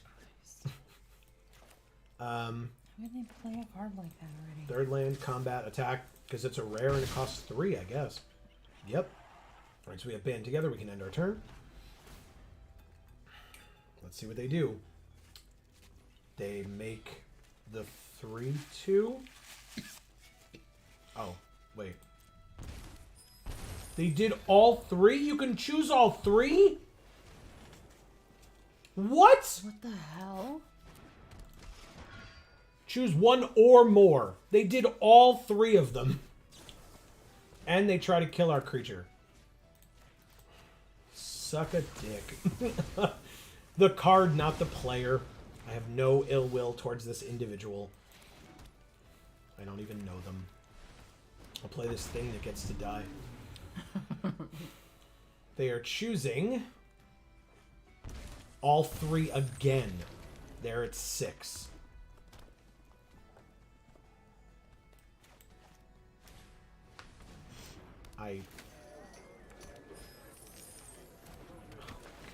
Oh my god. What is happening? I have played 1 card a turn. What is this? What is this? I don't even have a 5th land. I don't understand. Like, there's actually got to be something wrong with me. What the hell? I just don't understand. It's got to be there's got to be something wrong with me. It has to be. I don't get it. I don't understand. They're at 5 and they did 2 out of the 3 choices. They play a 3/3 that has flying now thanks to their Lulu. They exile that and then bring it back because they then get another treasure out of it.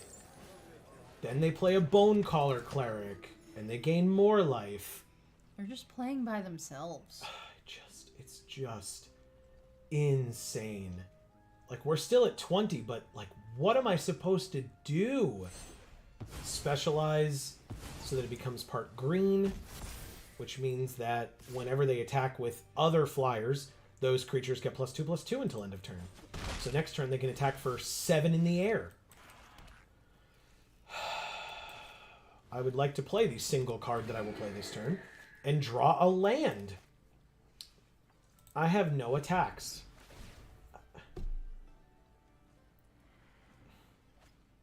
They draw a card and lose 2 life. Then they play this other rare and their land. They are now empty-handed. This 3/2 can come back from their graveyard to the battlefield tapped with a perpetual +1/+1. Ah, they get their lifelinker back. 7 in the air, we go to 11. We drew another land.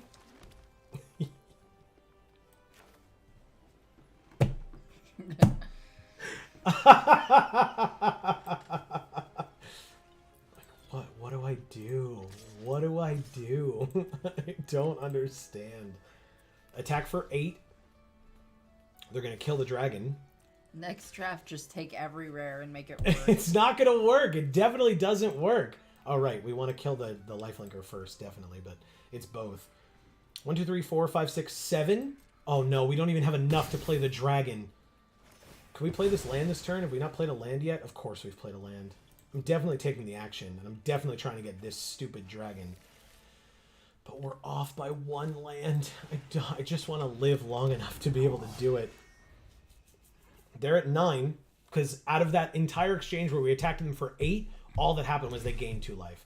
So they draw a card and lose 2, and go back to 7. They get their creature back, and they gain another life and go to 8.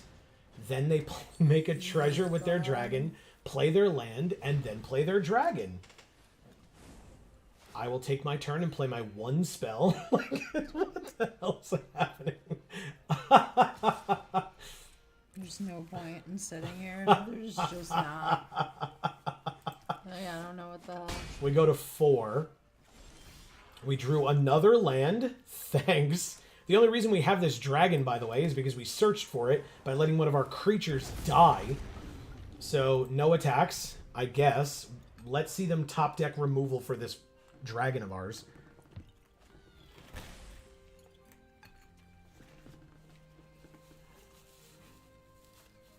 Like they need it at this point. Alright, good.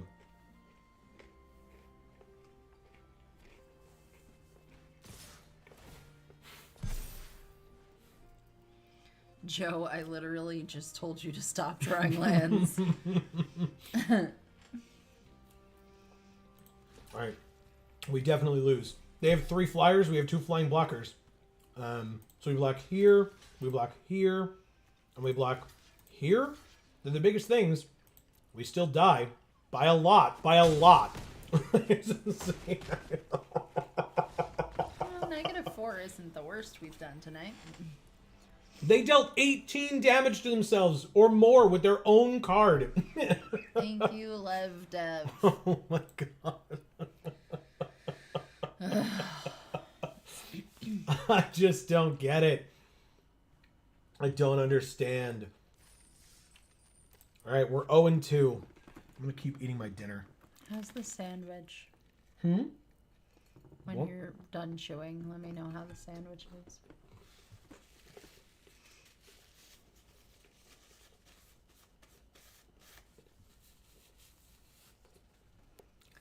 I'm sorry, we don't have any pickles. It's fine. He says, what's for dinner? Sandwiches. Joe's is ham and mozzarella with tomatoes and mayonnaise and honey mustard and coleslaw. Oh, okay. I wasn't tasting the coleslaw. I can definitely taste the honey mustard, though.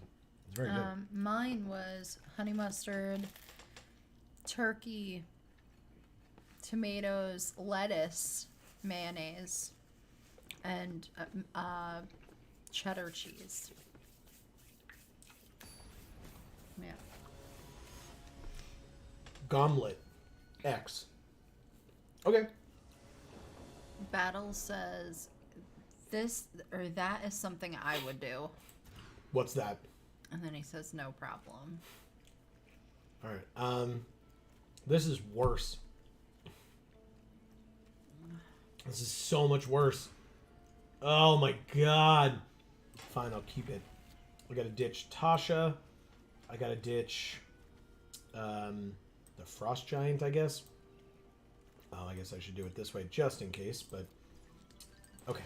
Emilio says gourmet sandwiches. What the fuck? That's Amy. I was not looking forward to eating these sandwiches either. I was like mad we weren't getting pizza like we normally do. Battle says the self-damage. You do that a lot? I gotcha.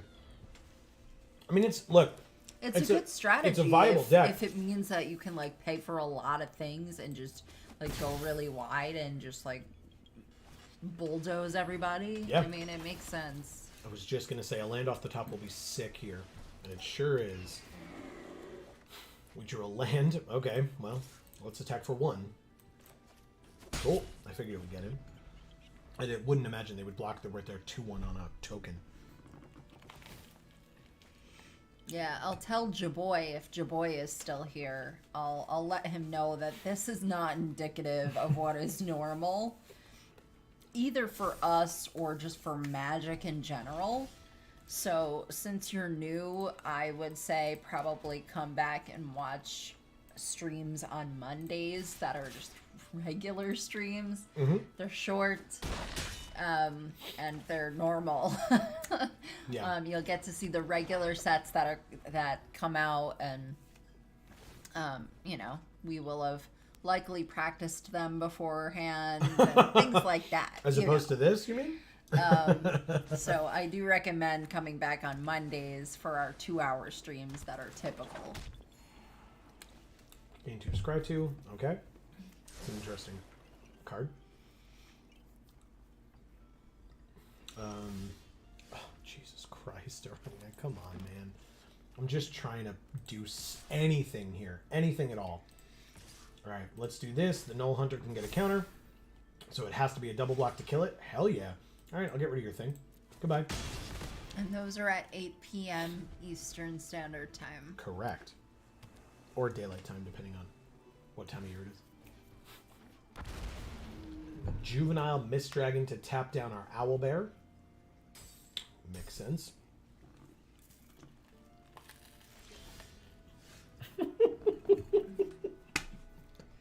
Emilio, come over here and slap him. Because it's clearly his fault that Arena keeps randomly giving us nothing but land. Like, what the hell?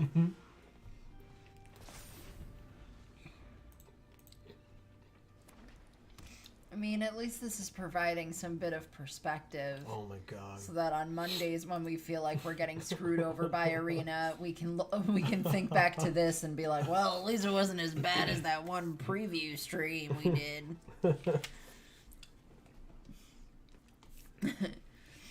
He says, if you would just let me draw the cards, this would stop happening.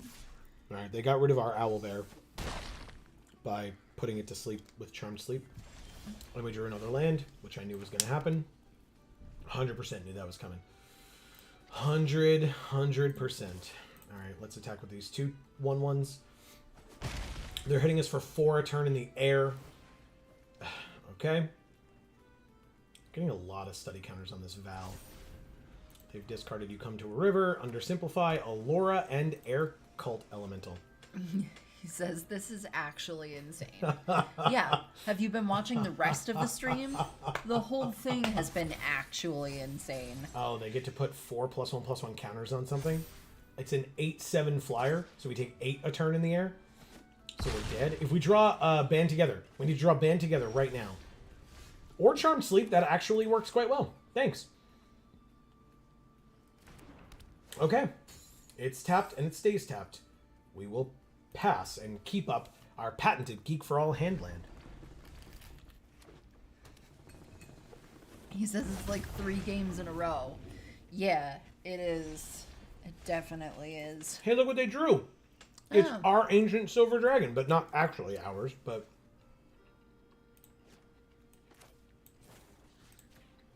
Alright, let's blink our creature, draw a card, and then when it enters, draw another card. Silver Dragon. No, we don't want the silver dragon. We can't play it. Oh. Pilgrim's Eye, that's what we want. Oh. That'll work out quite nicely, actually. So I might as well play the land, because then we can Pilgrim's Eye. I guess we can get a swamp. We don't really need the blue that badly anymore.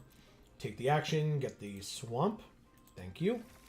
Play the Clever Conjurer. Just play as much as we possibly can. Mm-hmm. And then die to 8 damage in the air. Oh no, right, we have a chump blocker this turn. Silly me.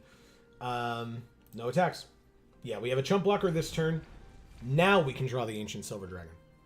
Now we can draw it. Priest of Ancient Lore, they can gain a life and draw a card. Is that what we want to draw? Yes. Yeah. Because right now the only thing that can kill us is the flyer. And we're just chump blocking. So at least they would trade with one another. What is this? Oh, it's an Owlbear. It draws us a card. But now if we draw the dragon, it doesn't matter. We did not. We drew the Githyanki. Or the Githzerai, excuse me. I always mess that up. Played the land because they already knew it was in our hand. We played this. Go to combat. Attack with this owlbear, I guess. They just take it and go to 7 and then kill us. Yeah. Clever Conjurer untaps the owlbear.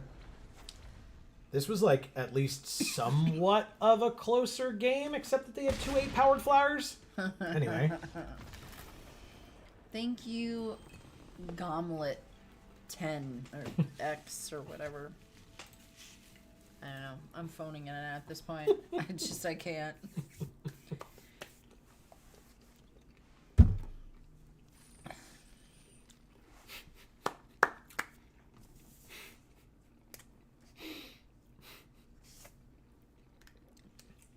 We went 0-3 again. Exciting. Hell yeah. He says, here we go. 5-color all rare drafts. I can't do it. There's no fixing. There's none. No, that's not true. The Pilgrim's whatever eyeball. Eyeball. The one piece of fixing. Well, you can't. Okay.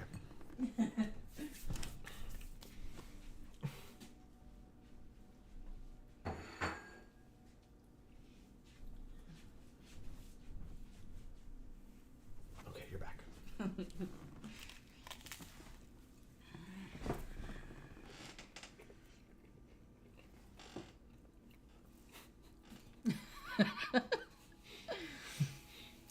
But it definitely wasn't an eyeball. It was definitely like a kite.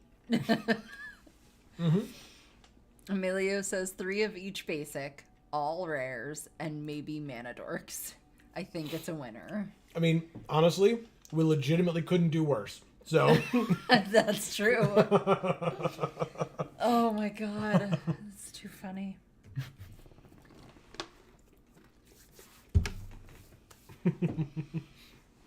It's so sad. Oh.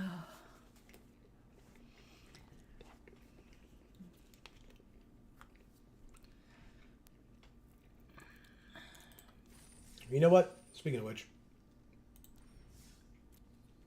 Nope, not that one. Let's do a sealed randomly.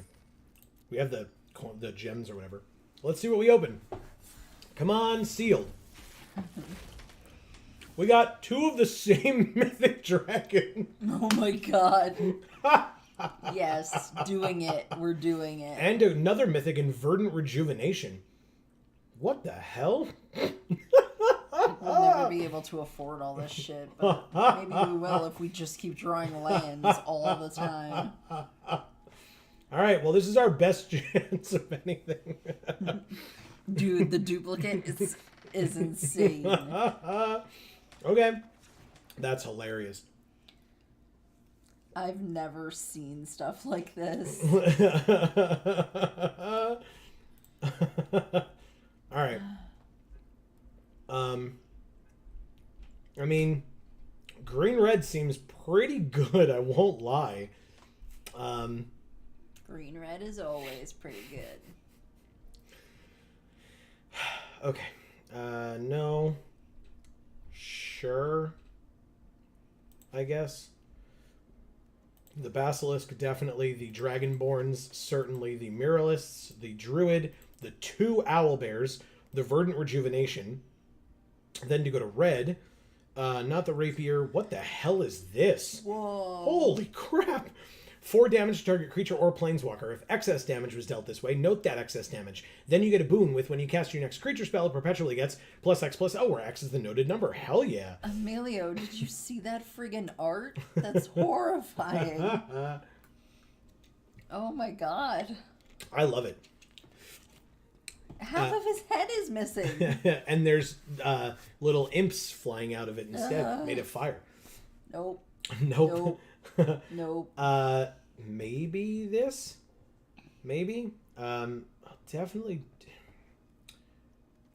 We only have 2 ambitious Dragonborns. Jesus, look at it. We have 2 we have 2 Reckless Barbarian, 2 Unexpected Allies, 2 you come to the Null Camp, 3 you find some prisoners. Good lord. He says the art in this set is actually great. I agree. Oh, we got a red dragon also. 6 mana, 4/4 flyer. When it enters, it deals 4 damage to each opponent. Okay. Hell yeah. We got the Carnelian Orb of Dragonkind as well. Cool. Giant Fire Beetles gets in. Valor Singer gets in. Jaded Sellsword gets in. Fireball. Fireball. That's Also a great gets in. art as well. Knoll Hunting Party is a 6-mana 4/4. Costs 1 less for each creature you attacked with this turn. It has double team, and as long as it's your turn, it has first strike. Sure. Gut Fanatical Priestess. What do you do? When you enter, up to 1 target creature you control fights. Yeah, sure. And a red dragon. Okay. Oh, we need 3 more cards. Oh. Okay. Easy enough. I mean, we got plenty of them up here. 1 Unexpected Allies. The can't block thing seems fine. And a Reckless Barbarian. Yeah, we'll do 1 of each. Okay. Okay. What's our deck box art? That will be... So there's these. Keep it going. These. I like that one in the corner there. This one? Yeah. Yeah, I knew you would like this one. The Altar of Baal. So you can tap 3 for a Bone Offering Adventure to create a tapped 4/1 black skeleton creature token with Menace that you can see here on the left. Or when it's on the field itself, it's a 2-mana artifact, tap 2 and a black, tap it, exile a creature you control, return a creature from your graveyard to the battlefield, activate only as a sorcery. Interesting. Okay. Alright, so you want that one? Yes. Deck box art for Altar of Baal. Okay. You don't want... Oh, right, because we're playing part red, so you wouldn't want Kalain. Correct. Okay. And let's at least glance at our curve. That's not a curve. That's a bumpy road. Anyway, we're done. We're doing great, guys. All right, let's see. Aren't you excited about this next game? We actually have this card in our deck. This is the green rare that we got, or mythic. I should It's say. really cool. It's this very art. cool. Yeah. All right, so this is...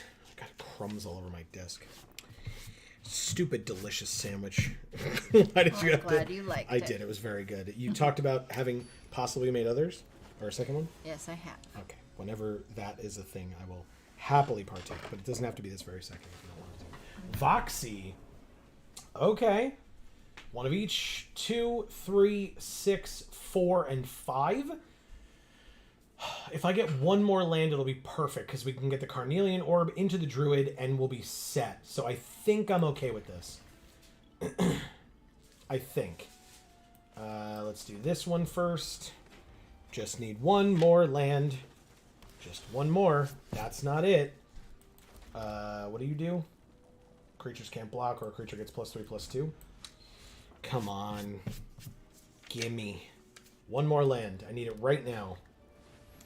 That's an artifact or an equipment. That's fine. Pass. Take my turn. Did not draw the land. Oh, wow. Thank you so much. You're welcome. Pass. Just need a 3rd land. Everything will be fine with a 3rd land. Just give it to me. Vladimir and Godfrey. I got it. I got the 3rd land. Alright, Carnelian Orb of Dragonkind. I need your help.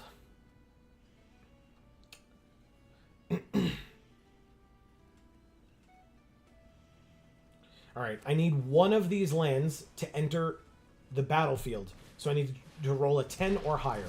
I don't think that's too difficult of an ask. Come on, baby. 10 or higher. Right. I need, say, still 1 of each, I guess. That's a 2!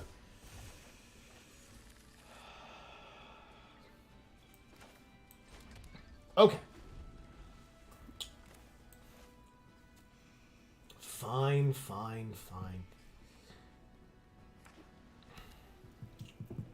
I will definitely trade this off with the token. Oh, the token has flying, of course. Never mind. I'm not going to trade it off with the creature. That's okay. Oh, this gives haste? Gross. God damn it, man. This deals 4 damage. Fine. I will kill here. Very frustrating.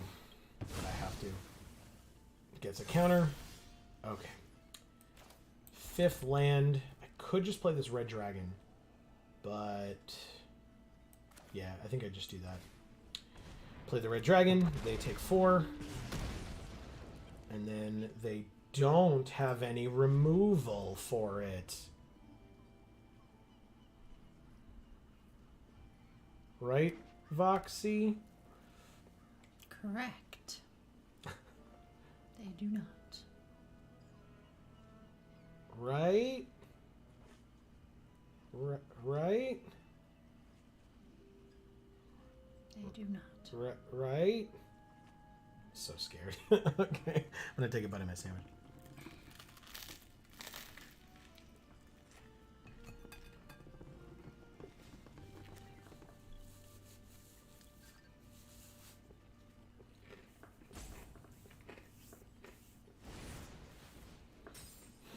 Damn it.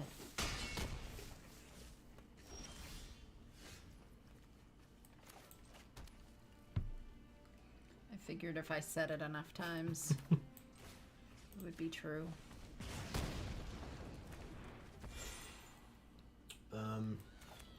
Sure. This owlbear is now a 5/4 trample. Yeah. And we drew our ancient copper dragon. Nice. Amazing. I love it. Okay. Battle says they gonna lose. I would love for that to be the case, but we die. Thank you, Voxy. Unbelievable, man. That's insane. Yeah. Okay. Amelia says, what kind of chips should I have for dinner? Oh, what kind of chips are on option? You're having chips for dinner, sir? I guess that's why you wanted these sandwiches so bad, huh? Battle says, no! Or he says, or I'm sorry, there's a P in there. Maybe he says, nope. Yeah, that was, that seems relatively standard for this set, for us, to be honest. But otherwise, yes, I agree with you. That was stolen from us, but fine. Doritos or Sun Chips? Doritos, 100%. Ooh, what flavor of Doritos, That was though? going to be my next question. And what flavor of Sun Chips, I suppose? Battle says, just no.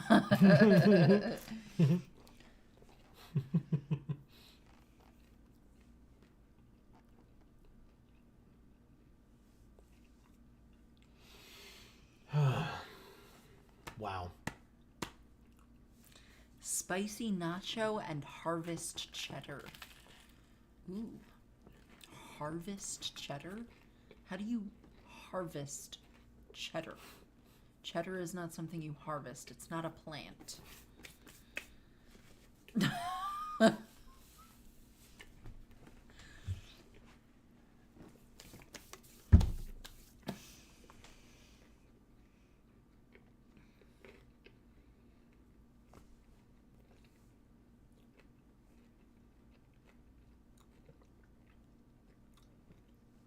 I mean, I assume it tastes like a harvest and cheddar. You know? Harvest of what? Sun Chips named it. I'm just a guy. So I'll say for me, Emilio, if it were between those two, I would pick harvest cheddar every time. Even though I love, because I'm not a spicy nacho fan, but if that's something that you enjoy, maybe go with that. MTG Nerd Girl. Oh, nice. Cool. We're seeing cool names today, or cool people today. This hand is not adequate enough. Holy shit. Okay. Sure, right? You're fine. 3 4-drop dragons with 3 land. Seems fine, right? I would pick the harvest cheddar as well. Mainly because the name makes no sense and I'd want to Oh, I should say find hello. out why. Not be rude. Battle says LOL, she's on Twitch. Correct. And we on YouTube. That's right. Twitch versus YouTube. The battle begins. I mean, depending on what category you're working off of, will depend on who wins and who doesn't. There's nothing more, nothing less than that, to be honest with you.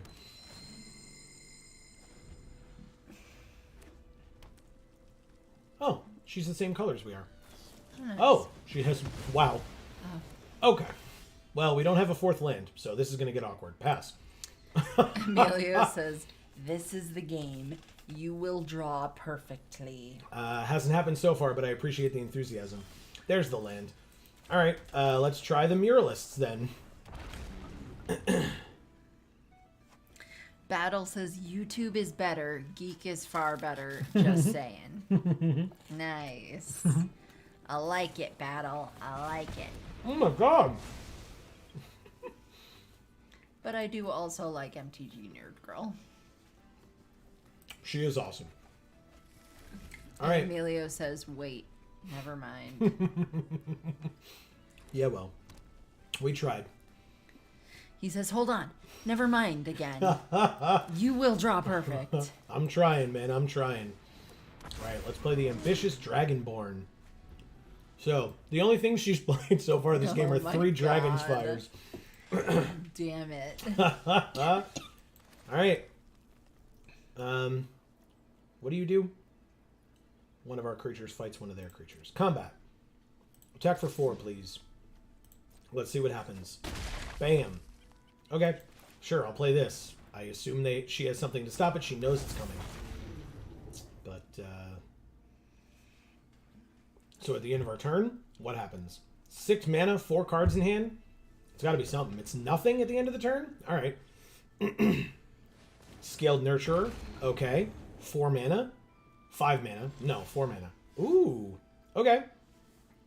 Well, what does this do? 2 target creatures can't block. Target creature gets +3/+1. So combat.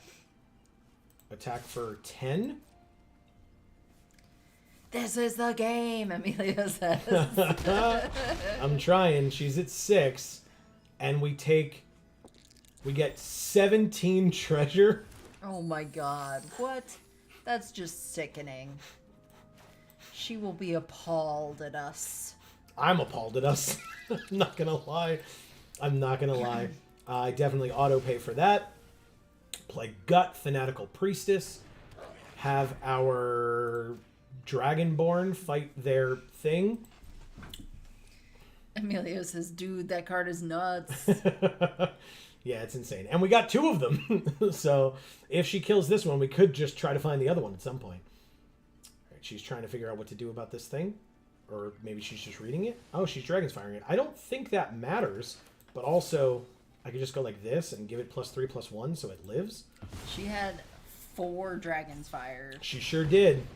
In her sealed pool. This isn't draft. Right. Sealed, she had 4 Dragon's Fire. She sure did. Oh, she conceded. Yeah, that makes sense. Thank you, MTG Nerd Girl. You're awesome. Yeah, exactly. Keep up the great work. Battle says, "Nerd down in flames." All right. Infestation expert. Okay. We're 1 and Amelia 1. said, "You had 2 of the same mythic. What the fuck?" Again, it's karma in the other direction, I think, for everything that we've dealt with today. Right. J.A. Lothlorien, or Lothlorien. It's one of those. 3 mana, we have the Ancient Copper Dragon in hand, and the Carnelian Orb of Dragonkind. Wow. Okay. I did not know. I did not remember that the green mythic was 8 mana, but still, that's fine. We're definitely keeping this hand. This hand is great. Okay, 4th land is good. Very good. That means we need 1 more land to be able to play our Copper Dragon, since this taps to add mana for our dragon. Okay, and we got it. We drew it. Okay. A couple more turns, and we will have our Ancient Copper Dragon. We just have to live.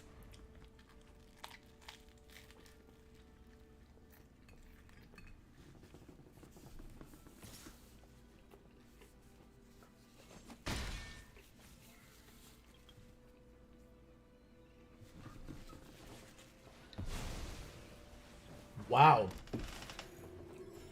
Using the 2/2 to make a 2/1 to gain them a life and draw them a card, but they got their 3rd color and can play the Grim Wanderer. Oh. Very well done. Okay, I'm literally just going to play a Mana Rock, so Congrats on hitting us for 7 next turn and bring us to 11. Oh my god. This is ridiculous. Alright. I said we had to live long enough. I wasn't kidding. It's a lot harder than it seems, I guess. Alright. Take 7, go to 11. 3 mana on their side leads to Vampire Spawn. We lose 2, they gain 2. We're at 9. 5 mana. Faraday's Fireball. Don't hit both of us. Thank you. Amazing. Okay. We still take 4 and go to 5. Battle says, bring it. This sucks, man. Alright, next turn we get the dragon, though. Jesus. We're dead? No, we're not. No, we're not. Okay. That was very scary. We're at 2. But that means we drew the other copper dragon. We are dead, though. Oh, we're not. We're actually not. We're actually not. 6/5 haste flying, attack. Come on, roll a decent number. A decent number. 16 treasure. Wow. Okay. Put those cards onto the battlefield. Okay, here we go. How do you Doing play it. 2 mythics in a turn? Oh my god. They said nice. I mean, yeah. That I was would- like scary. Like I actually shook. Oh my Oh god. my god. Oh my god. Emilio says, oh my god. Oh, Jesus What Christ. the hell? Oh my god. Battle says, bring it. Holy crap. Greg says, what the heck was that? Greg is here. That was Hi, mythics. Greg. That was mythics is what that was. Oh my god. You know what? That was... Let's play all 3 mythics in one turn. How's that sound? Oh my god. I can't do this. I'm so sorry, I don't have opponent. the heart for this. I'm so sorry. Oh. Emilio says, I told you all you need is the rares. And Greg says, hey guys, mythics for the win. Yeah. Oh my god. That's disgusting. They better not bolt us. Yeah, bolting us would be the worst. They also only had 3 land prior to this turn. So the turn that we played all of this, they had 3 lands on the field. 3. And that would be so annoying. Emilio says, now you know how all of your opponents have felt all day. I truly understand. I truly get it now, yes. Where they have to be sitting there going, wow, how am I doing this and my opponent's doing nothing? Yes, I absolutely understand now. Battle says, original Beatles song, all you need is rares. Right, pass to attackers. Either they're still attacking because they can discard their hand and draw 2 cards to try to save themselves. Yup, they did. They discarded a 6-drop, a 7-drop, a 3-drop, and a 2. They had a mythic in hand. They said, good game. Good game, opponent. Pass to blockers. I will block with this, I guess, because it's the least relevant that still doesn't die without them playing something else. I'll take my turn. I'm going to be mean, and I'm going to play this. Up to 2 target creatures can't block this turn. That's either of their creatures. This is a dragon, so I'm going to play this. It's a 6/6 with haste. I'm going to go to combat, and I'm going to swing. Instead of saying thank you to our opponent, I'm going to say I'm sorry. Negative I'm sorry, J.A. Lothlorien. Negative 22. Lothlorien, because they like loaf is what that means. You've done it. It took 3 mythics in the deck and playing all 3 of them at the same turn for us to get a second win in any event today, by the way. Just throwing that out there. We have played, hold on, 4, 8, 12, 16, 20, 24, 27, 30. We have played over 30 games of Magic today, and that is the only time we have gotten a second win. Mythic Michaela is an actual awesome name. Yeah. I like that a lot. Battle says this is epic. Emilio says easily the most explosive game today. Yes, By a 100%. long shot. I agree with that. I agree with that. That got out of hand in like 2 turns. Yeah. Yeah. It was like 1 turn. Well, and we didn't even have the mana at first. Yeah. Okay, 1/3 is fine. Pass to attackers. Take our turn. Yeah, because as soon as we rolled that die and got 17 treasures, that was the end. Yes, correct. Yeah. Yep. All right, so that would be +1/+0. Let's go to combat. Attack for 2 because we can. 1, 2, 3, 4, 5. Next turn we can play the Copper Dragon, by the way. Nice. Well, a Death Toucher, but it's on the ground, so I don't care as much about that. 3rd land.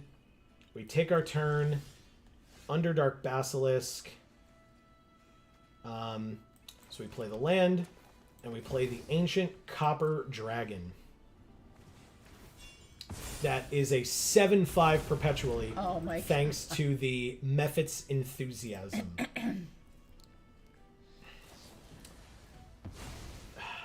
We sacked it. Okay, that's okay. We have another one. sucks. It's fine. We need to draw a land off the top. Would be fantastic. We did not. We drew the other Ancient Copper Dragon. Play it. Play it. We can't. We only have 4 land. Oh, We had to damn. sack our Barbarian to get the other 2. Pass. That's hilarious. Emilio says, I think the winning strategy is to play the Copper Dragon as quickly as possible. Not sure, though. No, I agree.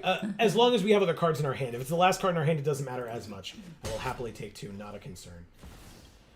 Tasha. Ah. May the best Okay. mage win. So every time we attack until their next turn, if they plus her, our creatures get a -1/-1 counter. AKA the Underdark Basilisk won't be able to do anything. Oh! From our graveyard. Okay, so they get the Reckless Barbarian. Because I'm not giving them the Ancient Copper Dragon. Alright, I need a land off the top, please. Thank you. Nice. Owlbear. Give me a land. Or dig me closer to a land, either way. Got there. Okay. Ancient Copper Dragon next turn. No attacks. Okay. Battle says, do I hear hideous laughter? You do. You do. Grim Hireling. Okay.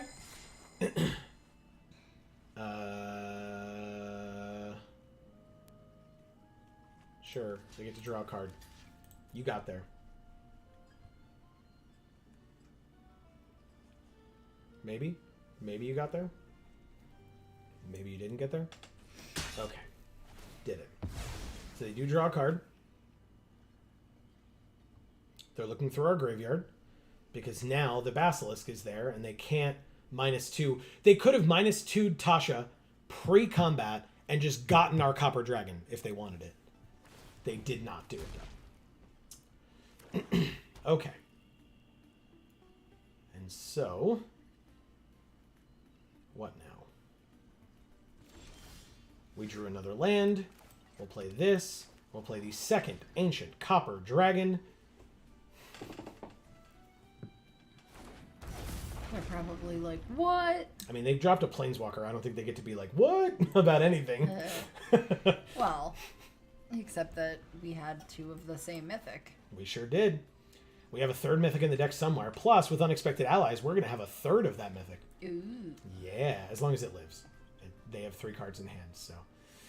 It might not. We shall see. Tasha can't get rid of it. But. Alright, what do you got?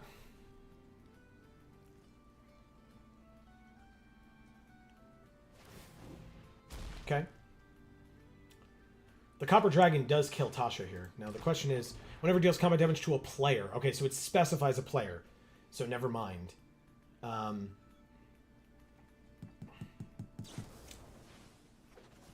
Okay. It perpetually gets -1/-1. That's very scary and frustrating and annoying. But That's what Unexpected Allies is for. So now we make a duplicate of it. It's got First Strike. And it's going to get -1/-1 from her. So... Oh, and it's got Double Team. Right. That's what it is. Alright, so we definitely just kill her. Right now. It gets -1/-1. But it still hits her for 4, which kills her.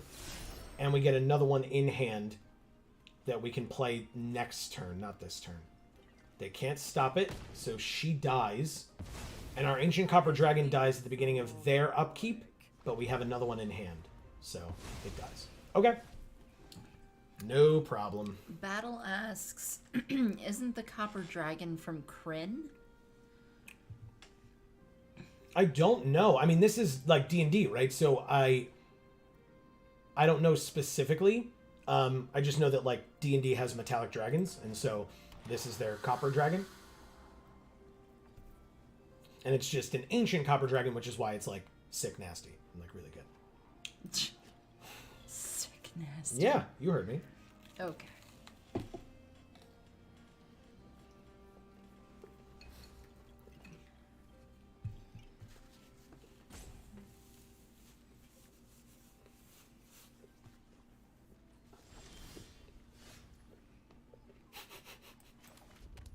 Okay.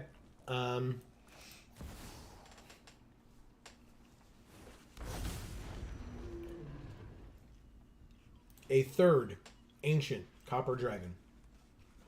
1, 2, 3, 4, 5, 6, 7, 8. Okay. So we do have whatchamacallit. We do have enough for our other mythic if we draw it. Seeing as how we've played 3 ancient copper dragons this game, might as well just draw our 4th mythic at this point. Our 3rd mythic, but 4th, Right. play it as a 4th.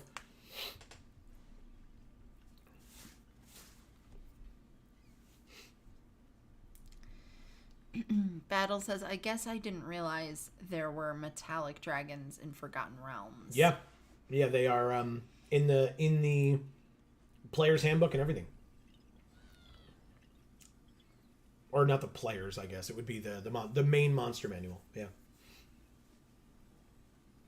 Yeah, the metallic dragons are the good dragons, and then the chromatic dragons are the evil dragons. Oh, they're attacking with a bunch of things. Okay. They double team with their lizard folk librarians. I am going to... They have 2 other cards in hand, huh? I guess I go like this and like this and hope that that's good. I don't know what else they have in their hand, but it's a little scary, I won't lie.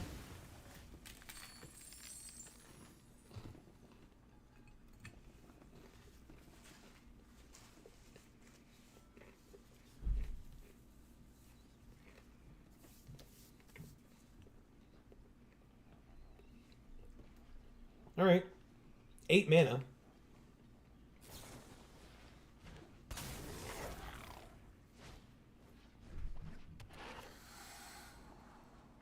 Okay. Scry 2 is good. 1 on top, 1 on bottom.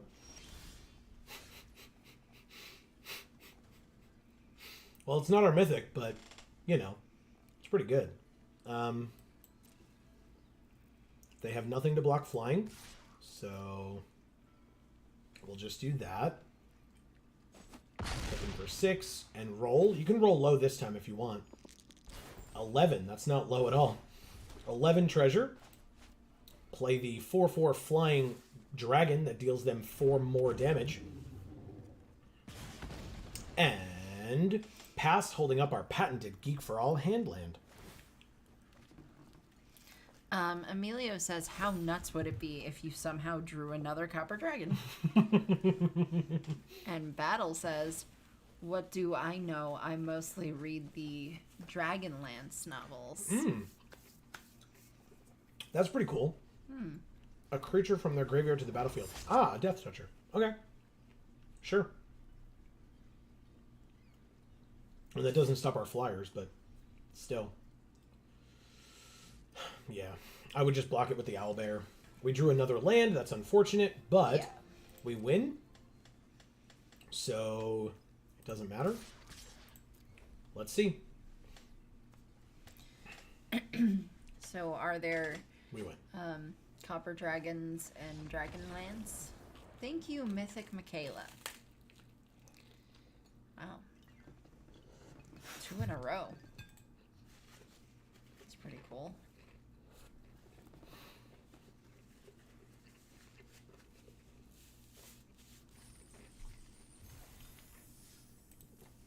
It's the power of the delicious sandwich. Emilio says, I always knew the Gruul deck would be the best. Yes, I know. What can I say? It had Gruul to be. is always the best. Yeah, it had to be the best. Amy's here. Or, of course, Esper Control. He says, you're welcome.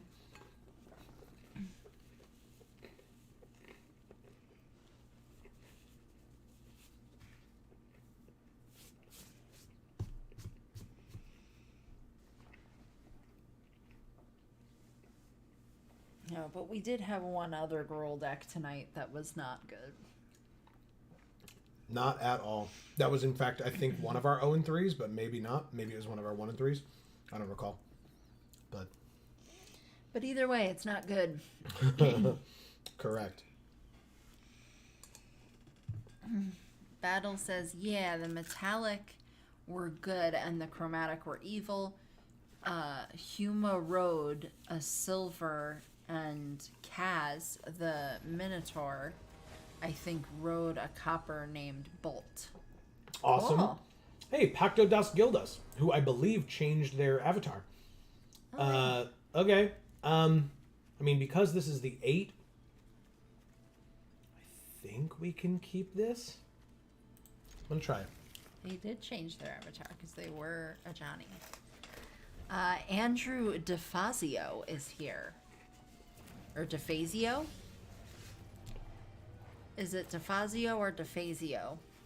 Or maybe that doesn't matter because I just call you Andrew. Hey, he says. Hello. What's going on? Welcome. All right. Are you new to Magic or just new to the channel? He says DeFazio. Okay. Thank you. There you go. All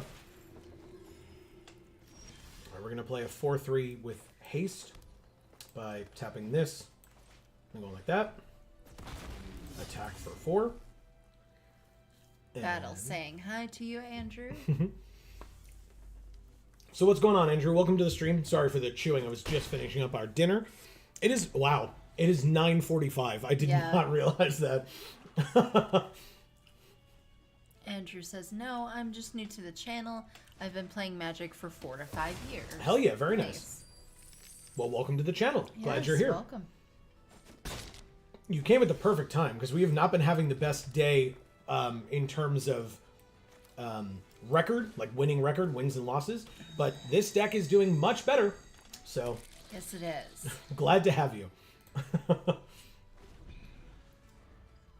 It up till now had been embarrassing. Battle says more than me. How long have you been playing Battle? Jan Jansen, Chaos Crafter. Oh. 3/3 haste, tap it, sack an artifact creature and make 2 treasure. Tap it, sack a non-creature artifact and make 2 1/1 constructs. Interesting. 4, 5, 6, 7. 1 more land and we get to play Verdant Rejuvenation, which is gross. Guess we just do this. Andrew says, I haven't seen the arena set much. I did see a lot of the commander set, though. Oh, okay, nice. All right, let's go ahead and give this 1+1/+0, and then swing in for 5. We get the double team trigger, so we get a giant fire beetles in our hand as well. Battle says, LOL, less than a year. Oh, okay. I didn't know that, Battle. Did I remember that? Did you tell us that, like when you first joined us, that you were newer to the game? I feel like he didn't. Andrew says, dang, missed out on Eldraine. Eldraine was definitely an interesting one. It was fun. Do I do this? I would definitely trade this off. Like, they get to draw a card, right? But I kind of don't care. No, I take 2 damage. Who cares? They're at 12, we're at 18. We'll take 2. No big deal. Because basically, if we top deck a land, we're set here. 4? Oh, 3? Damn. Okay, never mind, we're good. Hasty 6/5 dragon with the treasure. So if we roll a 7 or higher, it's definitely this. If we roll a 7 or higher, we are set. Now we rolled a 6. Ooh. That's fine. Next turn we can play our... oh no, we have to wait a turn to play this busted-ass mythic. Okay. After we played this busted-ass mythic. It was very close. Very, very close. They killed it. That's fine. Oh, they don't kill it.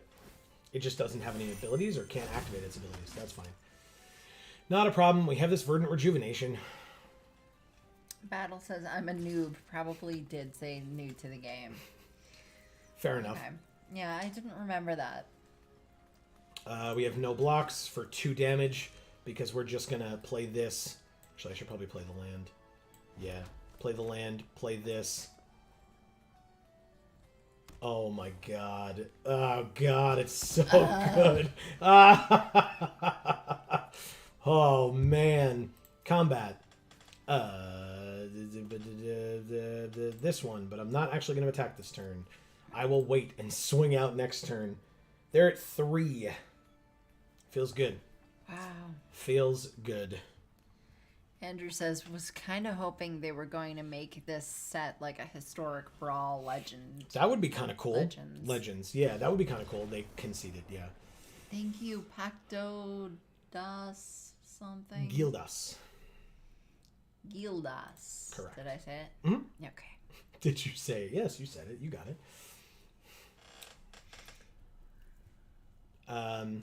Yeah, it's... again, I mean, we've been having kind of a bad experience wins and losses wise up till now. But, Yeah. so yeah, it could have been cool. But, oh, it's Leland Palmer again. Oh, nice.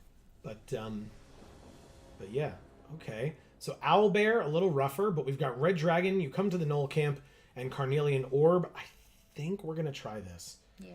It's a little tougher. Still tougher. Any green, though, in the next 2 turns, and we're kind of set. There it is.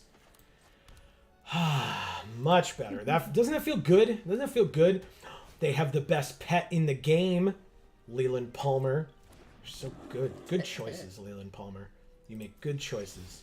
All right. Hey, we drew the Ancient Copper Dragon. Would you look at that? God, it's so crazy. Okay. Which means 2 more. Oh, God, we gotta take so much damage in the interim. It's fine. It's fine. Oh, okay. Yeah, we drew the land. Good. We can't Owlbear, but we can Muralists. And I will happily trade this thing off because, as we know, if it dies, we can go get a dragon. And it could be the other Ancient Copper Dragon.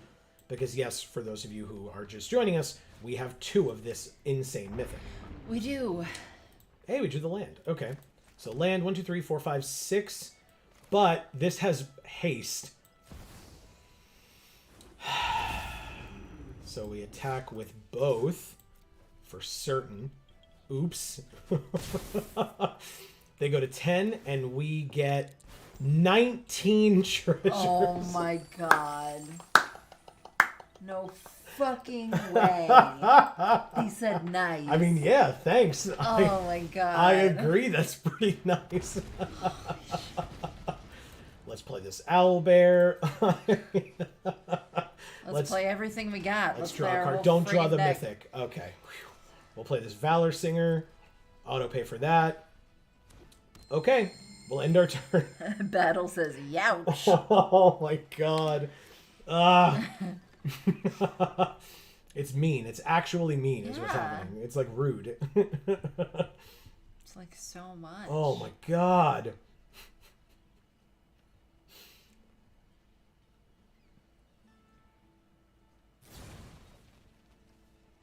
What does this do? When it attacks, double the power of each dragon you control until end of turn. Is it a dragon? It is. Okay.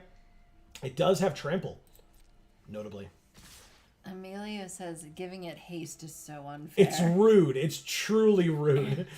All right, so they have a 10-6, so we can just, like, pass the blockers. They're at 6, right? So we just go like this and like this. And we take 3.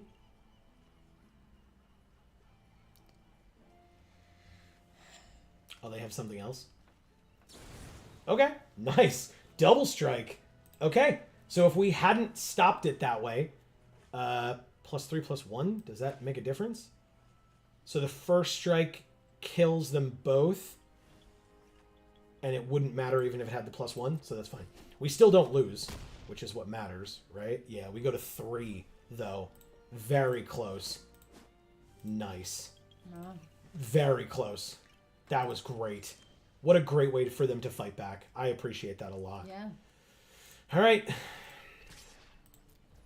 We will attempt to kill you. We succeed at killing you. Thank you, Leland Palmer. Ugh. Jesus. That's so unfair.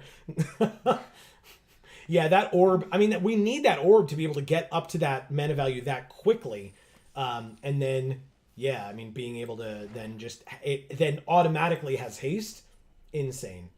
All right, 5-1. Let's keep it going.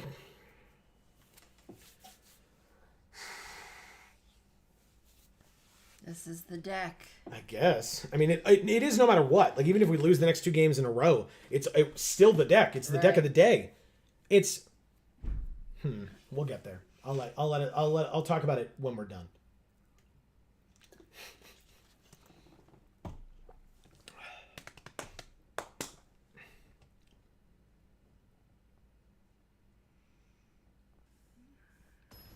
It's like the soup of the day. It's the deck of the day.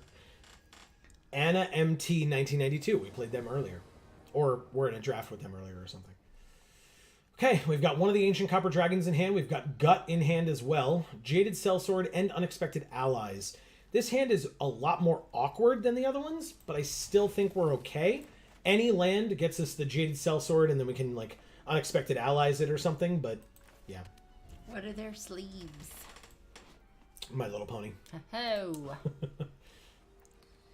Andrew says deck is only a little busted with 2 copper dragons with haste enablers. There's another mythic in the deck as well. That's what put all those things on the field. I don't know if you were here for that, or if you came after, but I think he came after that. yeah, there's an 8-drop green mythic that lets you look at the top X number of cards and put them on the battlefield. Put all the permanents on the battlefield equal to the number of, like, your highest CMC or mana value or whatever. Yeah, so it ends up putting like 7 cards on the field. It's been like 4 or 5, but still, it's disgusting. It's a lot. Yeah, it's disgusting. Swashbuckler Extraordinaire. They make a treasure. Whenever they attack, they can sack 1 or more treasures. When they do, up to that many target creatures gain double strike. Nice. Battle stubbed his toe. Oh God, that sucks. I did that a little bit before. Well, I didn't like stub it, but I must have hit it on something because it was really hurting before. And I was like, that came out of nowhere, but now it's okay, so I kind of don't know what happened. So let's attack for 3. I assume it just gets through. They're at 20.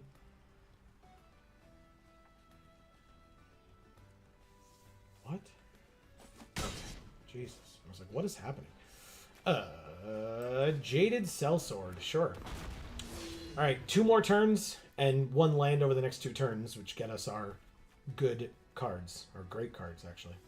Yes. Because these are pretty good cards, but these are great cards. Andrew says, I'm familiar with the mythic from Commander Legends, except in that set, I think it's based on the CMC of your commander. Oh, okay. That makes sense. That definitely makes sense. Yeah, this one cares about the CMC among permanents that you control on the field, basically. It's Wilson. So here's that bear we were talking about. Yeah. Fisk. Wilson Fisk. I don't know. Hey, we drew the land. Okay, good. Next turn, man. Next turn. All right, let's go like this. And like this. Because this is the only thing we can do this turn, so I might as well. And then I'll give +1/+0 to the Valor Singer, I suppose. Attack with both. double team. Get another Valor Singer in hand. And hit them for 9 and put them to 8. We will play the other Valor Singer. And then next turn, we can play this Ancient Copper Dragon. It will not have haste. It's unfortunate. We could just play Gut, to be honest. And just fight one of their things with one of our things.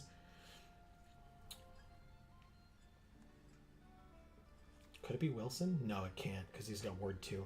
So we'd have to pay more mana, which we can't do. We could kill their flyer, so that the Ancient Copper Dragon can just hit them, but... That sounds good. It does. We'll see. They might be able to play something else here. Battle asks what CMC is. Andrew answers converted mana cost, and Right. Battle says thank you. Yeah, now known as mana value, they changed it, Yeah. which makes the same amount of sense. They basically meant converted so that, like, the 2 and the red pip just equals 3. But, yeah. Alright, so let's play this. I think I'm just going to play the dragon. Yeah, I think I'm going to just try to play the dragon and see what happens. Damage does not get removed from our things. So this Valor Singer is going to target this one. This Valor Singer is going to target this one. And then we're going to attack for 6. Andrew says, I just like saying CMC. Yeah. Crying, laughing face. Yeah, I don't disagree with that. That Yeah, makes perfect I sense. think it makes more sense than the new way, to be honest, but that's me. Alright, so this has 2 damage marked on it, and it stays forever, thanks to their awesome rare. I really like this rare. Damage isn't removed from creatures your opponents control during cleanup steps. Really good. It's really good. Alright, does the Copper Dragon live? It does not. Oh, it does. Okay. They're just going to try to kill it with the Pseudo Dragon Familiar. Thankfully, we have this, you come to a Null Camp. The Null Camp. I mean, I'm just going to take 4. Why? Wait. They didn't have a way to deal more damage to it? What's happening? I'm so confused. I'm very confused. Combat. This one. They miscounted, This one. I guess. No, I don't think so. They're at 5. Nope, they just threw it. They could have lived, right? This doesn't have trample, so they could have just blocked here, killed it, because it had all the damage marked on it. They would have traded. Like, they didn't know we had this, right? Right. And then Wilson could have blocked either of these, although I guess... Were they weren't at 3, right? 6, 7, 8, 9, 10, 11, 12? No, they were at 5. So yeah, they would have lived. Wow. Interesting. Okay. Well, anyway, Well, thank you, Anna MT 1992. correct. Battle gives a big smile. Andrew says they messed up the math. That's what I I said. guess, yeah. Mocan's back, and he says, look who's back. And Andrew says, I'm assuming you're back. Yeah. That's correct. Well, welcome back, Mocan. It's great to see you. We finally turned things around today. Yes. Finally. We are currently 6-1 with this sealed deck. So we will see how we do in this particular game. Oh, we didn't get to finish reading this earlier. Mechanical dragons can shapeshift into like humans or creatures. Like humanoid creatures. Which is cool. Mocan, Andrew is new. To the stream, but not to Magic the Gathering. Correct. New here. But also not new to most of these cards. Some of the Alchemy ones, it seems, based on what Andrew was saying. If I'm incorrect, Andrew, please correct me. But the Alchemy cards are newer, whereas the you had seen the like Baldur's Gate Legends Yeah, or he Commander saw the Legends Commander cards. version. Yeah, the paper versions. Oh, it's her again. Oh, I'm sure she's thrilled to be playing us the second time in a row. Mocan Yeah. says, hello there. It's mean, I guess. All right, we'll keep this hand. She mulliganed. Sorry, I shouldn't say she. We assume it says it's Anna, but I could be wrong. They mulliganed and went down to 6. I'm just going to say hello again, since we just played them, and I think it's funny. Then we'll play this and the Reckless Barbarian. pass. Andrew says I judged like 3 to 4 Commander Legends drafts, Nice. so I know the cards from that. Okay. Okay, that makes sense. Don't know the Alchemy ones well yet, though. Yeah. Even though we've been playing this set for 9 hours, neither do we. God bless you. Yeah. Neither do we. Okay, so if we play this, we can then play Valor Singer, give the +1 to the Reckless Barbarian when we go to combat, and then attack with the Reckless Barbarian. I assume no block. Very good. And we end our turn. 3, 4, 5, 6. If we draw the Ancient Copper Dragon, we can play it next turn. Thanks to this Reckless Barbarian, because we can sack it to add 2 red. Ah, a Death Toucher. Okay. We draw. Okay, they play the Scaled Nurturer, sorry. They gain a life. They're at 19. Pass to attackers. They obviously don't attack. We take our turn. We drew the Giant Fire Beetles. It's a fun one. Ah, right, of course. We just played the Muralists. Silly me. Combat. Valor Singer pumps up itself. Then we attack for 3. The Basilisk does not trade. Okay, they just take 3 and go to 16. The Prosperous Innkeeper is very good in like helping them build back up their life total, so it's pretty great. I am gonna go like hard attacking with these Muralists because if and when they kill it, we can get our Ancient Copper Dragon and play it immediately. So Dragon's Fire kills the Valor Singer. That's fine. Oh, and they revealed the Jaded Sellsword to do more damage. That's all. Totally fine. No attacks. Battle says you must have more dwarf blood than me because your beard is much fuller than mine. It's truly, this beard has gone through so many like different cycles. Like if you look back on like stuff we made during the like lockdowns and the pandemic, it was so much different. Like down to here. Yeah, it was pretty crazy. And then I shaved it because I was doing like some job interviews and going to work and stuff, or going like back into the office or whatever.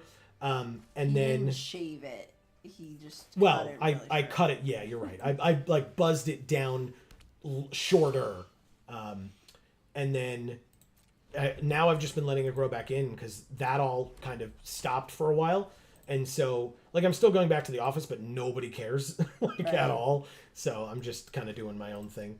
All right, so no treasure was used to play it, but they gain a life. They're at 13. Well, and he came to find that one of the job interviews that he did, one of the other people or a couple of the other people, because they had been out of the office during all of COVID, Yep. had beards basically just like his They anyway. sure did. They sure did. Yeah. All right, we're attacking them for 8. They're eventually going to have to kill these Muralists, I think. It rocks like the Arkenstone.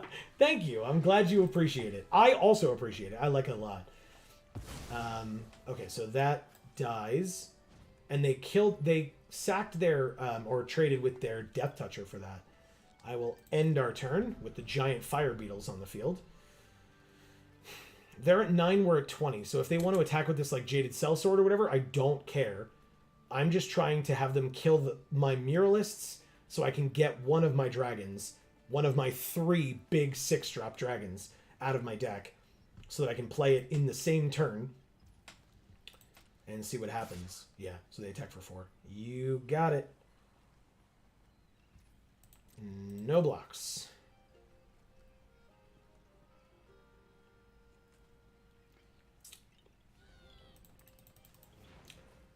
Okay. It gains hexproof until end of turn. You got it. It's a 6/5 with hexproof. Done. Take our turn. We drew Faraday's Fireball. Okay.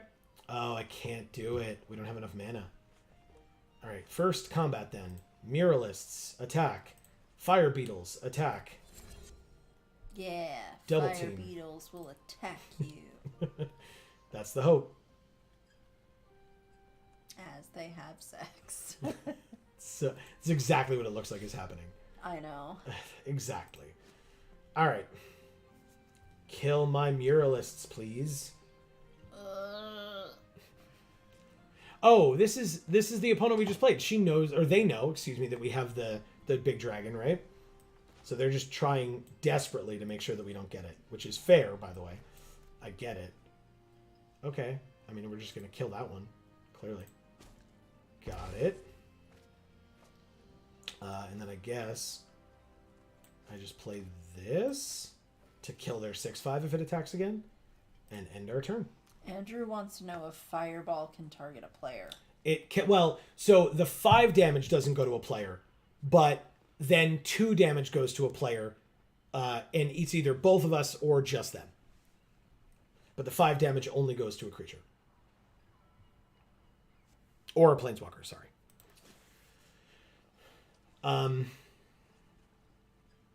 So I guess I can leave that up there. Sorry. So yeah, I mean, if I draw one more land, I can either Owlbear or Fireball. I guess it depends. Okay, so they're going to kill my Death Toucher so that they can attack for 6 again, I guess.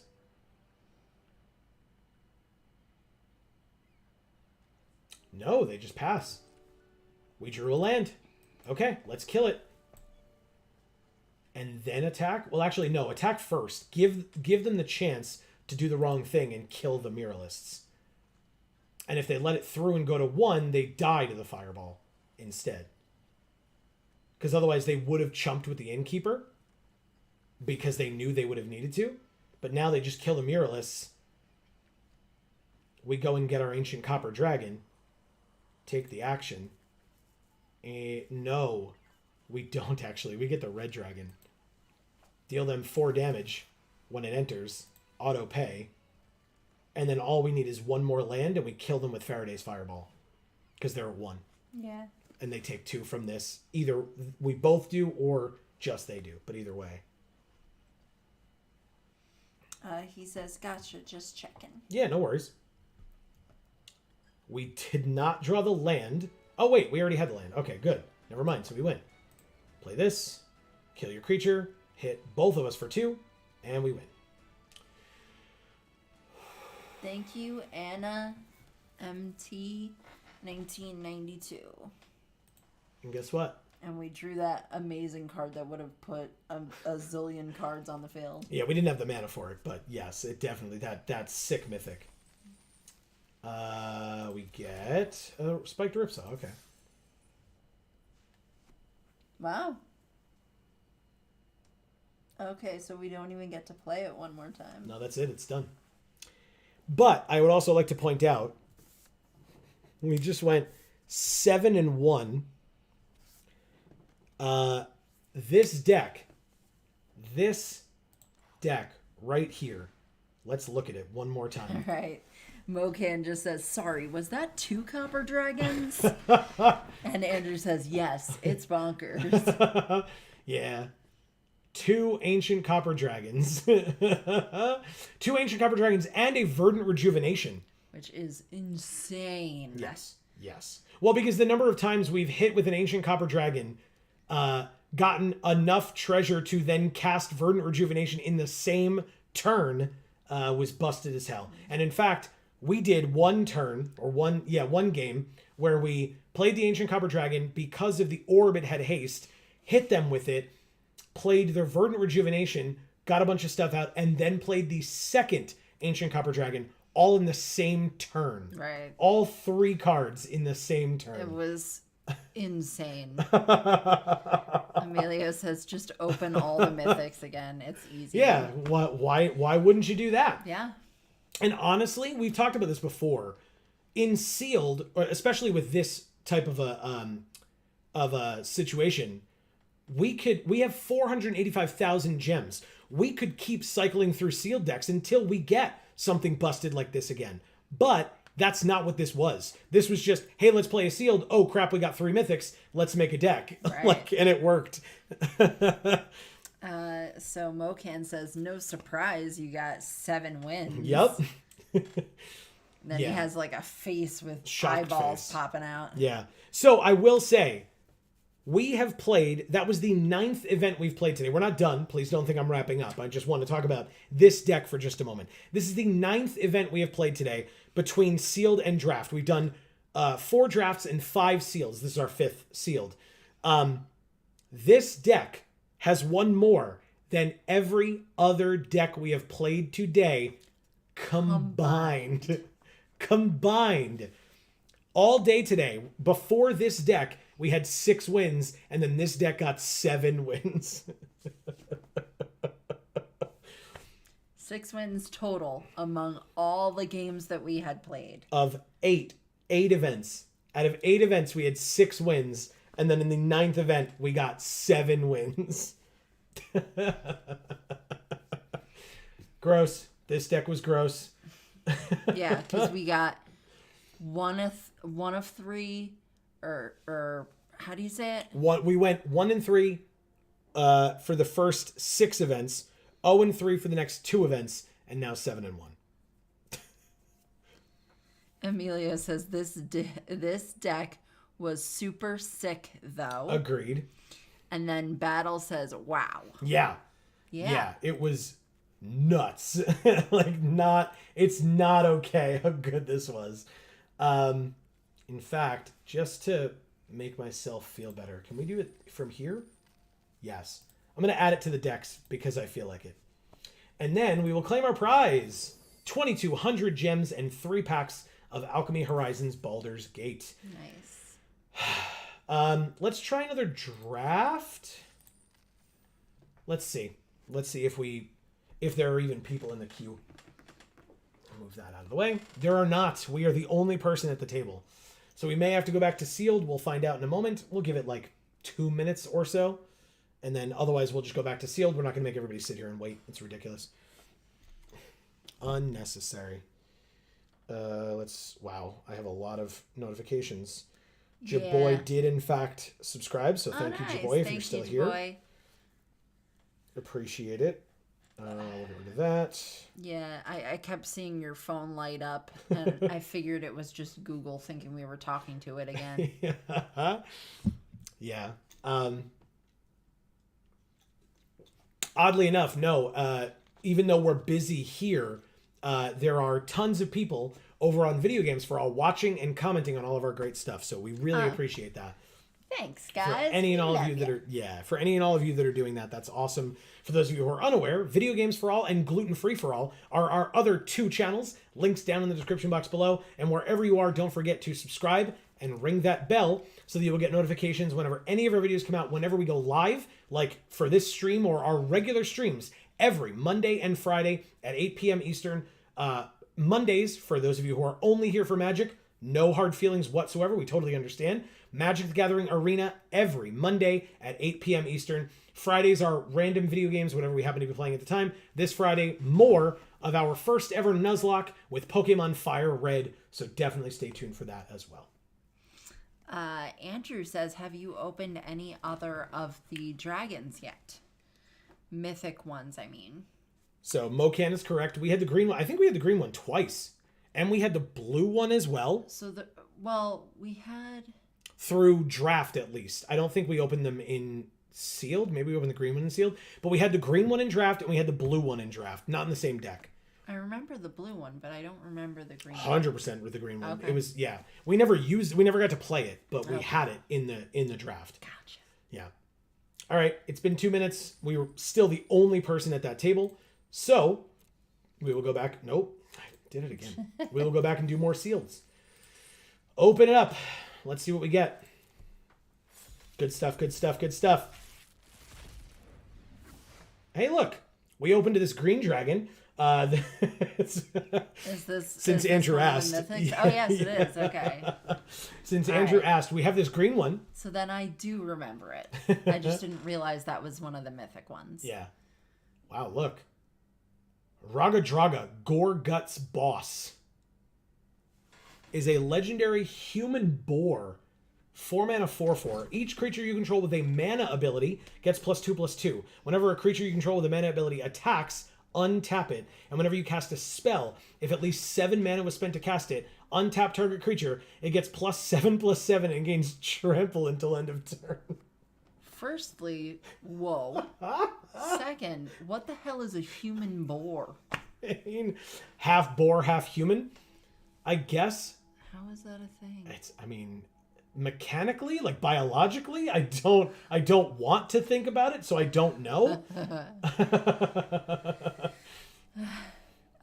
Let's see. I missed a bunch of stuff. Mocan says you used the green one once and were surprised by the 13 Oh, that's right. +1 counters. That's absolutely right. It was Yeah. insane. 2 of our creatures just became like over 12 power each. It was nuts. Yeah, I forgot. I must have repressed it. Mm-hmm. The battle says, do you keep the sealed? So Oh, no. So the way that this works is, this is an unlocked account. So when this event ends tomorrow, this goes away. This is our VIP account. So Right, it's not ours. all the gold, all the gems is all gifted to us from Wizards. So again, thank you to Wizards for this opportunity. And then as of it's for 24 hours, the event is live and the account is live. And then at the end of those 24 hours, this account goes away, unable to be used anymore. And so, yeah, we don't keep any of these cards. We don't keep any of these gold or gems. It's just for this event that we have access to any of this at all. Which is very sad. Yeah, but it's tons of fun. I mean, it's totally worth it, Yeah, right? yeah. Because again, like we said, like, look at all our losses and stuff. If this were us, we wouldn't have been able to do this. We wouldn't have financially been able to afford to be able to stream all day, right? For the 10+ hours we've been, or 9+ hours we've been doing it already. Right. And to have lost that much, we would have gotten no return on our investment. But because it's free from Wizards, we have that opportunity. Right. So thank you to them again. Yes. Let's see. Andrew says that red mythic is really good. Red Mythic? Oh, do you mean the Red Dragon, or do you just mean this Red Rare? Because this Red Rare is very good. Yeah. Very good. She was cool. Mocan says, yep, they're a werebore. Amazing. If you play a sealed, you do get to keep on your account, though. On your regular accounts, Right. yes. Sorry. If that was the question, then yes. For us in particular, for today, no. But if you're playing on a regular account, once, like if and when this becomes legal, this sealed format becomes widely available, then yes. Anything that you open in your sealed pool is yours. You Yes, keep that you in will your get collection. to. Yeah.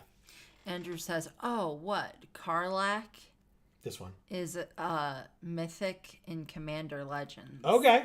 Well, there you go. Oh, yeah, so he's just a rare here. Yeah. Battle says, no problem.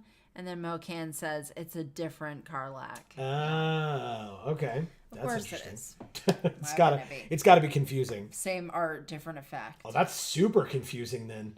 Wow. Oh, I guess because they were it's changing stuff for well, this. and this is the alchemy, so you can Right. see in the bottom of the card, Then like it's got the A. yeah, the A is there, so it's different from what it normally would be printed at. Right, so it's warning you of that by putting that little A there. Mm-hmm. Like you're really going to notice, but okay.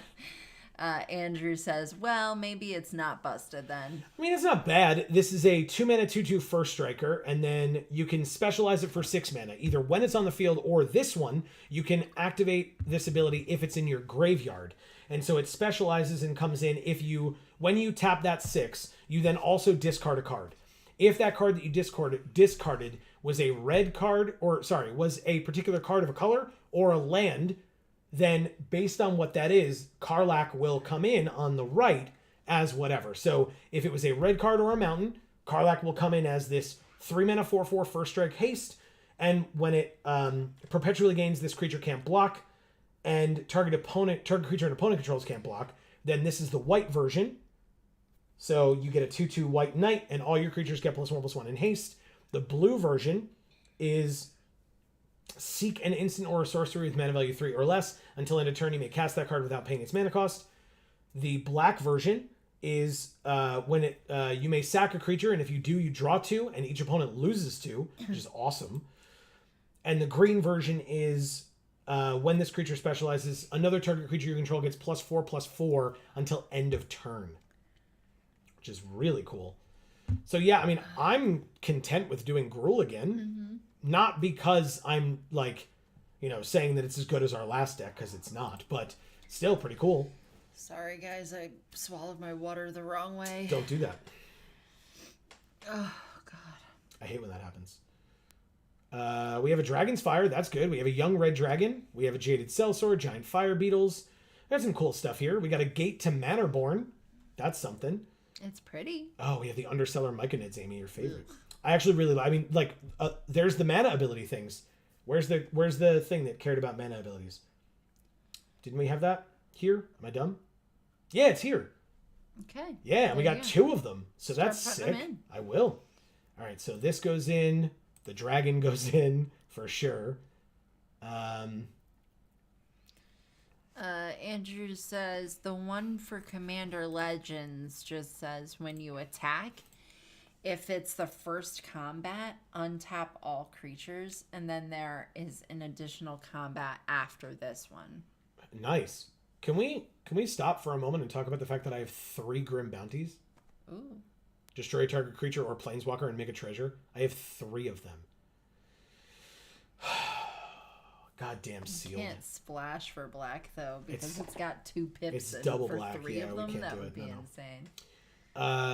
You may discard your hand and draw 2 cards, but we can also specialize it and make it do a bunch of other things. So yes to the Fire Beetles, yes to the Jaded Sellsword, yes to the Young Red Dragon, yes to the land. Do 1 you line up the shot, 1 Arcane Archery, band together. We need a bunch more. So 2 of those. Ettercap is fine. Owlbear's fine. Scanos is definitely fine. 2 more cards. You can read that if it's pertinent. to this. 3 bounties and a cast down. And a cast down. Good point. Wow. Yeah, that's nuts.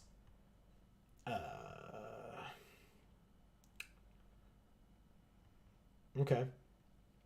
And then we can add, for our last 2 cards, Circle of the Moon Druid, and you line up the shot again. Okay, how's our curve? What's our creature count look like? 15 and 8. All right. Cloak isn't horrible. Which one's Cloak? Oh, the Cloak of the Bat. Yeah, that's a good point. I could probably take out one and you line up the shot for that. Fair enough. Yeah, we lost to that when somebody else played it against us because it just gives the thing flying and haste. So, and as we learned in our last deck, flying and haste is pretty good. Yeah. It's a good combo. Okay, Amy, what's our deck box art? That's the question. Let's do the pretty one. Oh, right, it's our rare, or one of our rares. Sure, that makes perfect sense. Okay, we'll be done, and we can play. All right, let's give it a try. This is sealed again. Okay. Sorry, go ahead. Andrew says, you've got an ancient dragon. You'll be fine. Yeah, right? That's all you need. No, we need this card again. This card was nuts. I know. Nuts. It's so good. Yeah, I mean, you have to be able to get to 8, right? But What you can do with those 2 ancient copper dragons. So dumb.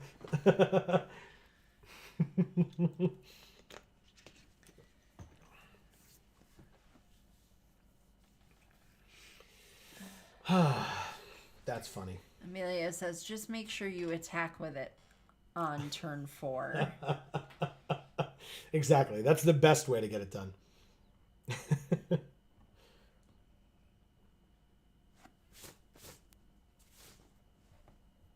got crumbs everywhere. I was so messy when I ate that sandwich. It was so good. Oh, good. I'm glad you like it. I did. Thank you very much. Okay. Mythic Michaela again. Oh, okay. As a Johnny. Well, I mean, not for nothing. The only thing we can't play is this, but if we draw the green, we can play it immediately because everything else is 2, 2, 2, and 2. Keep. All right.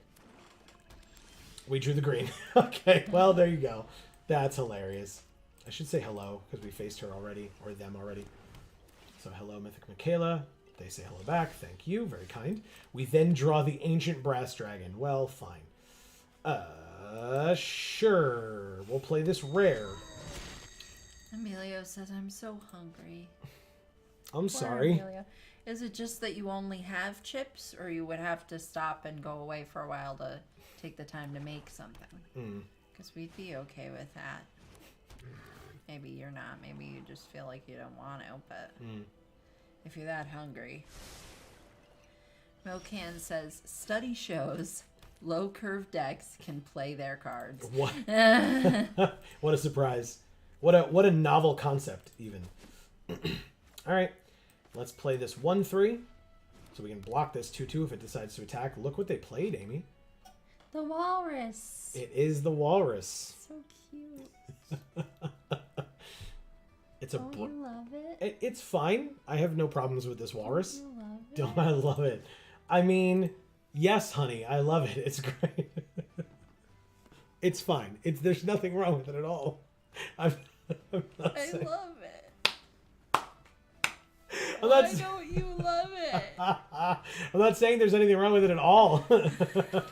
And not even in the slightest am I saying that I have anything wrong with it. Oh my god. Alright, so what is this? If you deals damage equal to the power of that card. So we could use Dragon's Fire to deal 7 damage to something if we reveal this. Okay, they tapped that thing. I don't care about that as much. Let's play this. Emilio says, I'm just going to eat chips. And then Andrew says, I am the walrus cuckoo cachoo. Exactly. 100%. That's correct. All right, so we'll do this. Our next creature that we play enters with an additional +1/+0 perpetually. And then I guess we're just going to do this. Give it double team and attack for 4 first strike. Get another copy of this. It is legendary. I did it on purpose. It's still a great card. And once we specialize this, it becomes a different card. It has a different name. So then we can play this one and still work off of that, which is really cool. And because then we can make one of them into the just solid red version, if we specialize both of them, and one into the red-green version, and they will still be different cards despite the fact that they are legendary, which is really cool. Vampire Spawn, we lose 2, they gain 2. Okay, it's a good one. We take 2. No, they don't even attack. All right, 5th land means Dragon's Fire. Decline to reveal a dragon. I don't want to give them the heads up. I'd rather they use their removal on our Karlak or whatever. 3 damage. Emilio says, what the fuck? That's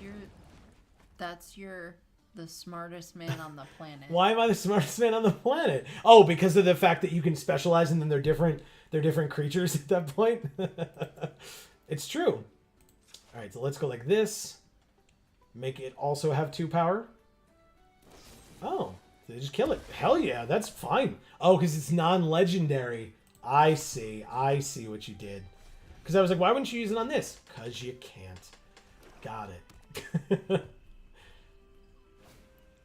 Air Cult Elemental Bouncing Karlak. Okay.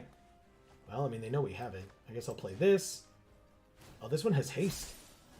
Hell yeah. Now that's a 3-powered first striker. Thanks. I can't attack with that one. No attacks. We can band together, kill this, and then swing in with both. Although the Walrus would be able to kill the Ambergris, I suppose. I guess we'd have to specialize it first for 3. We'd need a land off the top then.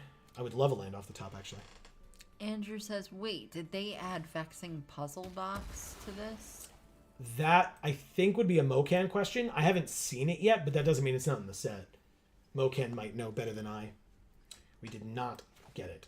We can make a treasure, though, by going like this. Okay. And then like this.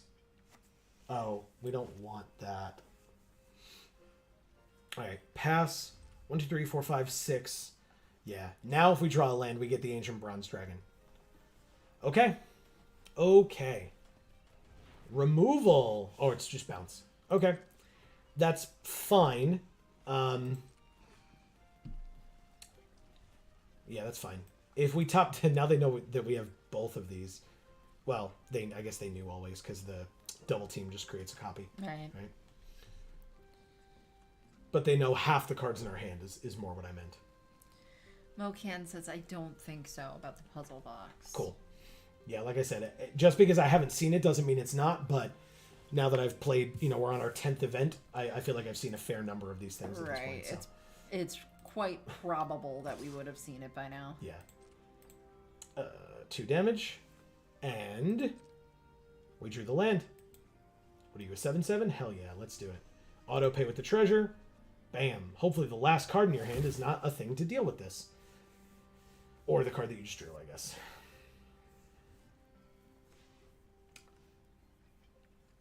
Don't. Just read what it does, but don't have anything for it. It's not necessary.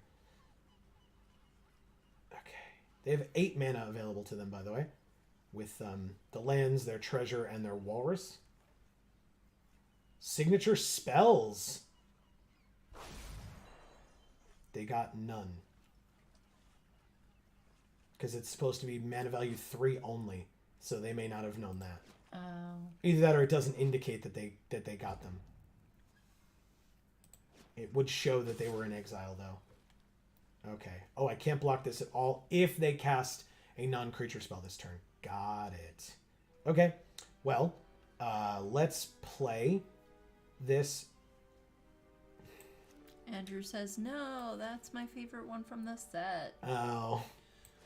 That sucks. Sorry, Andrew. All right, let's go to combat. Oh, because we get counters on other things. Each of up to 2. So we play this. Well, they changed enough other things that who knows, maybe there's something else you would like instead of it. Fair point. Combat, attack for 7. I hope they block. They do block. Good.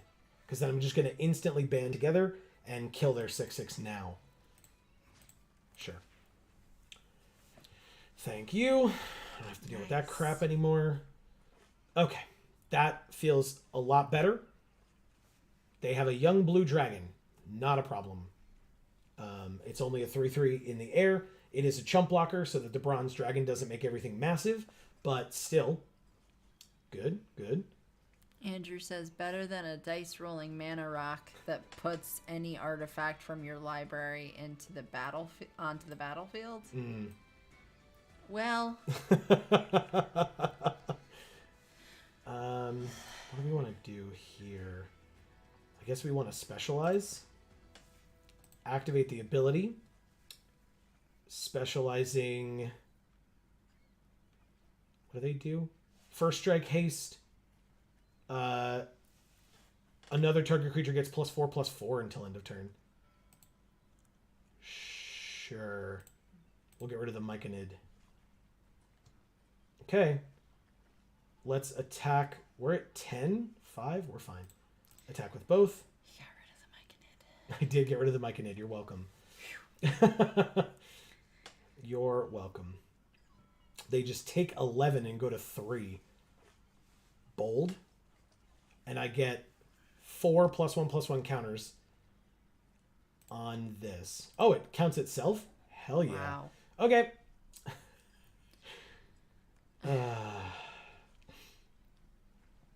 Okay.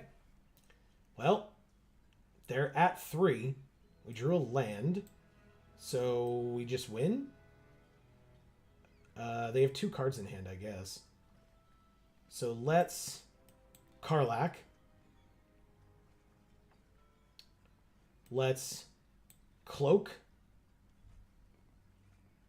Equip Cloak to this Karlach. It doesn't really matter. We just swing in with everybody and see what happens. They just take it all. Okay. Oh, first strike. First strike killed. Okay. So they only went to -8 instead of -19. Thank you, Mythic Michaela. You did it. I did. So far, so good. It only took 9 hours to get in the groove. Nine and a half, something like that. Although I guess maybe the last deck was at 8 hours, so. Mocan says they didn't port over any Dice Roll 1 support cards.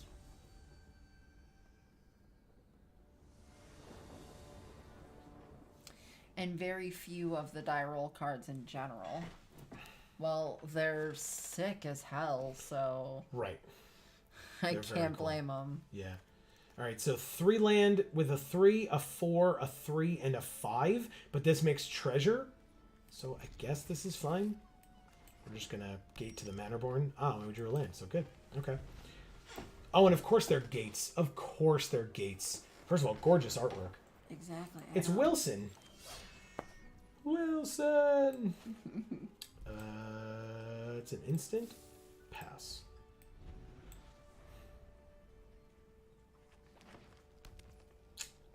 Pass to attackers. We take the 2.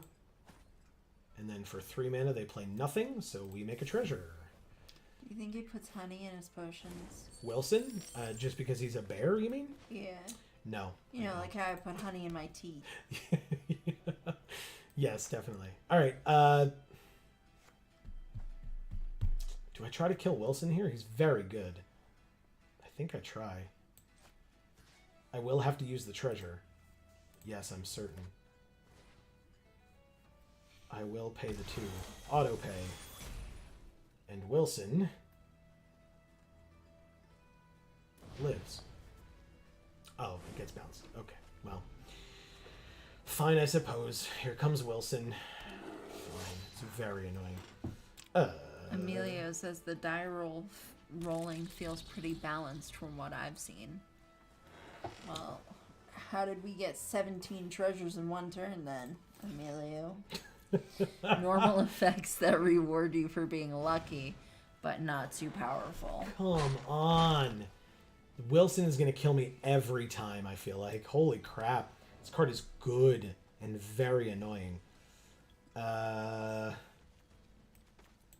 Okay. Well, this gives +3/+3. So we'll be fine. We're gonna try to stop you, Wilson. We gotta try. Yeah. But he's a crime lord in Hell's Kitchen. What? Oh, Wilson Fisk. I'm like, what are you talking about? I'm so upset with you. They're going to have something else to save this thing, right? 3 turns in a row? Emilio says the mythics are different, I guess. And Mocan says the die rolls other than the mythic dragons, surely. How did they just roll a 22? Excuse me? You rolled a d20. Oh, and add that spell's mana value. You may cast the exiled card without paying its mana cost for as long as it remains exiled. So they can just play Arcane Archery now for free from us.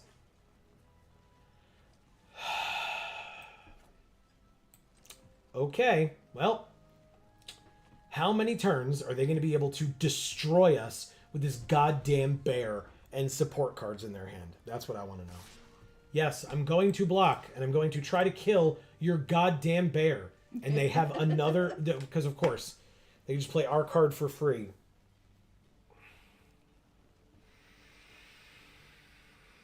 And an owl bear, and that thing perpetually gets, is perpetually a 5/5 trample reacher. Oops. I don't even know what to do. This rare won them this game, although I guess all the other rares and stuff that they're playing on top of it are doing pretty well also. Mocan says, Wilson. Green-blue can't be blocked trample. Ah! How many rares do you have? This is sealed!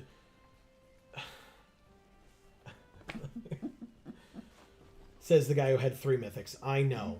I know. I know. I get it. I'm dead. I'm sorry. Thank you, Manny Devouty.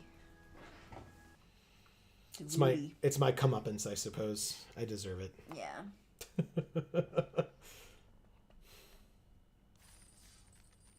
All right, 1 and 1. The back of the shirt says "Expect no mercy." I know. We got it wrong when we were talking about the other one. Interfectoris. That's an awesome name also. Ancient Bronze Dragon with good old 2 mountains in hand. Even though we have Karlach, we definitely have to mulligan. 3. Well, if we draw the green, this hand's great. I'm going to keep it. Yeah. And I'm going to be upset about it. I guess I ditched the you line up the shot. We just need a forest in the next 2 to 3 turns.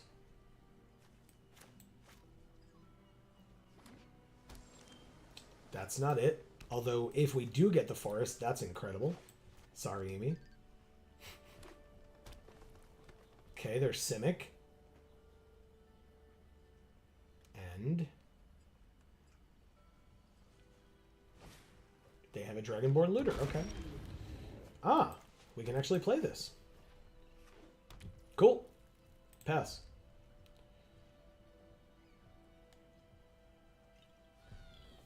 Oh, and actually we have the combo. If we draw the green, we can play this, and then the turn after we play this, and then this thing is huge. It's huge. Only people in this area or Florida will understand that joke. It's not true. No?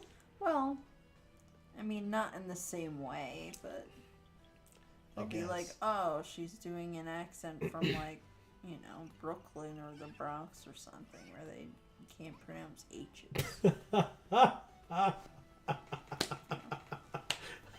You're making us look bad as New Yorkers, Amy. I don't... I always make myself look bad. Your 2/2 also has a mana ability. Does it count that? I assumed it was a tap effect. Each creature you control with a mana ability gets +2/+2. Okay. Cool.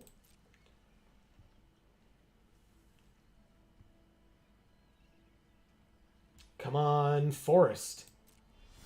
God damn it. Combat. They're highlighting over our Reckless Barbarian. Attack for 2. Uh-oh. It's fine. Right? We're okay, right? Yeah. Okay. 18. End our turn. It said I could play the Jaded Sellsword, but I would have to sack my creature to do it, and no thank you. Mocan says, yep. Any ability that adds mana and doesn't target is a mana ability. Even better. That's even better than I thought then. And is not a loyalty ability. Right. That makes sense. Okay. Well. They attack for 1. We take the 1. This Death Toucher is going to be a problem because, of course, now we drew the green. God damn it.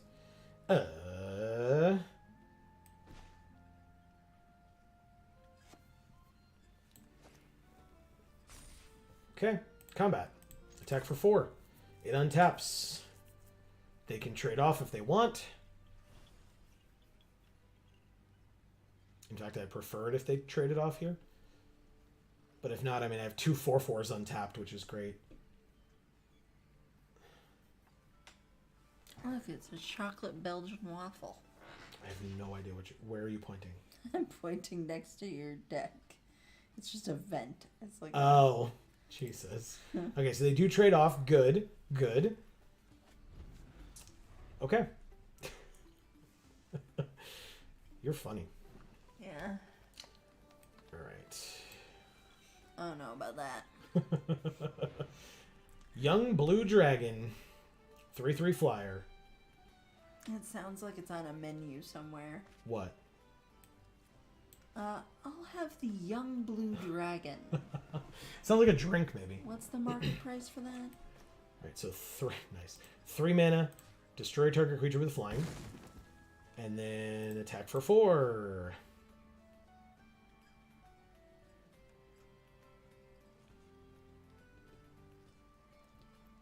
No? Maybe? Kinda? No. Okay, we're good. 14 to 19. 5 mana. Oh! Thayan Evokers. What the hell are you? 1/1 double team. When it enters, conjure a card named Lightning Bolt into your hand and then discard a card. Whenever you conjure one or more cards, put a +1/+1 counter on Thayan Evokers. Jesus Christ. Wow. Okay. So now it's a 2/2 and they have a Lightning Bolt in their hand. Seems okay. Wow.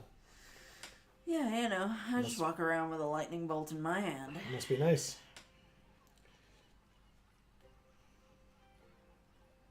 They equip it. It now has flying and haste, and they attack for 3. Double team, so they get the other one in their hand. It is not legendary.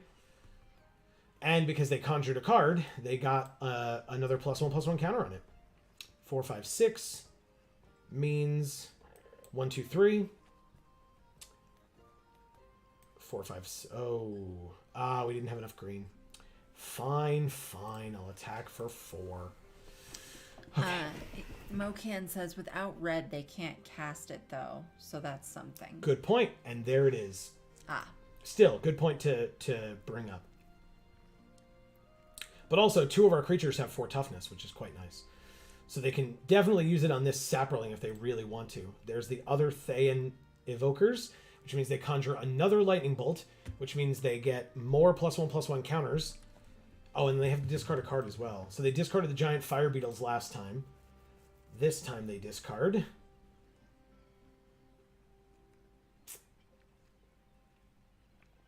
Oh my god!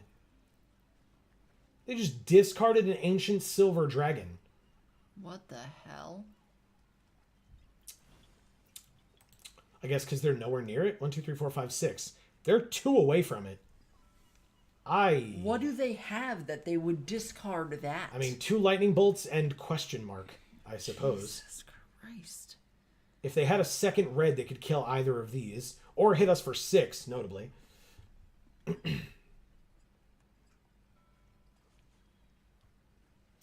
going to have to play this Ettercap soon, because it's a 2/5, so we can block this 4/4.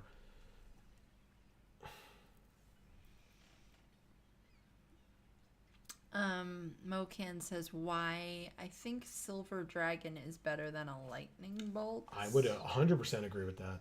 100% agree. Why? Yeah, like why? Like why would they do that? And I also don't understand it. Same. All right, they know we had Ettercap, so we will play Ettercap here. Very good. We cannot play, or I don't want to play Unexpected Allies. Let's go to combat. They could bolt the Raga Draga if they want to, but we would kill their looter in the process, I guess. That feels wrong. So maybe we Myconid attack. Let's try it.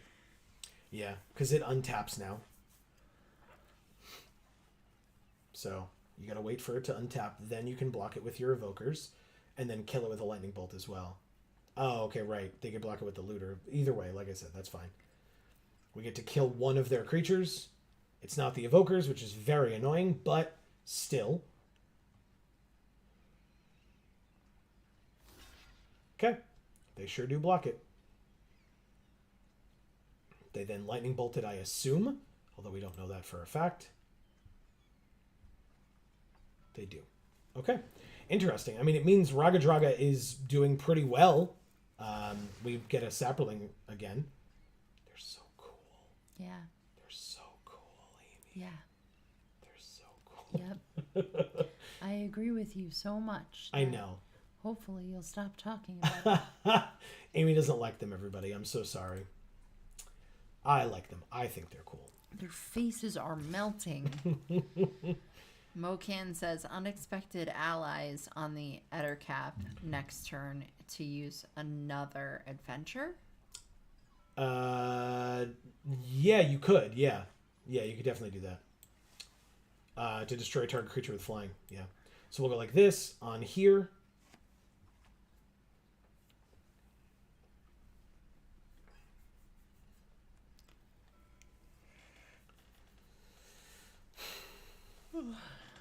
Okay. Then, because the adventure costs 3, 1, 2, 3, yes. So we go to combat. Attack with this 4/5. They can block and kill it, but block and lightning bolt to kill it, but we have the other one in our hand, so we're fine.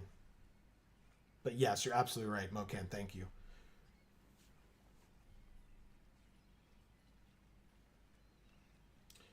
This is an instant, so we will wait actually, just because it has flying because of the actually I probably just killed it anyway because it's so big. So even if they put it on something else, it's only 2 power in the air or 2 power in the air as opposed to 4 power in the air. So yeah, I just take the opportunity to kill the 4/4. Oh wow, they're also letting me kill the evokers just so that they can kill the Ettercap back. That's fine. That's just fine. All right, so we destroy target creature with flying. Goodbye.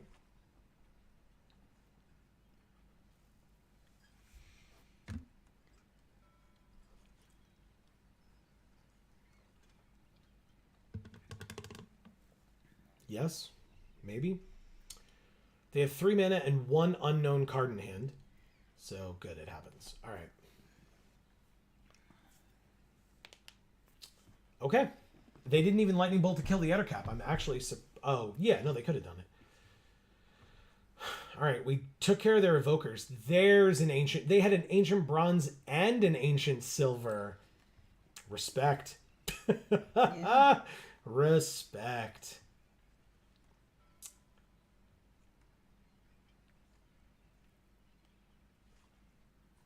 Okay.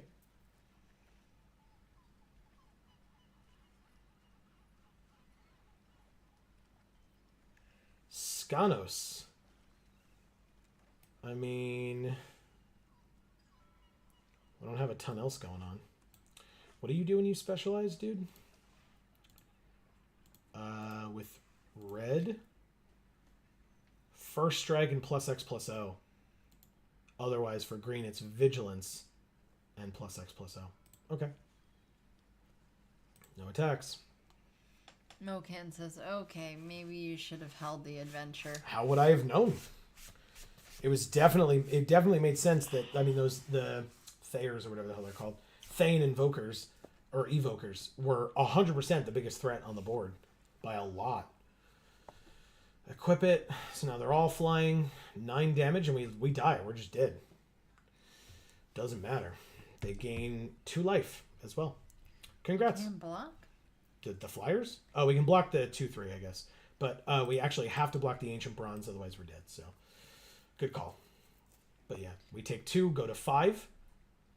We don't instantly lose, but I mean, we're damn close to it at this point. It's actually a good thing that Shepherd had vigilance. Oh my god. Oh, we don't have enough to do both. But we're not dead. Oh, yes, we are.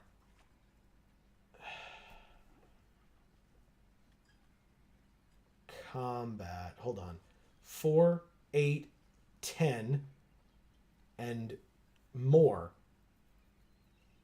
So actually, we don't have to do that. 4, 8, 12. We win. We win. These 2 kill here. The lightning bolt can't save them anymore. Attack and make them block? Nope, you don't have to. You kill Skanos. You have lethal if they don't. It's not. They can't now. We can discard.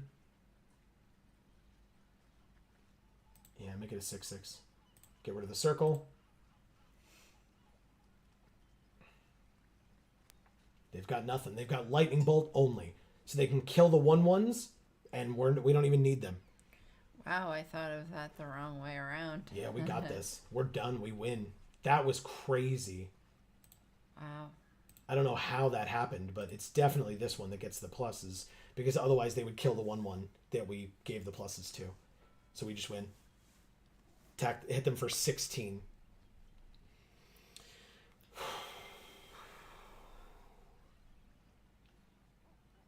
Might as well shoot off that lightning bolt, friend. Get us to 2. I would do it. Or get Raga Draga down to 1, I suppose. Yeah, put us to 2. Good game. That was great. Wow. That was great. Thank you, Interfectorus. Wow. That was scary. Scanos, the MVP. Right? It's how we won. I mean, that and Band Together. Band Together is an incredible card. We get Thirst for Knowledge. Ah. Hi, Tezzeret. Okay, we are 2-1. Let's go. All right, let's go. Look at him sniffing. You gotta waft that, dude. What's wrong with you? What kind of a scientist are you, Wilson? Bloodchin is who we're playing now. I didn't waft anything. I just smelled it. We had a friend who I never took chemistry. We had a friend who was pretty good with chemistry and enjoyed it, and said his favorite phrase was "wafting is for bitches." So that's definitely a thing I heard a lot. God, this card is so cool. It's dead. Sorry. Sorry. Follow the tracks. You get one of the lands. Okay. Third land.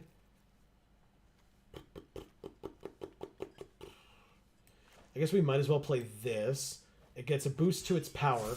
And then next turn we can play Raga Draga and it gets even bigger. So, combat, end of the turn. Okay. The Walrus. Ah, They scry I 2. love him. I know you do. Look at him. He's so cool. He's mechanical. He's an artifact. Yeah. Like that makes it better. Yeah. Yeah, it makes him that much cooler, even. All right, keep them both on top.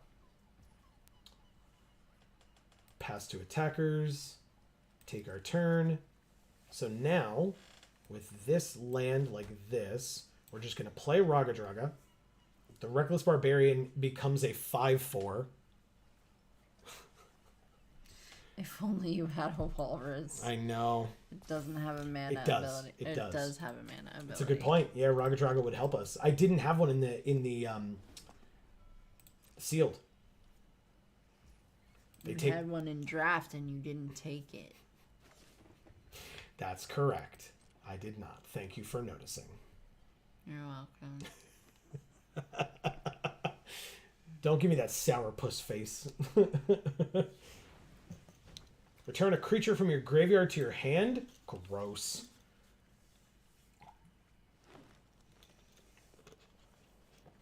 Okay. Draconic Muralists. I know that card. Okay. Jesus. Played 3 cards in a turn. Get out of here. Pass to attackers. Take our turn. We drew a Jaded Sellsword. Let's play this land.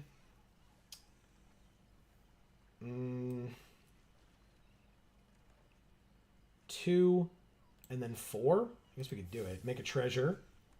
And then Jaded Sellsword with the treasure means first strike and haste. Combat. Attack with both. But not Raga Draga. It gets untapped. It's going to get traded for the Muralists. That's fine. They take 4 and go to 11. Let's see what big dragon they go get. 1, 2, 3, 4, 5, 6. So they could go get the... No, they can't get the red one right now. Whenever a creature you control dies, put a +1/+1 counter on equipped creature. Oh, they got the Dread Linorm. Nice. That's very good for them, actually. 1, 2, 3, 4, 5, 6. So one more land and they could play it, but also they could just give something 2 +1/+1 counters, right? It's very good. Okay. They just played it. Oh, right. I forgot about the walrus. Silly me. That's fine. What does this do? Naturalize. So we could get rid of the walrus, but we don't need it.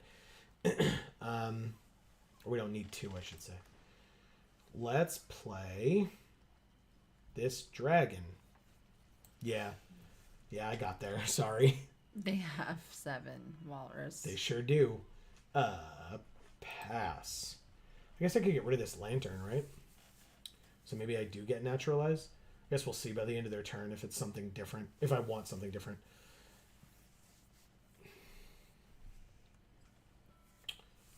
Pass. Now it can't be blocked by creatures with power 3 or less. Okay. Oh. Pilgrim's Eye. I mean, it's got flying, but it's a 1/1. So I don't care as much. We're still at 20. They can't, like, they can chump block the young red, but that's it. So I'm not going to do you line up the shot for Plummet on the Pilgrim's Eye. I'll still do it to get rid of the Ghost Lantern with a Naturalize. Because they're going to equip, it seems. Yup. And they equip to her. Okay. To Jaheira. Harper Emissary. So then we will go like this, and we will add Naturalize to our hand.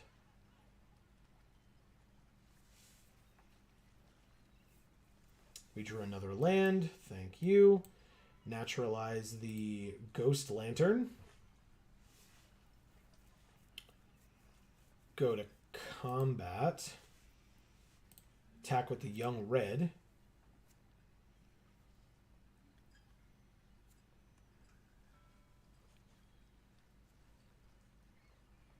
Okay.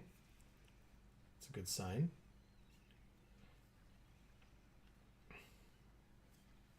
Ah. They just had Cast Down in hand. Okay. Let's play this giant fire beetles.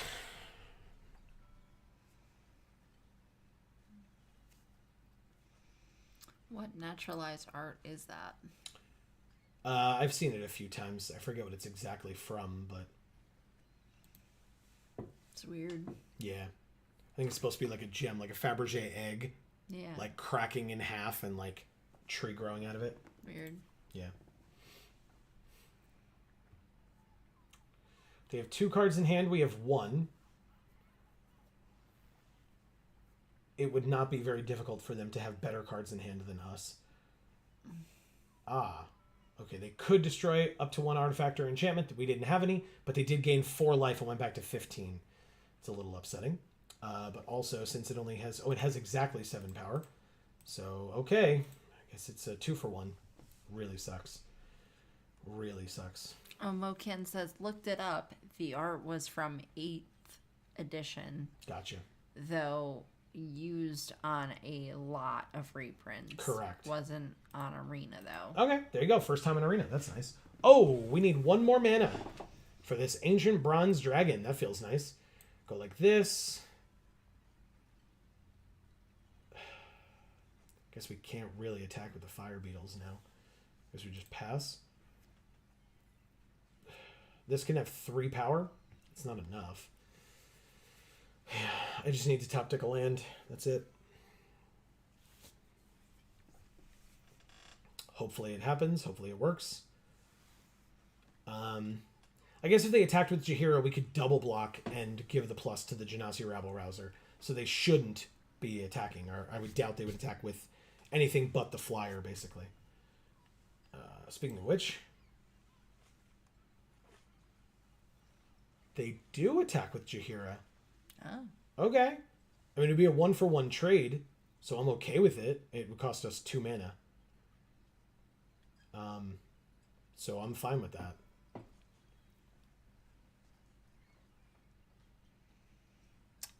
Beetles does trade with Walrus, but not great. Yeah, I'm not too worried about the Walrus, to be honest. Like, once we get this Bronze Dragon out, this thing's just super annoying. They've done like a million things with it.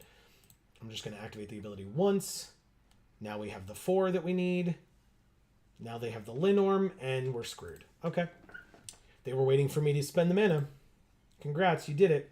It's another 2-for-1, but we drew the land. Thank you. Okay. 7/7 flyer. If it hits them, we get to roll a d20 and put that many +1/+1 counters on each of up to 2 target creatures. They play a 7/6. No attacks this turn. We drew Band Together. Bye. Okay. No attacks. That was a very good top deck. Very good top deck. Yes. We needed that desperately. A Death Toucher is fine. It'll hit us for 2 a couple of times. But it can't block flying, obviously. Baleful Beholder. All their creatures have menace, so we take 5 because we can't block. We drew a land. 6, 7, 8, 9, 10, and 12, 13, 14, 15. Okay. Can't attack anymore because they would just chump with the Pilgrim's Eye and then swing back and kill us. We take 2 and go to 11. No blocks. Okay. They mill 3 and return a creature from their graveyard to the battlefield. They got Kalain out of those 3, but they bring back the Linorm. Of course they do, and they play the land, and we drew a land. We lose. God damn it. That sucks. It really sucks. Okay, we lose. That Band Together was great when we had it, but then 2 land in a row means we lost. There was nothing we could do. Just nothing at all. Yeah, we're dead. We block here, which is the biggest thing, and take 11 just from those 2. So we're at -5. Oh, thank you, Bloodchin. I'm really starting to fade here. Really? Yeah. Oh, okay. Well, we got a little bit longer to go. We're 2 and 2. Do you want to get some like tea or something?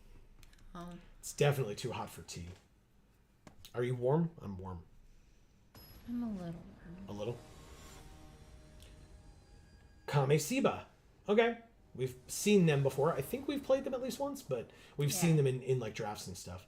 Well, that's unfortunate. Mulligan. Played them once, and we have seen them, I think, in 2 drafts. Okay. 2, 1, and 5. I mean, I guess we just ditch you, line up the shot. Play the gate.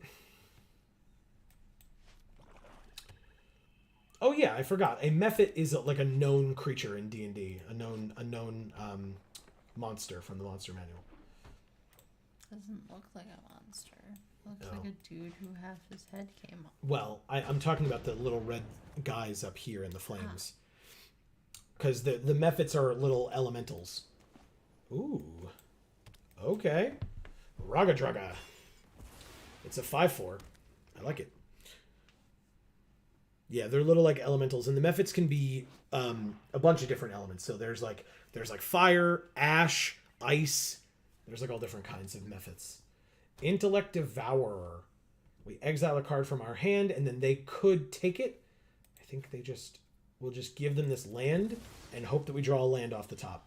We did not, but we drew a 4-drop. Combat. Attack for 5. Okay, they go to 15. We play this 4/3. Which is a perfect blocker against their 2/4. It's okay. They're playing 3 colors. It's a bold choice. They get their Owlbear before we do, though. Oh, yeah, no, they're still... Okay. Cloak of the Bat is for 2. Then we can equip it. Also for 2 onto here. Combat, attack with both. Good. I don't mind trading the Sellsword for that. I didn't want to trade Raga Draga, though. But they're at 10. That's something. Yeah. A 5th land would be awesome. Play either of these. I assume the Owlbear, although I don't really know. Skanos is quite good, as we saw when we won with him a couple of games ago. Or thanks to him, I should say. Beatles does trade with Walrus. He read that already. Not great, yeah. Or you read that already, I think. No, I didn't. Oh. You must have. Ah, Minimus Containment. Well, it's our 5th land. That's something. And we drew a 5th land anyway. Damn it. All right, well, here's the Owlbear. We draw a card. It's a Genasi Rabble Rouser. You got it. Yeah, we don't have any way of stop. Oh, well, I guess technically we have Naturalize if we get the... we have more than one Ley Line up the shot? I don't think so. I'm losing it. I gotta go. Go take a walk. It happens. God, I was saying to my parents, I think, when we spoke to them a little while ago, there was a period of time in my life, I don't know what it was, what the hell was going on, but I was just, like, exhausted all the time. Just all the time.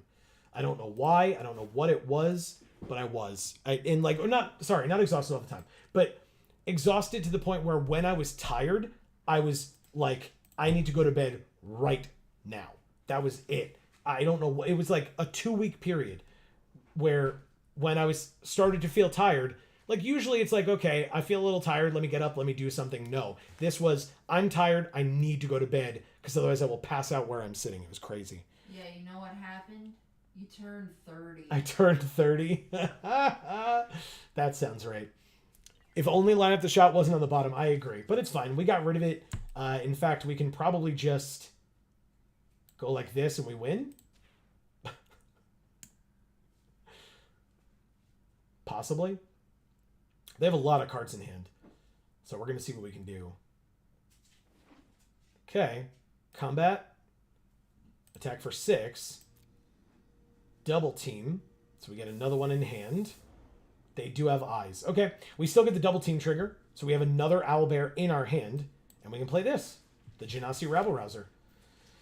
And then I guess we might as well equip to Skanos. Because why not?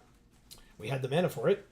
And then next turn we can owlbear. And so even if we don't draw a land, we don't have to worry about like not having the cloak. So Intellect Devourer, they take our owlbear. Solid play. They can't play it this turn. Minimus Containment again? Oh, it was on the cloak. Interesting. Okay, combat. Attack with both. This gets +4 power. We have double team on it. It's a 5/3. And now what happens? Sure. Okay. And this only gives +1/+0. You can specialize him to be 6 next turn. Well, too late now.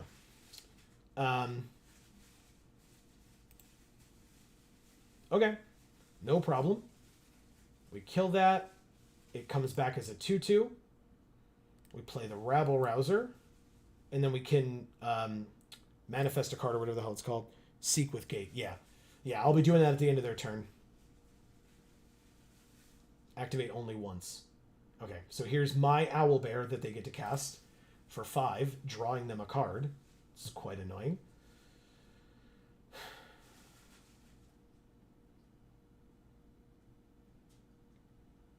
Pass to attackers. Really? Okay. Well, hold on. Cancel. It's when it dies. So pass to blockers. I will definitely just block. Pass to damage. We take nothing. And Manticore. Okay. That's fine. That's the last thing that's happening. So I guess we will seek a non-land card. We got an Underseller Myconid. And of course we drew a land. Gross. Now Seek doesn't change the order of our deck. It does. Pass? I don't know how we win this game. Tough. Take 6. No blocks. Go to 12. They are at 6. We drew the Circle of the Moon Druid. Okay. Yeah, because we can literally only do it once. So pass. All right, we need the dragon. I think literally the dragon is the only thing that'll help us here. And even then, it's going to be close. All right, let's see what they can blow us out with. There's so many things.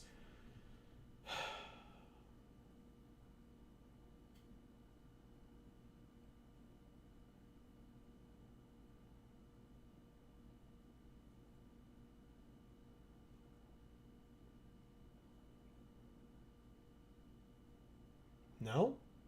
They're just ordering blockers or something?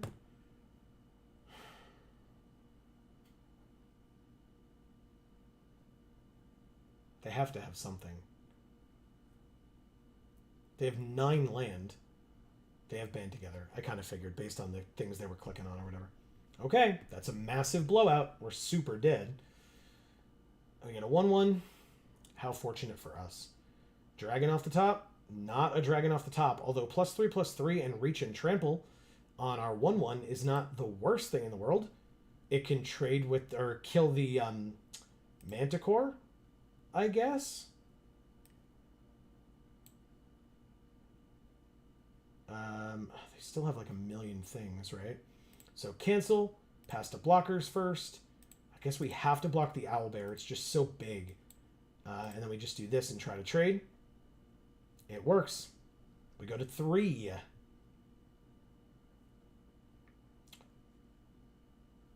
Ettercap. Do we have enough for both? 4, 5, 6, 7, 8, 9. 5, 6, 7, 8. Yeah, we don't even need the cloaked minimus containment. So destroy target creature with flying. And then play this 2/5. That is actually a 3/6 with trample. Cool. Okay, I mean, we still take 2, go to 1. And they have 5 cards in hand. They just passed. Of course we drew a land. Of course we did. Come on. There's actually a chance. Stop. Okay. Come on! It's a 4/1 Menace Death Touch. We're just dead. This is stupid. Okay, no attacks. We lose. Come on. Come on, come on. Better than that. Alright, block here. Get to do the fancy crap where it would come back, but we're just dead, so it doesn't matter. Okay. Defeat, meaning... Is that only 2 losses? Correct? 3 losses. So we went 2 and 3. Okay. 2 and 3. Interesting. Let's claim our prize. Okay. That was a pretty interesting deck, I think. Let's try this draft. See if anybody is... Oh, we got there. Very nice. Good timing, I guess. Hopefully this works. And we can get this last person in here quick. Or quickly.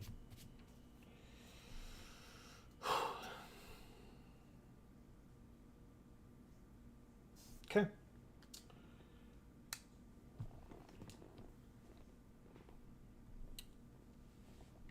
Let's try another draft. It really felt like, I mean, just going from sealed to draft originally, it really felt like draft was a lot more coherent just because, like, you were able to just stick with your colors. You were able to, like, really build a, what seemed like a very cohesive deck. I think the problem is everybody else is doing that too. And so the decks that we had built, or at least that I had felt were good, weren't. I mean, that, you know, the drafts that we did, the first one we went 1 and 3, then 1 and 3, then 0 and 3, then 0 and 3. So let's see how this one does for us in terms of, you know, the quality of the cards themselves from the draft. And then in addition, the, I don't know, like our ability when we're playing and versus our opponent's decks and what those look like. We'll see where that takes us, because this is going to be tough. Because, like I said, the draft felt better when I was drafting, but then when I was playing, we did arguably worse. Because while we went 1 and 3 and 1 and 3, just the same as we had in the sealeds, we then went 0 and 3 and 0 and 3, where we hadn't done that at all in the sealed. At least in all the sealeds, we had won 1 game. And then we went back to sealed and went 7 and 1. So... and then 2 and 3. So I have no idea. I have no idea what to expect here. But I'm looking forward to trying. See what, how it shakes out, you know? If we can ever get this 8th person. I believe I believe we can get an 8th person. And I believe that the 7 people that are here will stay here and not leave. That's what I believe. Just one more. Everybody cross your fingers. Cross your toes. Whatever you need to cross. Make sure that we get this 8th person so we can actually try this draft. I'd love to do this draft and at least one other one. Because then we can do 6 of each event by the end of the day at minimum, and then we'll see how Amy and I feel at that point, and or we'll see what time it is to see if it's time to stop or time to keep going. But that may be pie in the sky. We'll see.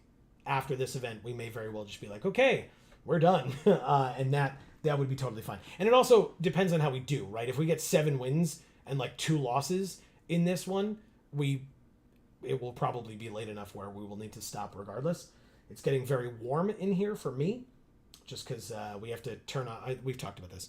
The AC is like right over there, so we have to turn off the AC when we do this, because it would be very loud. The microphone is like right there, so it would like blow it out, and you would not be able to hear us, or it would sound terrible or whatever. So one more, just click that you're ready, filled seat. You can do it. I believe in you. I believe. Yes. Yes. We did it. We're drafting. We did the thing. Hey, look, both of the Dragon Legends again. Interesting. There's also Intellect Devourer, which is just a great card. So, sure. And there are these good black cards here, but, otherwise, there's plenty of other, like, tempting things in between. So, yeah, I'm going to take the Intellect Devourer. I'd be pretty happy about it, too, to be honest.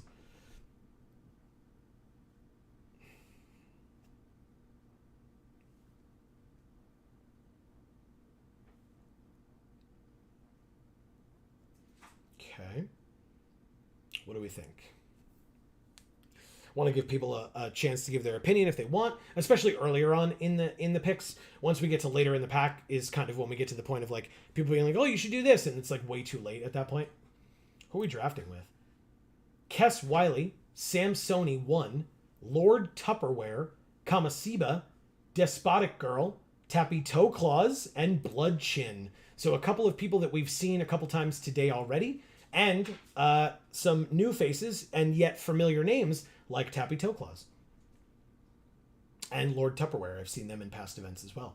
4 mana, 3/5 Elf Wizard. At the beginning of your end step, draw a card if your library has more cards in it than target opponent's library. Otherwise, each opponent mills 5 cards. There's also Specialized 2, exile target card from a graveyard.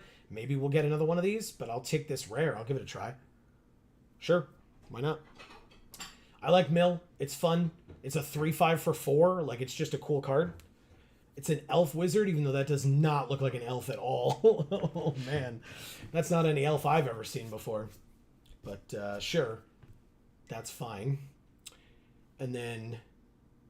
because, yeah, black cards, we could have just taken Viconia, Night Singer's Disciple, or Sepulchre Ghoul. But I think this John Irenicus, the Exile, seems very cool. So... Plus, Emilio will be very happy. We have drafted nothing but rares. We will not be drafting this rare, though. This Baldur's Gate. Would you look at that? Wow. We did it. We did it, everybody. We found it. We can stop. Roll credits. Is it Young Blue Dragon or is it Pseudo Dragon familiar? It's got to be Young Blue, right? As opposed to Baleful Beholder or Sepulchre Ghoul. But anyway, Baldur's Gate seems cool. It's a legendary land gate. You can tap it to add a colorless, or you can tap it, add X mana of any one color, where X is the number of other gates you control. So in this set, the only gates, to my knowledge, are the are they uncommons? Besides this one, Mocan says you can seek with gate. Correct. That was from before because we had the gate in the deck, and we did seek with it. You can seek a non-land card for 3 and the color of the gate. But you should take the gate so we can seek. You can't seek with that gate. Oh.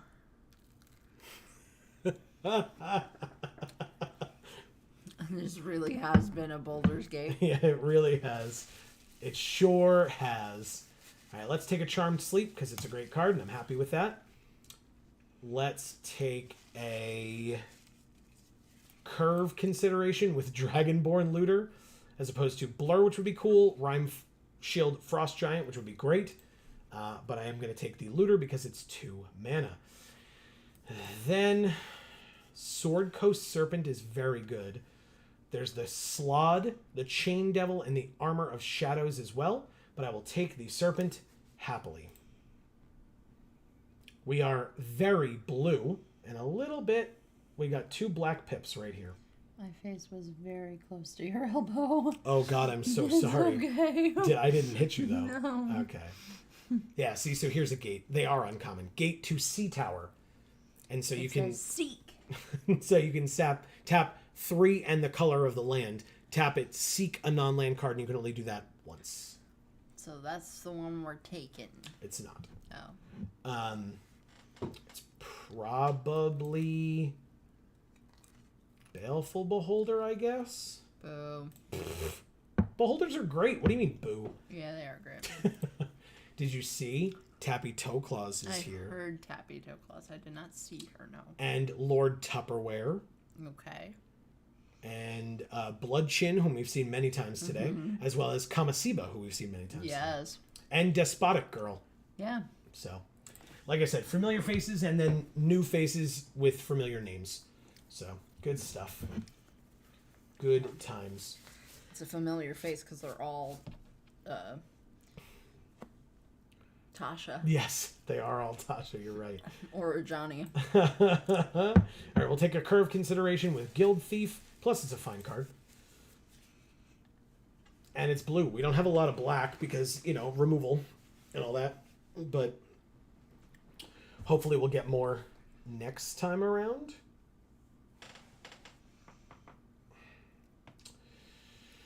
Okay. God, Thor comes out this weekend. Ooh. Holy crap. I'm all over it. I'm gonna be all over it. And by I mean we are gonna be all over it. I just did the thing with the hand, and I guess it's the shocker again. Oh, I It's can't like tell. it's like this. That's I don't just know what that is. it's the middle finger with the pinky. I've done that before. Oh, is it? Yeah, kind of. But it's also a thumb. Still. Does that matter? Well, the middle finger with the thumb is pretty classic, right? But Oh, is it? with that's yeah. I don't do middle fingers with other things. My middle fingers are very clear. That's funny. All right, give me something. Give me something for my deck. Got a lot of blue. How many creatures? 8 versus 1 non-creature spell. Which one? Charmed Sleep. Okay. Well, we've got this Air Cult Elemental. It's the only thing for us. I I'll like take that it. card. It's cool. We haven't used it yet today, I don't think. Yeah, we have. Have we? Yeah. Okay. I know we've taken it. I don't think we've used it, is my point. I mean, sure. For the sideboard. Arcane Archery. Yeah, I guess I'm thinking of an opponent who used it on us. They definitely did. Yeah, we definitely faced a 2/5 flying Air Cult Elemental for sure. It was very annoying. Yeah, like exiled one of our cards or something. No, it just bounces. Whatever. But still, yeah. It bounces a thing back to our hand, and it's very annoying.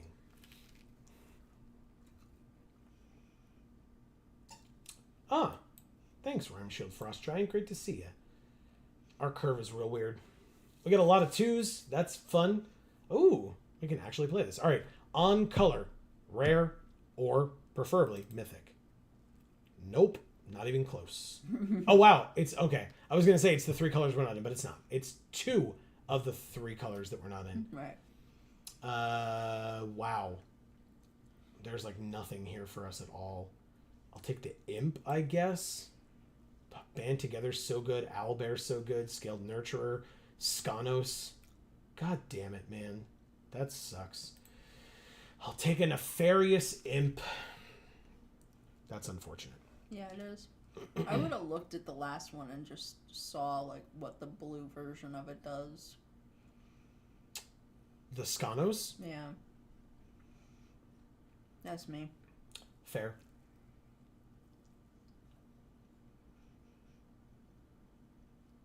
Or the black version. Okay, speaking of blue and black, we've got Juvenile Mist Dragon and Drider. I think Juvenile Mist Dragon is better because it has flying and can tap something down when it comes in. So let's do that. Demogorgon's Clutches is 3 mana for a sorcery. Target opponent discards 2 cards, mills 2 cards, and loses 2 life. It's like these things seem a lot more powerful than they actually are, I think. I could be wrong, but that's how I feel. I feel like that's true about a Demogorgon. That it feels a lot more powerful than it is? That I would disagree with. They seem very scary. I wouldn't want to face a Demogorgon. They always seem very scary. I mean, look, if you want, I can put Demogorgon in our game and you guys can face it if you want in our D&D game. I mean, I don't want to, but I don't really care, to be honest. It's Lulu. I love it. I love that her eye changes color depending on which one it is. Yeah. It's really cool. All right. We don't really have any dragons, right? Oh, yeah, we have the Serpent Dragon. Is that the only one? No, we have 4 dragons. Whoa. Holy crap. All right, fine. I'll take the Lapis Orb. Jesus. Plus, it's a mana rock. We've learned that's good regardless, and we have like 7 and 6 drops and stuff, so sure. Plus, it's like kind of the only thing for us. I don't want another 6-drop air elemental, and like lizard folk librarians are fine. Just fine. Where's all the black, dude? I think, like I said, I think people are taking it, so. Yeah, because they need the removal, because they're like, what the fuck do? I can't play this. Yep. Been there. Yep. Ray of Frost? That didn't do super well for us last time, but... Yeah, we've taken it a number of times, and yet I feel like it was never really great. I think we took it... I thought we only took it once. Maybe we tried to play it multiple times, but... Regardless, it's great if you're against a red deck. It's bad kind of against anything else. The issue is, like, you know, if something's already tapped, then you're fine. You can just keep it tapped down. But if it's not, and it's not red, that doesn't do it for you. It only taps it if it's a red card. And if it's red, it loses all abilities. So it really gets screwed over if it's red. But then no matter what, it doesn't untap, which means, like, there have been times... I mean, you know... There have been times where you'll play a card like that, or I will want to play a card like that and be like, okay, well, they're obviously going to attack with this big creature, so I'm just going to put this on it so that when they attack with it, then they can't untap it ever again. Right. And then they don't ever attack with it. And then it's like, well, I wasted that card. Right. Gain 2, scry 2, cast your second spell each turn, exile up to 1 target creature you control, then return it to the battlefield under its owner's control. That's Blink. I mean... That dude's legit. Look at him. He's so cool. Oh no. What am I taking? I'll take a hook horror. Ha! Yeah! But you were saying this dude's cool? Yeah. Yeah, I agree. Alright. I feel like no matter how long we wait to pick something in our pack, we just don't get another pack. It's like taking a while. Allura, I will try. I will try this. So, whenever you attack, up to 1 target attacking creature can't be blocked this turn at the beginning of the next end step. Return it to its owner's hand. If you do, a creature of your choice an opponent controls perpetually gets -1/-0. And then the black version is, at the beginning of the next end step, return that creature to its owner's hand. If you do, each opponent loses 2 life. That seems great. Okay, now all the things are cycling through. I guess the person to our left finally figured out what they were in. We got another Allura. Nice. Very nice. Okay. Hell yeah. I mean, they're legendary, obviously. It's funny, because in that last one, I was like, oh, well, we had Seek New Knowledge. We could have taken that. But we have it here. Confirm. Shocking Grasp or Armor of Shadows. I think either way, it's not great. I'll try Armor of Shadows and see what happens. Try the Blur. Blur is great. Lizard Folk Librarians is good.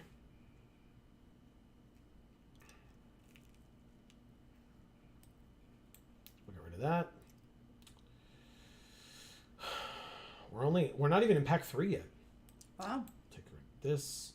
We finally got that shocking grasp. It'll still go in the sideboard though.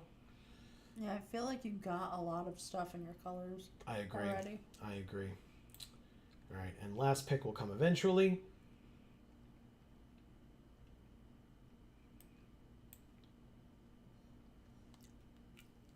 Now, ooh, water weird. How about that on color, rare or mythic? Cool. Nice. Okay. Gale's Redirection. Exile target spell, then roll a d20. Add that spell's mana value. From a 1 to a 14, you may cast the exiled card for as long as it remains exiled. Spend mana as though it were mana of any color. Or, 15 plus, you may cast the exiled card without paying its mana cost for as long as it remains exiled. Oh, but I could take this, Amy. No. Go away. Go away. I don't want rabies. It's really funny. It's very funny to me. Oh! We got Gale's Redirection, and then we got Gale. When he enters, if you cast it, return an instant or a sorcery from your graveyard to your hand. How many instants and sorceries do we have? Not a lot. We have 3 instants. That ain't great. It's not a great card for us, despite the fact that it's a mythic in our colors. I think like Vampire Spawn is better, to be honest with you. No. I have to. It cares about instants and sorceries. We have 3 instants. We can't use this card. It's a 4-mana 2/3. What's Like the black one? Whenever you cast an instant or a sorcery, each opponent loses 2 life. Fine. We have a 3rd Allura if we want it. Either that or Manticore. We have the Water Weird already. We have Blur already. I don't even know that it makes sense to have 3 of these, but... Oh, right! We talked about this. Again, because you can specialize them, you can have all 3 of them theoretically on the field at the same time. Because you can have the black and blue version, the specialized blue version, and the original non-specialized version. Okay, I guess we'll take the land. There you go, Amy. We took the gate. You happy? Yeah. Gate to Sea Tower. Yeah. I'm glad you enjoyed it. Displacer Kitten. Ah. Whenever you cast a non-creature spell, exile up to 1 target non-land permanent, then return it to the battlefield under its owner's control. We have 19 creatures, 6 non-creatures. God damn it. I don't think we can do it. I think we have to take this Guildsworn Prowler instead. Sorry, Stupid. Displacer Kitten. You're really adorable. Yeah. It's like biting its own tails. No. But I can't do it.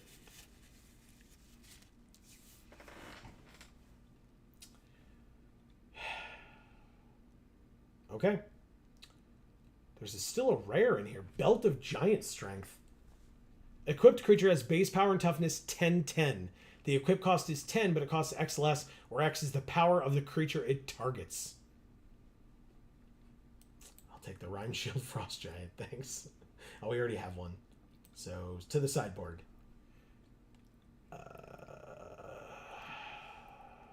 Circle? Sure. What? Circle of the Moon Druid.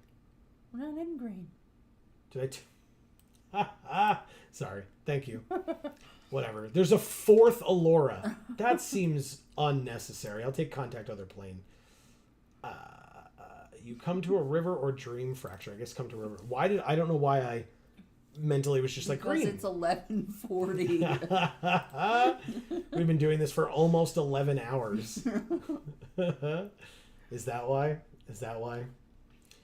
All right.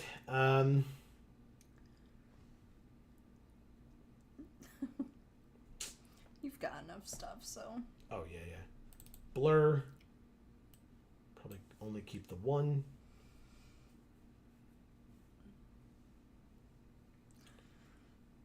You find the Villain's Lair. 2 more picks, and then we are done with this draft. Yeah. Oh, God, we got to make some cuts, man. Jesus. Do you like either of these arts?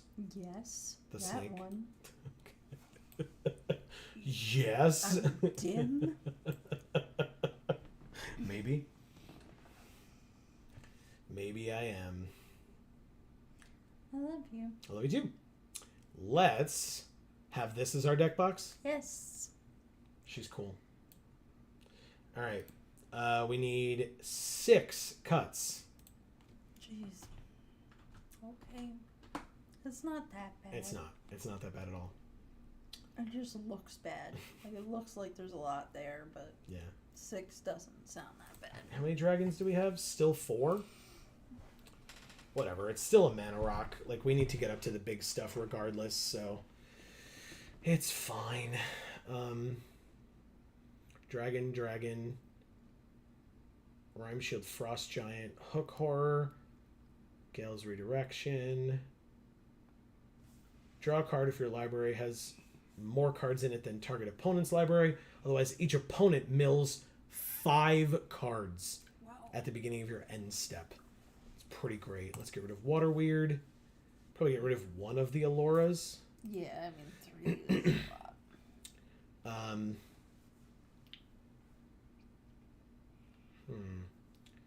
Might get rid of this Ray of Frost, but it feels like that's wrong. Because we don't really have a lot of removal, so like the Ray of Frost could get rid of something that's pesky even if it's not red. This bounces or gives something +1/+0 and unblockable until end of turn. I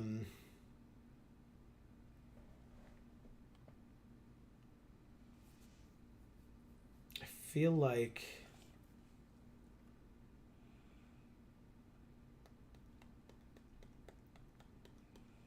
we get rid of the Air Cult again. We always do.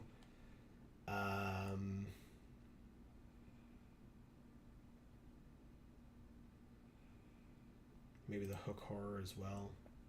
No, Sorry. I knew you were going to. Did you?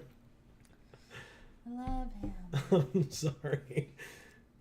Let's try the Guild Thief gone as well, and that'll be it. Our curve is more of a straight line down, or a diagonal line down, I should say. But we are done. Oh, gorgeous. So cool. Gorgeous. Let's see what the mastery is, or is it just the still Streets of New Capenna? Yeah, it is. All right. Well, we could be Lord Xander if we want from the Maestros at some point. So let's just do that. That was a cool looking orb. I like that. We got the reward. Claim the prize. Go back home. And go back to our draft. Play. All right. Let's do this thing. Yeah. Our 5th draft of the day.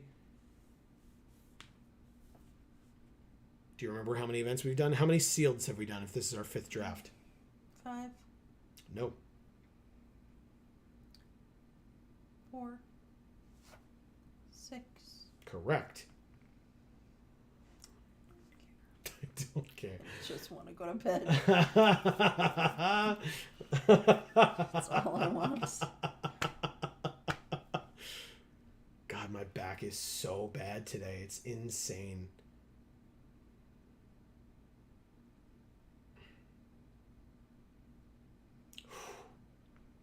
Yeah, it hurts a lot today. Stupid spines. Who needs them? Everyone. Vertebrates. That's who needs them. Who doesn't need them are invertebrates. So. Those aren't people. Those are...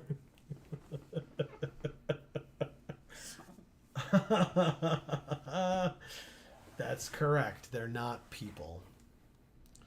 I guess nobody from that draft took as long as we did to make our deck. Nobody's here ready to play us. Why is this terrible? Here we go. Here we go. We did it. It's Kamesiba. For like the 4th time today. Something like that. Yep. Okay. Well, we got John Arenicus. That seems cool. We've got the Guildsworn Prowler for early on. I like it. Okay. Yeah, we're going to mill him. We're going to mill you out, Kamesiba. Or not, probably, but we'll try. Oh, we drew a 3-drop as well. All right. Good curve. 2, 3, 4. Let's see it. They get a 1-3. That's frustrating. But probably fine. We have the Death Toucher. Like, if they attack here, I take the 1, possibly the 2, depending on how they want to do it. No blocks. Take the 1. 3 mana. Second one. You got it. Land. Return a creature to its owner's hand. There's the imp. Combat. Attack for 2. See if they block. They don't. They just take the 2. Beautiful. Play the Nefarious Imp. And then play John Arenicus. No blocks. Take 2. Take 3. That's fine. They use their whole turn to deal us 3. I'm totally fine with that. Now, do I steal from their hand or do I mill them? Oh, right. Do we have more cards? We don't. So, yeah. They get milled for 5. Attack with both for 4. They go to 14. And we mill 5 cards. One of them is the Craving of Yaku. Mill that shit. We did, but they get to get it back. No. For 1 red. No, they don't. Attached to target creature they control. Nope. It perpetually gains enchanted creature gets -1/-1. Perpetually gains a foaming mouth from the rabies. I almost said rabidity. I was like, that's the wrongest. You know that I can just stop it, right? Like, oh, they have a burn spell. Okay, fine. Arenicus. John Arenicus is dead. I get to scry 1. It's a Charmed Sleep. Hell yeah. Okay. I'm still going to steal your stuff. I would like to have one of your things. It's going to be a land. They're thinking hard about it. That's good. It's a good sign. It is not a land. Okay. Attacks. They go to 10. Wow. They gave us Soldiers of the Watch. They have a Valor Singer. That's a good one. It's a 4/4. No blocks.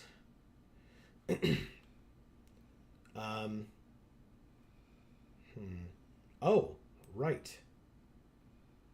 Do we just do this? It seems a little... Let's Charmed Sleep this thing first. Tap it. Good. A 2/3 means that we really can only attack with these 2. They finally kill the Death Toucher, and we get to draw a card. Land? Yeah. Draw that land, please. Amazing. Play it. And... Seek New Knowledge? Let's do it. Wow. Okay. That's actually pretty sick. Let's put the Looter on the bottom. That seems fine. It's late enough in the game. We should be able to Gale's Redirection something. Not this turn, which is unfortunate because it feels like it might be something big here. 3/3. I will attempt to block. If they end up killing it or something, then that's good. They don't. Okay. Combat. Attacks. Okay, they're at 4.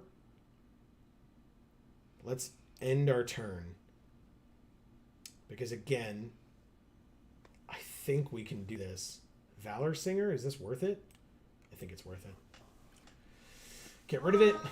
Then we get it at some point later. They said good game. Good game. Thank you, Kamasiba, That's right. for like the 4th time today. That's right.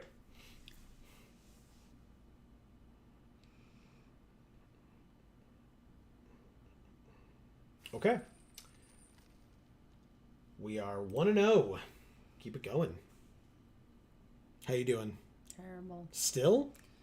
Yep. The sandwich didn't help? I thought it would, and it helped for A very short period of time. But as you can see, it is now only about 5 minutes after I've been done eating it, and I'm already tired again. I'm so sorry. I'm so sorry. Hey, it's Lord Tupperware. One, we drafted with them. 2, it's been a while, but we have seen them in these events in the past. This hand is fine. I can't quite play the Juvenile Mist Dragon yet, but, you know, I'll wait and say hello when they're ready.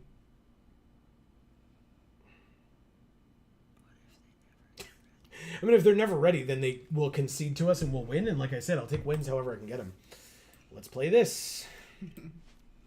We said hello. They did not return the hello. It's fine. could be distracted.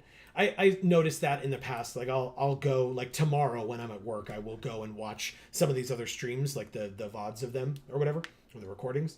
And a lot of times, like if we've said hello and they've like not returned it, 9 times out of 10 it's because they're like looking at something else or like talking Yeah, to chat of and course. not focused or whatever. Because it's not like you hear hello, you only see it. Correct. Well, and it's not, you know, if I were playing Arena normally, like on our Monday night streams, 8 p.m. Eastern time, we would love for you to be there. You might kind of inherently think that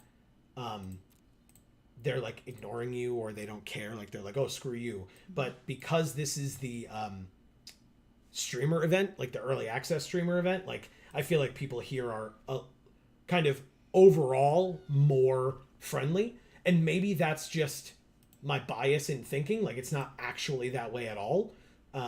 But Well, even if they're not like actually friendlier people, it's more likely that if they're recording it for an audience to see, that they will return the hello. well, not even that. That's a fair point. I think also thinking about the fact that can we do this? Yeah, we can. Okay. Thinking about the fact that it's not their money, right? So there's no reason for you to be upset with somebody who beats you. Right. Because you're not losing anything in the process, right? Oh no, these free gems that will go away in 12 hours if we don't use them anyway. Like, Right. you know, there's no reason to be upset with an opponent. Like, I'm upset with Arena for a lot of things that have happened tonight, but that's not our opponent's faults. Right. So, you know, that's just how I feel. All right, so let's play Vampire Spawn. They lose 2, we gain 2. Let's go to combat, attack, not with the 1-2. And then hit them, they go to 6, and we play the Gith Zerai. Now, the cool thing is, with Blur, if we need to, we can blur the Juvenile Mist Dragon. They can see it, yeah. Thank you, Lord Tupperware. We could have blurred the Mist Dragon, which when it comes back in would tap one of their things. So if they had played a flying blocker, we could have just tapped their flying blocker and gotten them. We could have blinked the Vampire Spawn and made them lose 2 more life, and we gain 2 more life. So blur, very helpful. Typically, in the past, it's been used, that like where we've used it today, we've used it to save one of our creatures that's been like under a minimus containment or something, or whatever, or a charmed sleep. But now we can use blur more as it's intended for a blue-white deck, which is to have enter the battlefield effects trigger a second time from your creatures that have those enter the battlefield effects. Okay, well,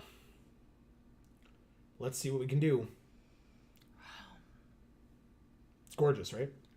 The way she captures sunlight in hair is the most accurate I've ever seen of any artist.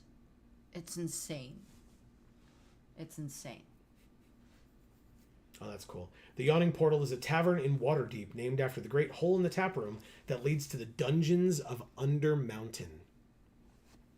Cool. Yeah, it is. Really cool. Headology magic. Very nice. It's been a while, but Yeah. also a familiar name. Okay, triple black, bad. I mean, we could play these 2 cards. That's fun. But we would need 2 blue for this and 1 blue for this. I'm going to risk it. That's much better, actually. Much better. Guess we'll ditch Ray of Frost and feel bad if they're playing red.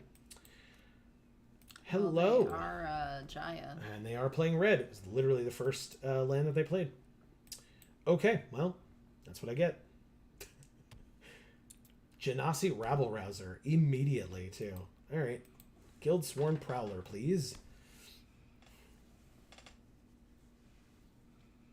We have a good curve. 2, 3, 4.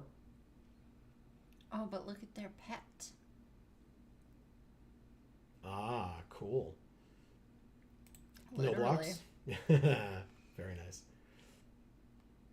No blocks on the 1 damage. The double team ability already went off, so they could just play the other copy now. They don't. They play a 3rd land and a 3rd color, and play the Swashbuckler Extraordinaire, which lets them make a treasure. Which also, whenever you attack in general, or they attack in general, they can sack treasure to give things double strike. Very scary.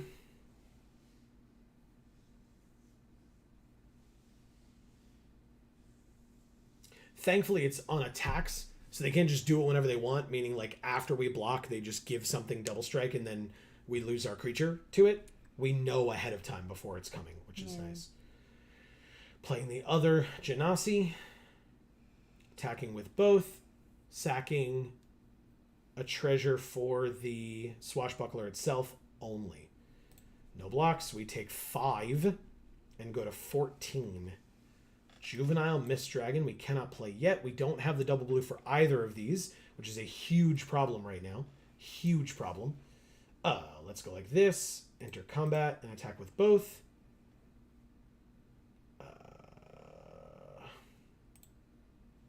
Sure. We bounce it back to our hand. We scry 1. Vampire Spawn is good.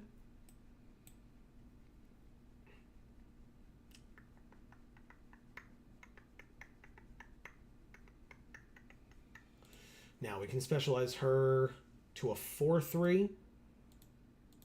And then the black version, each opponent loses 2 life.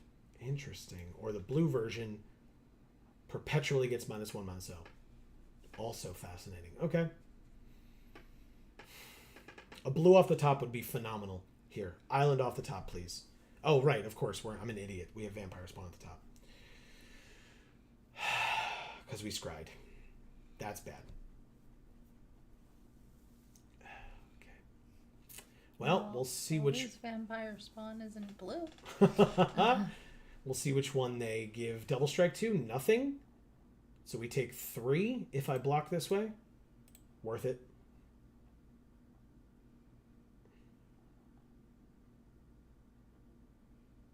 They have... Okay. I was like, they have something to save it because I'll be really upset. Scry 1, we already know what's there.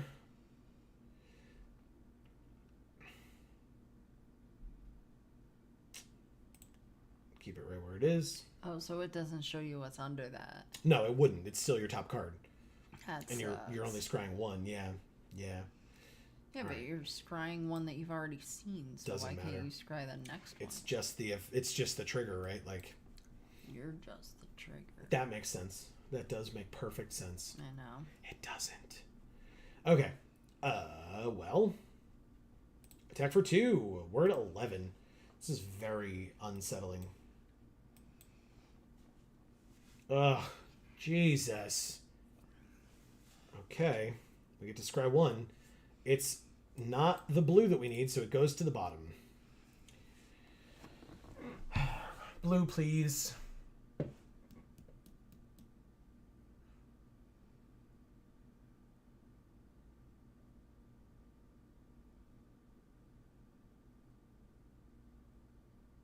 Gross. Seriously?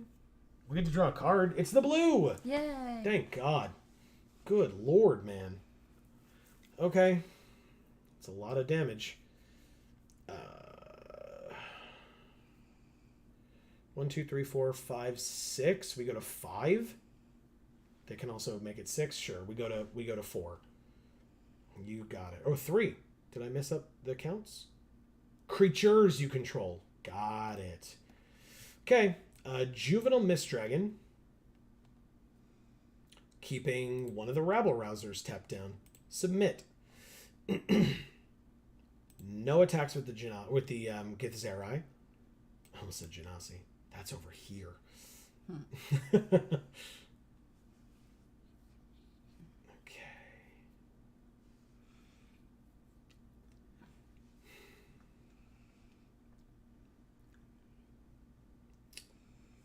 Well, they can play the Ettercap at any time. We could tap it. They have one other card in hand.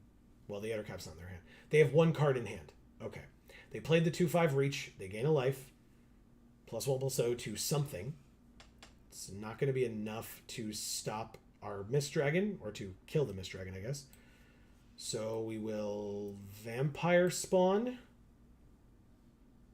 Good. And charmed sleep.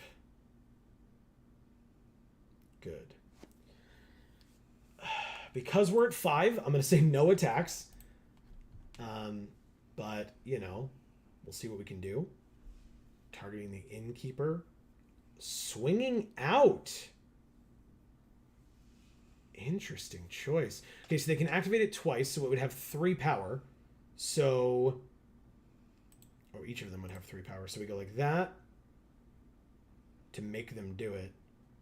We go like that to kill here. We go like that to kill here. See how that goes. Nothing, no mana spent at all. Okay, oh, they have the red dragon, they kill us. Thank you, Headology Magic. God damn. Now that this one's over, I think I'm going to bed. I'm sorry. No, don't be sorry. Exactsies kills us too. That's rough. All right. All right, we're 2-1. So you're heading out? Yeah. Okay. I will give you a kiss goodnight and cover up the camera as I do it. Okay. Is it that big of a deal? No, but you know, some people. Some people are bothered by PDA. Well, I'm not that guy. Yeah, they could look away. But yeah. Thank you, Amy, for everything. I love you. I love you too, and have a great night. Oh, thank God. I'm just so happy for leaving. Do you mind, before you go, What? is there one more water that's cold, or no? I will get you what there is. That's perfect. That sounds great. I appreciate it greatly. Is this garbage? Yeah, or we're all... saving this? That's up to you, I guess. We could save it if you want to, but...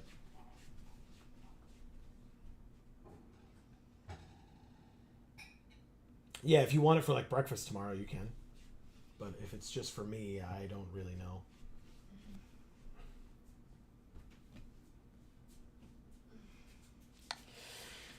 So, as I said to Erica earlier, folks, that means you're stuck with me. It's just me.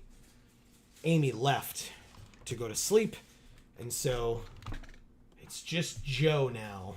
I'll turn the screen so you can't even see it anymore. Okay, good. Oh, man.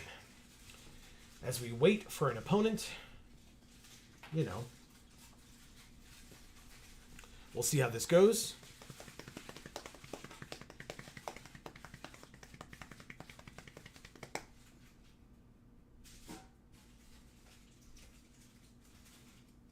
Once you achieve a rank badge, you can't lose it until the season ends. Interesting. Okay. That's good to know. I mean, like, because you kind of go down, but I guess you only can go down to the bottom of that particular rank, I suppose. You don't, like, get demoted. Caddy Breeze, a kind and insightful member of the Companions of the Hall, a group of adventurers that also count Drizzt Warden and King Brunor Battlehammer among its members. Very cool. Drizzt and Brunor are from the set. Hey, Legend again. What's up?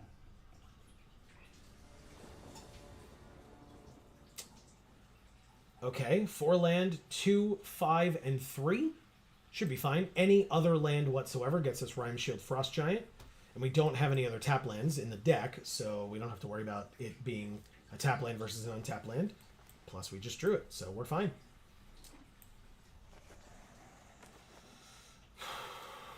That's sick as hell. Holy crap. Really? That's nuts. Attack. Before you go, you should come look at this sleeve art, and then you can leave. Okay. Navigation Orb. It looks like the Golden Snitch. Sack it, search your library for up to 2 basic lands and or gates, reveal them, put them into the battlefield tapped, and the other into your hand, and then shuffle. Play this. Vampire Spawn. Oh, sick. Right? That's what I said. I want those so bad. It's so gross. It's awesome. It's killer. All right, bye everyone in chat. Thanks for being here. Love you all. Have a good night. Don't forget, Amy will be here again on Friday, live at 8 p.m. Eastern, so don't miss it.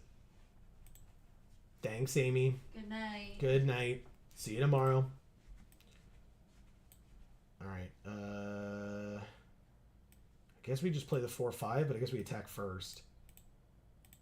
Swing in for 3. They're at 11. We'll play this 4-5 with Ward 3, since it looks like they're a little lower on mana. I mean, I guess they have the same amount as us, technically more with the treasure, but Nira Wild Mage. 6 mana, 2/7. Human Elf Shaman. Whenever you cast a spell, you may put it on the bottom of its owner's library. If you do, reveal cards from the top of your library until you reveal a non-land card. You may cast that card without paying its mana cost. Put the rest on the bottom in a random order. It triggers only once each turn. Very interesting. But 4, 5, 6, 7, and they go to 4, and we have a 4-powered flyer. So we'll just go like that, tap it down, go like this, put them to 4. Okay. We also have blur, as we discussed earlier, so I could blur this and tap one thing down from them, or make them lose 2 and we gain 2, something like that. But we're in a very good position, I think. Amy, Emilio says, bye, have a good night. Bye, love you, have a good night. She says, bye, love you, have a good night.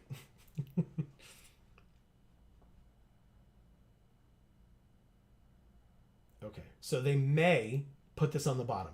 If they do, they get whatever the next random card is off the top of their library. They did it. Oh, it's Dragon's Fire. What? Wow. Okay. That's a very good random top card to get. And it's whenever you cast a spell. Oh, but it only triggers once each turn. Okay. I mean, combat. Attacks with everybody. Contact other planes, so they draw cards, but it's a random roll. They get Faraday's Fireball, which they cannot cast on the Rhyme Shield Frost Giant because it has ward, so we win. I'm also going to blur this so that it doesn't die, and they lose 2, we gain 2 in the process, and we draw a card. All those fun things. We definitely win. Okay. Whew. Good times.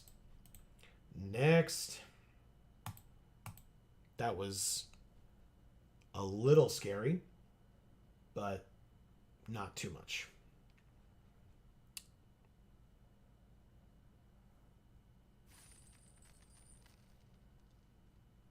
Three and 1. Let's keep it going. Why not? Like I said, if I can, I'll try to do one more draft after this. It depends on how many more games we win versus lose. But then I too will go to bed because, we've been here for 11 hours. I was saying, just kind of the mystical cutoff time could be around 1 a.m. for us because we've been streaming because YouTube cuts off the VOD at 12 hours. We could re-upload, but if I don't have to, I don't want to. Fire Shoes. Okay. Interesting. 3 land, 2, 3, 2, and 3. Amazing. We can play every card in our hand. Seems good. And I'm back. What's up, Marcus? Welcome. It's just me now. Amy did go to sleep, but I am here holding down the fort. They have their fancy dragon flying in. We just have our Jace puppet hanging out, as he does. As he is wont to do. They have a shambling ghast. That's going to be a problem against these two things.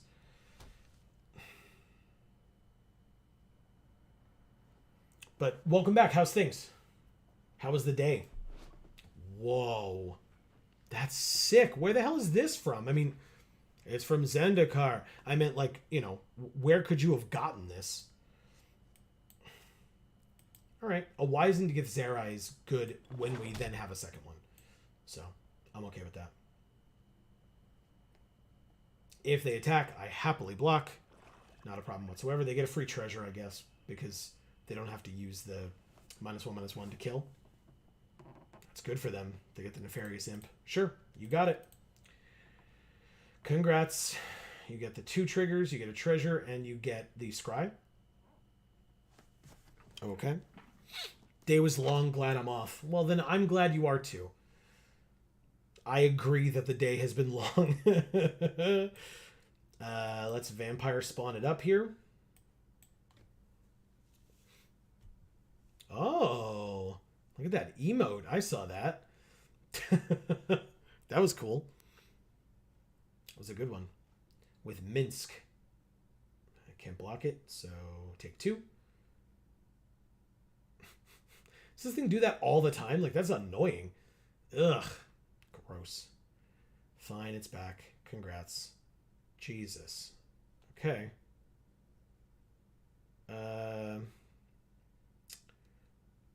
Fourth land means combat. Attack for 2.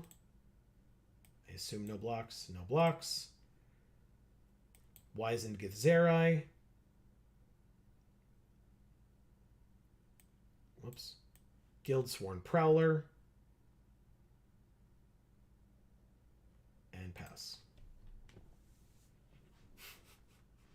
There, that's cooler than it just shooting, blasting off into the sky like that. Whoa, cool Baleful Beholder art. I love it. Okay, I don't have any enchantments, so all their things are going to gain menace. Which means we can only kill one thing. But, I mean, I could just take 3 and go to 16. That's fine, too. Alright, we drew an island, which is our 5th. Let's play this. Tapping the Baleful Beholder down. Submit. And hit you for 6 ourselves. Go to 10, please. Hell yeah. Okay. Now we can stop the Nefarious Imp pretty easily without, backup from their hand or whatever. We also have Charmed Sleep to keep that 6/5 down, unless they play something scarier somehow. The Lantern only gets counters when something dies, or gives counters when something dies.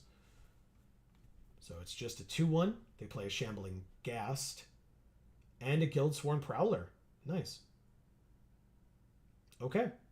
You come to a river. +1/+0 and can't be blocked this turn. I'm going to seek new knowledge first. Wow. Put a card into your library. I mean, probably this one. Blur can flicker something, as we know, to keep something tapped down or make them lose 2, we gain 2 or something. Let's do this. I'm feeling a little squirrely. Let's see what they do.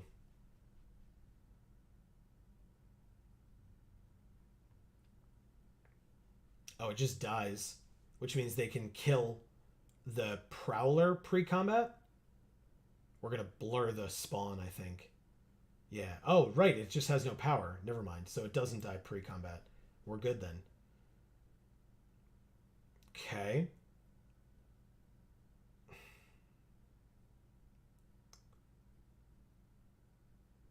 Tries to kill the Githzerai. I think it's going to succeed. I think we can keep the Mist Dragon. Oh, lots of +1/+1 counters, huh? That's fine, actually. Yeah, this is fine. Make a treasure. -1/-1 occurs. Resolves the scry 1. And then we draw a card? Or they draw a card? I forget whose Prowler it was. I guess it was theirs. No, it was ours. Good. Thank God. Okay. Let's Charmed Sleep on the...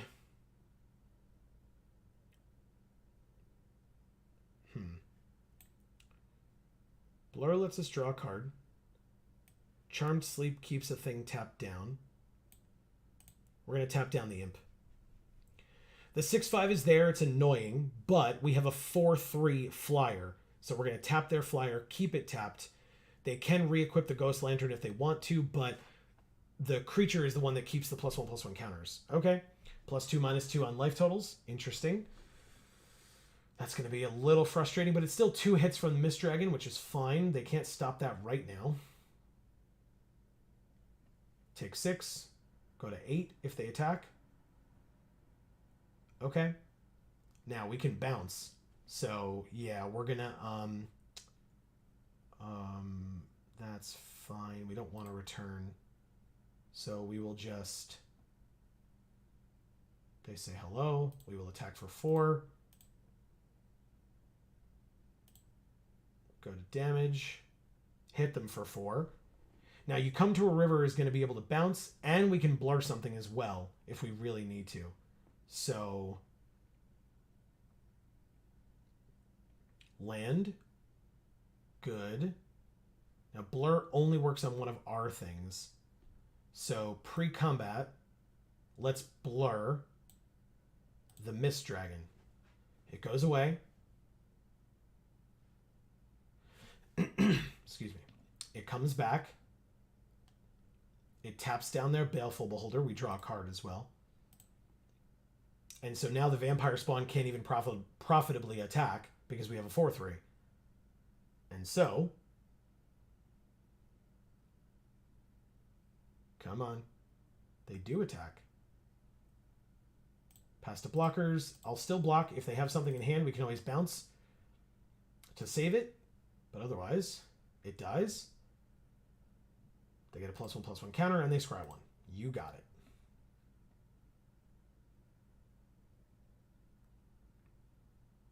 They put it on the bottom. We draw X cards and lose X life, where X is the number of cards in their graveyard. We have 6 cards in our graveyard, so it resolves. Scary. Very scary. Resolves. We are at 2. And before we take our turn, we don't need to return any creatures. We just take our turn, draw a card, play a land. Oh, they don't have any cards in hand, right? Combat, attack for 4. Amy's not here. Thank you, Fire Shoes, for that game. That was awesome.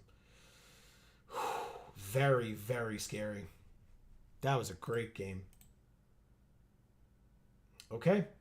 We will keep it going.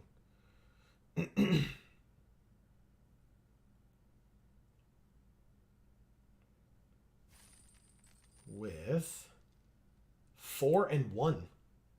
Okay. Let's do it.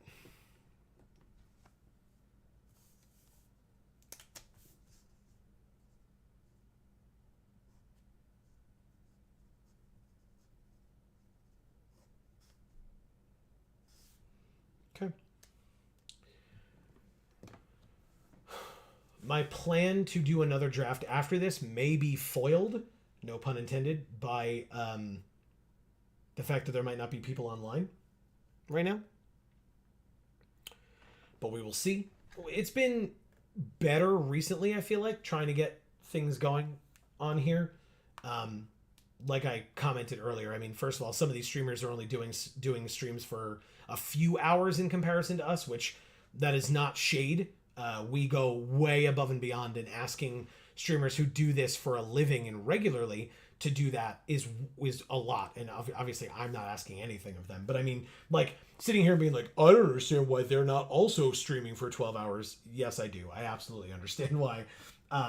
Because, you know, they do this kind of stuff all the time, or they're sponsored by Wizards all the time, or have sponsored streams in general all the time. We don't. So we take full advantage of the opportunity and try to do this as much as humanly possible. So that's why, one, my voice is going a little bit, because I've been talking literally all day. But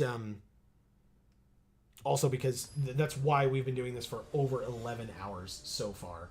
Talde Jamal, seen you many times today as well.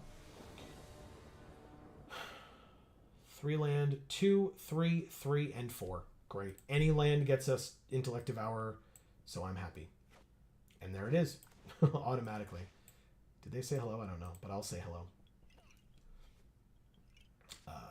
Land. Tymora, or Tymora's Evoker.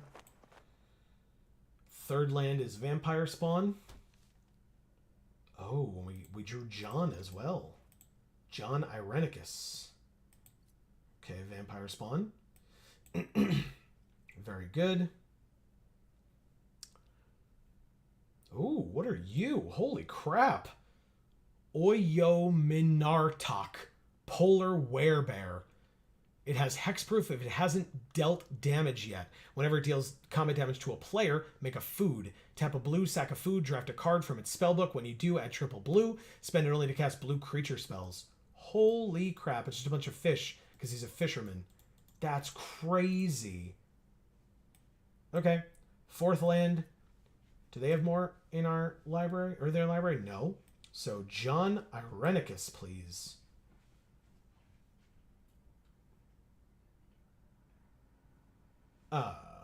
No attacks, of course. And they mill 5 cards. 4 land and another Oyominartok. What the hell's happening? Oh my god. It's a giant bear, it says. Okay. So if it hits us... I mean, I'd really rather it didn't. I guess I would need a land, though. But... Thank you. Okay. It's an owl bear. We did not draw the land. That is unfortunate. Let's Intellect Devour. Oh, but they get to choose the card. That's probably not the best choice. Now, they have less cards than us. And so what does this say? Draw a card if your library has more cards. Okay, so we would draw a card. Okay. Well... we can play the Wizened Githzerai and Seek New Knowledge after we draw. No attacks. And we end our turn. We drew the Lapis Orb of Dragonkind, which is theoretically a 5th mana source, but it's going to take 2 turns, so that is unfortunate. All right, so that has to hit us for them to draft a card from the spellbook. Do I risk it? I think I risk it. Make them use it if they have it. There it is. 2+1/+1 counters 2. This thing's going to be impossible to deal with. Okay. There goes John. Still can't believe there's a magic card just named John. It's so funny to me. Before we take our turn, let's seek new knowledge, shall we? We got a young blue dragon and a ray of frost, and of course this thing untapped. And we didn't draw a single land out of all of that. They're at 17, we're at 22. I guess we ditched the ray of frost. Super frustrating. There's the 5th land. Thank you. But now they have a 6/7, so this doesn't even help us. Sure. I don't imagine there's another land in their hand, but maybe there is.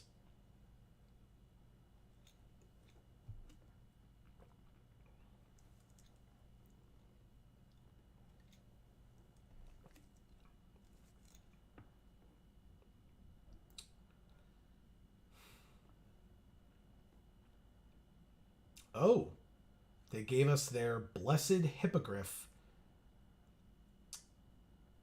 I mean, pass. I can block and give something indestructible until end of turn so that it doesn't die to the 6/7, which is cool. I guess if they wouldn't have bounce, they don't have blue. So anything they try to do to the Intellect Devour, I could give that indestructible. But let's see, pass to attackers. Okay, so that becomes a 3/3.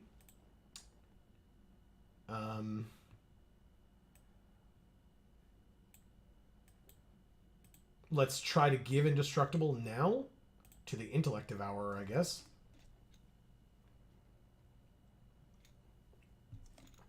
It does work.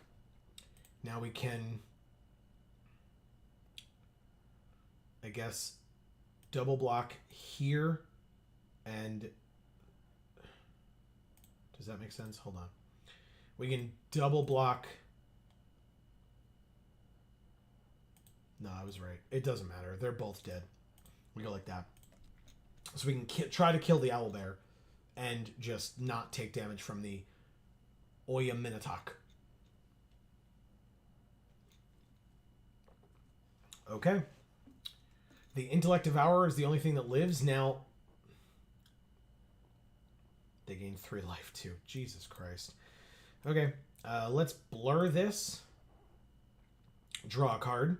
Because now this is not from their hand anymore. We've used the adventure ability. It's off on an adventure. So please give us something. It is a Pilgrim's Eye. It would go get us another land if we wanted it. We could scry one, draw a card as well. The land would go in our hand, right? But it's a 1/1 flyer, so it's like a chump blocker, basically. I guess. Could play their Pilgrim's Eye.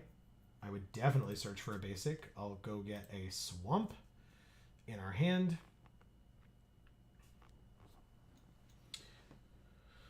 Oh, this sucks. I have nothing to do against this stuff. Nothing at all.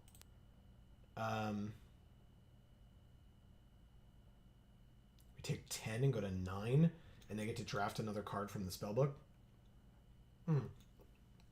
The first card from the spellbook, excuse me. If they want to, they have to like sack the food or whatever. But they definitely do it. That's crazy. And they had a second one within the top 3 cards of their library after they played this one. That seems nuts. Jesus. What the hell? What do I do about any of this? I guess we do this first. Scry one, draw a card, just in case. It's a Baleful Beholder. Okay. It'll be for next turn, I suppose. For now, we drop this 5-drop on the field. Definitely don't attack. All of their creatures are bigger than the Rhyme Shield Frost Giant this turn. This is insane. And we just lose. Any 2 creatures of theirs are lethal. So, good game. We will block. They said nice. We will block. I guess we just double block and kill this thing.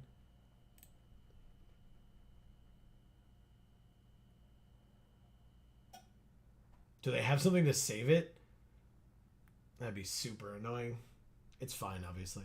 Do your thing. Go off. Yeah, they do save it. Come on. That's insane. Look at this. What the hell am I supposed to do against that? Those are the biggest creatures of all time. We're at -10. Good game, Talde Jamal. Very good game. Okay. Well, that's the second loss, I think. I don't think that's the third.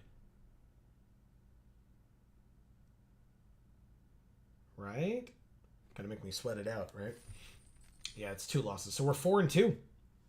Let's keep going. No reason to stop now. It's only 12:30.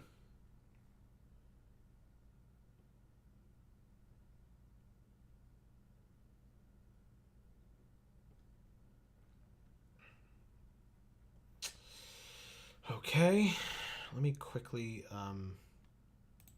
go here and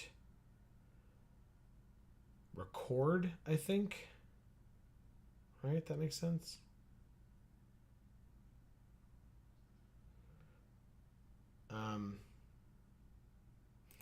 Yeah, I'm going to start a recording just in case we like push over the edge, into past the 12-hour mark. I'll be able to put the rest of the VOD up on the channel. I can just upload it kind of whenever I can get to editing it and putting it up there. So, yeah. Wouldn't want anybody to miss anything. Also, are we able to... No, we are not. Or are we? No. Interesting. Let me check something else. Oh, yeah, okay. That's perfect, right? Or not? No. Okay.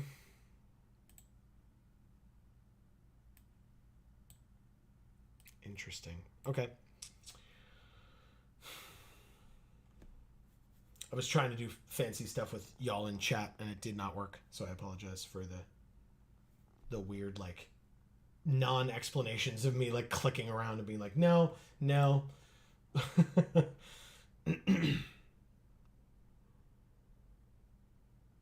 Yeah, it typically around this time of night gets a little bit tougher with these because it's like the people in the U.S. street or the U.S. streamers are starting to go to bed, but like the European and like um, way Eastern streamers are like maybe not quite up yet or not haven't started yet or something. Here we go, Mr. Metronome. Wow, it's been a while. They're adding a more extensive stat system to Pokemon Unite. If it isn't too predatory, it could be really good for the game. That's awesome. Very cool. Is that something that the kind of the player base has been complaining about for a while? Or, you know, since the start or something? Okay, so we go like this, play to get Zerai. We can do one of these two next turn.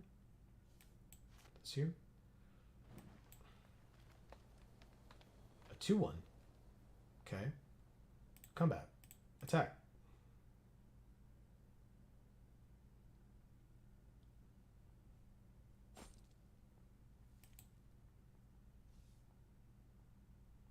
I guess it's this one. Sure. That'll work. I like that we drew the Intellect Devourer. That'll be cool if we draw a land this turn. Any land at all besides the tap land. I mean, I will sure try. See what happens. I'll make you use it. Whatever it is. I'd rather use it now. No problem. No problem.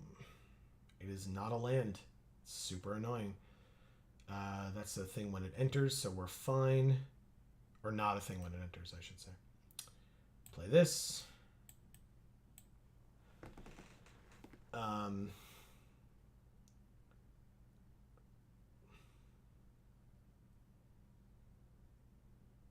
I'll say no attacks.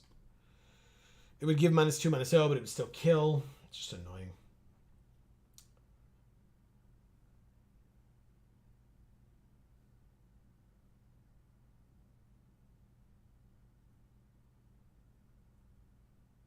Rhyme Shield Frost Giant. We still don't have a 4th land. Okay. Well. Combat.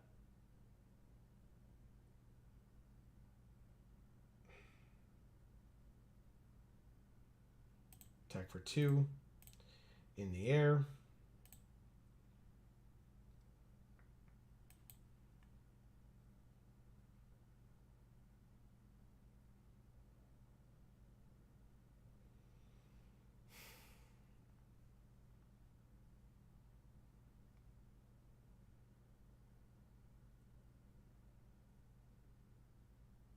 Jace Puppet, how you doing?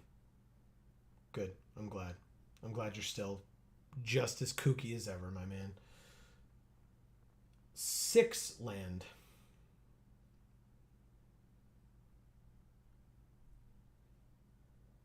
Still not a 4th.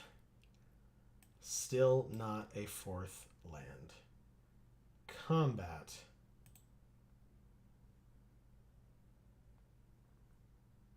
I imagine they let both of these through. And if and when they do, I can blur the Guildsworn Prowler when they try to attack with Rhyme Shield Frost Giant on their turn. And I can hope to kill it. I won't draw a card, but I'll kill a 4/5 with a 2/1 when I have 3 land on the field. So it'll be kind of important. Oh, they're just doing it now. That's amazing. Okay, so I do draw a card. I mean, even better, especially if it's a land, and I can scry 1 in the process, or beforehand. Amazing. Done. Draw it, please. Amazing. There it is. I mean, I'm still going to hope that they don't have a land in their hand. Or if they do, they might not want to give it to me because they need 7 for this. They just counter it.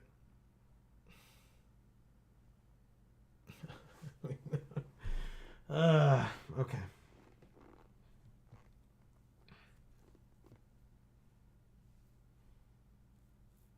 Okay, there's the 7. Time to put it to sleep.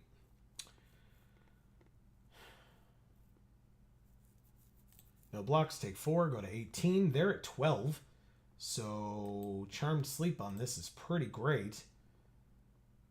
Good night. And swing in for 4. They go to 8. Seems very good. They have their own Intellect Devour. I mean... yeah, you can have this 1-3, I guess.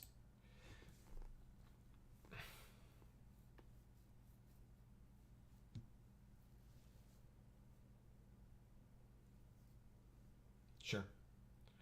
3, 4, 5, 6. They can draw a card, 2 cards next turn, which is fine. I mean, it's annoying, but it's fine.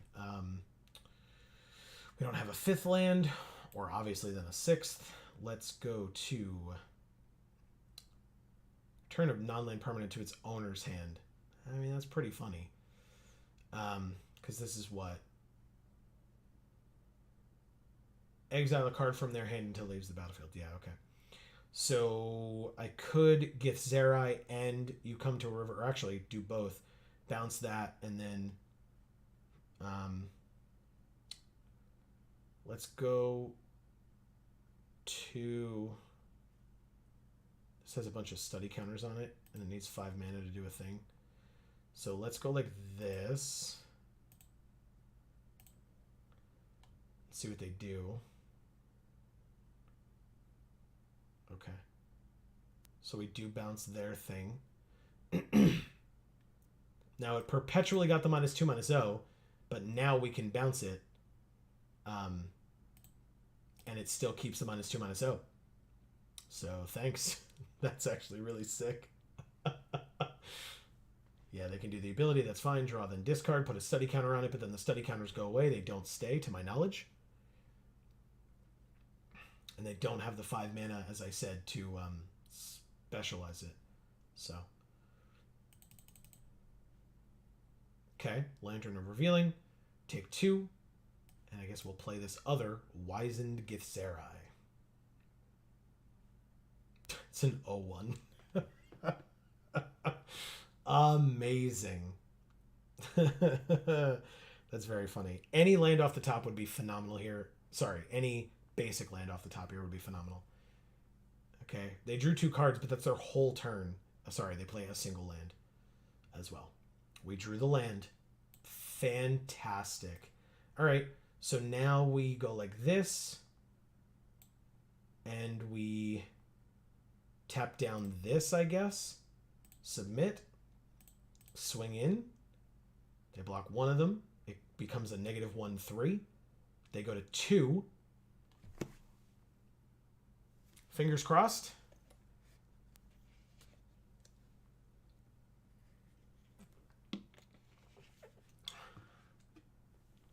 Wow. Taste of my own medicine. Taste of my own medicine. Now, notably, we still win? I think we still win. Oh, no, we need a land. We need a land. That's what it is.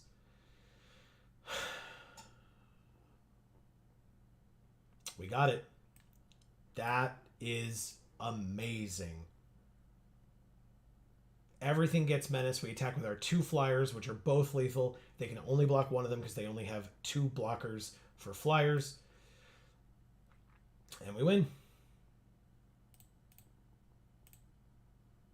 Because they have 2 mana and other cards in their hand. No way. No way they have something here. Really?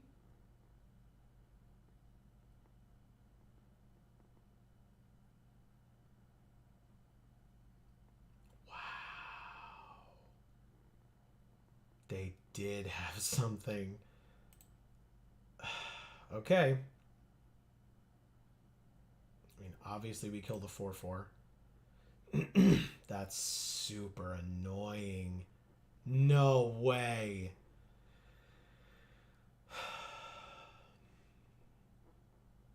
The Hourglass Coven. They just get 2 insane cards from their spellbook, from its spellbook.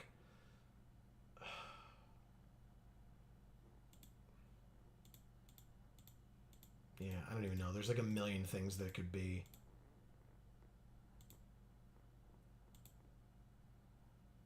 The discards a card one was a huge pain in the ass. That was the one that we dealt with last time.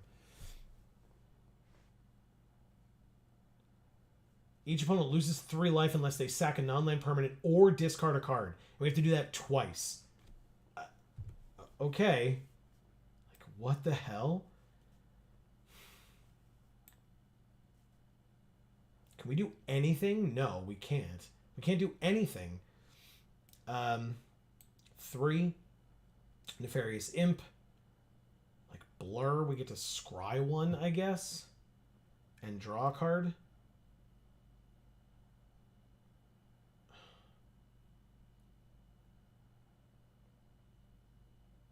Combat 6.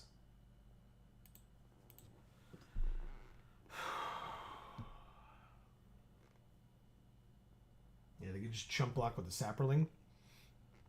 No, they trade with the 6/6. Or they don't and they have something again? No, okay. That's good then. Trades are fine. I'll take that. Scry 1. It's a land. Go to the bottom. Done. I'll save the Blur for on our turn or something. Each opponent discards a card. Done. Each opponent loses 3 life unless they sack a non-land permanent or discard a card.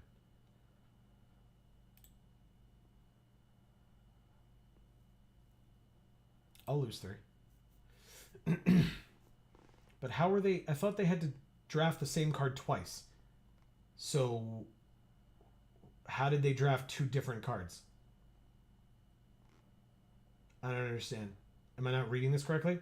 When it enters the battlefield, draft a card from the Hourglass Coven's spellbook twice. Oh, it's just draft a card twice. I thought it was pick a card and you get 2 of them. But no, they get 2 different cards. Okay. So I was reading it wrong. That's still super annoying. Okay. Draw a card, then discard a card. Discard a land, okay. They're at 2. 2.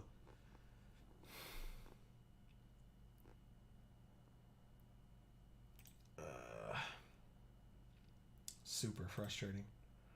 Draw a card.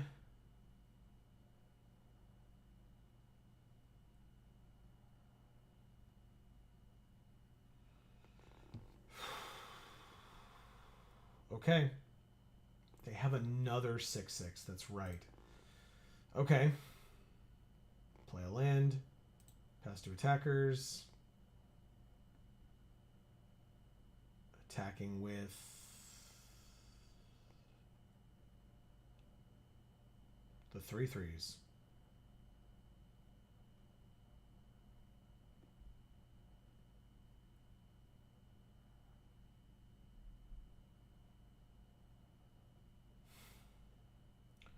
Pass to blockers. I will double block the one that makes us lose 3 life unless we sack an on-land permanent or discard a card, because that's insane and annoying.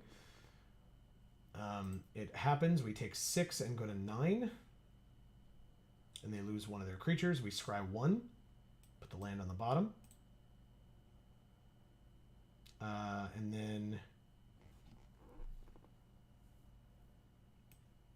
I guess I just do it again. We can scry 1, then draw a card.